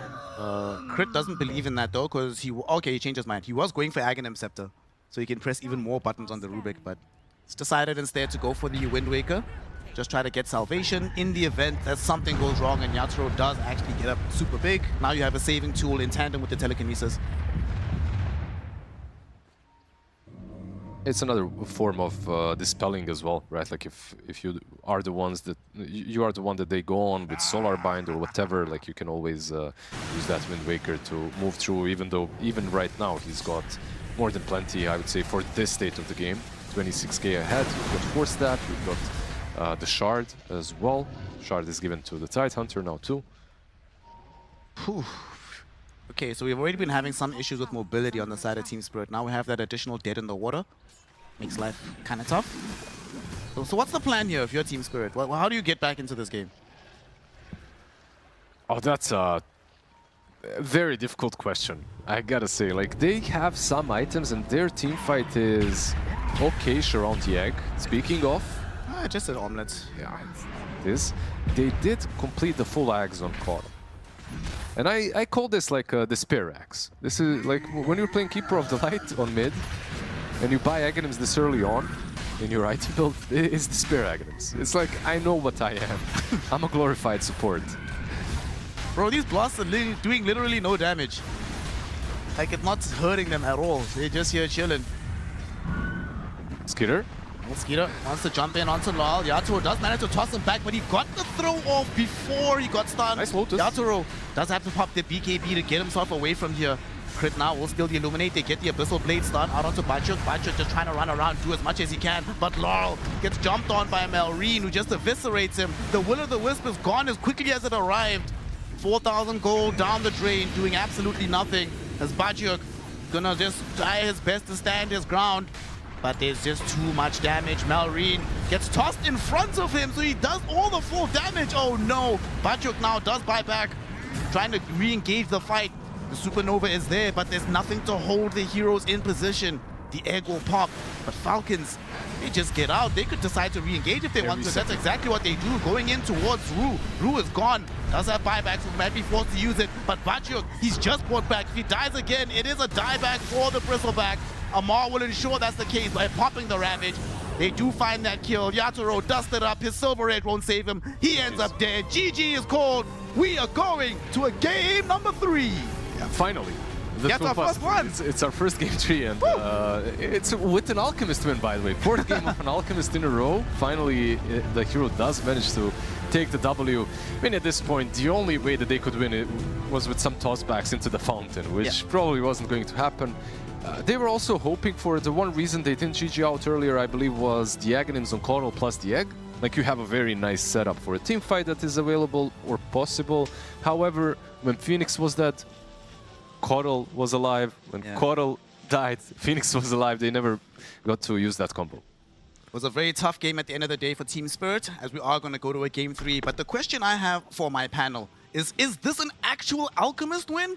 Or was it more a Team Spirit draft loss? Please let us know your opinions. We've turned it back to the Shiva squad in the panel. Thank you very much. It was definitely an Alchemist win. Stats do not lie. This is a big W on the board. The question is, was it just the Queen of Pain missing? That was the missing ingredient there to beat this hero. Team Spirit at least didn't have the right answer here, Tito. Yeah, no, I think Falcons identified just a really nice way to approach the lanes this time around. In the previous game, the early game didn't really go their way, but here, already with our highlights, 9 minutes in, 5,000 gold lead, you couldn't ask for a better start for an Alchemist lineup. Pain. Feels like Queen was kind of the solution to this Alchemist, because I feel like they would never be able to play Primal Beast mid with such a free lane if Team Spirit had a Queen of Pain. Yeah, I mean, I agree. Like, there's no, I'm not even gonna try and fight you on that one. Like Lau, he had a lot of pressure on him on this Keeper Elite. You enjoyed the draft, the concept of Spirit, because you were expecting to see the Kotal and kind of Bristle sync up together. But the way that Falcons played, we never got to see their timings ever really aligned. It really felt like Spirit was playing kind of survival from like the 10-minute mark in the game to the conclusion. It's mostly related to the Kotal. Yeah, that is true. The Kotal never really punched into the game, right? He was just getting assassinated by Primal in pretty much every clip, as you see here. Yeah. But is it then the missing of the Quap, or is there just... Could the Spirit just have found a different answer to the Primal Beast? Like, surely there's better answers to a Primal Beast other than the Keeper of the Light. There were so many answers, or rather so many mids still in the pool.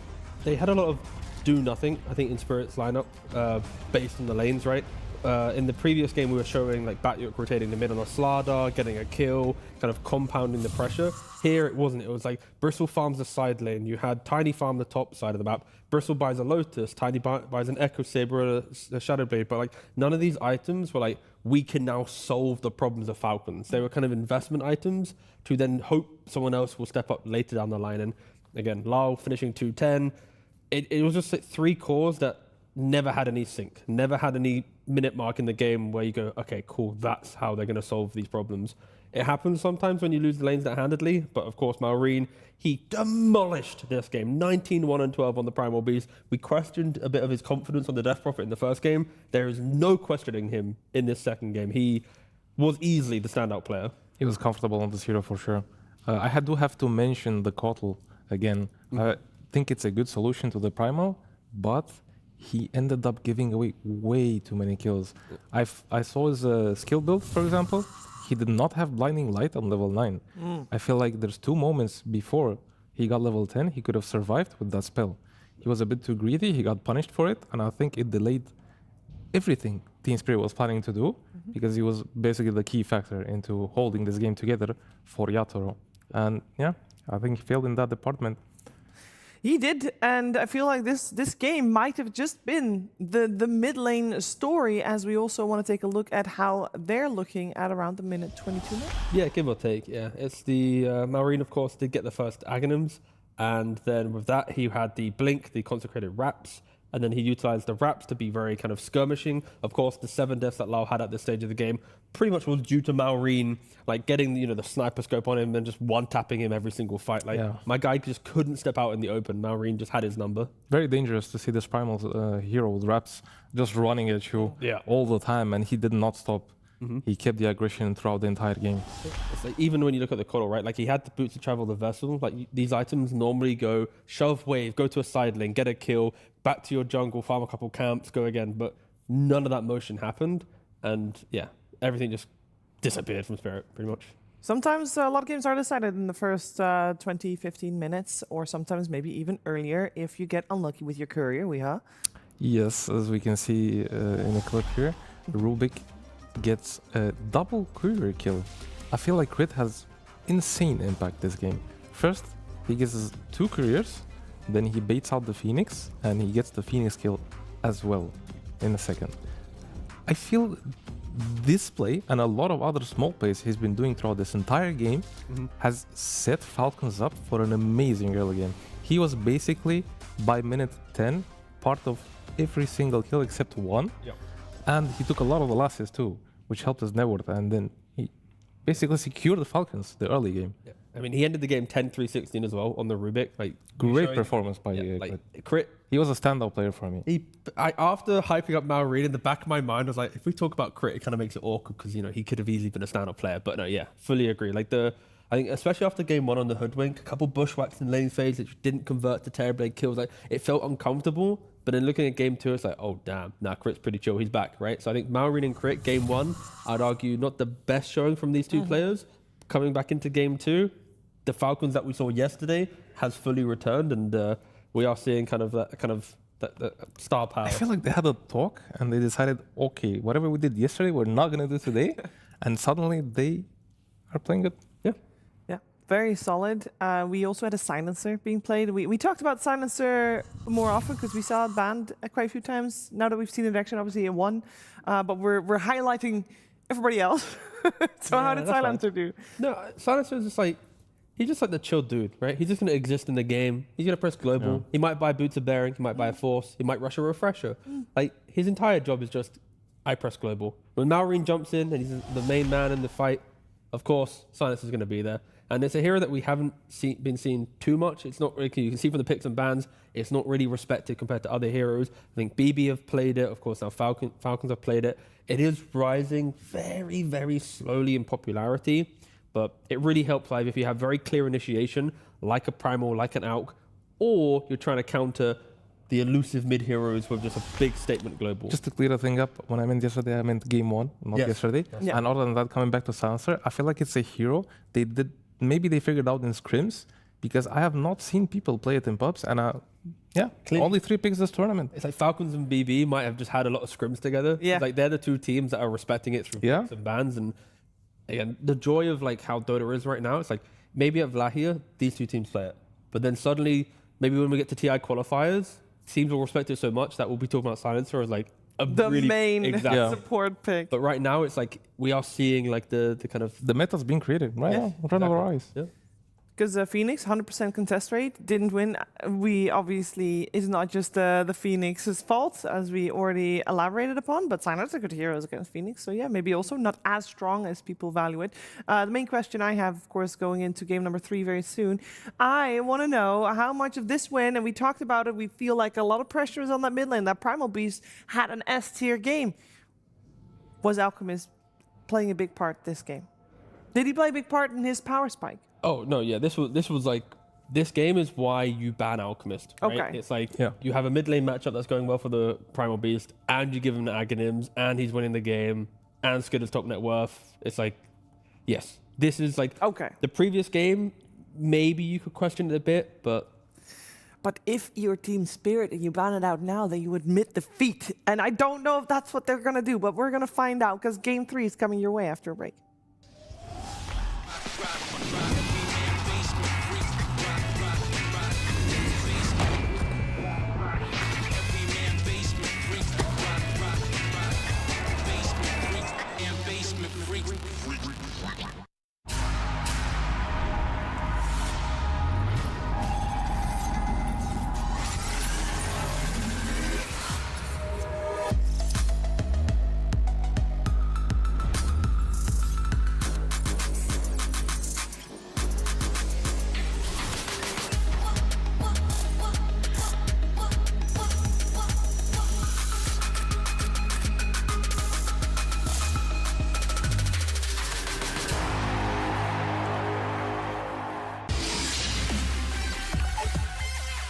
The human body was built to move.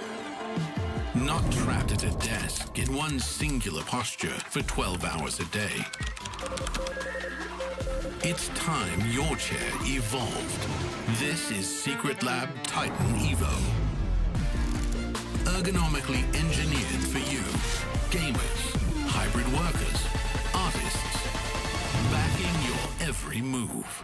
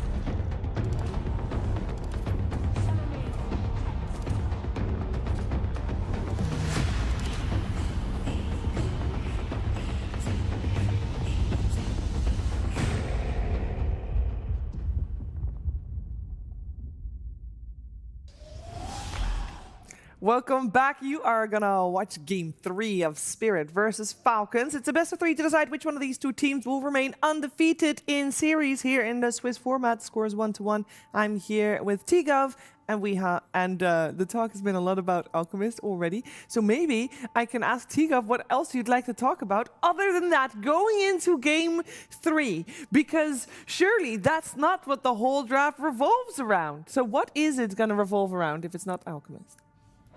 I don't know. I'm just numb. I just want it to be banned, just so we get to think about other concepts. But okay, I have to ask, because this feels like this has been a big hero for Falcons to enforce that this is their hero, that they can beat it, and they don't have to ban it themselves. So surely, if you're Team Spirit, you're not going to admit defeat. How do the players think about it? Do you think? Like, how much of this is mental? Like, okay, now we gotta. I feel like their plan was the Queen. So if it's Yes. gonna get banned, I mean, depends who has first pick and second. But I feel like if Queen is banned, I think either team is thinking about either skipping the Alk or banning it. I believe the pick order will be the same way. I think Falcons is going to be second pick again. So I think the bans will be very clear if we are going to get a repeat of the Alchemist. But then this time around, if the Quap is banned, because Team Spirit had the option to pick Alchemist, they banned for the Phoenix. You think this time around they would pick Alchemist? They might pick Alchemist. My fear with that is then Falcons promote Tidehunter to a 9 pick.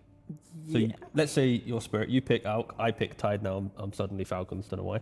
And now I know my lane, you know yours. Alk can't get flexed. We might just see a repeat of what Amar has been doing on the Tide. And for the games where he sees consecrated reps and I frontline for free, it's just kind of game breaking, because you take so much time to kill him, and he's absorbing 2-3 camps from your side of the map that you naturally are going to have just a gold deficit. So I'm just scared of like that draft order enabling Falcons. Hence why the Queen of Pain felt really cool from Spirit in game 1. I think the coolest part will be Alk just getting banned and we stop talking about Alk. Amen, brother. There we go. I know you don't want to talk about it, but I think it will revolve again around Alchemist. Yeah, it's just, I mean, the way that Falcons has been playing both their series so far, it's been all about the Alk. How about first fan of the first bans that Spirit does? Surely they can add a Tidehunter to that, but would you let Husker, Pango, or Shanking through? That opens up a whole nother discussion of if you ban. But that is the joy of a best of 3, a best of 5. Is kind of like the little, you go in with your prep, suddenly it gets changed, and then mid-series in your 15-minute break, the coach... 25% win rate. This is such a good hero, guy. Yeah, really good. But it's like finding the little moments, like if you leave a Pangolier, how does that change your draft order? I mean, that is the joy of drafting. Why, I love the concept of drafts, why they're so important to Dota. But again, we'll see between these two teams what is going to be like the entry to a draft, because it clearly is for both of them very, very important. Other teams can sometimes like stumble their way and utilize later picks, but right now it really feels like the first like pick or two for both of these teams is so instrumental in the rest of the lineup. Don't you think, since it's like the first 2 days of the tournament, they're still like trying to see where they stand on Alchemist? Yeah. They're basically testing it. First day they gave it, they won against it twice. Now they took it twice.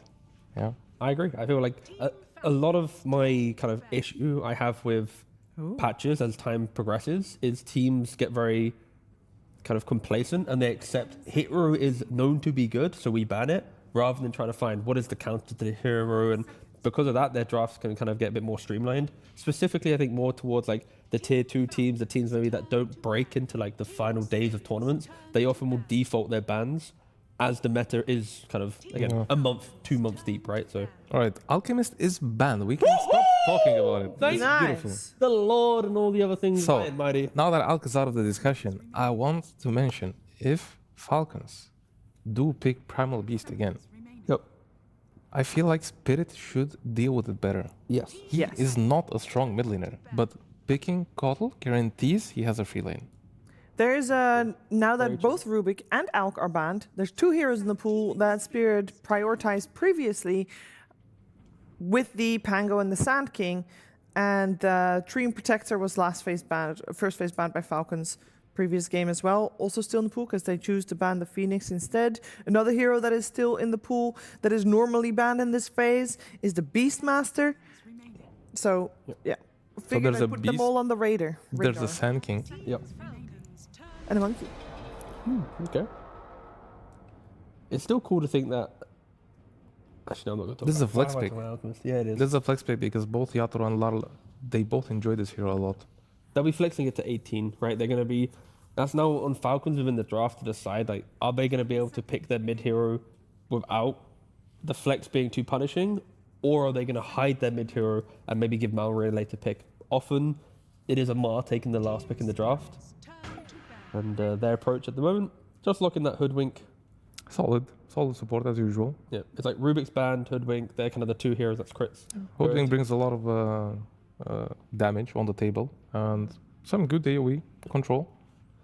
It's also like in regards to the draft, I think crit has always been a pillar of opening the next phase of a draft, because either a cheap first phase pick or let's say 13 pick for Falcons here, that's kind of like where crit lives within the draft. And his hero pool feels like it can play into most lanes, and no matter what will enable a later Omar pick. So like once crit finds those heroes for the patch, be it the Ringmasters or the SDs or the Hoodwinks or the Rubiks, like you're always expecting that pick. Like he is so vital, I think, for Falcons like draft, always feeling like it has motion as it progresses. This hero seems to be picked a lot. 18 games, 50% win rate, balanced. Very, yeah, I mean, on Hoodwink. Statistically, yeah, they're very solid. Opens up a lot of offlaners. Can guarantee you have a decent lane almost. Yep. I mean, it's nice against Monkey as well. Just throw some random bushwhack and then you might catch him in a tree, right? You just need a little bit of vision to know where he's jumping to, and it can be those moments of. It can allow your course to stand their ground against the Monkey as well when you break the Monkey. True, very true. Yeah. So your course can just sit and hit. Toro lost on Monkey though. Oh no. The only one. Yes. He's the only one. Oh yeah, he did lose. Yeah. It was 0-4. For his team, right? What? For his team? Yeah. Yep. But was it his fault? Wow. That's a deep question. Okay, let's not go into that. No, we can if you'd like. No, I think that's very healthy. That's really unpacked Spirit's deeper problems. I would like to know why Team Spirit is not valuing the Sanking. They're not banning it. Yeah. Do they not care? Do they think Monkey is a good solution for Sanking in case they put him in? But it could be later picks where they might themselves start picking some saves within their supports. So they're inviting the Sanking knowing they're going to have the Ringmaster or the SD themselves. It's like, well, we have one hero that can save, we have the Monkey that can stand his ground, and potentially an offlane that's going to go for a pipe on 18 pick. Like, I think you can draft to deal with a Sanking, but you have to have everyone on board to deal with it. You can't just like stumble your way through the draft and then go, Maureen, he's got it again. Like, so I'm hoping they have a plan. I kind of feel like Monkey is good enough to deal with the Sanking. Because of Mage Slayer or just because of like Deso BKB stand? Because of the lane. Right, the lane. On the lane, if you get him sentries for free, like a good support does, of course, you can just stand and the Sanking will not be able to touch creeps. And then from then on, first you delay his timings, then you'll be strong enough to contest the stacks, and then you will be buying Mage Slayer, which is super good against Sanking, and then you can probably deal with him the entire game, yeah. If you were my mid, I'd buy you 3 sentries at the start. Would you? Yeah. Aww. I would, yeah. Also That's so because kind he of you. places them next to obses, so you get the gold from it. No, just to be at the side, yeah. Yeah, that too, selfless. Yeah, very selfless. And they did go for the Sanking. Yeah, let's not get started about mid laners placing awards. They're probably the worst at placing observers in the entire game. They TP mid, straight away when they land. There's no. I'm not gonna contest that. There, yeah, because he agrees. I like the confidence. No, there's definitely observer word here. They saw me clearly. Place a sentry, nothing. Like, for all the mechanical brilliance of mid laners, they are so low skill at placing observers. It is. You gotta give credit though. There's no real place to place the word mid.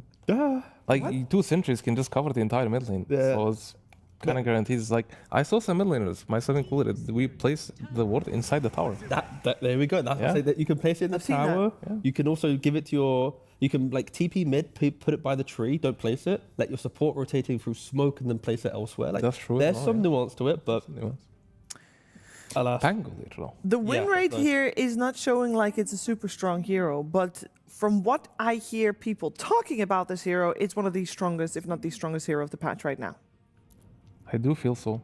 I do feel Pango is one of the better heroes, but as you can see, not very good results, especially on the offlane. Seems a little bit better on the mid lane, but not good enough to justify it. I'm not sure what the problem is. I mean, I can't tell. I feel like... But they've sacrificed the Pango in some of the drafts, where they put it off lane into like Monkey King lanes, and like it feels like they've not made Pangolier like the star of the early game. Do you think maybe it's because they pick it early? Yeah, but And here people it is just get good lanes Exactly, yeah, against it. pretty much. But like, when you have 18 pick right now for Spirit, like Monkey can be carry mid, Pango can be mid off lane. Yes. Like they see at least 2 lanes, and then they decide where the heroes go. So I think we are going to probably see the better versions of the Pangolier, the Monkey, because of how Spirit's drafted it. And for Falcons, they flex Bristleback too on Falcons, right? Yes. So off-lane they carry. kind of have a flex right now as well. But even with the flex, I think the identity of their draft is Bristle's going to walk in. He's trying to bait the Wukong or the roll. As soon as these spells are wasted or their positions revealed, Maureen will then pounce and try and blow them up, right? Yeah, it's a good plan. Paired with the Hoodwink. So that's, I think, why the Bristle's been picked rather than going for like a team fight stun or initiator. You don't want a hero that has to blink and commit. You want a hero that can like walk in and exist. Oh, that sounded quite cool, actually. Yeah. I think Falcons did prove yesterday and in the last game that they have very good vision of team fights. And they kind of manipulate the enemy team in doing exactly what they want. So I think it does start from the draft. Yeah. We have for the 3rd game in a row in this series, Rue playing the Techies. I'd love some thoughts on that because, I mean, we've seen it on ZenQ. I don't feel like I've seen it that much on other teams. Yeah, I mean, it's a high skill cap hero. Yes, you need your very high specialist on it. Yeah. Yeah, it really is a specialist hero because I feel like if you have a guy who really knows what he's doing on this hero, he can pretty much take over the game once he gets level 6. Like the vision that you apply, right? It's like twin gates are critical for all map play. You talk to any pro team, it's how do you use twin gates in the late game? Are you smoking in their vision? You put one proximity mine there, boom, you just see they're there, right? Or you can put a lot of more proximity mines. And then you can when they gate. It's true. So I think proximity mine vision is important, and then Taser being able to be put on allies in the laning phase, in the clutch moments of like stun, combo, try to kill. You taser him, disarm the enemy, like support or core. You are surviving. So you deny smokes as well. You put random ultis, random proximity mines everywhere, and suddenly they explode. You see nobody, they're smoked. Yeah. But now Falcons pick up a Chen, right? Chen. Throw the summon dude. Classic sneaking. Yep.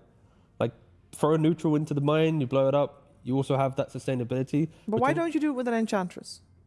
Spirit, but Chen at least itemizes more towards auras and buffing up your team. Enchantress itemizes to be independently tanky and to walk in for information. And they already have that through Bristle, so they just need to keep themselves alive. Like, again, with Pango and Monkey, their fight is very clear. Like, they need to kill with Wukong and roll. So Falcons just keep identifying that and finding heroes to try and survive that moment in the fight. The Storm pick, it is beautiful, right? Good lane into the Sand King. There's one thing I'd like to add to Chen is that Chen Enchantress, Chen boosts aggression, Enchantress absorbs aggression. That's the biggest difference for me between the two of them, yeah. That is true. But both of them hate Storm, so... Storm Chen not so much. He does itemize very well and has a lot of good ways to deal with it with the neutral creeps. Some ensnare, some magic resist, some mana burn, some purges for, whatever. He buys Mooch Blade or whatever. Yeah, that's very good. Yeah, the heal mitigates a lot of damage from the Storm as well. It's like the damage mitigation very good through pipe. Even just a random glimmer, if like let's say Hoodwink can buy it, it really hurts. In the game, of course, as it progresses and items come into play, it will always be scary having the type of lockdown Falcons have. It's a Burrow Strike and a Bushwhack. Yeah. So they do have a last pick, probably for Skidder. You think they're gonna flex the Monkey still? Maybe 4? Actually, Ru is the Techies player. Yeah. So it's pretty much guaranteed. Does Panto play Monkey? I would say Pango offlane, Monkey carry, and they're looking at like a 23 pick. Monkey's a very solid carry this patch, I feel. Since he got buffed, his tree dance now has always 0 cooldown on trees if you have maxed the spell. And he has this level 20 talent where it makes his passive undispellable, which was a big problem in the last patch with nullifiers and pretty much a billion dispels in the game. I feel like he got buffed quite hard this patch. I mean, there's also the items feel good on him. Like Mage Slayer feels like a fine build, Deathwave feels like a fine build. Yes. I'm not a fan of Battle Fury. I think when you have Storm Pango, and it's like Storm Witchblade, Pango with Mage Slayer or Diffuse or like such early timings, I want to see the Monkey carry complement them by going for another cheap damage item himself. There's another thing I forgot to add on Monkey is now they switched his cast range talent from 15 to level 10. It barely got nerfed. It went from 400 to 350. And the biggest part, he doesn't have to choose between 3 dance cast range on 15 and 110 damage on passive. Yeah. So with Jingu, pretty much everybody take this talent. He has 110 extra damage with the 3 dance cast range all the time now. And the 0-second spring for some reason. Why? Why did he have 0-second spring? Come on. Please, show mercy. What the? They're giggling. They're like, they banned They're thinking Tundra? about something right now. Yeah. They're cooking. Very curious. We are looking most likely for a hero for Panto.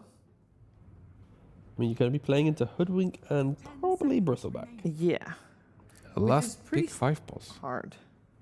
Last pick 5 pulse has been pretty common in this tournament. Yeah. Well, we've said that there's not that many great ones out there. Can they not just be solid ones? Like the casual Tusk or something? Just 4 positions have been lower than number, but 5 pulse is actually it's interesting. Okay. I love the pick. Yeah. Why? The Ringmaster in itself is very strong on the lane right now, and I think it pairs very well with Monkey. Monkey being a bit weak up until he is level 3, maybe a brown boots. Ringmaster can help deal with the aggression from the enemy side, and basically when Monkey gets level 3, they can start being aggressive together, and they complement each other very well. One with a stun, the other with a lot of damage, and the save if he wants to. They don't usually get the save until like later on, but he has an option to. You also said about Spirit not respecting Sand-King, and I was like, well, maybe Spirit are already thinking about certain heroes. Ringmaster was one of the listed. They do eventually get it. I feel like against Sand-King, like you need to survive the epicenter.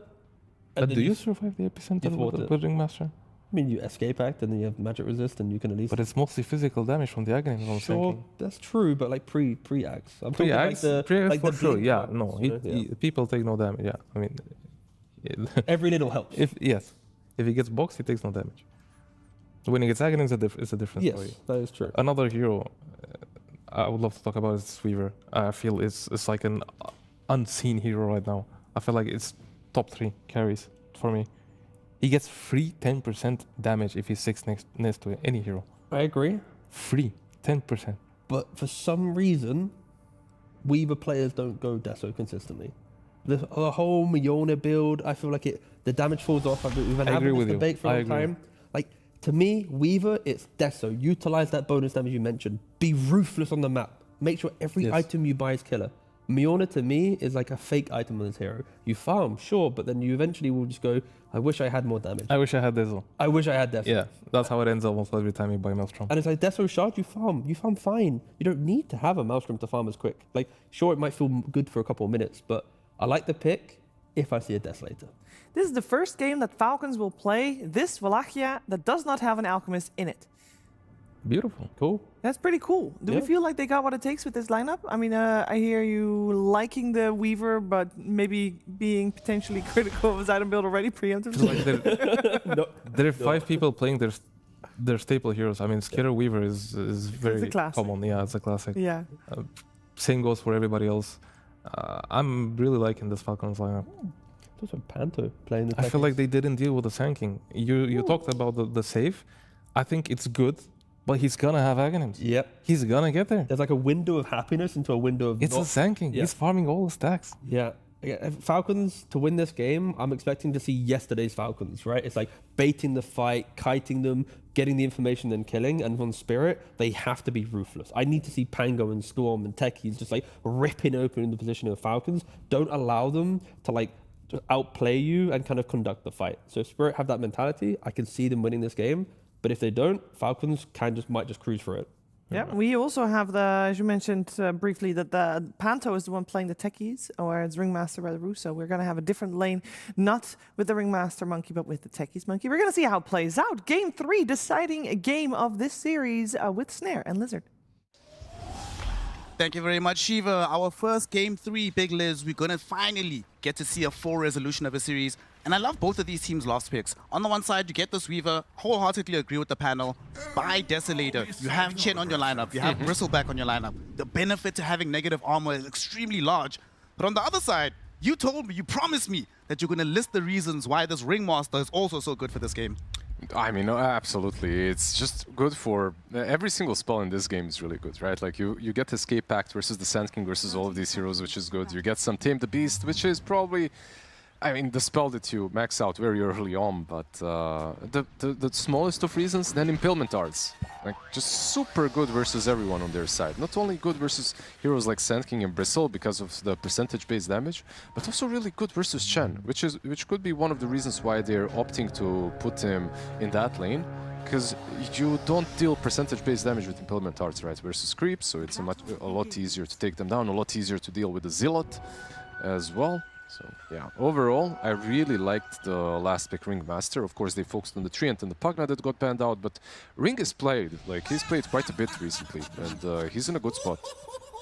We'll see how this Ringmaster pans out in this game. It's down bottom. Already see Skeeter putting in some pressure onto Bachuk. I'm also very happy that Bachuk is playing a more active hero, right? For me, when I first saw him come onto the team, this is the hero I began to know him on. So I wanted to see this. And I feel like whenever Team Spirit had Collapse, for example, playing with this Pangolier, it just opened up another dimension for them to be able to approach the game. So I'm really glad that he's doing this right now, because he's not going to end up just like doing nothing, say, if Lol is struggling from the mid lane. Hopefully, because yesterday, remember when Sand King got relegated to offlane? I wasn't the biggest fan. Like, I don't really enjoy that hero on-off as much as on mid. Pango, for me, is perhaps not on the same level, but I also enjoy when my Pango is playing mid a lot more than on the offlane. I feel like it's much easier to bully him on the offlane with certain heroes. It's much easier to make him have less impact in the mid game. We'll see how much he can do. For now, he's queuing up an Urn, actually, so wants to have a lot of cheap utility. For me, the biggest change in all of these drafts is the mid lane. Both games, Game 1 and Game 2, one could argue that the off-pick in the mid lane was the reason that team lost. Death Prophet in Game 1, Keeper of the Light in Game 2. Now it's just, these are the meta mid-heroes. Sand King on the one side, the Storm Spirit on the other. There's no way that both of them, or either of them really, are going to be completely denied a game. Yeah, we have some honest Dota. I would even say that in Game 1 and 2, our mid lane was decided by a completely different hero, and that's the Alchemist. Like, he was the one. This is the last time I'm mentioning him. For the rest of the cast, we had enough of him. Hopefully the rest of the tournament, gang. We had all the Alchemist games. I think we've seen enough. Yeah, by the way, speaking of Chen, like, speaking of not Alchemist, so Chen, it's got buffed. Like, this hero feels a lot better to me right now in the laning stage as well. I know we talked about some interactions later on down the line against Storm, against some other heroes, but even the laning stage itself with the Zealot, like, it's a surprising amount of damage when it blows up right next to you, and it's pretty nice. Like, the heal also isn't that bad from the Martyrdom, but yeah, it can zone heroes. No, even without the small creep taken. Without having to just show up with constantly having goddamn Satyr. And let's throw. Back in the game. Bachuk might not have if he's just one-on-one, he will get some farm, but Weaver should have pretty much free farm down bottom. It's going to be a very good start to the game for Skeeter. When the patch just happened, I thought Weaver was going to be way more contested than he is right now. I still feel that this is a very strong carry at the moment. So I expect more Weaver through the tournament. Already saw Ame playing it earlier, of course, so... Yeah, I mean, he had a good game and a really bad game, so... But another reason why they picked Weaver in that particular scenario was Lone Druid. It was like historically a very good counter pick to the Lone. Perhaps not anymore with the way that he's being played. Top lane, we just see a Toro farming about. We were talking in the previous game, of course, that he's the one that needed to get that silver edge, start making bigger moves across the map. Here it's a lot easier. You have Pango, you have Storm to do some of that job for you. But you can also just show up really early in the game. Mid lane. Laurel gets the 1v1 win against Malrine. Oh my goodness. All right, now that's honest. No rotations, no runes involved. He just outplayed his opponent. Yeah, that's absolutely honest 1v1. It's a melee hero into a Storm Spirit, of course, so you generally have a sort of an advantage on Storm, even versus Sand King, but the way he played it, moving on to his high ground, just zoning him out completely, beautifully done. And it's one of the best heroes to get this kind of a solo kill on, because Storm Spirit usually struggles around the minute 6 rune bot lane. Bachuk is struggling right now, doesn't have to wait for minute 6. He's falling quite low at the moment. Does still have a Fairy Fire though, so shouldn't really be in danger. But this is sort of a demonstration of things to come, because the stronger the Weaver gets, the more this kind of pressure can be applied on the Pango. Absolutely. And it's a very good combo with Shen, right? Because of Penitence. Suddenly you have a Weaver that's hitting real hard and real fast on top of it. So, yeah, 1-1-1. The build currently on Weaver. We'll see what he goes for when it comes to itemization. I feel like they talked about Mjolnir a little bit. Top lane, just hold that thought a moment. Okay, Arturo gets bushwhacked. He's actually in danger. Namar is gonna kill him. Panto came in to try and grant some salvation, but he could get ran down himself. Blood Grenade gets thrown out on top of him. We just need 2 more quills, but he has a pretty large stick. That should keep him alive. Yeah, he got baited by the Jingu stacks. Like Monkey King gained all the stacks. He thought he had that kill on the Hoodwink, but he was just being baited in the end. Very nicely done by Amar. And Crit, who didn't really have the best Hoodwink game in the first game, right, of the series, but off to a good start. Now he's warmed up. He's feeding himself a little bit. On bottom, some Tame the Beast comes out, taking care of the Senso Conqueror. I think both sides will still be happy to be able to get their farm, but it's like they actually just want to go for kills here. Want to play high tempo with this Monkey King. They did not manage to get the initial jump from the trees. So the tree dance into Primal Spring will come to nothing in the end. Yeah, when it comes to the carries that are being played right now, these are like your... If you put up a tier list, I would say A-tier carries at the moment, not necessarily the S-tier that we've been seeing in the previous series. You could argue about Weaver, of course, but they're both very active. Like that's one thing that can be said. Both Weaver and Monkey more or less go for a very similar item build. Of course, on Monkey King you can get an item before the Dezo, something like a Mage Slayer perhaps, but on the Weaver, I think on the panel they talked about Mjolnir. I think that's like old stuff from the previous patch. Dezo is almost certain now. Mid lane. Thanks to you. Well, we'll be able to bottle that Arcane Rune. Should be fine in the end, just zips himself away. Well, you will be pleased, Dweeha and T-Governor. Very excited to know that he has indeed queued up the Desolator. Top lane, Nyaturo, his death might be queued up here. Amar is on top of him, and he's not able to get out of this yet. One more spray, and he's gonna go down. Amar now looking to chase down and perhaps get a double kill out of this. Panto, 9 charges on his wand.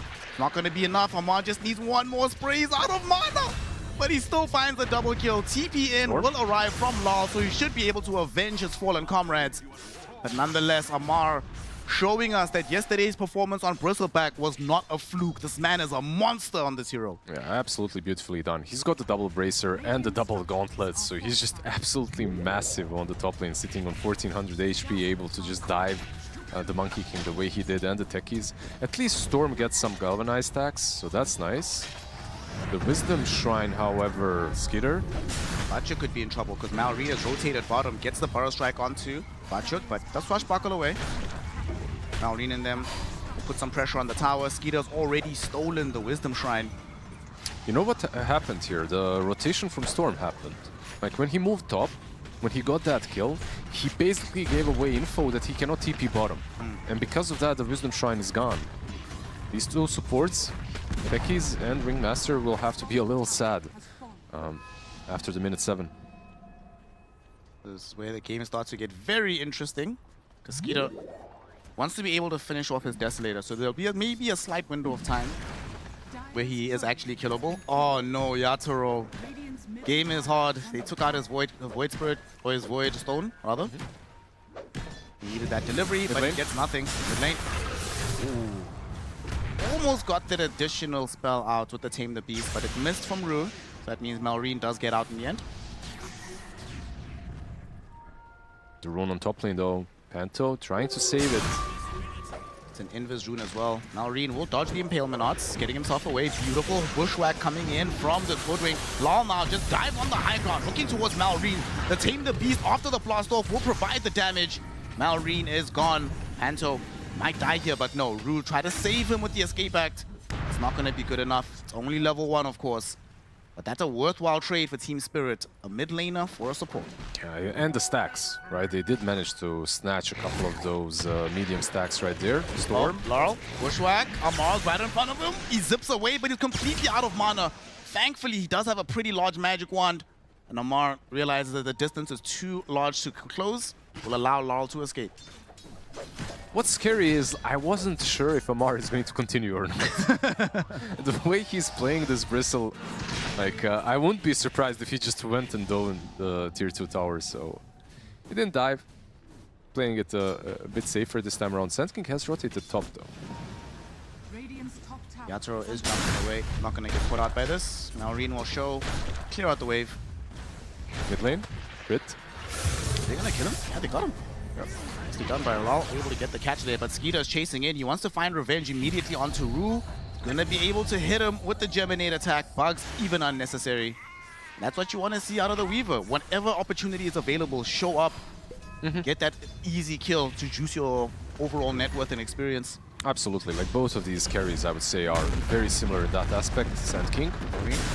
Pop with the ultimate directly into Panto. Doesn't kill him off just yet though. Panto is still alive. Was about to come back in with the blast off, but it's not necessary. Instead it's Bachuk who comes through with the Rolling Thunder, first one of the game. Laurel though is in an awkward position. No! The Rolling Thunder destroyed the trees as Yatoro was entering the engagement. It stuns him up. It's actually going to get him killed. That is the worst luck ever. Sorry, Yatoro. Come in at the wrong moment and he ends up losing his life for it. And Bachuk, the man responsible for his carry's death, might not survive this fray either. Skeeter directly on top of him. Did manage to get rid of the bugs though, so he should be fine. Yeah, couldn't really continue that chase. He didn't have ulti, he was dropping pretty low on Weaver. And although they don't really have too much catch, they have a lot of burst damage. Techies, of course, being a big part of that burst. For Yatoro. At least he got his Void Stone back. Should have the Perseverance completed in a moment. Now they're moving bottom. Maybe they can get a quick pick here onto Snake King. The smoke will break. Rue sees him. Snake King caught with the Impalement off, tame the beast. It's taking longer than Yatoro would like, but nonetheless they do succeed in getting the kill. Two carries more or less just, we talked about earlier, mirroring each other's movements. Weaver already on the top lane trying to pressure the tier 1 tower. Same goes for the Monkey King. Already moved out of the top lane danger. Got a kill on Chen. They're moving back in. They want to get Bachuk. They see him now. They have the Power Strike. He just swashbuckled. He does not have the Rolling Thunder, so his life is forfeit. Now Reen is playing with such an absurd pace in this game. Yeah, he did have some stacks that were stolen from him. He has the stun. Okay, nice stun onto Panto. He should be ending up dead here. Die right in front of the Twin Gate. But on the other side, Laurel did end up making the jump towards middle with the help of Rue, and they did bring down Crit in the mid lane. The supports are really not having a great time this game. Everyone is just dying, and you know, we talked about Hoodwink in the first game, and we praised him when he had 0 deaths. Now he's 1-4 already, poor Crit. The same can be said for Panto though, on Techies. Literally the same score. Well, him and Reen will play around each other for a second. There's a bushwhack, but no sharpshooter available from Crit, so Law will be fine. There's just a lot of mobility on both sides, right? On one side you have Sand King with the Blink Dagger, pretty early one as well. On the other, of course, Storm, 7 Galvanized stacks. He's got Kaya, he's got Soul Ring. It's hard to get away from him at this point if you're Chen or Hoodwink. Whoever he finds, you're most likely dead. You like this mage layer on your Toro? On the Monkey King? I don't mind it, but they're doubling down on it. Pango is buying one as well. Come directly on top of him. He should end up losing his life here. Law has enough mana to make this happen. Last bomb chasing Amar. Oh, Law gets a wicked 6 streak, but definitely more effort than he expected to incur on that move. It took them a bit, but when it comes to Mage Slayer, I think it's good. Like, even when you buy it on 2 heroes, whatever, it's still fine. It's a fantastic item for Pango. It's really good on Monkey King as well. I guess on Pango, you could have maybe opted for, I don't know, like a Diffusal if you're not going Mage Slayer, right? But just a lot of value that you get from the stats from Mage Slayer as well. The region as well is pretty damn nice. Trying to just move around the map quickly as Maureen smokes up with Crit. This is the kind of game we're having. This is just going to be high octane game. We're going to have like 7 million kills at the end. I don't have any positive vision on any of the Dire heroes just yet, so they're going to run into the jungle. Rue is not nearby. Panto was just slightly scouted by the Observer Ward, but he's too far away. Instead, they ping out to the top lane that they want Bachuk. Unfortunately for them, the mines of Panto are an early warning detection system. Bachuk knows to get the hell out of there. Well, he's not really... Okay, now he is. Now with the TP, he is definitely getting out. I was thinking that maybe he's considering the 14-minute Wisdom Shrine. It looked like... It looked like that was the case, but yeah, in the end, bails out. While all this has been happening, Skeeter did complete his Desolator. So we'll certainly be seeing him try to get involved, get those charges up. More or less, it's always the same build, right? Like you go for the Deso, you instantly have to buy the shard. If you go for Deso without the shard, your farming speed is just way too bad. And you're spending way too much time just clearing creep waves and creep camps, which it doesn't only slow you down farming, it also puts a target on your back. Because if you're showing for way too long in the lane, it's never a good thing. The question is, though, OG, is he gonna buy the Hydra's bomb? Eventually he might. Like, honestly, it's not a bad item on him. Literally, when I read the patch notes of Hydra's bomb, I was like, oh, this is for Weaver. I have to build it on this hero. This feels very nice. Yeah, like a super late game item, right? For him, yeah. It can work out because usually you buy Dragonlance on Weaver, but you don't necessarily need Pike. It's not one of those heroes that has to buy Pike. It's good on him, but you can even keep the D-Lance for a long time. Panto? In some trouble. Weaver gonna get his first Deso stack, it seems. Just needs a couple more right clicks, but Escape Act will prevent him from getting the full chase on. Very nicely done there by Ru. I mean, Escape Act and Reactive Taser. This spell feels so damn good. And the fact that you're maxing it out, by the way. When you're playing techies, you're going for 1-4-1. It's just ridiculous. Usually this hero was all about the mines, all about the blast off, but yeah. Not anymore. Bar strike onto Bachuk. He's gonna get himself bushwhacked, sharp shots, and killed off by Skeeter. Much obliged. Thank you for the charge. And Bachuk, outside of that one skirmish we had on the high ground, we haven't really seen him be able to get involved thus far in any of these fights. Yeah, I feel like he needs someone else to start things off for him, so that he can use his rolling thunder effectively. But also, like, you can say a lot of things about Falcons, but the way they're playing right now is super fast. They're finding him across the map, and also their execution time is like in half of seconds. They just take like this techniques. Heroes die way too quickly. Definitely starting to look problematic. Another issue is that they've managed to get to this point without really taking significant damage to any of their towers. The buildings are extremely healthy. Carl is bottom. Gonna come across Snaking here. Should be able to find this kill. Drew will throw in the support Impalement Arts. And he'll pop the all heal, but there's nobody around to save him. We do get a kill onto Snaking and another Galvanized stack for Lal. They're tipping in. Bringing Malrine and Crit. Crit might be the one to find the first bushwhack here. Lal needs to get up. He does manage to do so. Amar will eat Ru alive, but the real prize is Lal, and he's not dead. He does have a double damage rune, so he's really thinking about it. He doesn't want to leave without at least trying something here. Yeah, he's still sticking about, but no one is connecting. At least no one currently. Monkey King is still farming his Deso. He's in the triangle. Techie is farming mid. Pango on a completely opposite side of the map, so... Smoked again. This will not stop. The skirmishing will continue until morale improves. They're thinking about jumping in middle onto Panto, excuse me. Oh, he actually manages to dodge the initial barrel strike and the bushwhack by blasting off into a safe location in the trees. Yeah, very nicely done by him. This is the first time that they managed to dodge one of these moves, right? And a pretty good dodge in that. Of course, you did dodge the move, but you at the same time are losing Roche. These two heroes take it way too quickly. You have Bugs, you have Nasal Goo, of course, as well from Bristleback, the Deso. Team Spirit, they don't feel like they're ready to fight fully just yet. Bachuk at least wants to get this Blink Dagger. And we want to finish off the Desolator for your Toro. Just need... Oh, he actually has it. Okay, does have the full Deso available.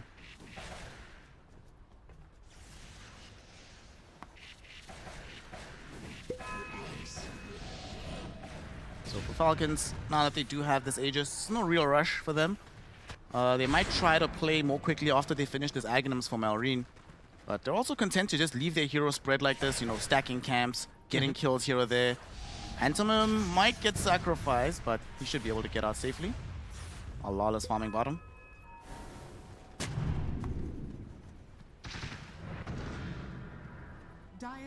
Both teams more or less very symmetrical on the map and the way that they're playing, but one offlaner is perhaps a bit more active, and that's the Bristleback, of course, because he already has his item, like the big item that he wanted. We're gonna jump him. There's the ultimate from the Ringmaster. He's hypnotized. Can they kill him before the ultimate? Yes, they can. Now Yatoro shows up, pops the Wukong's command. They want to make sure they can bring this man down. Skeeter, though, manages to get away. Bajuk wasn't there in time with the Rolling Thunder. So now they need to run. Barrow Strike from Malrine trying to chase in towards Rue. Panto's already been lost. And Team Spirit, they did manage to take away that Aegis, but Skeeter still remains alive. It's something, right? Like, you do take away the Aegis, so maybe after Techies has respawned, maybe you can take another fight. Mid lane, though. Bajuk getting jumped on. Barrow Strike will connect on top of him. He gets bushwhacked as well. Snaking's on the other side, making sure that this Pango is going absolutely nowhere. He expended the Rolling Thunder towards the end of the fight, so they know it's not available. Nice and free kill for them. Bot lane, I mean, can they take this one? Probably not. There's no catch, right? Like, between these two heroes, you don't have an Orchid or anything alike. They're thinking about it, putting in some damage onto Laurel, but that's just saying hello, warding him off away from the Tormentor, opening up space for them to get the free shot.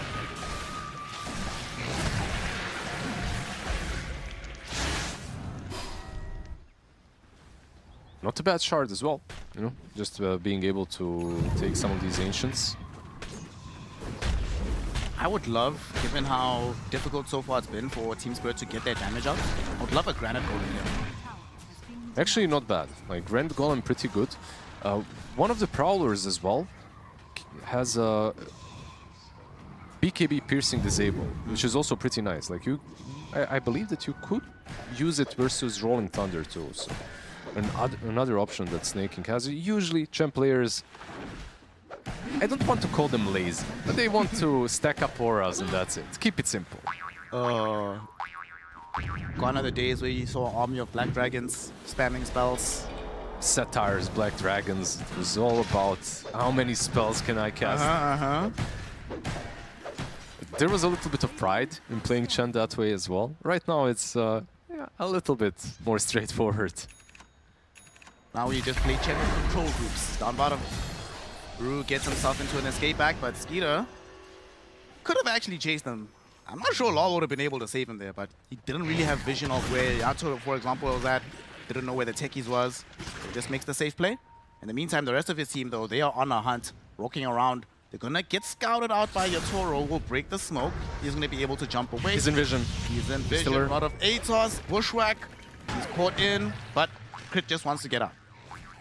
Yeah, they already expanded the Burrow Strike, right? So Sandking couldn't really commit. He also doesn't have a BKB. No free out of jail card, so decided not to go in. I'm still waiting for like that one fight in which Pango proves why this hero was picked on the offlane, like why they went for the offlane Pango. So far, not quite a lot. 0-3-3 from the Pangolier, and he's been kind of on his own island in his own game, just farming. He does have the Blink Dagger in tandem with the Mage Slayer now, also finished off a shard. Maybe they're waiting for the BKB on the Monkey King, which is almost complete for them to try to do something big. But beforehand, they actually are smoked with the Storm Spirit. The BKB on Monkey is definitely a big deal, right? Like, you get the BKB on Monkey, you get the Blink on Pango, and at that point, you should be ready to roll. Pun intended? Not really, but yeah. All gonna port together through the Twin Gate, but there's nobody to find. Falcons have been really well spread out on this map. The few times that Team Spirit have tried moves, it just feels so difficult for them to connect onto any of these Falcon targets. The catch is a little bit easier on the other side, right? Like, you've got Sand King, you've got Hoodwink. Whoever you catch, as long as there's ATOS or Bushwhack follow-up, like, it's almost certainly a kill.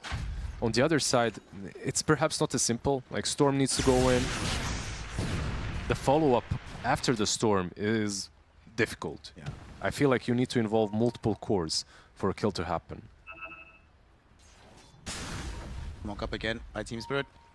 Yatoro is ready now. BKB is complete, so it's time to go and fight, trying to make something happen on the map. They already took away the Aegis a lot earlier. Weaver, do they have the vision? Do they have the vision? There's no sentries down just yet. Dust. Where's the Dust? They do get it out on top of him. Wheel of Wonder is out with the Rolling Thunder. He's being bounced within the Wukong's command, and there it is.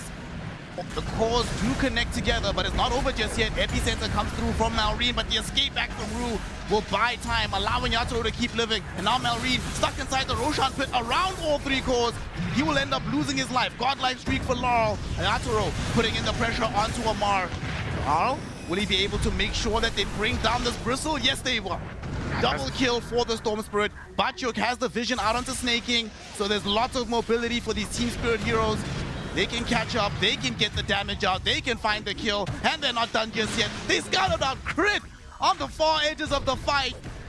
What looked like it was just Skeeter retreating to the high ground turns into a full 5-man wipe. Team Spirit are back in this game. It's just a beautiful team fight from them. Of course, the smoke was the beautiful play, right? Being in the right place at the right time, around the rune, 24 minutes. Weaver, you know how these Weaver players are. They want to poke their head out a little bit. You've got Sakuchi, you know that you're kind of safe, but not really. Not without the BKB. Because all they needed to do is pop that Dust real quick. The moment the Dust got procced, like, he was absolutely in control. The Wheel of Wonder, of course, the Rolling Thunder, the Storm, everything. And the save on Yatoro here. They overcommit on Yatoro, and I think this was basically where they are getting wiped and why they're getting wiped. You commit on a hero that already has a BKB, and you don't have your core. Like, you're not killing the Monkey King in this situation, so... Beautiful turn by Team Spirit.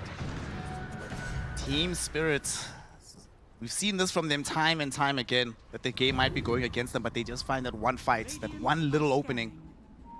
And man, the mobility that you wanted to see when they're all together fighting, we got to see it beautifully here. Like, they can go so far. This fight started at the Roshan pit. Look how far away it ended.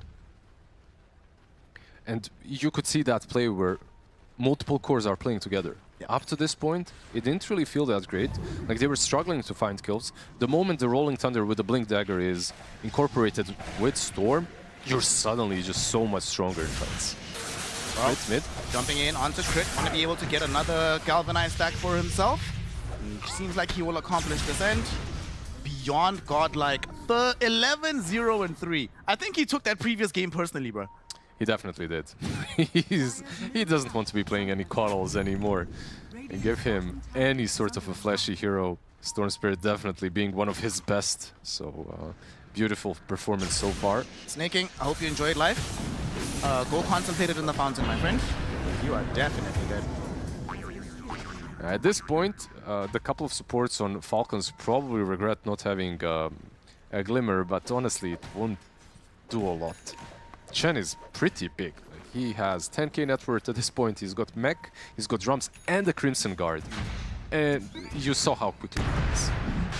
Although, in the course of dying, he did do one important thing. He did kill Lal's courier, and that courier was carrying a BKB. So for the next little while, at the very least, you do not have to worry about the BKB, so you can actually target Lal. It could be a pretty big deal. For the next 2 minutes, maybe you can take down the Storm, but he's got Shield Rune. Yeah, he's still playing aggressively. He's gonna get back right now, though. And actually, no, he jumps in, he finds Crit again. Can Rue come close enough in time to give the additional damage? Malrine came through with the Epicenter combo, but he misses the Burrow Strike, allowing Lal to immediately escape. Rue will happily sacrifice his life to make sure that Lal does get out, but doesn't feel good when this guy can just keep doing this. Yatoro's right here. Oh, beautiful 2-hero Boundless Strike onto 2 of the cores. Now Malrine, BKB pop doesn't matter. He's already gone. Yatoro is now looking towards assisting with the kill onto Skeeter. They dust him up. They will pop the Wukong's command on the high ground, but the real target is the bug, is the Weaver, and they got him. No, he couldn't get off the time lapse. Amar on the other side of the fight, looking towards Laurel, who's baiting him onto the high ground, will eventually die to the mass spray of quills. So Amar gets something out of this. Can he TP out? He can. BKB will protect him. This should still be probably Roche for Team Spirit, right? Like, they're around the pit. Monkey is still nearby. He's got the Dezo, 14 charges. What happened to Skitter? Like, he wasn't He wasn't silenced. I think he just got surprised by the amount of damage that they dealt in a... Well, it goes back to what you were just saying earlier, right? Weaver players, I am one myself, right? You want to play the edges. You want to go as far to the maximum as humanly possible. But that does mean that any surprises and the entire play is ruined and you look pretty bad. Yeah, he tried to min-max it, right? Like he definitely did. Shield crash in the end, I believe, was one. And how this burrow strike? This burrow strike as well was kind of sad, right? Like it goes straight next to the Monkey King, doesn't connect on him. It looked like he BKB'd, but he didn't. And then Weaver as well, just over-committing on Panto. This reactive taser is just disarming him 24/7, and in the end he just falls. With the BKB even. He popped BKB too. Yeah, he had BKB. He wasn't silenced or anything. Ooh. Mistakes were made. Yep. Ma did at least salvage that fight by ending a massive streak. Look how much gold he got out of that. Good God. I'm scrolling back. I want to see, yeah. 1,150. That's, yeah. That's a nice bounty. For one kill? Yeah. That's pretty sweet. Dude, Omar's #2 on net worth.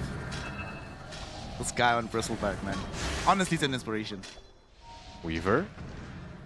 Should be fine here. Does have his BKB active. Did already pop the time lapse though. Yatoro is chasing him under the auspices of Invis with the Silver Edge, but he knows full well that he's not going to actually be able to 100-0 him during the Boundless Strike, so there's no point trying. Yeah, on his own, absolutely not. I feel like in this kind of a game, considering what a high caliber of Weaver player Skitter is, like dying twice is already a little bit a lot, especially in this last team fight. But the game isn't going to get any easier for him. Tormentor get taken by Team Spirit now. Gonna go the way of Panto on this techie, so we got the Mud now. The Madman theory. Yeah, even more damage, right, from the techies, just being able to place it anywhere on the map on your own. It's an active ability as well, so pretty nice. But most importantly, I have to say, he's got greedy and he's building towards a Hex. Hex just completely changes the game for Weaver, for everyone, when techies gets it. What do you make of the dual nullifiers coming out for Falcons on Weaver and Bristleback? Bristleback as well is buying it, isn't it? I mean, it's pretty solid here. Like, you are playing versus Ringmaster, right? Like, you kinda almost... Ringmaster, when he started being meta, when he was broken, you had to pick Shadow Demon versus him, right? Or you needed a carry or a core that buys a nullifier. So I kinda understand it. Doubling down on it, I mean, sure, why not? Like, both heroes can buy it, but it is also pretty damn good. On both heroes, all you need is just an insurmountable amount of damage and a way of dispelling them. Like the Ghost Scepters, the Escape Pacts, they become much worse once Nullifier is there. Storm just picked up Erasmus, so it's time to do something on the map, boys. Let's go about and play. Crit, yo, dog. Has LoL not taught you this lesson? Stay away from the tier 2 tower mid, man. Has to be so careful. There's a gem as well, of course, on the Storm, so... Even Weaver at this point, right? Like, if you jump in with the gem... Tango. Going on to this Malrine Sand King, they dive into him with LoL and they just burst him through. Rue was well willing to drop the Wheel of Wonder, and it turns out to be well worth it, because here comes Yatoro, ready to just help clean up this tier 2 tower. Aren't you supposed to, on paper, be good against Burst because you kind of have Chen with like ult, with mech, with Crimson Guard? It's just not helping at all. There's too much Burst. Okay, Sharpshooter goes in onto Yatoro. They've almost killed him, but beautiful Tame the Beast from Rue. They're going to be able to get him out as well with the Glimmer Cape that takes the bug away, so Yatoro will remain living. He's going to wait for an opportunity to maybe re-engage, but just as happy to retreat with the final minute out of this Aegis. Yo, Rue. That was really sick. Yo, you were right, Lizard. This Ringmaster is actually playing Dota. No, not only Ringmaster Rue, of course, is having a really good game and he plays a mean Ringmaster, but this hero is in a pretty good spot. I also think that Unicycle is not a meme, by the way. I honestly kind of like that addition. The fact that you don't have to take the secondary set of gifts. It's not bad. Like, the mobility is pretty damn solid, and it kind of covers more space than you would expect. Aegis is about to expire. Falcons are aware of it, so they'll decide to smoke up, try to punish, get somebody. Fortunately, the only one that's really showing right now is in the mid lane. Oh, he's actually not showing anymore. Panto just hit himself inside the Glimmer Cape. Yaturo's already getting out. Panto's retreating. So this smoke might not go anywhere in the end. Arcane Rune top. Pretty good rune. Weaver or Sand King, whoever gets it.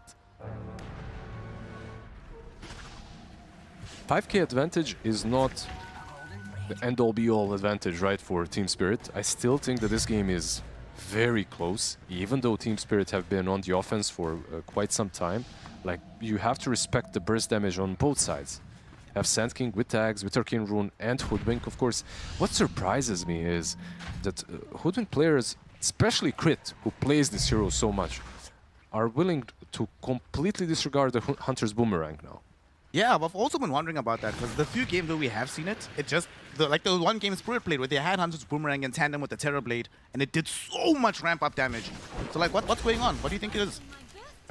He's opting for some other safer items that he went for. Maybe he was hoping to get it from the Tormi. You know, that's like every support's dream, that you don't have to buy the shard. It did get nerfed slightly. Like, not in the last patch, but in the patch before. It went from 25 to 20 bonus, 20% bonus amp damage, spell damage. But I still think it's a goated shard.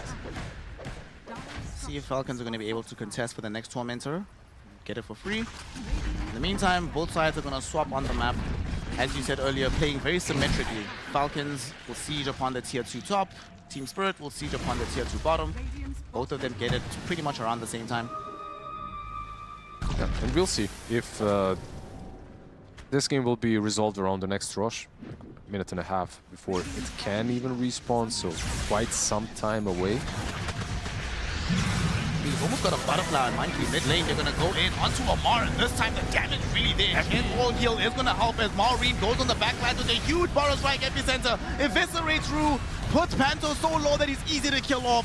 Now though, with the Rolling Thunder, they're putting in their own pressure from Team Spirit. They're able to bring down Maureen, but Yotoro got caught by the Bushwhack, hit with the Sharpshooter. The carry of Team Spirit is dead. Bachuk forced to retreat. He's the only one that's going to be able to easily get out of here. Law's already beat a hasty exit. And Falcons, they found the opportunity, and they've displayed that they still have tons of damage to bring to bear. Absolutely, even though he died. 5.5k damage dealt. At some point, I think my PC was starting to freeze from all the damage that he was dealing, but the thing is, like, you're baiting on the Bristle, but the way that he reacts, he doesn't go on a target that's going on the Bristle. No, instead he's catching the backlines with the Epi, with the Aghanims, right? And just in an instant, the supports were gone on Team Spirit. If you don't have the support, suddenly all those saves are absolutely diminished. You don't even need the nullifier anymore. 40 seconds, no Monkey King, so they're going to try and press their luck here. Laurel does have a lot to do on the front line between himself and Bachuk. Bachuk committing the Rolling Thunder on this one. Not really sure without the monkey. I don't think you can chase this. Okay, Falcons will at least respect that the Monkey King is coming relatively soon. They will back up. Back to an even game, bro. Yep, back to an even game. Network lead is insignificant. The lanes might need some attention on the side of Falcons. Like, top lane it's a triple range creep. Bot lane is also pushing in a little bit, so. Instead, smoke up. Both sides smoke up. Rush timer, right? Like, Team Spirit, they're unaware if Rush is up or not, so they have to. Well, they don't have the monkey with them. There's a tier 2 tower for him to TP to. Skeeter. We'll see Rue, of course. Just gets the straight D-ward, but is playing into a sentry. And another one. Scouted again. Panto goes in with the blast off. Here comes Bachuk coming through. Yatoro will TP in to try and help out in this fight. BKBs have been popped by multiple heroes, but Rue can't save Panto from the high ground. Skeeter's actually going to try and chase in after Rue. Gets himself to the low ground very nicely with the force off. Yatoro still invised up. Hasn't revealed himself in this fray just yet. But doesn't seem to find a good opportunity to make the forward jump. The Rolling Thunder's already down, so the fight is over. Yeah, no Rolling Thunder. The BKBs are still up on the other side. I don't think that you can still leave this area because of Roche, right? Like, still can be up. Laurel, and they're able to get the jump onto Skeeter. Tame the Beast is there, but he got off the BKB with the time lapse. Playing much more safe right now. Gonna put the bugs out into Yatoro. Nullified as well. Yatoro falling extremely low. Will pop the Wukong's command. Standing within it. He will stand strong. Zoning away Amar. In the meantime, Lal did the same to the heroes on the other side of the fight. Amar, his BKB is active. Malrine came in with the FE. He doesn't get the Burrow Strike on Yatoro, but the pulses still do enough damage. He is gone. Amar tried to kill off Laurel. Doesn't manage to finish him. Nonetheless, they did win the fight in incredible fashion. Dude, this Amar Bristleback, somebody stop this guy. I mean, the Bristleback, the Sand King, everyone playing their part. The Sand King with the Conjurer's Catalyst, with the 8% debuff duration and Timeless Enchantment as well. Like, he jumps in. Monkey, this whole fight, by the way, I was impressed by how disciplined he was with the BKB. He wasn't using it. Like this whole time, if they managed to bait out the BKB on Weaver and disengage without him using the BKB, that's a huge W. But Sand King, when he jumped in, he forces it. Yeah, Monkey still disappears. Like, he just died. Oof. Well, you were saying not that long ago that a 5k lead in this kind of game doesn't really mean that much. In a 5k situation for Team Falcons. Snaking will have his courier killed. Carrying a point booster, trying to build an Aghanim Scepter on the Chen. And we're seeing this again. We had the same situation yesterday, right? Where even though Spirit could get to certain parts of the fight, the Amar Bristleback provided such a massive source of attention. Just draws it all away from them, making the openings for Malrine, for Skeeter to be able to jump the backlines. Yeah, when you're playing someone like this Sand King, you just need someone to cook for you. You know, you need someone to steer things up. Like, you don't necessarily need an initiator. You just need someone to be in front and be like, look at me, I'm so out of position. You know, just bait things out, and he's been doing a very good job at that. Now there's 2 lanes of barracks that Team Spirit have to deal with. Falcons, it's definitely been touch and go for them, but in the end, looking like they might be able to clutch this one out. 23 and 23 on the kills. But more importantly, look how strong Skeeter is, man. He's gotten the 25 talent now to make sure that he's got the Sakuchi cooldown, so catching him is going to be an extremely arduous task. I really like the way that everyone moves from the Geminate hits as well into the Sakuchi cooldown. It's just way too good. Like, you're constantly in fights, you're constantly applying your shard as well, which played a big part of why everyone moved away from it. A couple of years ago, if you take the Geminate attack and then you take the Daedalus, heroes are just melting. You're just destroying them, but with the shard you can do the same. He did indeed go Hurricane Pike, so he chose the safe option over and above the Hydra Bong. He can still get it. He can still get it, but nah, he's gonna buy Daedalus. Probably the better option. Or maybe MKB, the butterfly that's available on your Toro. How big of a problem is it really, given how quickly he died in that last fight anyway? Yeah, considering that Sand King is the one dealing most of the damage, and he truly does not care about the butterflies, so as long as Weaver can hit buildings, that's all that matters. A ton of gold in his coffin. Skeeter gonna rush back towards middle because they maybe want to try and attack Laurel, who was forced to pop the BKB. That's very unfortunate. Well, he wasn't really forced, like he was the one forcing things, kind of, but yeah. Does use the BKB, 80 seconds, huge opening for Falcons. Oh, nice time lapse, getting away from the blast off. We do have Bancho trying to roll to the back line, but Malrine with the big epicenter combination goes to the back, finds Rue. And refreshed. But they don't die just yet. The Wukong's command did provide enough of a bulwark.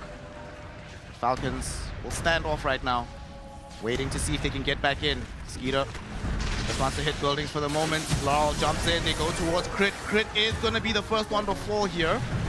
Buys back immediately though, he knows that they have a game-winning opportunity here. Skeeter looking for the Megas, he will be able to find the melee barracks at the very least. Break out onto Amar, so he needs help. Yatoro, can somebody else come through for him? No, Amar jaws the cheese, so he's all good. Zoning back the rest of Team Spirit. Laurel will come back into this one, trying to deal with this Amar, but when he's not broken, Bristleback is just immortal. They drag Yatoro back in with the bushwhack, and they bring him down with the right-click damage of Skeeter. No buyback for the Monkey King. Malrine caught with the Rolling Thunder, but he knows that soon the Rolling Thunder will end. Can Baju kill him beforehand? He can. Badru gets the kill. There's no buyback available for this Sand King. Skeeter now taking his aggression out onto Panto. And this Techies will lose his life. It will mean the Aegis being sacrificed, but definitely well worth it. Amar, still unkillable. Laurel's gonna try and find anybody else a weaker target. Maybe get the dieback out of Crit. Tame the Beast will come out. They should be able to get a dieback. Crit is gone. Buyback though will be there for Sand King as he's coming back, hoping to do something else to keep this game going. Storm Spirit right next to Skeeter, eating a lot of damage from the right clicks. He's out of mana, but he barely manages to limp his way back into the fountain. Amar will take out the final tier 4 tower with the help of Skeeter. They want to end this game here and now. Laurel trying to do what he can, zipping this way and that, trying to get somebody, and he does get Skeeter. But the throne. But the throne is destroyed. The game is over. GG, well played. Team Falcons secure the 2-1 victory in this matchup today. It's just a beautiful game. Like, honestly, after, what, 3 series, 2-0s for the two of us, more or less, like, this one was pretty great. Like, they fought until the end on Team Spirit. I don't think that you can take a lot away from them. I think this was a solid fight, very symmetrical playstyle on both sides, where Weaver and the Sand King, I feel like, eventually had a little bit too much resistance from the Chen. Like, he was giving way too much utility for Storm to go through. Feels like after he got the Aghanim shot, right, that's when the game started to slowly move in that direction. But ultimately, I think we can all agree that this game was primarily decided by execution. I mean, you and I agree. Let's find out if the panel also feels the same. Thank you very much. The execution from both teams indeed very strong. At the end of the day, it is Falcons that move forward undefeated in series here for PGL Wallachia Season 8, whereas Team Spirit will now be at a total score of 1-1 in the group stages. But this game in particular, it was very fun, very back and forth, we are. It was a great showing from both teams. I like the way they played, back and forth, as you said. I feel like Falcons did mess up their timings a little bit, but in the end they took it. Weaver, in my opinion, is a stronger late game carry than Monkey, and they got to that point and Monkey just couldn't handle the pressure. There was too much team fight from Falcons, too much physical damage, too much control. Yeah, I think unfortunately for Spirit, the game progressed where I think a lot of pressure was on Rude to utilize his ultimate to be that kind of final little bit of lockdown to get the killing blow. And of course, Falcons were able to kind of brush that off and navigate that quite nicely. We also have overcome a curse that was put up on Skidder 11 months ago. What? What was the curse? He got an allergy, actually, to Desolator. 11 months ago was the last time we saw him buy Desolator on Weaver, sorry. Mjolnir after Mjolnir after Mjolnir. Hit and miss, some wins, some losses, but finally, he's cured his allergies. He's back to the Desolator build. Seeing the light of that little red item, and my golly gosh, did he do some damage. I feel like we influenced him subconsciously by talking about it on the panel. A lot, yeah. I feel like the aura just went into him. Maybe he was listening. That is the benefit of PGL Wallachia. Could be, yeah. All the teams are on site playing in a booth, kind of like TI style, so we can influence it. With the aura. We will take credit. Wow, you're very good. No, it's definitely us. It's definitely us, yeah. But yeah, 739 on Skidder. No, I think, again, the build was very good. Less about Skidder, I think, in reality for this game. I kind of feel like Amar he really just understands Bristleback. There is no question to that. He did go BKB again. Yes. Yeah. We are going to highlight in a bit about his itemization, but I feel like when he gets Bristle, the same logic for Tidehunter, you just know that he's farming in areas where other heroes he wouldn't want to farm there. But with Bristle, with Tide, he can. And that opens up like the Chen to get this net worth. Like the reason why the net worth was so close when Spirit had some comeback fights was because Snaking just had an extra like 5k gold on the other support, right? And it continued compounding to obviously bigger moments. But then they could have just picked a different carry against that Bristle instead of the Monkey King, because they could have put Monkey King mid. This is not really about a draft, I'd argue, because like Storm did well mid, you got a solo kill. Monkey King eventually got to his mage there, but there was like moments where Spirit just slipped up, right? Like the lockdown combination of a Ringmaster, the Pangolier, like kind of hurting his own Monkey King to then die in the triangle, right? Like I think there was more blunders of Spirit across their draft rather than it being that has to change in the draft. Like it's just play issue. There's just a small blunder in my opinion in the draft with the Pango, putting it offlane. It feels like it has no success in this tournament. True. It's 2-5 currently. Something like that, yeah. And I feel like in the games he won, it was not because of the offlane Pango. But I'm going to add one but. Oh. you were saying Lau was having a very good, like, commanding early game, right? Like, he get the arcane, he TP top. Like, he did overplay, I feel. Yes. His matchup. Yeah. Like, credit to Larl, he played amazing. He and had he a- got a 6-minute arcane rune. Yes, that's very skilled. That's, It is very- Mid laners do build their careers on that one. Yeah. And then he TP'd up into a free Bristleback on 100 HP after they got a double kill. So a fat Bristleback. Yeah. I mean, for free. It was looking very good for Spirit at some points. For example, the fight we're going to relive was the moment where, personally, I thought, yeah, this is it. It's done.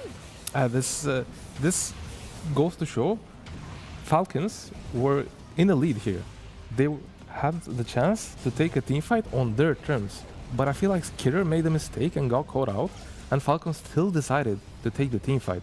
I'm not sure what exactly they saw without the Weaver here possible, but they tried, they failed, they ended up dying one by one, and thus delaying all their timings by quite a bit.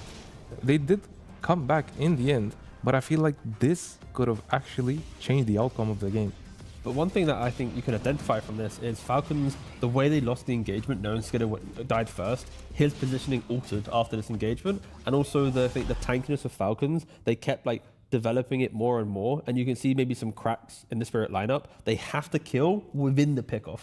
After the pickoff, their positioning is exploited, the Bristle can run through with the Shard, the Weaver can get to the back line. So I think for Spirit, it's like they were realizing, wait a second, we're kind of on a timer that we actually can't kill heroes if we can't blow them up perfectly. So I think that fight's like it's good for Spirit, but maybe even the beginning of the end for them, because Falcons learned so much from that engagement, and it didn't really break Falcons. That didn't like break into losing Aegis, losing every tower, the whole map They played the disappearing. team fight much better after that. Yeah, This was a learning experience, so to say, for Falcons. Yeah, they were maybe Team Spirit a little bit exposed after that one. We did already mention it, but Mar had a fantastic game, and he got his BKB online at a decent timing as well, T-Gov. Yeah, we are both actually, I think we share the same agreement that this is just a fun concept, I think, with Bristleback.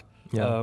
Other Bristle players are looking towards Lotus and SNY, and Amar now 2 games yesterday and today, he's opted to go for double Bracer Soul Ring into the BKB. And I think as soon as he has that BKB, he is just farming a little deeper on the map, a little further away from his team.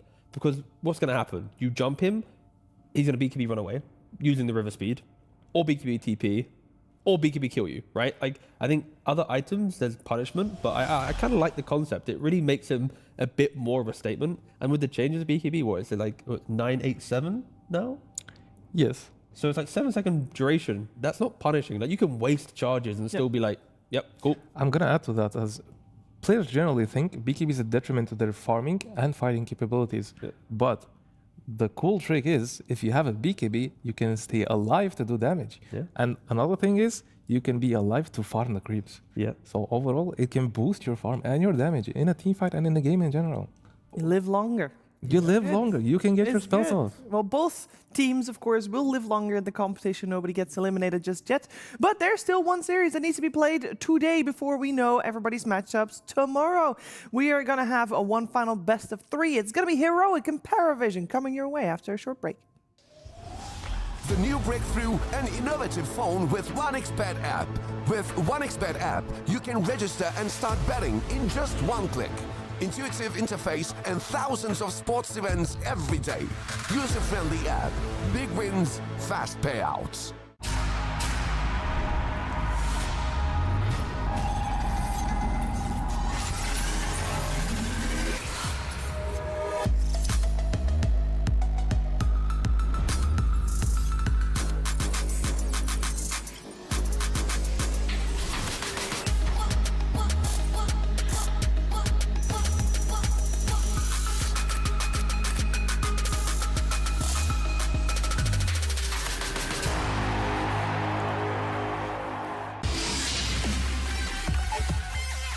The human body was built to move.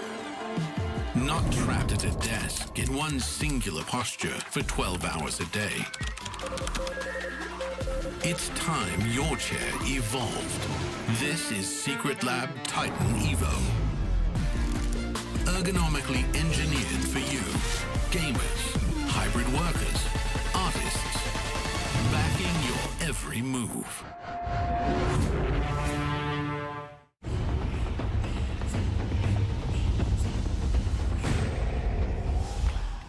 We got PARIVISION and Heroic going head-to-head. One best of 3 to talk about here. Surely it's going to be a nice, even brawl yesterday. Both teams looking fantastic. Surely, back and forth, competitive series, Weeha. Not so back and forth as you would think. They have, in their history, of the matchups together, as we're about to see on screen, they have won every single matchup on PARIVISION.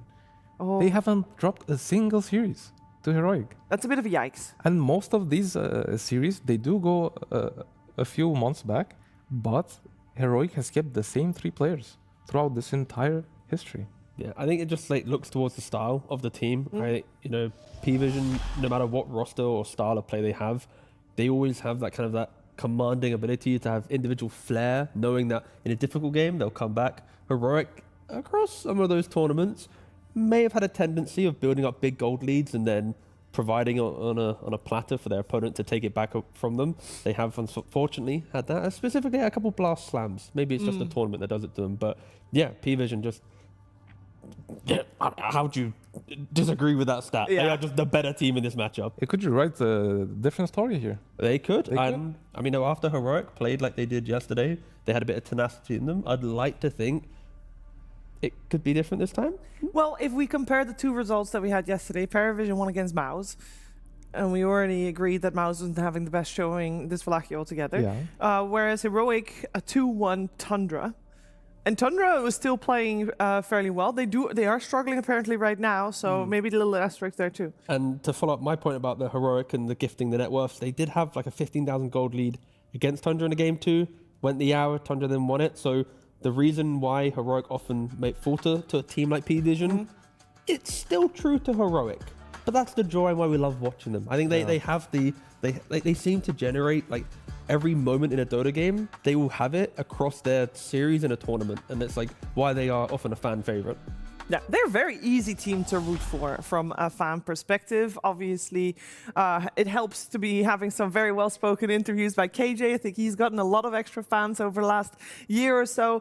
But the picks also help out. For example, you know, you can have yourself a Whisper Pudge. That's nice. But I know you've been waiting for this, I think, since you got the email if you wanted to be talent. I have, yes. The Meepo talk. Yuma's most played hero in this current patch is actually Meepo. Cool. And he's not sitting at the best result possible. 2 wins and 2 losses. But I feel like people have kind of forgotten about this hero at this point because of the last nerf the hero got.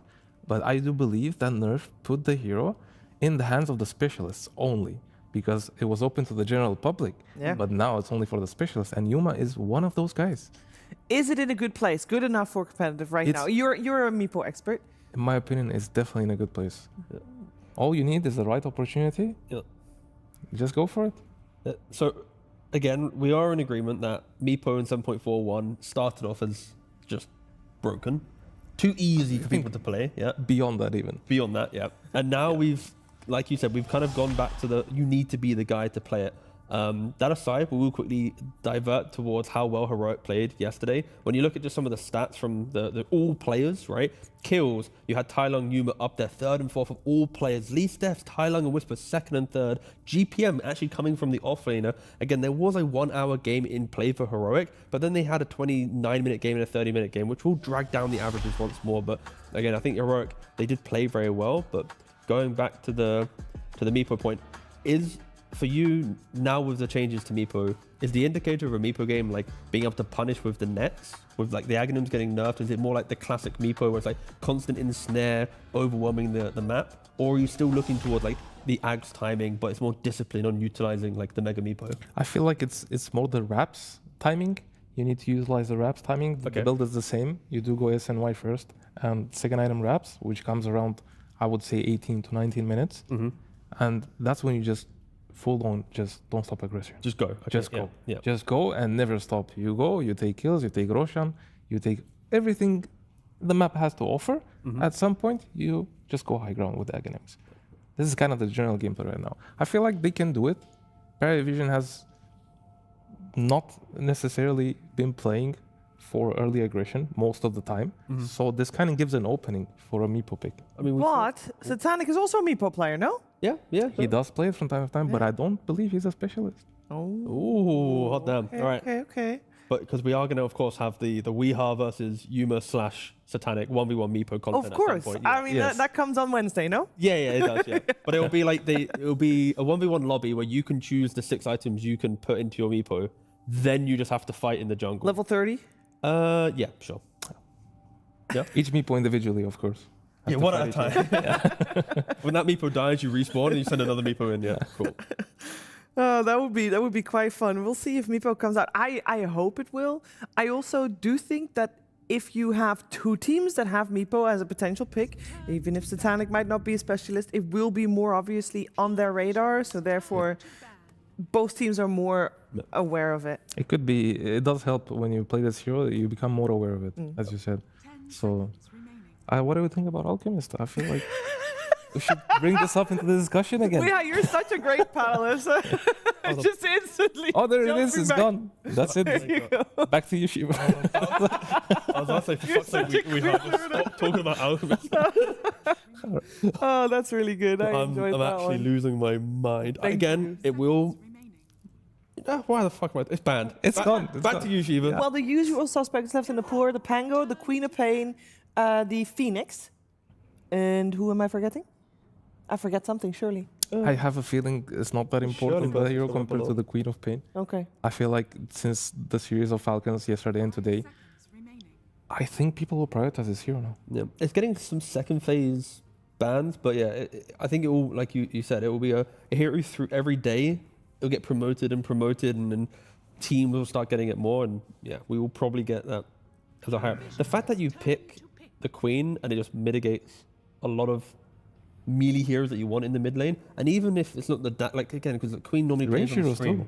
Yeah, exactly. Yeah. Because of the Scream build, you're not even going, I don't want to play the melee hero because of Dagger. It's not even that. It's just, I'm a melee hero that can't stop the Queen farming, and the Queen's going to have better pacing. Is there any hero that stops the Queen farming? I know one hero, but that's a Falcon special. The Husker? It's the Husker. Yeah. Ooh, Like Husker steps on the high ground and burning spears. That was actually quite a scary little pop quiz then for a second. I had to think of all the heroes. Yeah? Oh god, yeah. No, but there isn't any. It was a trick question. Queen can't really be stopped on mid lane. DP was a good solution, but it's only temporary. It is the combos though, right? It's like for a Queen, you want to have like the support that rotates in with a mid matchup that can at least go even on farm, and then you play on the catapult wave, and you need to play like a better team game maybe against the Queen. You can't just have the honest 1v1 and beat her that way. They ignore it. They ignore it. Sorry, that was louder than I intended. No, you should try going louder actually. I was about to say there's a Phoenix once again. Hoodwink? Another Phoenix. Yeah? I mean, Phoenix and Hoodwink. Just the classic. Tundra did, I believe. I mean, they're currently losing against VP Spawners, by the way. Again, sorry. Well, they were. We don't have any extra information since 10 minutes ago. They could have thrown on the high ground. Well, anything could have happened. Yeah, that's true. Yeah. Well, anyway, they were down like 13,000 gold, but they opted to first pick a Hoodwink, giving away our favorite hero, the Alchemist. Oh yeah, So it's like back to Alchemist. Yeah. So it's like at least Hoodwink has immense value across multiple teams. We're seeing it in every region, every team wanting to go for it. But yeah, these two supports will probably be just kind of the default picks throughout. Kind of a staple of the tournament so far. Yep, they did lose. They did lose. So Tundra now one game away from being an 0-2 team. Ooh. But don't leave our stream. Our stream's way cooler. We have Heroic and PVision. It's actually crazy because if you would ask people who's the best 2 teams of the entire season, it would be Tundra and Yandex. And both of those potentially are going to be in the 0-2s tomorrow. I get a slight feeling they kind of screamed a lot against each other. Same bad ideas. I just don't think their ideas are good. Micro. Yeah, that's a good idea. Yeah. That's a good point. Yeah. I mean, I'm just upset that Tundra didn't bring back Parker for round 2. Like, round 1 was kind of okay, but, you know, he needed warm-up, guys. No offense, V-Tune, lovely lad, but you could have Parker round 2. You could have made everyone's lives beautiful, but... He did get a couple of chances. Just a couple. Enough, some might say. Yeah. Oh, they're thinking a lot about this pick, by the way. Yeah, they banned out the They've lost Void Spirit. all of their reserve time almost. Wait, that is not the reserve. No, there's not. That's the pick time. Yeah, No, I they got- actually I have got it still a lot confused. of reserve time left. Yeah. Too much reserve time. I don't think The there's ever such a opposite. thing as too much. But they did think a long time about what to ban. With the Void Spirit, of course, there's only one ban that you can go for when you're second pick. They ban out the Void Spirit to pick up the puck. The puck. Yeah, I was gonna say if you are using one ban on a Void Spirit, the hardest counter Void Spirit presents in the game is countering the puck for the laning efficiencies. So that would be my own assumption. But there's still a very early puck pick. Yeah, there's still options available to go into puck. Slardar is banned by Heroic. The Tiny is banned by PVision. So at least there's like and the Void Spirit of course is banned. So there's at least 3 heroes gone. It is one of Tylung's favorite heroes. Puck. Yeah. I feel like they value it a lot because he's very good at the hero, and he just loves playing it. Yeah. I mean, he just shines on. He plays it a lot in pubs too, not only competitive. Yeah. It helps. I think with It's Tylung, MMR hero. MMR gain. It's his It's MMR gain I hero. see. He wants MMR. He picks puck. Yeah.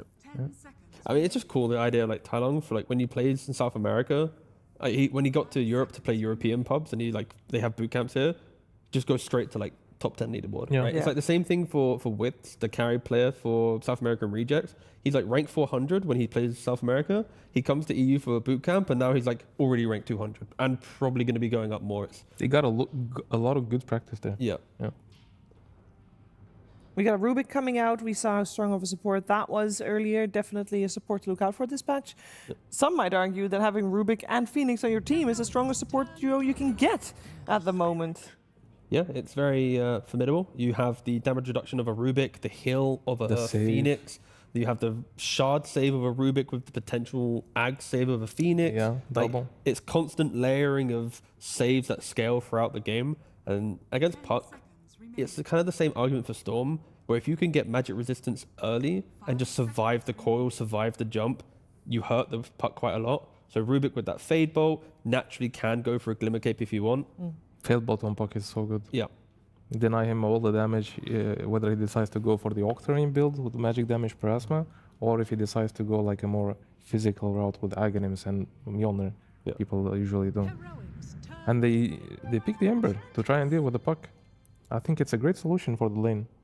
Ember kind of a lot of physical damage for this puck to handle. Puck being a very low armor hero does not like being spammed by Slide of Fist. Yeah, and Flame Guard mitigates the damage from puck as well, so it's gonna have an easy time on Ember.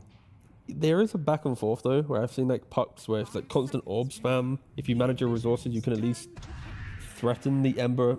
But it's like I'm looking at the minute outplay, and at Engine Hoodwink, they need to rotate into mid. Like you get coil on 6 on puck, you have to scream for your support. Like guys, this creep dies, I get coil, I insta use it. So I'm really looking at when they hit 6, are they already prepared to kill Ember? Because if you can take his tower early, that's where kind of already the first kind of domino to fall for PVision to become uncomfortable potentially in this Ember mostly is good against puck in the early game, in the lane pretty much. Exactly. So if you can damage control the lane and then have a support rotate for you, the puck actually sways the matchup eventually. When puck just coils the Ember, he has no solution. He cannot use his spells. No. Yeah. Luna was a bit on the rise at the end of the previous patch. How is she doing right now? We just saw the record here. It's 0-1, so I don't know if that's enough data to go off of. How do we feel about it? Still has stable carry. Yeah, it still has damage reduction for her orbit, but maybe a little less punchy with the facets getting moved around and put into different places on her. Ooh, a Night Stalker. That's a good solution for puck for the later part of the game. Throughout the tail Needs a end. 4-star suddenly or a BKB. I mean, items he does not like to buy. Exactly. Like when I look at mid laners, they don't want to buy things to keep themselves alive. They want to kill things. Like they are the guy, the 1v1 guy. So as soon as you see a puck, it's like, can you buy an Orchid? Can you buy a way to threaten, like you said, his itemization path? I figured a solution to that. What was that? I just buy Orchid on any hero I play against puck. Yeah. Yeah. It's great. And it works. It really does. Most of the time, it actually works. Yeah. Like if you can buy at the right time, you know that guy doesn't want to change his build. Like he knows like his quick buy is set from like minute 0. Yeah, it's set.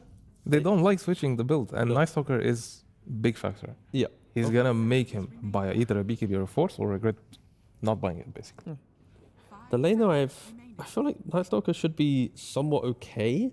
Sure, there's an Engine and Luna, but it does buff the Luna. a Night Stalker pick. But I'm down to trade that buff for, deleting the puck potentially. And at the same time, it's a free lane for Luna as well. Yeah, that's the awkward thing that I'm trying to navigate here. Is like the Luna will have a very good time in the lane, but will the Night Stalker be happy if all he gets out of it is a path to getting Blink Dagger?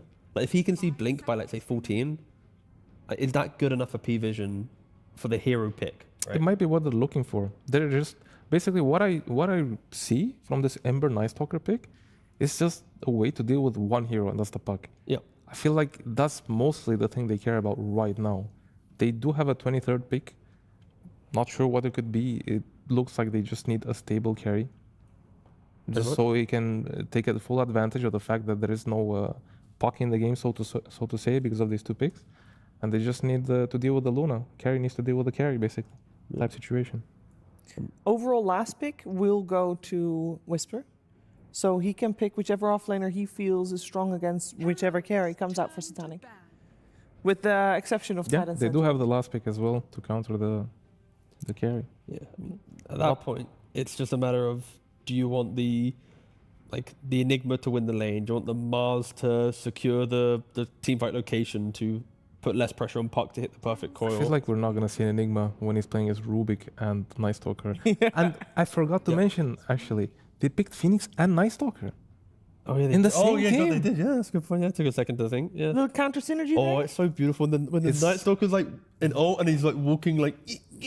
Yeah, I mean, I actually have seen one of the teams, PARIVISION. I'm not sure exactly. Yep. Do it in pubs. They picked Phoenix against a Night Stalker, and when their carry partner mentioned to use the egg, you just use it. Yeah. He just used it from the other side of the map, so the Night Stalker gets caught out and dies. But let's hope that P-Vision have good communication here, and they understand. Good communication can only help you so much. Yes. For my understanding, if you egg, it turns daytime. So Night Stalker poopy mode. Yeah. But if you Night Stalker ult while the egg is going on, does it override it? I don't think so. I think egg is just daytime. This regardless of what Night Stalker does. I believe egg just wins, yes. Yeah. But you're also talking about an interaction where most players don't pick the heroes together. What happens? Yeah. Doesn't Luna you make nighttime with her ultimate? Yes. So what happens if you are egged?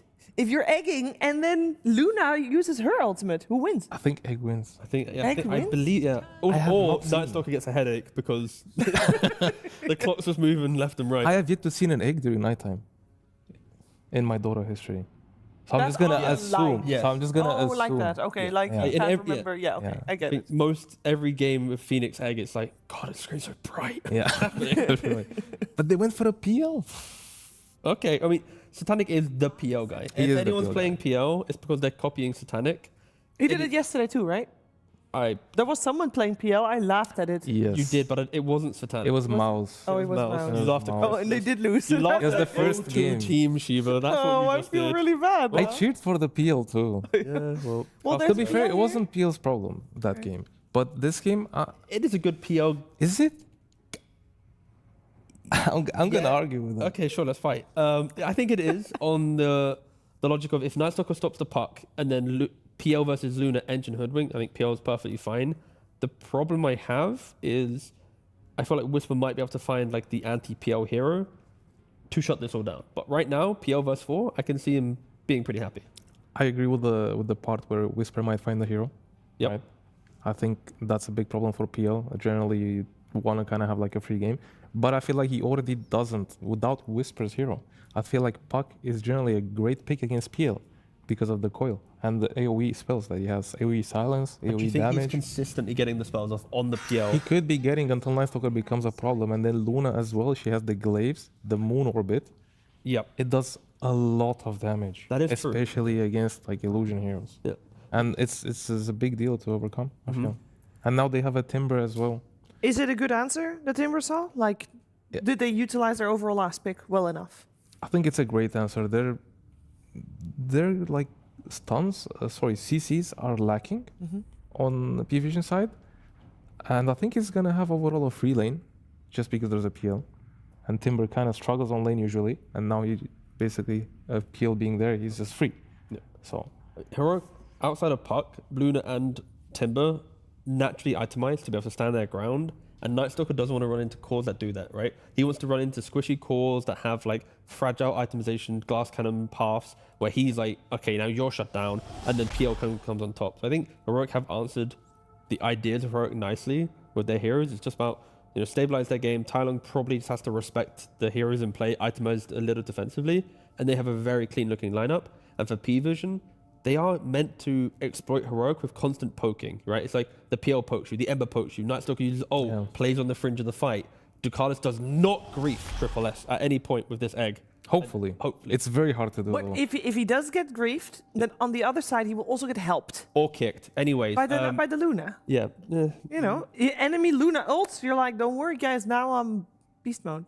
In my opinion, this is not the best PL game. I feel like if he manages to win, I feel like it's going to make this hero look good. Well, you can have your thought, but we will have a Lizard and Snare listening to your thought. I can share it to them. That's perfectly fine. Yeah, share it to them. Yo, you're getting your thought. Judge lads, it. look at Night Stalker's items, all right? I'm a fan of when items look real silly. He has, like, Night Stalker body. Cosmetics? Cosmetics, yeah. He has like Night Stalker body and like a little blue head. You know, like the centaur with like the donkey thing where he has the little centaur head and the big body? Same thing for Night Stalker. So look out for that. That's the point you wanted to make? Thank you for that. That's a good point, actually. That's incredible analysis. We appreciate it, you know? Respect. Nothing more important than the cosmetics. You know what is important though, Liz, right? It's a Sunday, today's a family day, people are normally at home enjoying a wonderful meal, right? But that meal can be ruined when there's too many people in the kitchen, man. I'm looking at this parry draft. This is too many ingredients, dog. I don't know how it all comes together. I think it could come together if they somehow manage to survive the laning stage well. Because what I'm seeing from Heroic is I'm seeing a lot of tempo. I'm seeing Enchantress, I'm seeing Luna. Like these kind of heroes, you know, like they can get into the game very quickly. Well, let's see how good the cooking is, gentlemen. Enjoy game one. Thank you very much, Shiva. And here is this cosmetic. The most exciting thing about this game, shout out T-Gov. To be fair, this does look pretty ridiculous. This looks insane. Yeah, I mean, let's wait for the daytime. I heard from production, like maybe it will be even better. But right now, to me, it looks kind of, I mean, it looks better than most of my sets, to be honest. But okay, so it's shit at night. That's what T-Gov just told me. He jumped in. But yeah, very peculiar two drafts. Like I think the drafts could be balanced. Night Stalker, Phoenix, and Luna have an interesting interaction. Basically, it's not really rock paper scissors when it comes to their ultis. It's basically egg.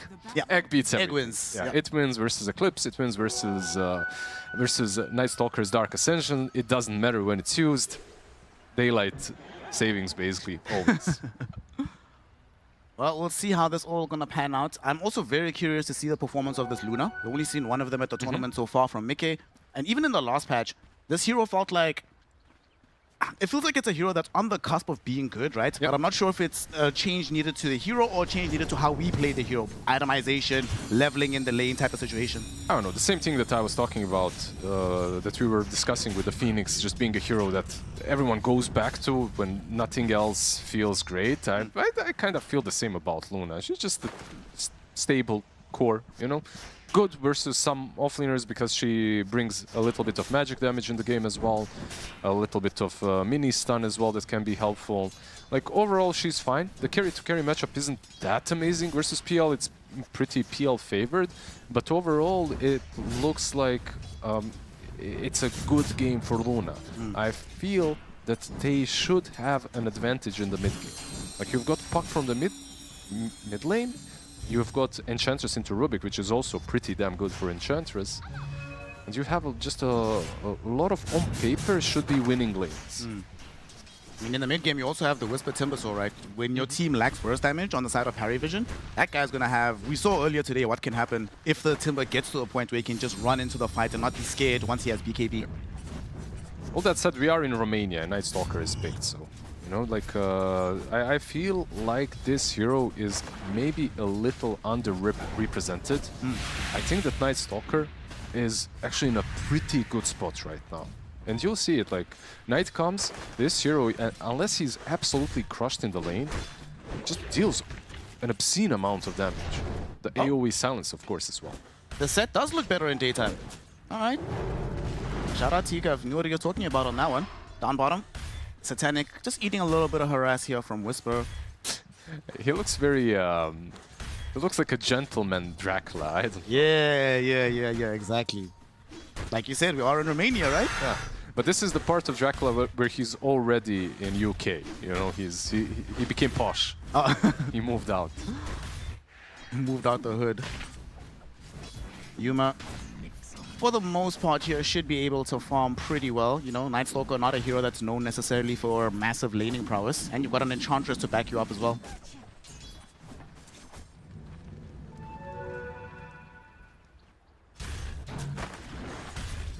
Overall, like Enchantress in this lane, right, with the Luna versus Night Stalker. I think this lane is pretty solid for them, nothing crazy happening. I feel like Rubik and Night Stalker will just try to survive until the evening. Bot lane, a different story. Okay, they caught the Phoenix very high up on the lane. I think you're trying to get a D-ward off or something, but Yoloko gets the kill. He was just trying to fight. He's constantly trying to fight with Tio. This is one thing that I'm seeing again from Phoenix players, just dying and feeding first blood. This hero's incredible power spike is on level 3. Like the moment you get level 2 fire spirits, there aren't many heroes that can contest you. But level 1 and 2, you're basically garbage position 5. Ducalis need some time to get those levels, Cam. And we'll see if some of the help comes from middle at some point, because no one is doing really well against Tai Long right now. We heard from Weehart discussing why the lane mechanics of this has changed over the years. And no one is not disappointing. He's doing pretty decently. And I think all the items that Ember wants to buy in general can be very good against the Puck in the mid game, especially if he goes for that Mage Slayer build. Yeah, the Slight Fist spam on the Puck never feels really great. We've got 3 armor to work with, but it's still quite a lot from the Ember. And so far, like you said, so good for no one.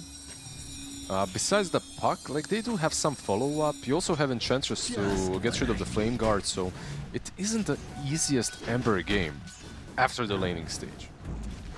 Are we going to see what we saw from Falcons earlier, where the Hoodwink makes the decision to go for a very early Gleipnir to make up for the lack of general control in the team?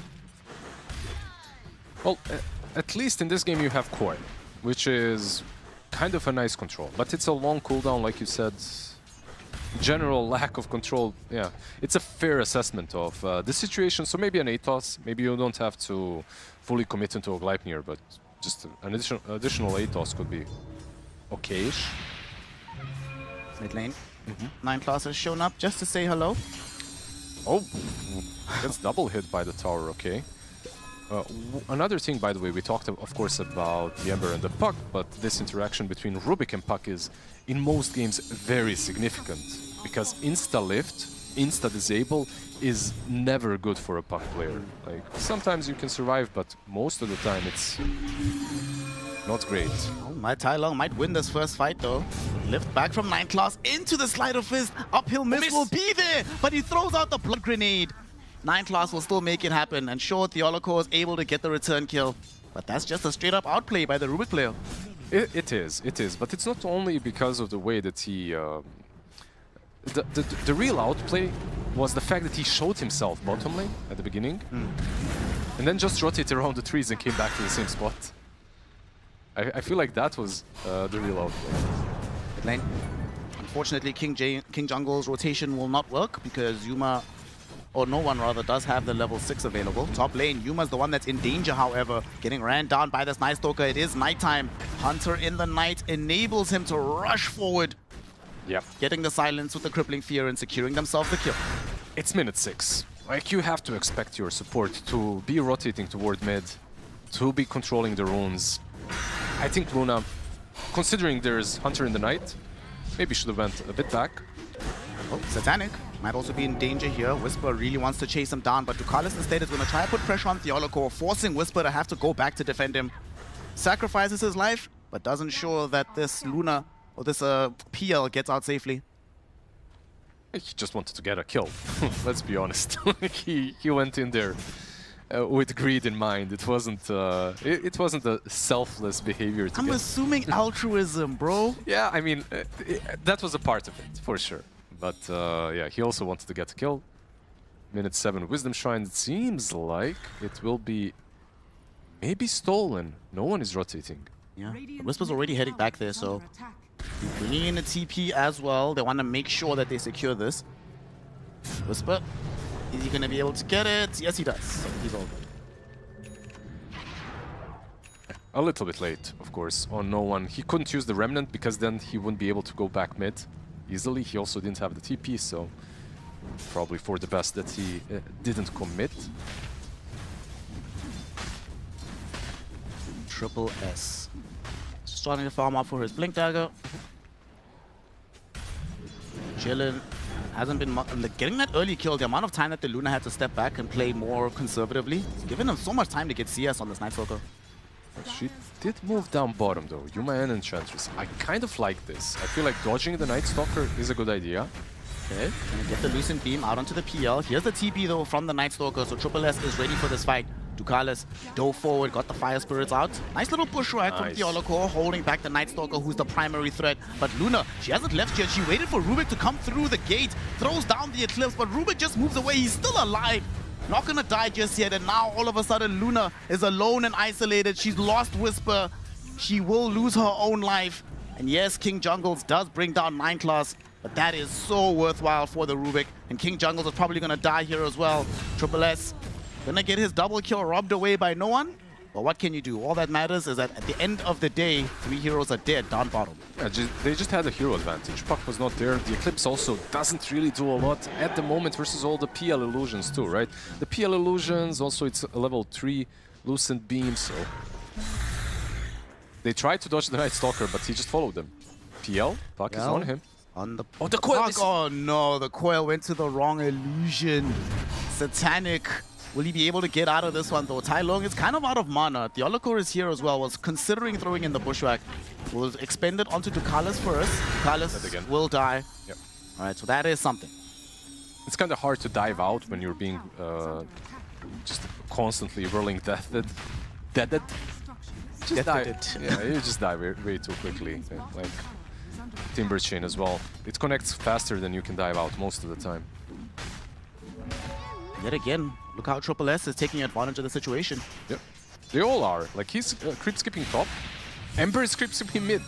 Like, they're just doing the same thing on both sides. They're just optimizing their farming patterns completely. Yep. Of course, Satanic has made sure to completely vacate down bottom. Now that they've shown a willingness from Heroic to play on this side of the map, he wants nothing to do with it. They will secure a tier 1 tower now. Considering what Night Stalker was facing on top lane, and the fact that he was playing with Aerobic, this is a huge W for PARIVISION when it comes to the laning stage. Like, they arguably won a lane versus Luna Edge mid. How long? Ended up losing his lane to the Ember Spirit. No one also did a really good job there. He's content to not even dive after him. At this point, I feel like it's more important just to make sure that Puck actually doesn't play anywhere. Like, killing the Puck or not is not that important at the moment, as long as he's being zoned back. I would agree with that, yeah, because after all, you do have solutions to the Puck eventually, right? Like, you have the Night Stalker. The moment he gets the blink, I feel like Puck's game becomes extremely difficult. Like, they honestly have multiple ways of dealing with the Puck. I think Night Stalker was picked for him, but also because it's just a pretty good hero at the moment, just unexplored. Blink Dagger available. Yep, and a smoke procced. Triple S and Ducalis moving middle. There's a stolen bushwhack thrown in onto King Jungles. Almost kills him, and there's the silence. Triple S, what a reveal. Puck is dead for sure. No one doesn't have the slight chain combination. Could throw an additional remnant forward, but nicely done by Theolocore to catch the 2 heroes who could chase the Ench. Slow them down. Unfortunately, though, she's still in a danger, but Triple S doesn't want to dive beyond the tier 2 tower. She lives in the end. He's got, of course, the Midnight Feast as well to work with. Puck being dead, this should probably mean the tier 1 tower is gone, even without the Night Stalker. Good thing Phoenix didn't get level 6, by the way. He couldn't ruin the play. Maybe you just send Phoenix home and say, alright, you're not allowed to level the Supernova. KJ? Yeah, Phoenix without Supernova. I'd like to see it. I mean, if I asked you yesterday, will we see Enchantress without heal, what would you have said? I mean, Enchantress without heal, they're doing it here as well. King Jungles is doing it. He's copying the build, by the way. No heals on Edge. It's a thing that has been done before, but I don't know how much I agree with it. in the current state of the game. Fuck. To try and put some pressure out onto this Rubik. They got the Dream Coil out. They even brought Yuma over for this. With the solitary Lucent Beam, that'll bring down the Rubik. Okay, that's something. Luna has not had the easiest game so far, so she needs any piece of help she can get.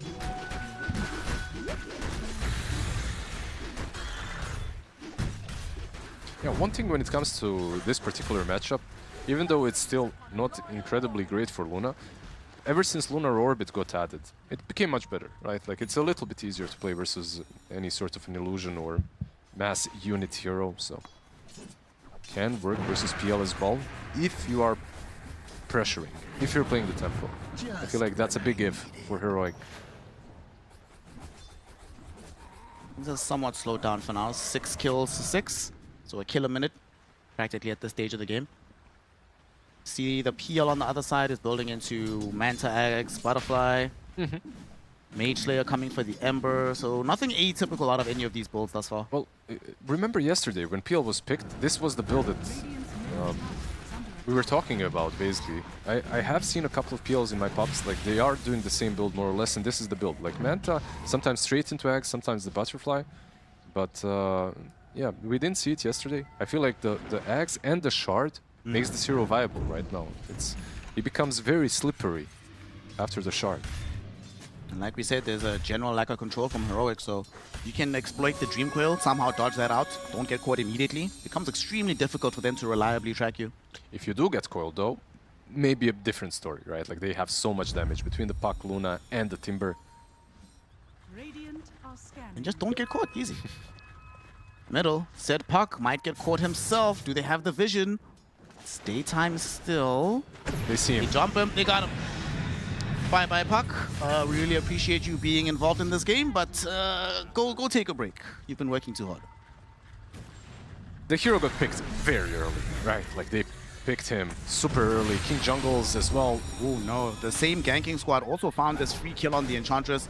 It'll take longer than expected thanks to this untouchable, but nonetheless, he will end up dead. So Triple S dominating streak, 4-0-3 on the Night Stalker, involved in all but 1 kill for his team. Yep. If the heals were maybe a little bit of a higher level, at this point they probably wouldn't be, so Ench was gone anyway, but a very good play from Night Stalker, from the Rubik. You know, these kind of drawings, generally, they don't put a lot of confidence in a team that is scrabbling on the minimap like that. Especially when they're behind, and it could get worse. Yuma potentially being stalked here. We already have Ducalis waiting in the trees, and they... Oh no, the Searing Chains didn't connect onto the Luna. That is really unfortunate. Now they all have to get out of here. Tai Long really wants to chase down no one. Does have the Dream Quill, hoping to not expend it. The Alakor will miss the Sharpshooter. Ducalis still alive, and there's going to be the Supernova with the Eclipse coming out. Ember's going in, but Yuma actually able to deal with the Supernova, kill it off, and the beautiful pushback from the Alakor ensures that no one cannot finish off the Luna, and Heroic walk away with the steal of the century. Absolutely, just a beautiful play. All stemming from the missed Searing Chains on Luna, right? Like just completely they had to bail after. The egg died way too quickly, but PL is here as well. Satanic with the Manta, feels like he's maybe ready to add something to these fights. Move back up for now. Go back to pushing out through middle. This is the build, by the way, on Night Stalker. If you don't have to buy BKB, you don't buy BKB. You just go Harpoon. Echo Saber, maybe BKB after, but like with the Harpoon, it's hard to get away from him. Look Tai Long, down bottom, he's dead. Oh no, Triple S. He literally just TP'd out of base, and the first thing he does is kill the enemy mid laner. That's going to complete his full Echo Saber. Pretty much, yeah. He's got the Void Stone now. Just needs to get to the secret shop, and that should be it. Damn. 0-4 on the Puck. Whew. Yeah. That's a tough day out here, gang. I mean, in the last patch, like this year, maybe January, you were able to first phase Puck. I feel like almost every game, but the game is in a bit of a different state. This Puck still very far away from having Blink Dagger. Okay, so after the Blink Dagger, right, what do you have to buy here? Do you buy Mules? Do you buy BKB? What's the plan? As we just quickly lose a Phoenix. Good coil. Well, goes out onto 2. Rubik and Ember caught, but Triple S comes through for the counterplay. Tai Long does not stand a chance against this Night Stalker. And the coil was stolen, by the way, by Rubik. Ember? Oh no. Okay, Ember Spirit does get himself burst up. Bushwhacked into a mass amount of damage. I mean, this is one of the first times you've seen Whisper show up to these larger skirmishes, and we see the difference he can make in the damage output. He absolutely can. Like, we've been talking about Puck, and he's been having a bad game. Oh, Triple S. Dude, relax. It's only a video game. Hoodwink. 7-0. Dead again. Yeah. Jeez. Is my Night Stalker glaze justified now a little bit? Yeah. It's like, there are some things in Dota you have to feel on your own skin, and then you see how good it is as well. This is definitely the case with the Night Stalker Luna. Luna also in trouble, trying to get back to the defender's gate, but lifted back by the Rubik. Stolen Lucent Beam for the mini stun. Bro, Satanic doesn't even have to play Dota.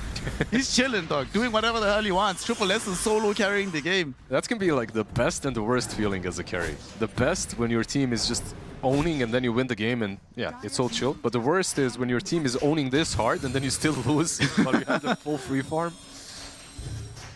But it's the offlane story right now. On one side we have the Night Stalker that is absolutely dominating. On the other side, Whisper perhaps does not have the same amount of kills, but he's top net for it. He's doing pretty fine for himself as well. I think he made the executive decision that I'll only get really stuck into it once I pick up this BKB.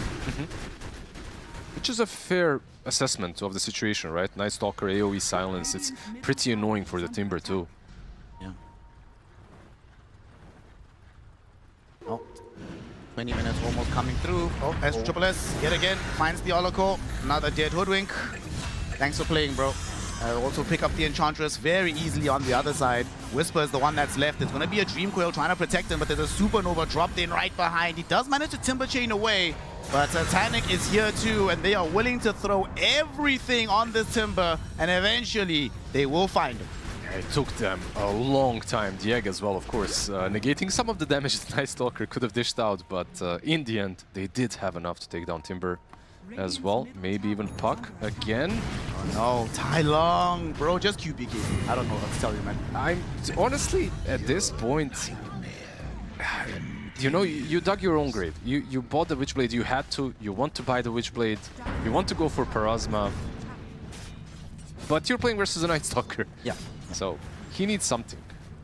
I remember I was talking to Wagamama once, and he said any Puck that buys BKB is just admitting that they're bad at the game. But I think this is one of those special occasions. I admit it. Dude, just lift your hands up, surrender, I admit it, buy BKB, that's it. Yeah, this is a different story. Yeah. Triple S comes across Yuma in the jungle. Why the hell is Yuma here, bro? You need to get out of here. But not going to be allowed to leave because there's too much control and damage between Nineclaws and Triple S. How did he end up there? He's just trying to farm anywhere that he can at this point. And another thing is this Rubik just rocking the Lucent Beam. A very simple spell to steal. You know, you can almost always guarantee steal it from the Luna. And it's good. It's like 300 beam damage and the mini stun. It's very nice. Like, I never feel bad. Whenever I'm playing Rubik into Luna, I want to steal the Eclipse. Everyone does, right? Like, it's pretty cool to steal. But if you get Lucent Beam, you're also pretty happy every single time.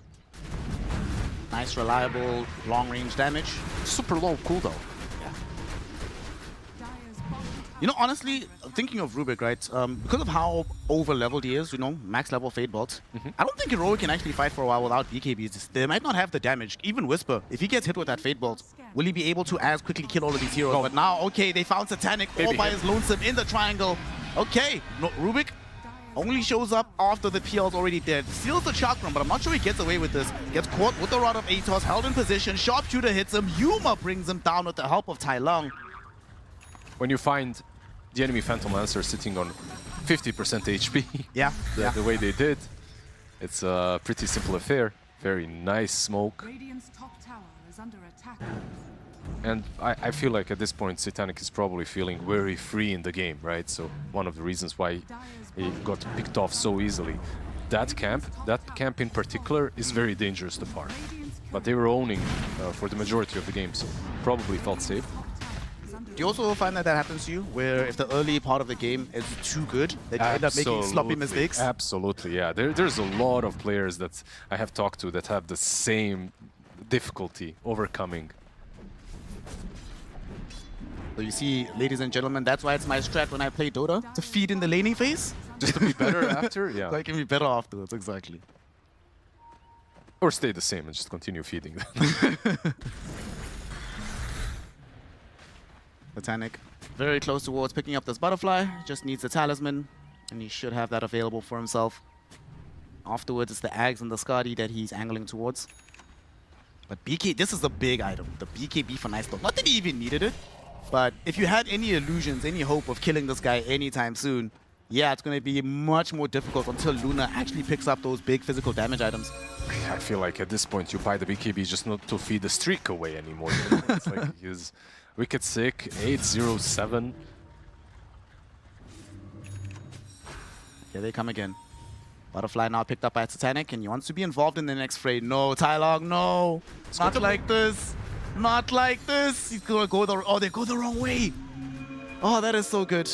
Shout out Night Stalker having terrible day vision. Otherwise, they would have seen and jumped him. But now Smoke gets popped. He jumps in onto the two supports. Tylong will not be the one caught out by this. However, Dialico has no hope of escaping. He will die, but honestly, BKB exchange, you only lose one hero who's been dying every single time anyway. Hashtag worth for him. Kind of worth, unless they lose Roshan as well. And it seems like they might. As PARIVISION, they're straight going into the pit. It's kind of simple, Roshan as well. You have Fire Spirits, you have Illusions to tank some of the damage as well.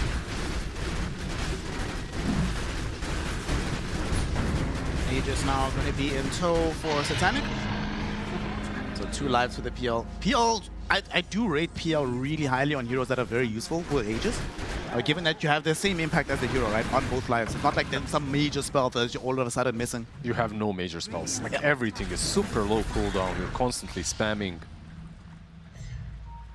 Especially when you get the Agonists, right? Like that's where when it really starts hurting. So yeah, let's see when they actually decide to incorporate this Phantom Lancer hero in their draft. So far he has been more or less just farming 0-1-5.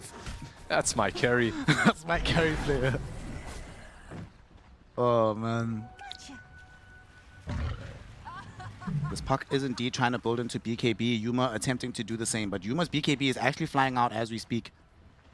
So this Luna, at the very least, will be able to get away from the Night Stalker. There's no Basher just yet on him, so he can do the Nightfall.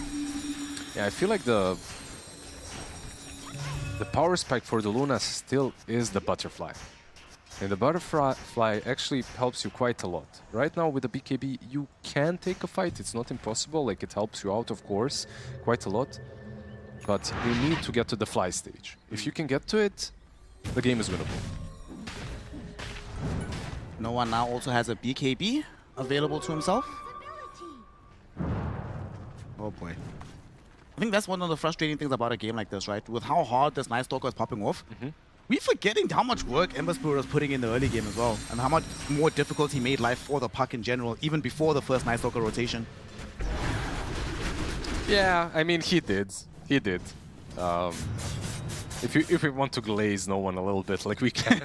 But like, let's be real. Like, this Night Stalker has been I think majority of the work. He's going for Harpoon next as a gem, BKB, Blink, 8-0-8 by the way. But yeah, it's a pretty good Ember game. He did pressure the puck for the majority of the laning stage at least. It's going for full Bloodstone next, upgrade that Veil of Discord. And the tier 2 tower is being pressured by Siege Wagons. It feels like it's the new mid-game meta item, right? Everyone is doing it. Yeah. Like the Bloodstone is the way. Mid lane. Saws, bro. KJ will he be able to get away from this one? Triple S is nearby, but he doesn't manage to close the gap fully. So for once, one of these supports is allowed to live after being dived upon.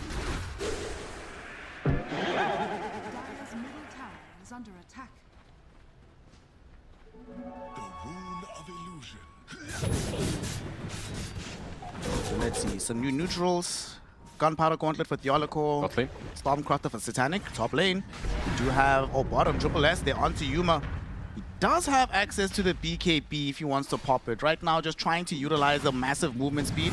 Lunar Orbit popped. He's not going to get it off in time. Is there enough damage? There's the egg. He's out. Shout out Yuma. He held on to that BKB for as long as possible. And as a result, exchanges it for a Supernova. It's not too bad. Yeah, I mean, what do you think? Why did he egg? I mean, it's a bit extra damage. Nothing really crazy, especially with the BKB being there. Could have perhaps just Sunraid, but maybe he was hoping that the BKB TP won't be timely enough, so the egg could break it. The stun through BKB, maybe? Do you think, hold on, when the egg happened, right, it was nighttime, and Luna came very close to dying. So did he not inadvertently grief the Night Stalker by making sure there's a lack of damage? Yeah, that's also the question, exactly. Well, top lane, Whisper being griefed by the enemy team, not his own, but he will not take any chances. Instant BKB TP out. Phantom Lancer, he's under vision. They know exactly where he is. Yeah, but his team's already on the way. Look at this. No one's already sweeping over. Tai Lung realizes he's trying to put some pressure onto Satanic, but very quickly decides to leave. That Observer Ward that was there doing some work, but now they jump him anyway. Triple S still gets the silence. And Whisper, he already used BKB. He cannot use it again. They were going to chase him down, slow him down. He does Timber Chain into the base, but they have ways to chase after him. Satanic goes through the gate looking for Whisper, chasing him to the tier 4 towers. Satanic, relax, bro. Eventually, Whisper might die, but at what cost? He actually doesn't die. 9class gets him with the Fade Bolt. Now Eclipse coming in from Yuma, going forward. Not going to be able to kill anybody just yet. Satanic coming back for round 2. How far is he going to chase for this Yuma? Yuma gets silenced up as his BKB ends. Already dead. It's a triple kill for 9class. Stealing these kills with the Fade Bolt. King Jungles forced into the fountain. And Satanic will finally call an end to this pursuit. 4 heroes dead on the side of Heroic, and PARIVISION showing no quarter here in game 1. Absolutely nothing. Like, you could see now the power of the Phantom Lancer with 6k damage almost dealt by him, but also this Rubik turned into a puck with all the Illusory Orb spams, just triple kill for our boy on 9class. Beautiful gameplay. Rubik did more damage than Whisper did in that entire fight. He got him in the end, right? Like with a very long-range Fade Bolt, courtesy of Aetherlance, of course. Another thing, like in some other patches, it felt not too bad playing Enchantress into PL. You steal one illusion and you just instantly have an army of your own. I feel like it doesn't really feel that way anymore. Like you play Ench into PL, you steal an illusion, it's gone in a second anyway. Like he forms new ones. And that's pretty much it. It feels wasted. All is not lost, Liz. Check this out. BKB on Tai Lung. BKB on Yuma. Oh no, Tai Lung! Has to use it. Forced to use it immediately. They smoked up into him on the side of PARIVISION. Yuma also in danger. Has his BKB on cooldown for another 2 seconds. It finally will come back, but it might be too late. He's taking too much damage. Yuma's just gone.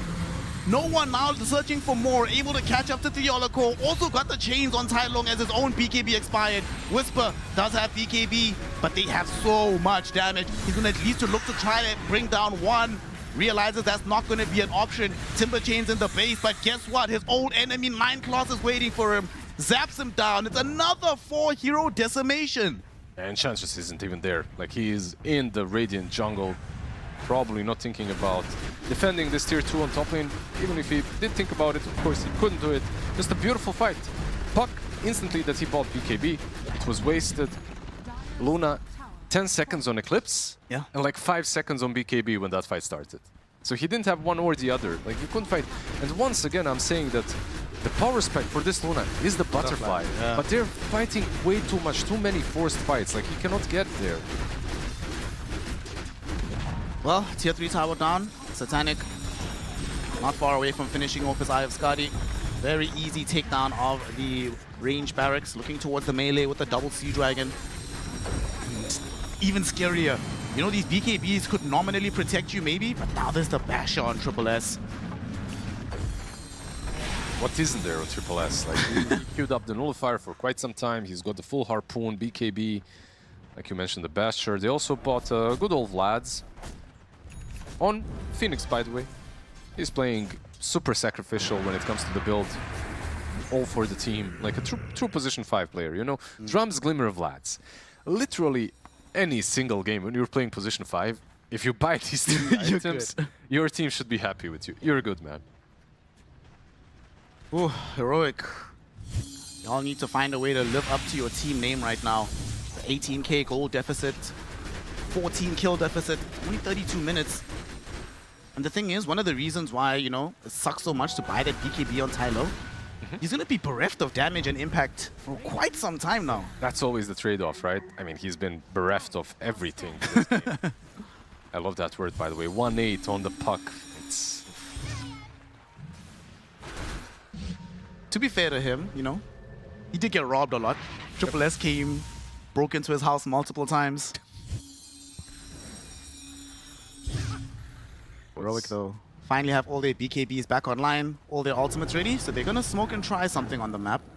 Unfortunately, because they spent so much time playing on the Dire side, they have literally no vision on the other side.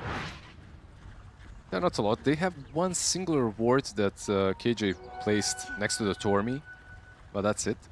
I feel like this kind of a play might give them a Tormentor in the end. That's something that they can go for. And maybe leave the Luna back to continue farming, but there's a ward, by the way, on high ground. Okay, at least they warded. It's like they're uncertain as to whether or not they can take the Tormy in time, so they actually have to leave. Yeah, the smoke up on the other side, plus they didn't really see anyone for quite some time. No one is showing on the map because of the smoke. I was hoping that maybe at least they get Tormy, but not even that. Bucharest tipping Yuma for some reason as they find Whisper. Good God! He does get off the BKB, but yet again, it's not going to really matter. He's dead for sure. And they're on the high ground. Triple S looking towards Yuma, bashes him up through his BKB, forcing this Luna to have to go all the way back to Fountain. Whisper will buy back, hoping to leverage the influence of the Timber in the fight, but he expended his BKB. And now look at this, Tai Long! Lifted back by 9claws into the silence of Triple S. He stood no chance. Just GG, well played. And I gotta admit, I wasn't sure about the ingredients. I didn't know about the plating. But this right here is the most scrumptious meal of Dota I've seen in a while. Yeah, it was the midnight feast, the evening feast, all sorts of. They gorged.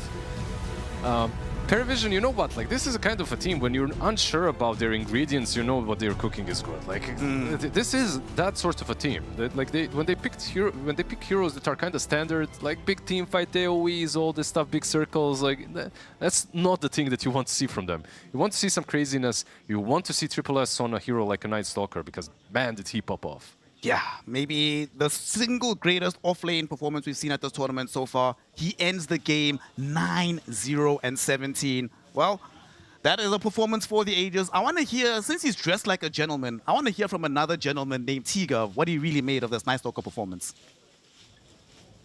Oh, God, I've got to do the throw. That's cool. Yeah, Night Stalker, bloody great game from him, I must say. Wow. Like, what else do you... I don't even need to do anything. My job is so simple. He put on a masterclass. He won the lane. He played through the map. He broke the game. Bada bing, bada boom. Go into game 2. All right, back to you, Shiva. Thank you. Yeah, this was a great game from PARIVISION. Back to you, Viha. Yeah, I definitely enjoy this. They obviously...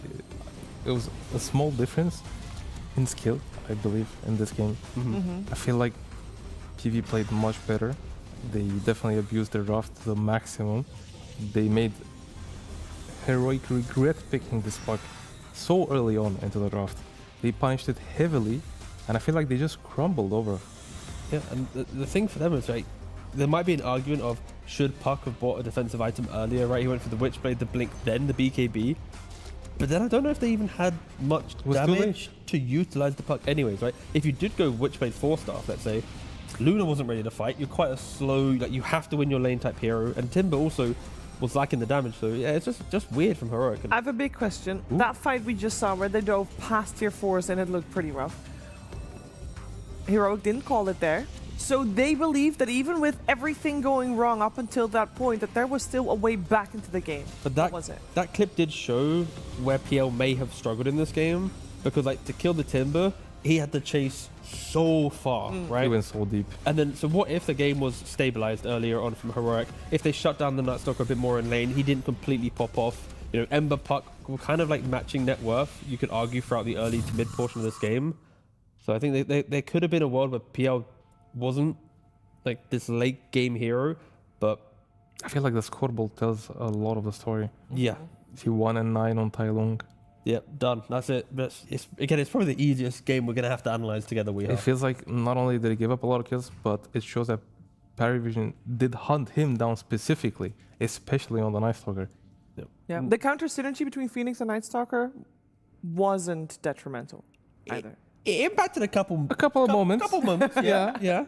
But not heavily enough to impact the game overall, I believe. Yeah, I agree, 100%. But I think they did have an easy time as well because they were so far ahead that they were allowed to make more mistakes than usual. Yeah. Like the fact that like Triple S also in this game, when 4 staffs could be the deciding factor, goes, you know what? I don't even care about your 4 staffs. I'm just gonna go Harpoon. So like my counter to you forcing away is to drag you back into my to my silence, to to your death, right?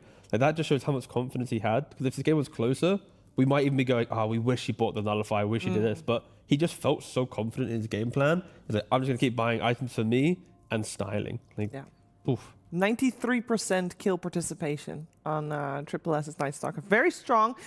Making one hero in particular, other than Puck, struggle maybe even a little more than others, because at the end of the day, hopefully, for Heroic, their carry makes it through successfully. T-Gov, that did not happen.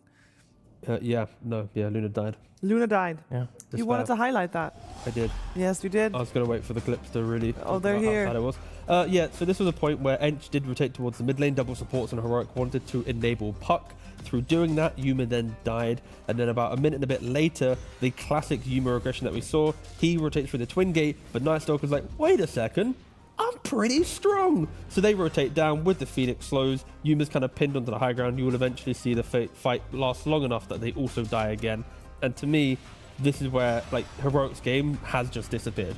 Right? Like Luna needs to win the lane against Night Stalker, have more farm than Night Stalker, and continue that trajectory where you become like a pillar for your team to play around. Your Puck cannot do it. So you have to be there. So his death in the lane, his rotation death here, Heroic are already on the back foot in, 8 minutes into the game. I feel like the first moment shows a bit of a miscommunication between the carry and the 5 post, because Luna was playing very deep in the lane, so he maybe thought the support is still there. It feels like he was playing like he had the guy right behind him, but he was mid, so he paid the price. And the second one was more of a desperation play from Yuma. Never leave lane on 5, unless the 5 tells your carry that he's leaving the lane, and then the carry needs to play differently. Which did not happen in this case. We had some question marks with the PL as well. We saw a PL yesterday that wasn't successful. This PL for Satanic was successful, potentially with the help there of Triple S having a great game. He was definitely enabled by Triple S. I feel, to me, Triple S again played an amazing game. It feels like it was his to win and to lose. And Satanic just made use of that space quite effectively. He got his items, he took the ages, he was always ready when he was needed, pretty much. And he got away with it. Yeah. I feel like it was a pretty hard PL game, but he pulled it off. Yeah. That is why we don't see PL often. It's because your entry to the game is farming an entire Manta and another entire 5k plus gold item. You're not these other cores that can buy 3,000 gold items and enter the game.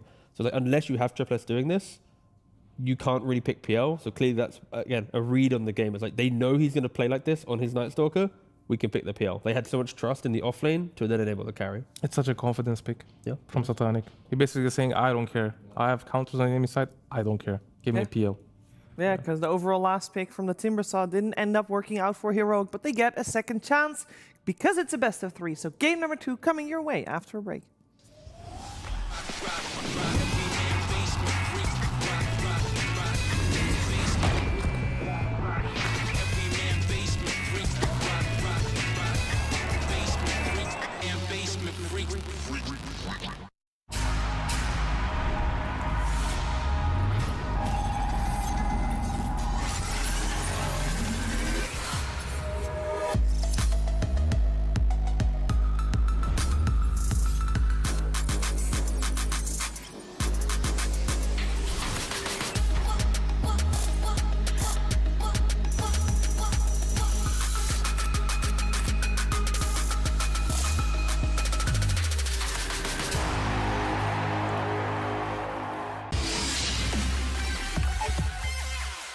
human body was built to move. Not trapped at a desk in one singular posture for 12 hours a day. It's time your chair evolved. This is Secret Lab Titan Evo. Ergonomically engineered for you, gamers, hybrid workers, artists, backing your every move.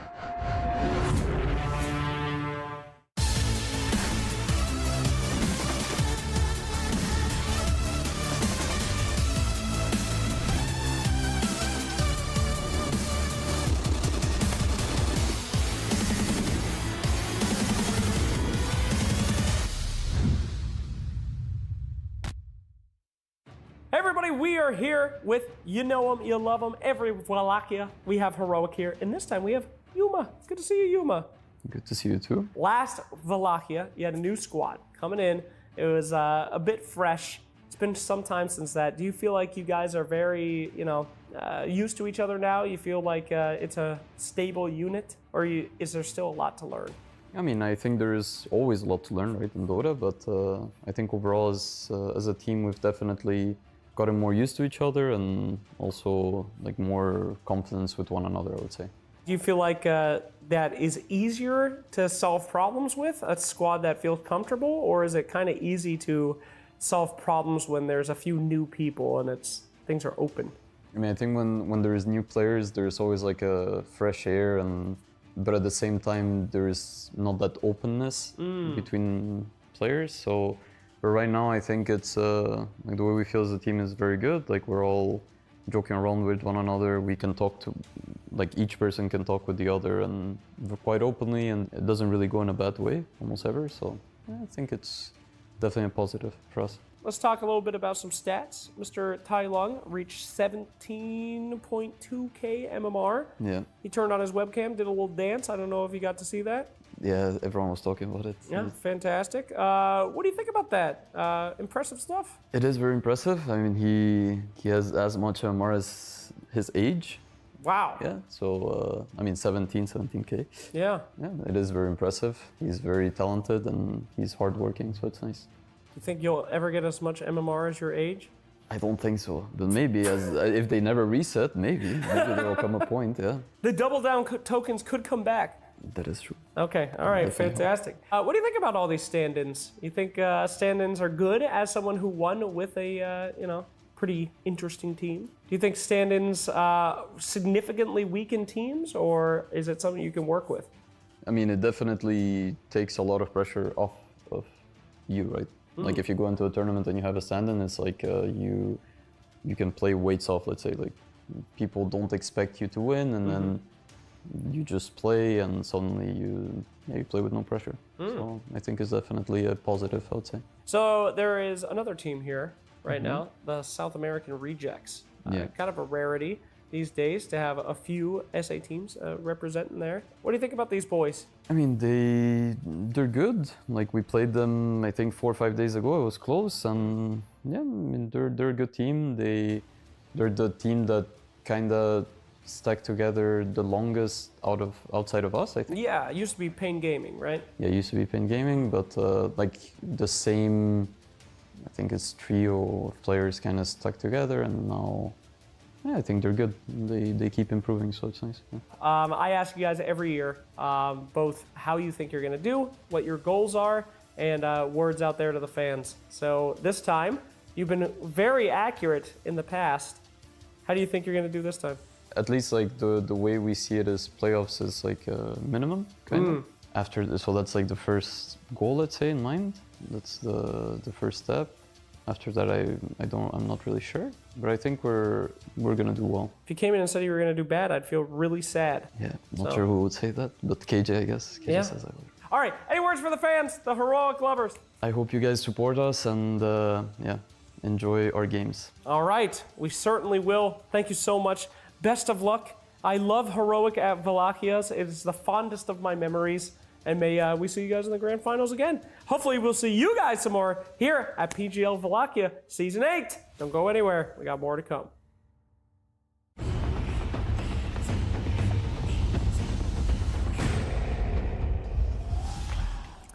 Now, here's my problem. I agree with that Heroic is often so fun to watch. They are one of the most fun teams to watch with everything they bring to the table. But against PARIVISION, none of it works, Nothing works. It's true. It didn't work this time. It should work never next worked. game. Never. I feel like... Never. Never. Like, legit, statistically, never worked. But it could work next game if they pick a meeple. The first game. If they pick a meeple. Look what happened, Weehaw. Look what happened. They did not pick a meeple. Just okay, fair enough. Okay, when would you want to pick it? Okay, if you're all right now, you're suddenly the coach of Heroic. You know, no idea. 18 or 24. 18, 24. Okay. It has to be 18, 24. Sure. Well, yeah. We'll see if it happens. But as you said, okay, meeples aside.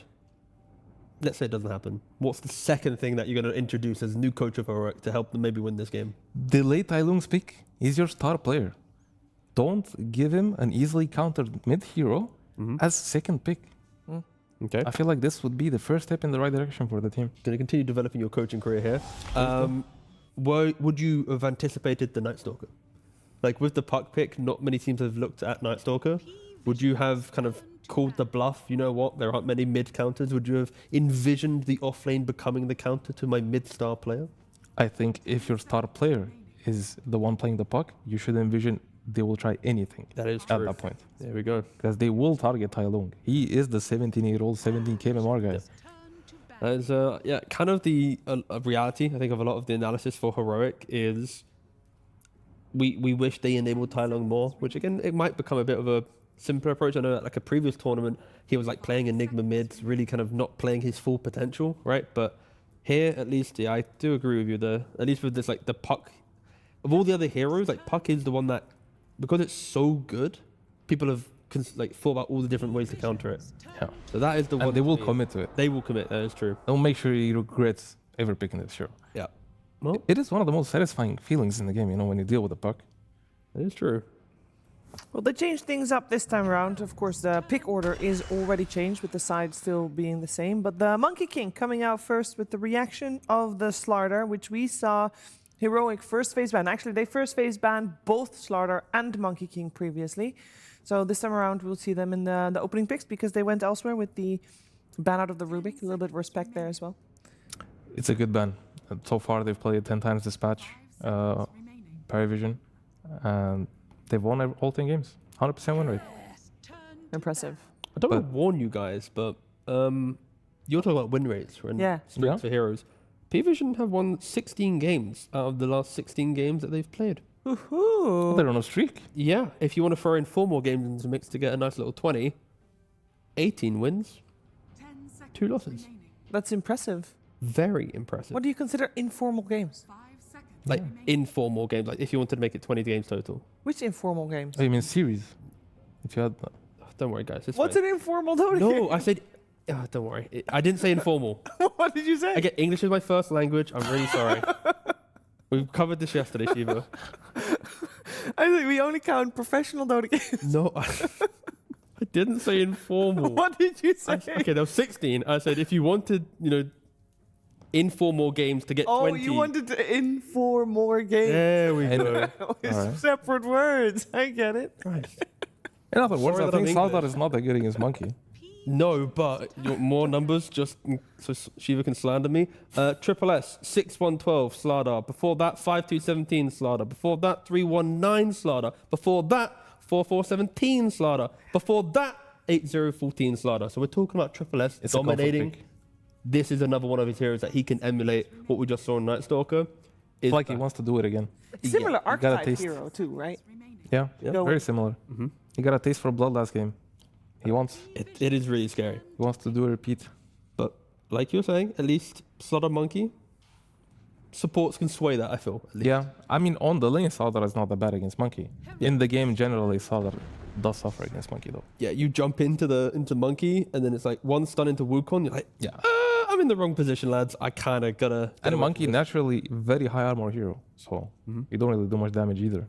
Well, you put, 9 class on a Leshrac that's potentially going to do it, or no one. Again, no one's played it. Before this tournament, 9 class was actually playing it in 4 position. It was spamming it on 4 position. Very spooky. It's just like the burst potential of like Blink Lesh, Blink Slardar. Any hero. Magic physical. Steps up. And pure. And pure, yep. The triple. The triple threat. I mean, Another look at Tai Lung, he's in shock. He's like, oh, they got the combo. How do I deal with it? And the Hoodwink comes out. Staple of the tournament, I feel. Since all the supporters are getting banned, there's always people just, okay, what do we pick? We just do Hoodwink. Yeah, and with Rubik getting banned by Heroic in the first phase, like when you look at Slardar Leshrak, you'd be screaming to want to play Rubik, right? Yeah. But with Heroic, with the self-ban, they cannot have access to that. And I kind of respect the SD, right? A lot of P-Vision's aggression is bursting the hero that they need to jump. So as long as SD takes one step back, even like Hoodwink can scurry through the tree line.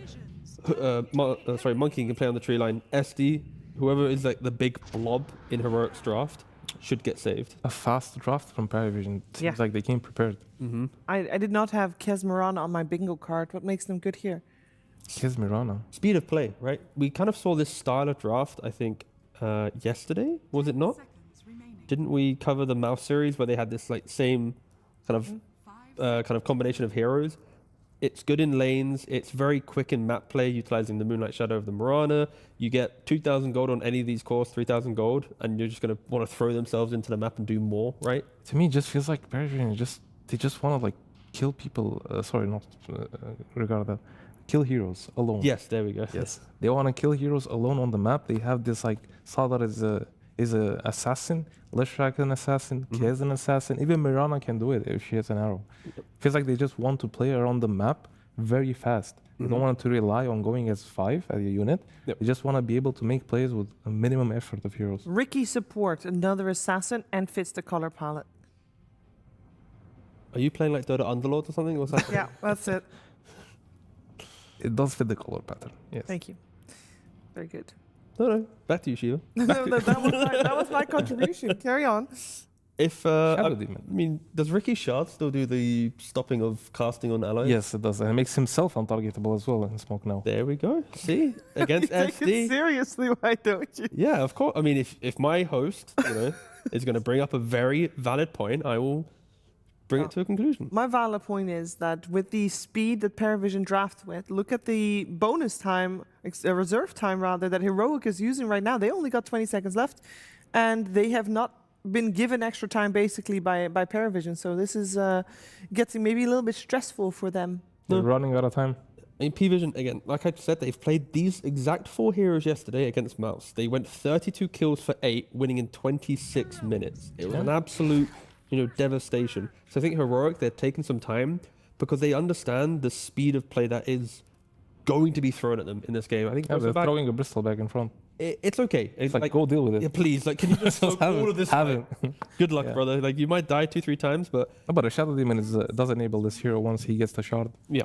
But it is their 18th pick. And that does mean you have to say goodbye to the option of the Meepo. No, well, I don't really want to see Meepo too much into the speed of play P-Vision have. Yeah, it's not necessarily the best, but I think it still fits the lineup. Yeah. All right, so for our final picks, we are looking... Well, we're having a puck band out on the side of Heroic. So how do you think they are expecting things from PARIVISION? Because Mirana is support, but are they expecting... Yeah. Mirana 5. Yes. Lesh 4. Lesh 4. Lesh could still be mid. Off lane. Could still be mid. Kez carry. But like we was mentioning, the beauty of P-Vision's picks are Lesh can go mid to 4, Slardar can go off lane to mid. So when they get to 24th pick, they can actually pretty much bring another hero into the mix and put 2 heroes into 2 different lanes entirely. So it's kind of... Heroic needs to just draft to respect the speed and style of P-Vision's lineup rather than going, we will hard counter the Lesh. That's not happening. He's not something to support, right? Are we surprised at all, by the way, that this entire... Well, I was going to talk about Queen of Pain. That this entire game, Queen of Pain got ignored, but here it is. I am surprised. No, of course, when P-Vision wants the Ricky last pick, I think Queen of Pain would be very good against that. Yeah. Of course, you'd have spells. A great dust carrier as well. Yeah, great dust carrier. That's exactly spells go through my invisibility. thought process was going. I was mostly curious where we thought our monkey was going, whether it was going to be carry or mid. I would like it just to be carry, and then Bristle goes off lane, and then we get Tai Lung just taking a 23 pick. More or less is going to be carry, I believe, because they already have a Leshrak they can put mid, and it's quite decent against the monkey. Again, Tai Lung does play the mid. Not only that, they have last pick if they want on top of it. I just feel like Heroic need a bit of damage right now with their last pick. Like, SD sets up for survivability and can push a Bristle deeper into the fight. Hoodwink and Monkey can, like, of course, want to skirmish into the map, but I'm missing like one hero that goes, okay, like you've actually found a guy. Now you're gonna kill him. Like, Explosive. There's no it's nothing explosive. It's just a lot of like positional heroes that will kind of try to whittle you down. It's gonna be a Tylong hero, most likely. So they're not picking his hero early anymore. That's true. But at the same time, a lot of heroes of his got banned out. But he is gonna get counterpicked potentially. Potentially. There's already a Lich, which is already a solid mid lane. Doesn't lose that many matchups, if any, at that. But and they have an option to pick another hero as well. But with Viper Puck getting banned out, like Viper for the Bristle, Puck as well being elusive mid, is that potentially an indicator that Tylong might just take the Bristle to mid lane? Because they are kind of heavily protecting the Bristle? Or like... You think so? I mean, to be fair, they're both just good anti... It will slow down their game. Yeah. Having a Bristleback mid, he basically wants to just like farm up his items and then be active. It's gonna be quite hard for him to make rotations on this hero. Yeah. All the spirits are still in. All the spirits are in. Consider. We got the Terrorblade removed, still so they think- respect the flex. Still think Meepo right now would be great. These 4 heroes. You're they not do suffer worried about against Meepo. 24. I would play Meepo here because these 4 heroes are pretty bad against Meepo. Okay.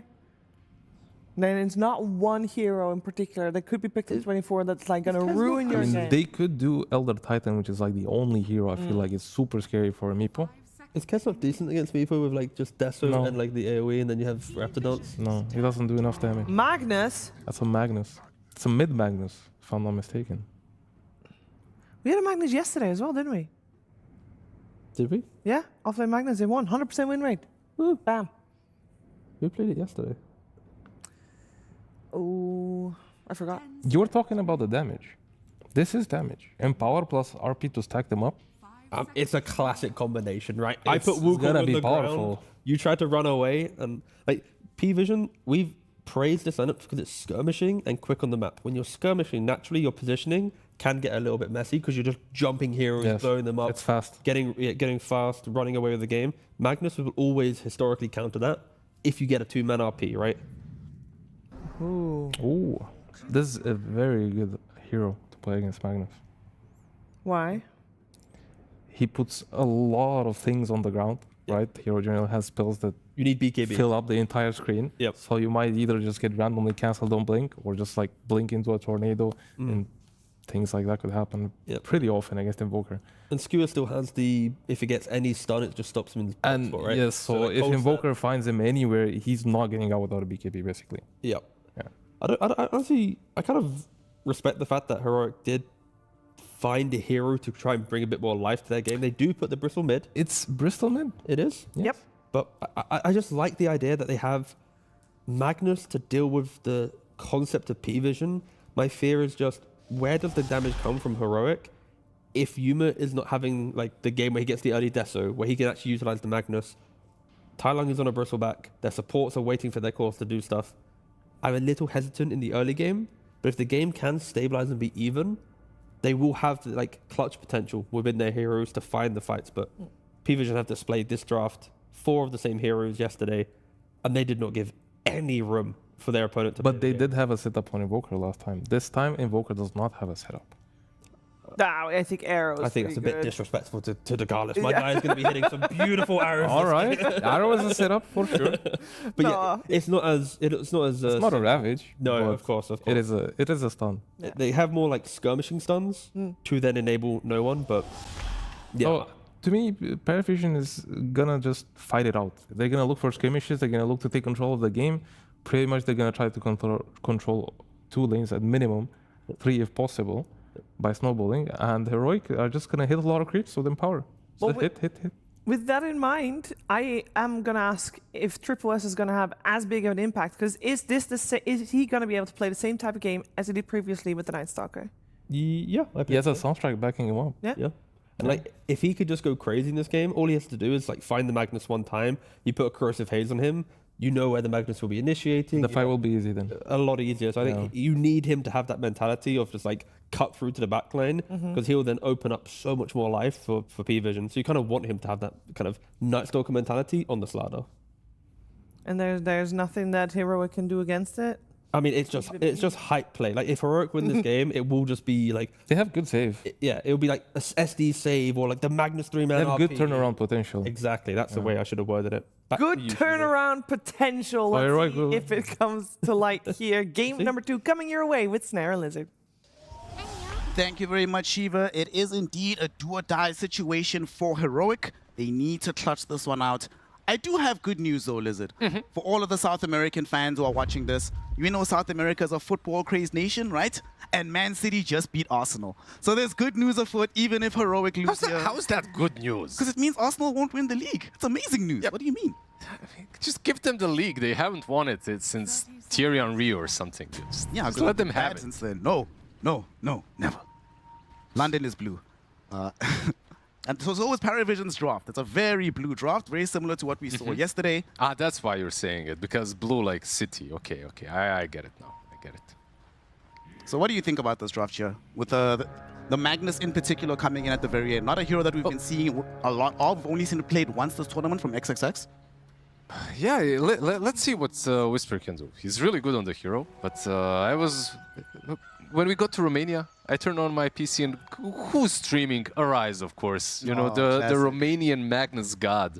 And I listened to him. Actually, the moment I opened it up, like he's talking about Magnus, of course. And he said that he doesn't really believe in the hero, that it takes way too much time to farm up, that you need like level 7 at least to be able to properly clean the map. But yeah, let's see what he can do. Whisper, of course, will not focus only on himself. He is more often an enabler in this kind of a game. Does have a pretty legit record over the course of his career on this hero. 49 or 77 games, 63% win rate. Pretty legit. Let's see if he can bring that experience to bear on this game. I'm especially scared about Triple S, man. We've already seen, just in general, not just Triple S, but this Slardar hero, 70% win rate at those tournaments, has been crushing game after game after game. And this is not a lane. When I think of Slardar being crushed in lane, I don't necessarily think of Monkey, Shadow Demon as being the ones to do it. Yeah, in the lane itself, they're not really that strong, right? Like, when I saw the Shadow Demon and Bristle, I thought that's going to be the lane, because there are some nice things that you can do with Bristle, with Disseminate. But as they put him mid, it's not going to happen. When it comes to the Slardar himself, not necessarily as easy of a game for him as it was on Night Stalker, because he is still playing into, again, Shadow Demon with Demonic Purge. So if you jump in with a sprint, usually you cannot get away anymore. So you're full committing every time. Mid lane, Tai Lung, the star player of the side of Heroic, playing a Bristleback. Not something you necessarily expect to be played by, you know, this kind of star player. Yeah, doing really well so far. I hate it when I have like a super high skill player and I put him on a Viper, on a Bristle. That's like a pet peeve of mine. I just dislike seeing it, but let's see what he can do on Bristle. I wasn't really a huge believer in this hero mid, but maybe there's a certain build that he can go for. And maybe he will find a way to play the game a little bit faster than is to be expected from a Bristleback. So far, so good for him. He is winning the CS war against... Top lane, Monkey. Time will tell how this changes. Monkey King almost ends up being first blood here. He's ticking so low, surviving on 35 HP. King Jungles might have to be the one that sacrifices himself for the cause. And indeed he is. First blood drawn by Triple S, bringing down KJ. Of course, a worthy sacrifice that he manages to survive a huge wave. It will be under the tower, but I wonder if Huma can even farm this. Like this tower on top lane will probably eat a lot of the last. It's on mid lane as well. Something similar happening to no one right now. He's sitting on 8 CS versus 16, so basically doubled by the Bristle for now. This Bristle playing very aggressively, willing to dive him underneath. He knows that right now no one doesn't have the self-sustain to really survive through it. He has to play extremely carefully and very far away from the wave. It's always like that. Well, for majority of matchups versus Invoker, right? Like he's not really the strongest. on the first couple of levels, has to rely on Sunstrike even to get the last hits on the range creep. So as the levels grow though, as he gets more experience, it does become a bit easier for him. You see this monkey is behind in the CS department from the slaughter, but a wave underneath the tower should buy him some respites, creep up his numbers a little bit. But let's be honest, bro, the real hero, yes, we can talk about Tai Long, but if this Magnus has a bad game, they just don't have a game on the side of Heroic. And he's trying to make sure that that's not the case. Beautiful skewer onto Ducalis. They didn't get the follow-up bushwhack to keep him underneath the tier 1 tower. You know, there's like one thing that you can always do. Oh, Sunstrike. Very close, but not quite. Oh, Ducalis. Whisper trying to chase him down right now. He has the skewer in 1 second, but will decide against it. Doesn't want to get that close to the tier 1. He's got Fairy 2x2 and the healing lotus. Yeah. He probably is not dying there, even if he gets gone on. One thing that you can always do as Magnus on offlane and that you always hope for is the skewer under the tower, right? Versus Kaz and Mirana, it doesn't feel that great, right? Like, one has leap, the other, of course, you have the grappling hook to work with, maybe Echo Slash as well. Fine class. We chased away from the lane a little bit. Yuma doesn't just want to chase him. Jumped on him for a second, but immediately goes back. Waiting for him, though. Yeah, he does. Hit him with the Boundless Strike. 9 class. Can't get help from the slaughter. The disruption was there, but now things could get very scary here for Yuma. The Slithering Crush will be there. Sunstrike will arrive, and Yuma will die in the top lane. King Jungles all of a sudden realizes he doesn't really have many spells to play with. He could be next on the chopping block. Triple S just needs a few more hits. 1, 2, 3. Will he get denied? No. Double kill for the slaughter player. Yeah, I was talking about Demonic Purge, but you still need to get there. You need to get to the level 6. Oh, a little bit of a misplay there. Or not necessarily just a huge misplay. The spells did connect, but a little bit too well, so the skewer does not. Pushback, moving Satanic out of position. It's unfortunate, but at the very least, Whisper is finding his CS down here in the mid lane. Tai Long is doing Sunstrike? Sunstrike! No one threw the Sunstrike onto the Hoodwink down bottom. Able to bring him down. So despite the fact that we do have no one being behind in the CS department, his participation in some of these kills has him higher net worth than the Bristleback at the moment. I'm not surprised, really. Like, this is the 101 Invoker every single game that I'm seeing. The question is Midas or Meteor Hammer 99% of the times. It is the Meteor Hammer that he's going for, so we'll see how much he can do with that. He secured the top rune with the Fort Spirit as well. There we go. And he gets the region as a reward. Of course. You always get regen after you did a really cool play. If the play fails, it's always an illusion. Mid lane, got the cold snap out onto Tai Long. The Holocore, though, is shown up out of nowhere, threw in the bushwhack with the blood grenade onto no one. No one will be able to push back Tai Long with the deafening blast. Regen, he still has it. So most of this damage is actually already mitigated on the Invoker, even with the rotation. Sunstrike again. Sunstrike, Whisper does get connected, but healthy enough that it's not going to fully bother him. That being said, 9 class. This could be scary. If Whisper comes for this Wisdom Shrine, he would have died. He scanned. But he scanned. He's going to be fine. But that means giving away the Wisdom Shrine to Ducalis. KJ on the other side, though, is going to try for some disruption play. Let's see if he's going to be able to claim this one. He did get it. Will he survive for this? Probably not. But at the very least, he's salvaging some experience for his squad. I think that's worth it. Like, they are feeding Slardar quite a lot already. Like, he's mega farmed. But at least they got the Wisdom Shrine. They need to get these levels on supports. They need to get to level 6 ASAP. On bottom, Whisper still trying to farm himself away, but 9 class is here too with Ducalis. The Holocore does throw out the bushwhack, but he's most likely to die here. They will miss out on the Sunstrike kill, but no one, don't be greedy, bro. You gotta share sometimes. He's trying to get all the last hits with the Sunstrike, but of course, as an Invoker, you should. They're making Mirana and Leshrac look like the easiest supports to play. Dog. Who needs setup? Kalis? Kalis is probably gonna die here to Tai Long. Beat him down, wrestling style there. Oh yeah, it is WrestleMania weekend as well. For all your wrestling fans. Got the double damage rune sitting in the bottle for Tai Lung. No real easy way to be able to use it, but he's deep inside this jungle. No one yet has occurred or offered themselves up to take off pressure from no one.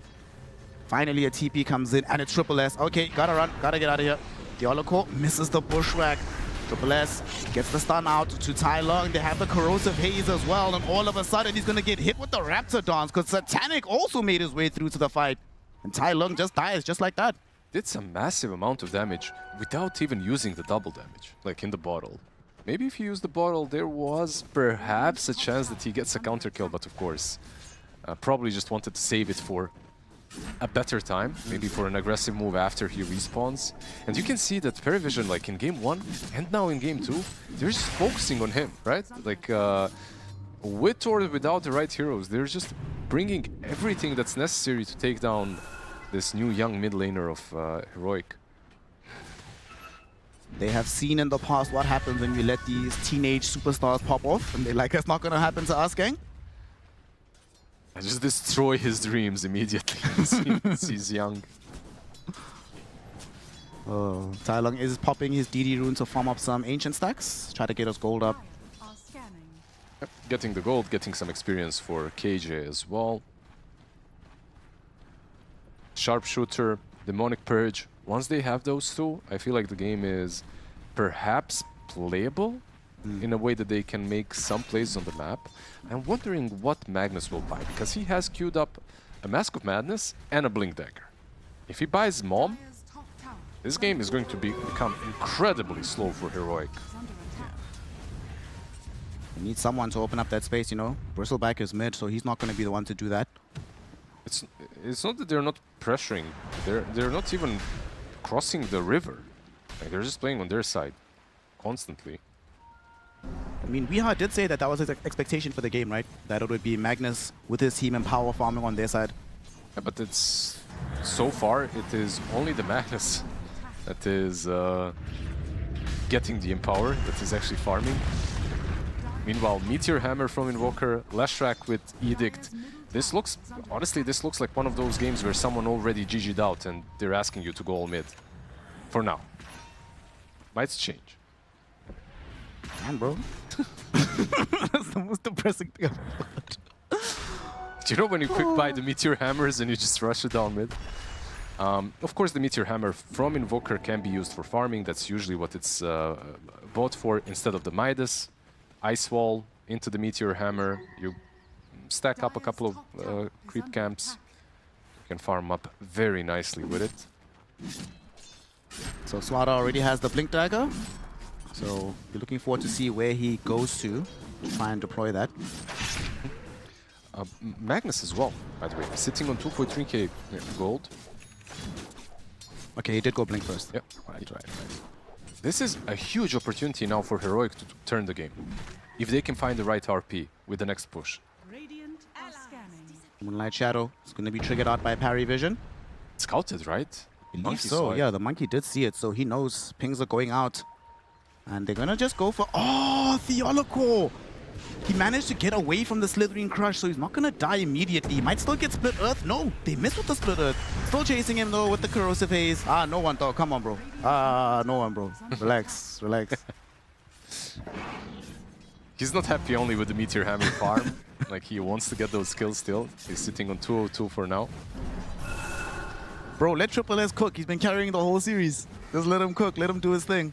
Yeah, so they don't have the Mirana ulti, but they are smoking immediately after. I love when I see this. Like, Mirana ulti, it gets you kill or it doesn't, you instantly smoke after. Unfortunately, Hoodwink, yeah, it happens. Yeah, Theoloco is a tough day at the office, G. I'm sorry, man. Straight into the Roshan pit we go. Got forced. Well, not yet, right? Kez is not here. He's still on the other side of the map, so might not be able to do that at this juncture. Yeah, at this point, I wonder if going Grosh is even worth it this early on. Like, you're not really taking any massive objectives afterwards, so can wait a little bit. I feel like the sweet spot for Rosh top lane. Okay, reveal. We have a Skewer coming in onto 9 class. Beautiful. will deliver a kill onto Yuma. It's also a streak ending, so it's more gold for this Monkey King than you would have had otherwise. Very nice. And this Monkey King is enabled, right? Like he's playing, of course, for early game. He will be going for the Dezo into BKB. No Maid Slayer this time around. But of course, he also has Empower to work around. That's a pretty big deal for a Monkey King and his farming speed. Triple S farming around. What does he want next? Wants that shot, of course. It's going to be the first protocol. Not too far away from it either. Pretty much already has it. But Yuma, using the gold that he received from that kill to get closer towards having the Desolator, does have the Empower for a little bit, so that did increase his farm speed as well.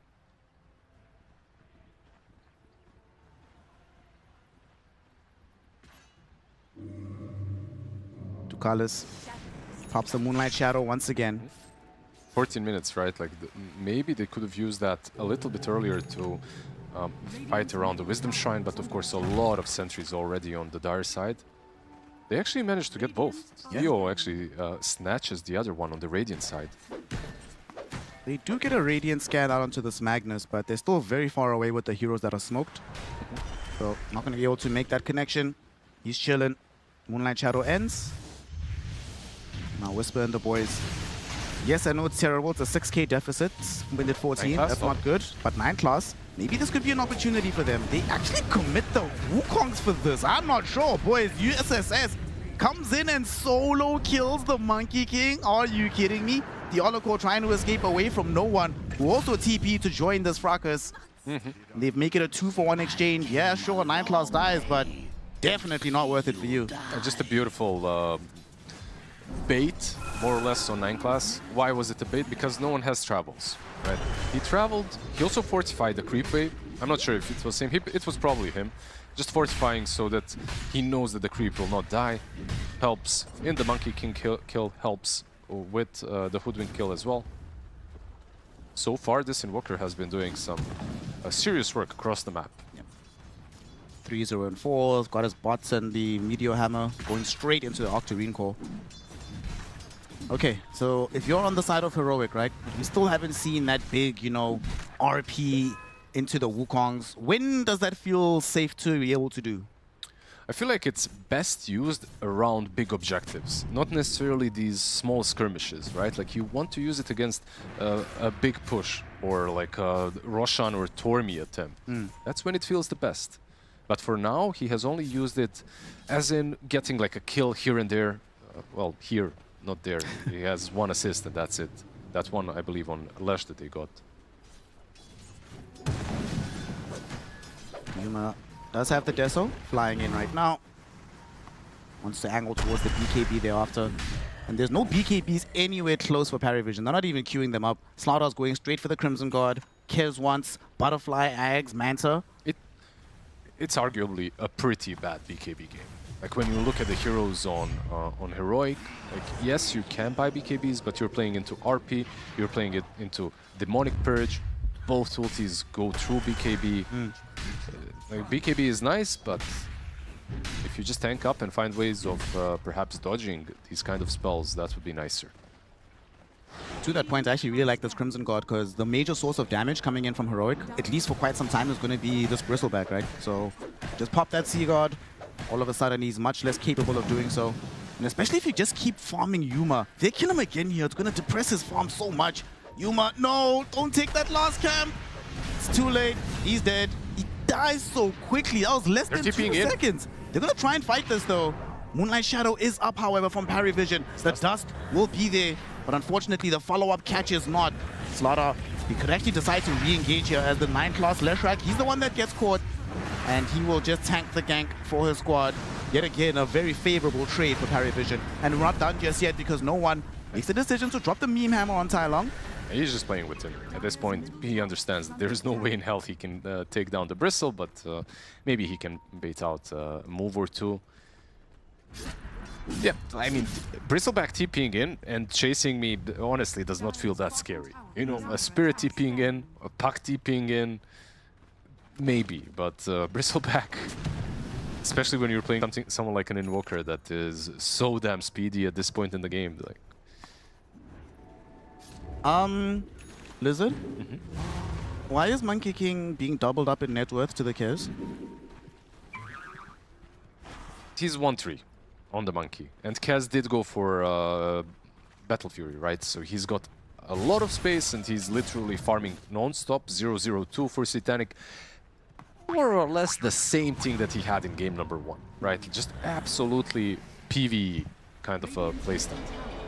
They smoked up. Unfortunately, they can't find anybody.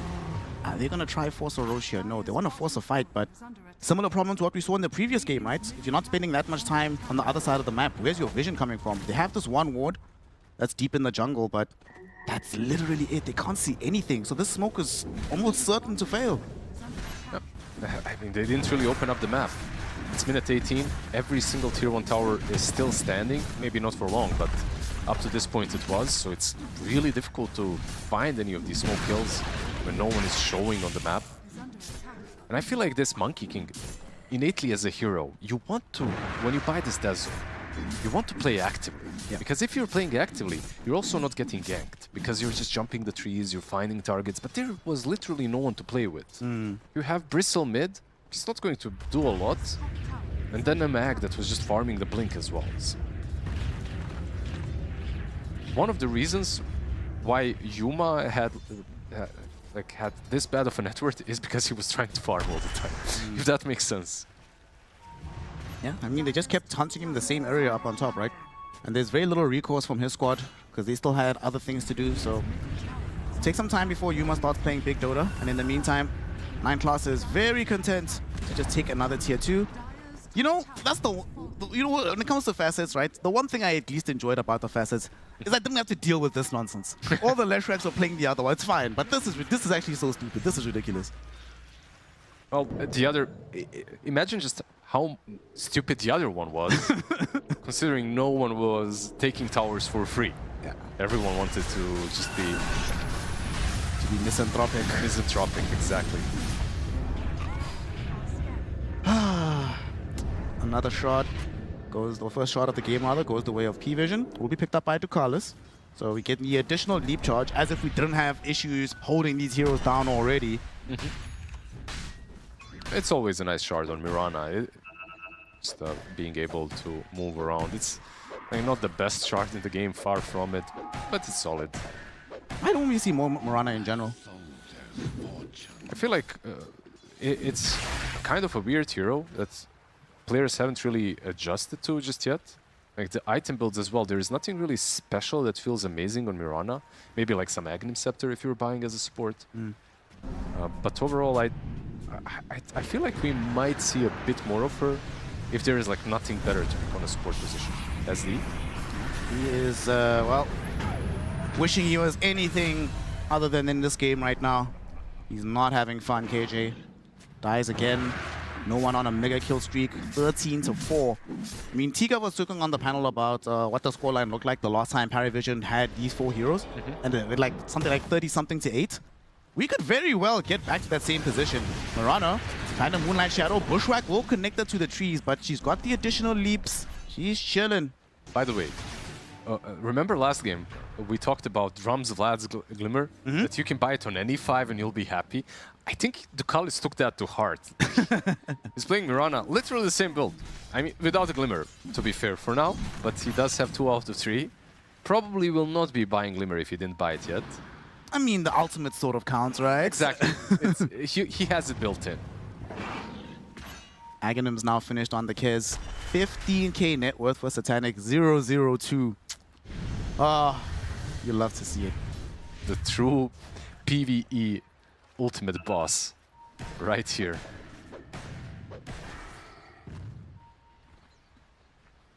They're stacking up on the side of P-Vision, and they are going to decide to smoke. It's probably time to get a kill and turn that into Roshan. 9 Class in the meantime gets caught on the other side of the map. To be fair, he had to be punished for this nonsense eventually because he's been on those edges. It's just a classic 9 Class gameplay, right? Play as deep as you can on the enemy side of the map, no matter what kind of hero you're playing. It's a good run from Tai Long, I think. Tai Long in trouble. There's going to be the EMP, the jump in. Whisper does find the RP, but there's no follow-up damage. They need to get out of here with Tai Long. Nice skewer back towards the backside of the fight. We'll be able to eliminate Ducalis. However, as soon as the stun ends, Satanic turns on the Raptidons, eviscerates Whisper. Tai Long trying to run in the trees, but we've got vision on you, buddy. You are caught in 4K. He goes down. Yoloko joins him in the grave. And yes, Yuma came through, even popped the Wukong's command and literally did nothing in the process. He came through, if you can call that. It was a bit late. And I don't know if this is the case of better late than never. It really didn't work. For this squad of Heroic to work, they need to stack things together. And when you think about the things that they have to stack, there aren't many. Like, you've got Bushwhack, RP, and Wukong's command. Yeah. Like, these three things, they need to be there at the same time for the same fight. To me, it looked like Bristle was doing the right thing, breaking the smoke. There was no Mirana, it was 4 versus 5 at that point. Mid lane, Triple S jumps forward, assassinates KJ. Whisper will be able to skewer him back, but to what end? There's the Bushwhack. We do have a TP coming in for the BB. Is it going to be enough? Look at this, Satanic! Yet again, very willing to just dive deep into the base. He takes down Whisper, forcing a buyback out of KJ. Yuma evades the Sunstrike. They get a Bushwhack out onto the Kez. Kez, will he die here? No, he won't. The Raptidons keeping him alive. He throws out the Echo Slash. It kills off Yuma. The Holocore dies after being grapple clawed. KJ finally puts an end to the Kez, but that's only life number 1. Upon his return, he is still insistent on being a menace. The Raven's Veil going into the fountain. Thankfully for KJ, he had the disruption to save himself. Otherwise, that was almost certainly going to be a team wipe. He was just hitting creeps for the majority of the game, but if he's going to utilize the network this way, sure, go ahead. Hit as many creeps as you possibly can. This game is looking absolutely impossible for Heroic at this point. Monkey King even used BKB. Yeah. But I barely saw it. It was literally a millisecond of that BKB. And that's rough, because this was your more or less the power spike that you were waiting for. The big important item, Dezo plus BKB, the blink on Mag, and then maybe you can play the game. But you never give up when you have Mag. Yeah. That's one thing that 20 years of Dota more or less has taught me. Maybe it's time to, you pause the game, you call up Collapse, and you're like, listen, brother, you're not playing the tournament. Just log in for us, please. I mean, you don't have to, there's a Rise, he's around the corner. Oh, there we go, yeah. Call up a Rise. No disrespect to Whisper, but really is struggling to have real material impact on this hero. Tai Long is going to have all his mana burnt away. This is also so annoying as the Bristleback player. This is disgusting. Absolutely. That's one of the things that we didn't really mention, but any sort of mana drain versus Bristle is detrimental to the damage output. So we've learned Gyro Diffusal at some point, also incorporated. That was still one of the craziest things I've seen in the TI finals game, bro. Oh, for sure. And when it comes to items and carries, Kez, basically every time I click on this guy, he has a new one. Butterfly almost completed. He needs like 400 gold and he's got it. Magnus, the win condition for the side of Heroic, gets found out during the Moonlight Shadow. PARIVISION, have vision literally everywhere. Literally in the name. Invoker? Going directly onto KJ. Woo! Well, there used to be a KJ there. All of a sudden, there's now a solitary Bristleback left by his lonesome. And nobody in the game is that tanky. Tai Long gets killed. It's a double kill for no one. We've been glazing Triple S. He's 7-0-11. No one is also 7-0-9 in this game. It's just everyone on their side. They like no deaths on Kez. 505, 7011, 709. Jeez. Like, these cores have not died a single time. And we're still waiting for that one RP.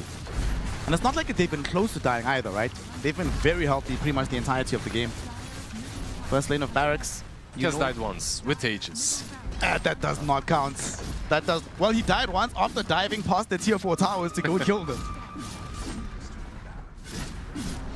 Two sides will go down. The last one left remaining. Let's see, how disciplined are they? They probably feel in full control. Indeed.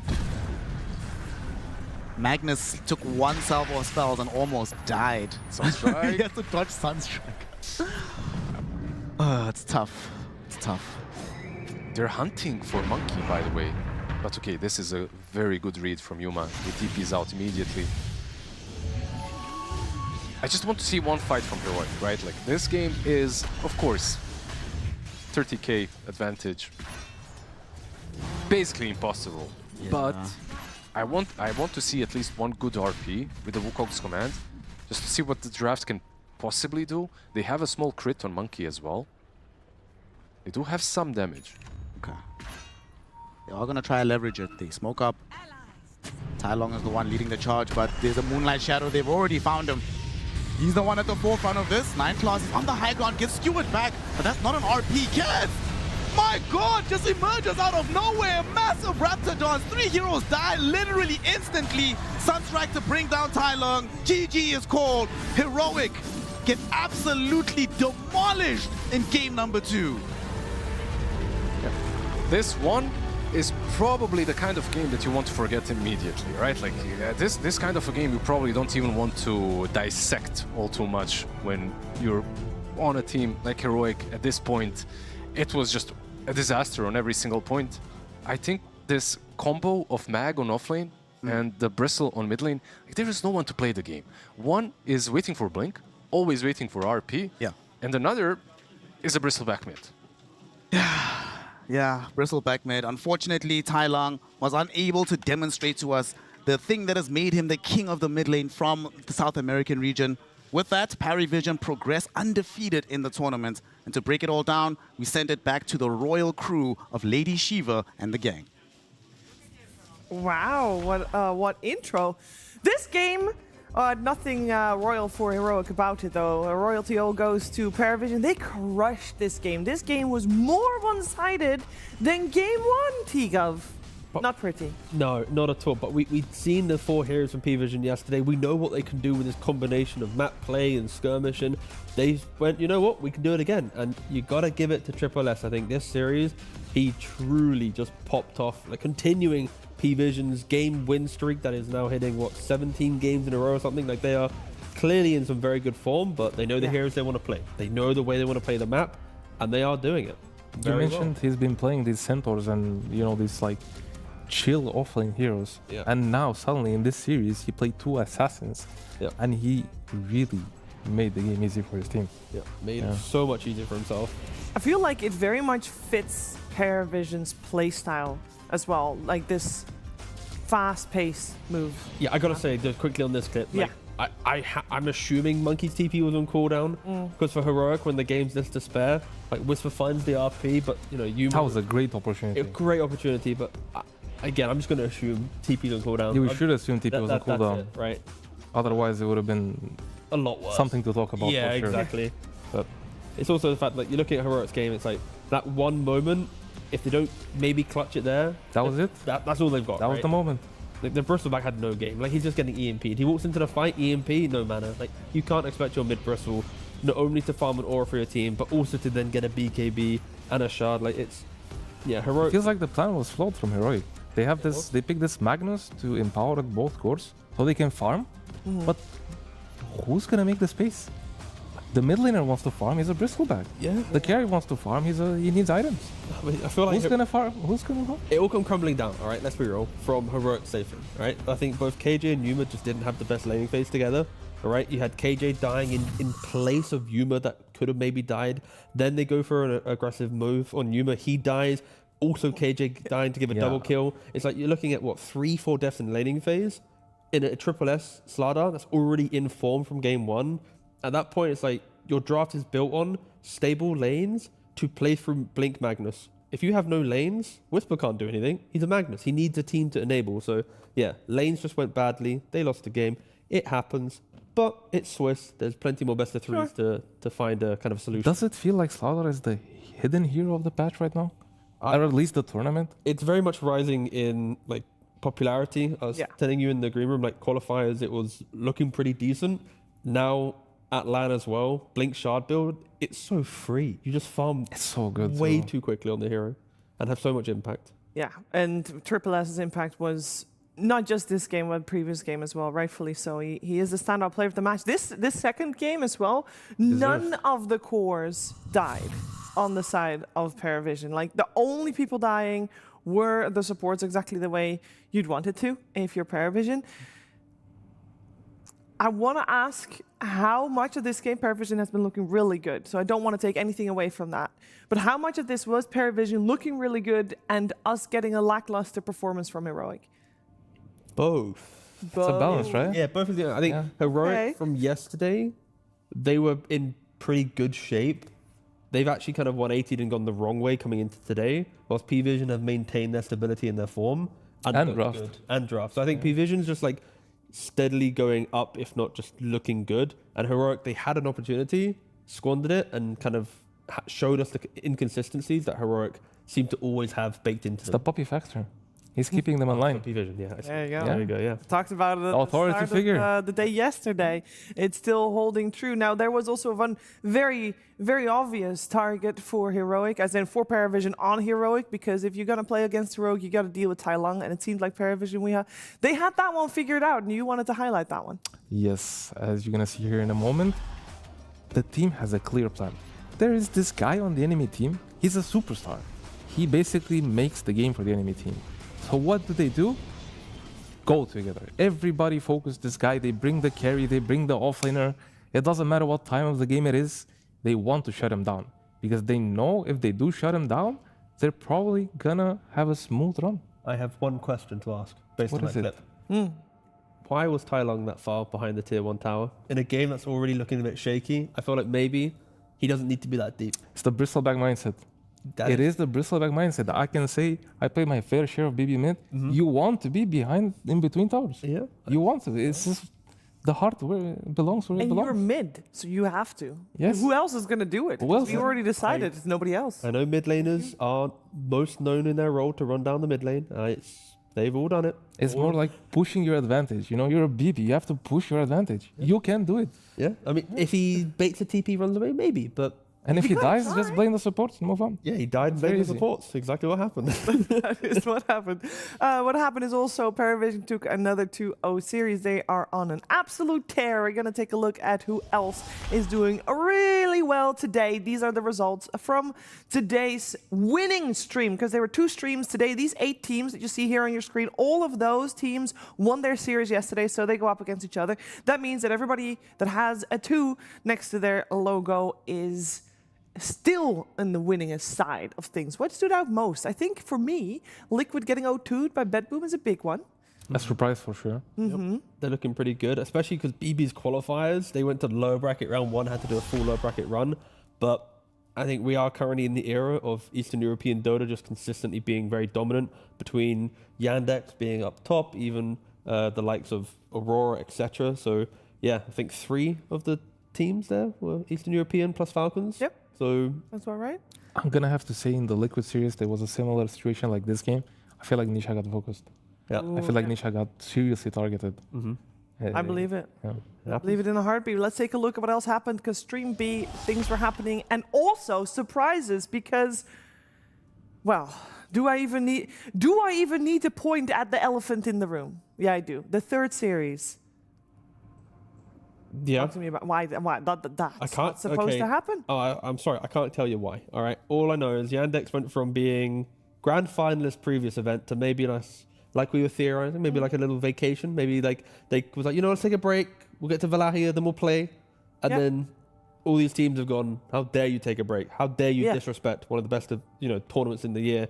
Bam! That is one. Mic check, audio check. You're gone. So yeah, I think Yandex are just struggling. That is one theory. I believe maybe they did have just bad set of scrims, maybe the wrong ideas, and they might learn from these 2 days so far, and hopefully make a comeback tomorrow. Oh shit, Tomato's dominating, guys. Hold up. Well, because there's one potentially scrim partner that we joked about earlier that Yandex potentially has just been scrimming Tundra all the time, and they're like, we're the 2 best teams. Let's scrim each other. Great. It does happen, yeah. Both are struggling, as you can see. Virtus.pro is playing against Tundra right now. It's in favor of Virtus.pro right now. Any bold predictions about what's happening? Is this indeed going to be tomorrow? We're going to have Yandex versus Tundra for elimination? I think they had a 13k lead, so I'm going to make a bold prediction that VP is going to win with a 13,000 gold lead, and Tundra's going to be an 0-2 team tomorrow and potentially eliminated. That's your fault, Tundra. You could have had Parker, but instead you brought in a very good player, V-Tune, but it isn't part. That's your own fault. You could have done this to yourselves. He's there in South America wanting to play. It's your fault, Tundra. You did it to yourself. Okay, thank you, Tiga. Just continue talking. It's so good. Final thoughts from you about today, Weeha. Honestly surprised by Yandex. Yeah. She doesn't like it when you talk, we. Just say goodnight. Good night, guys. Bye.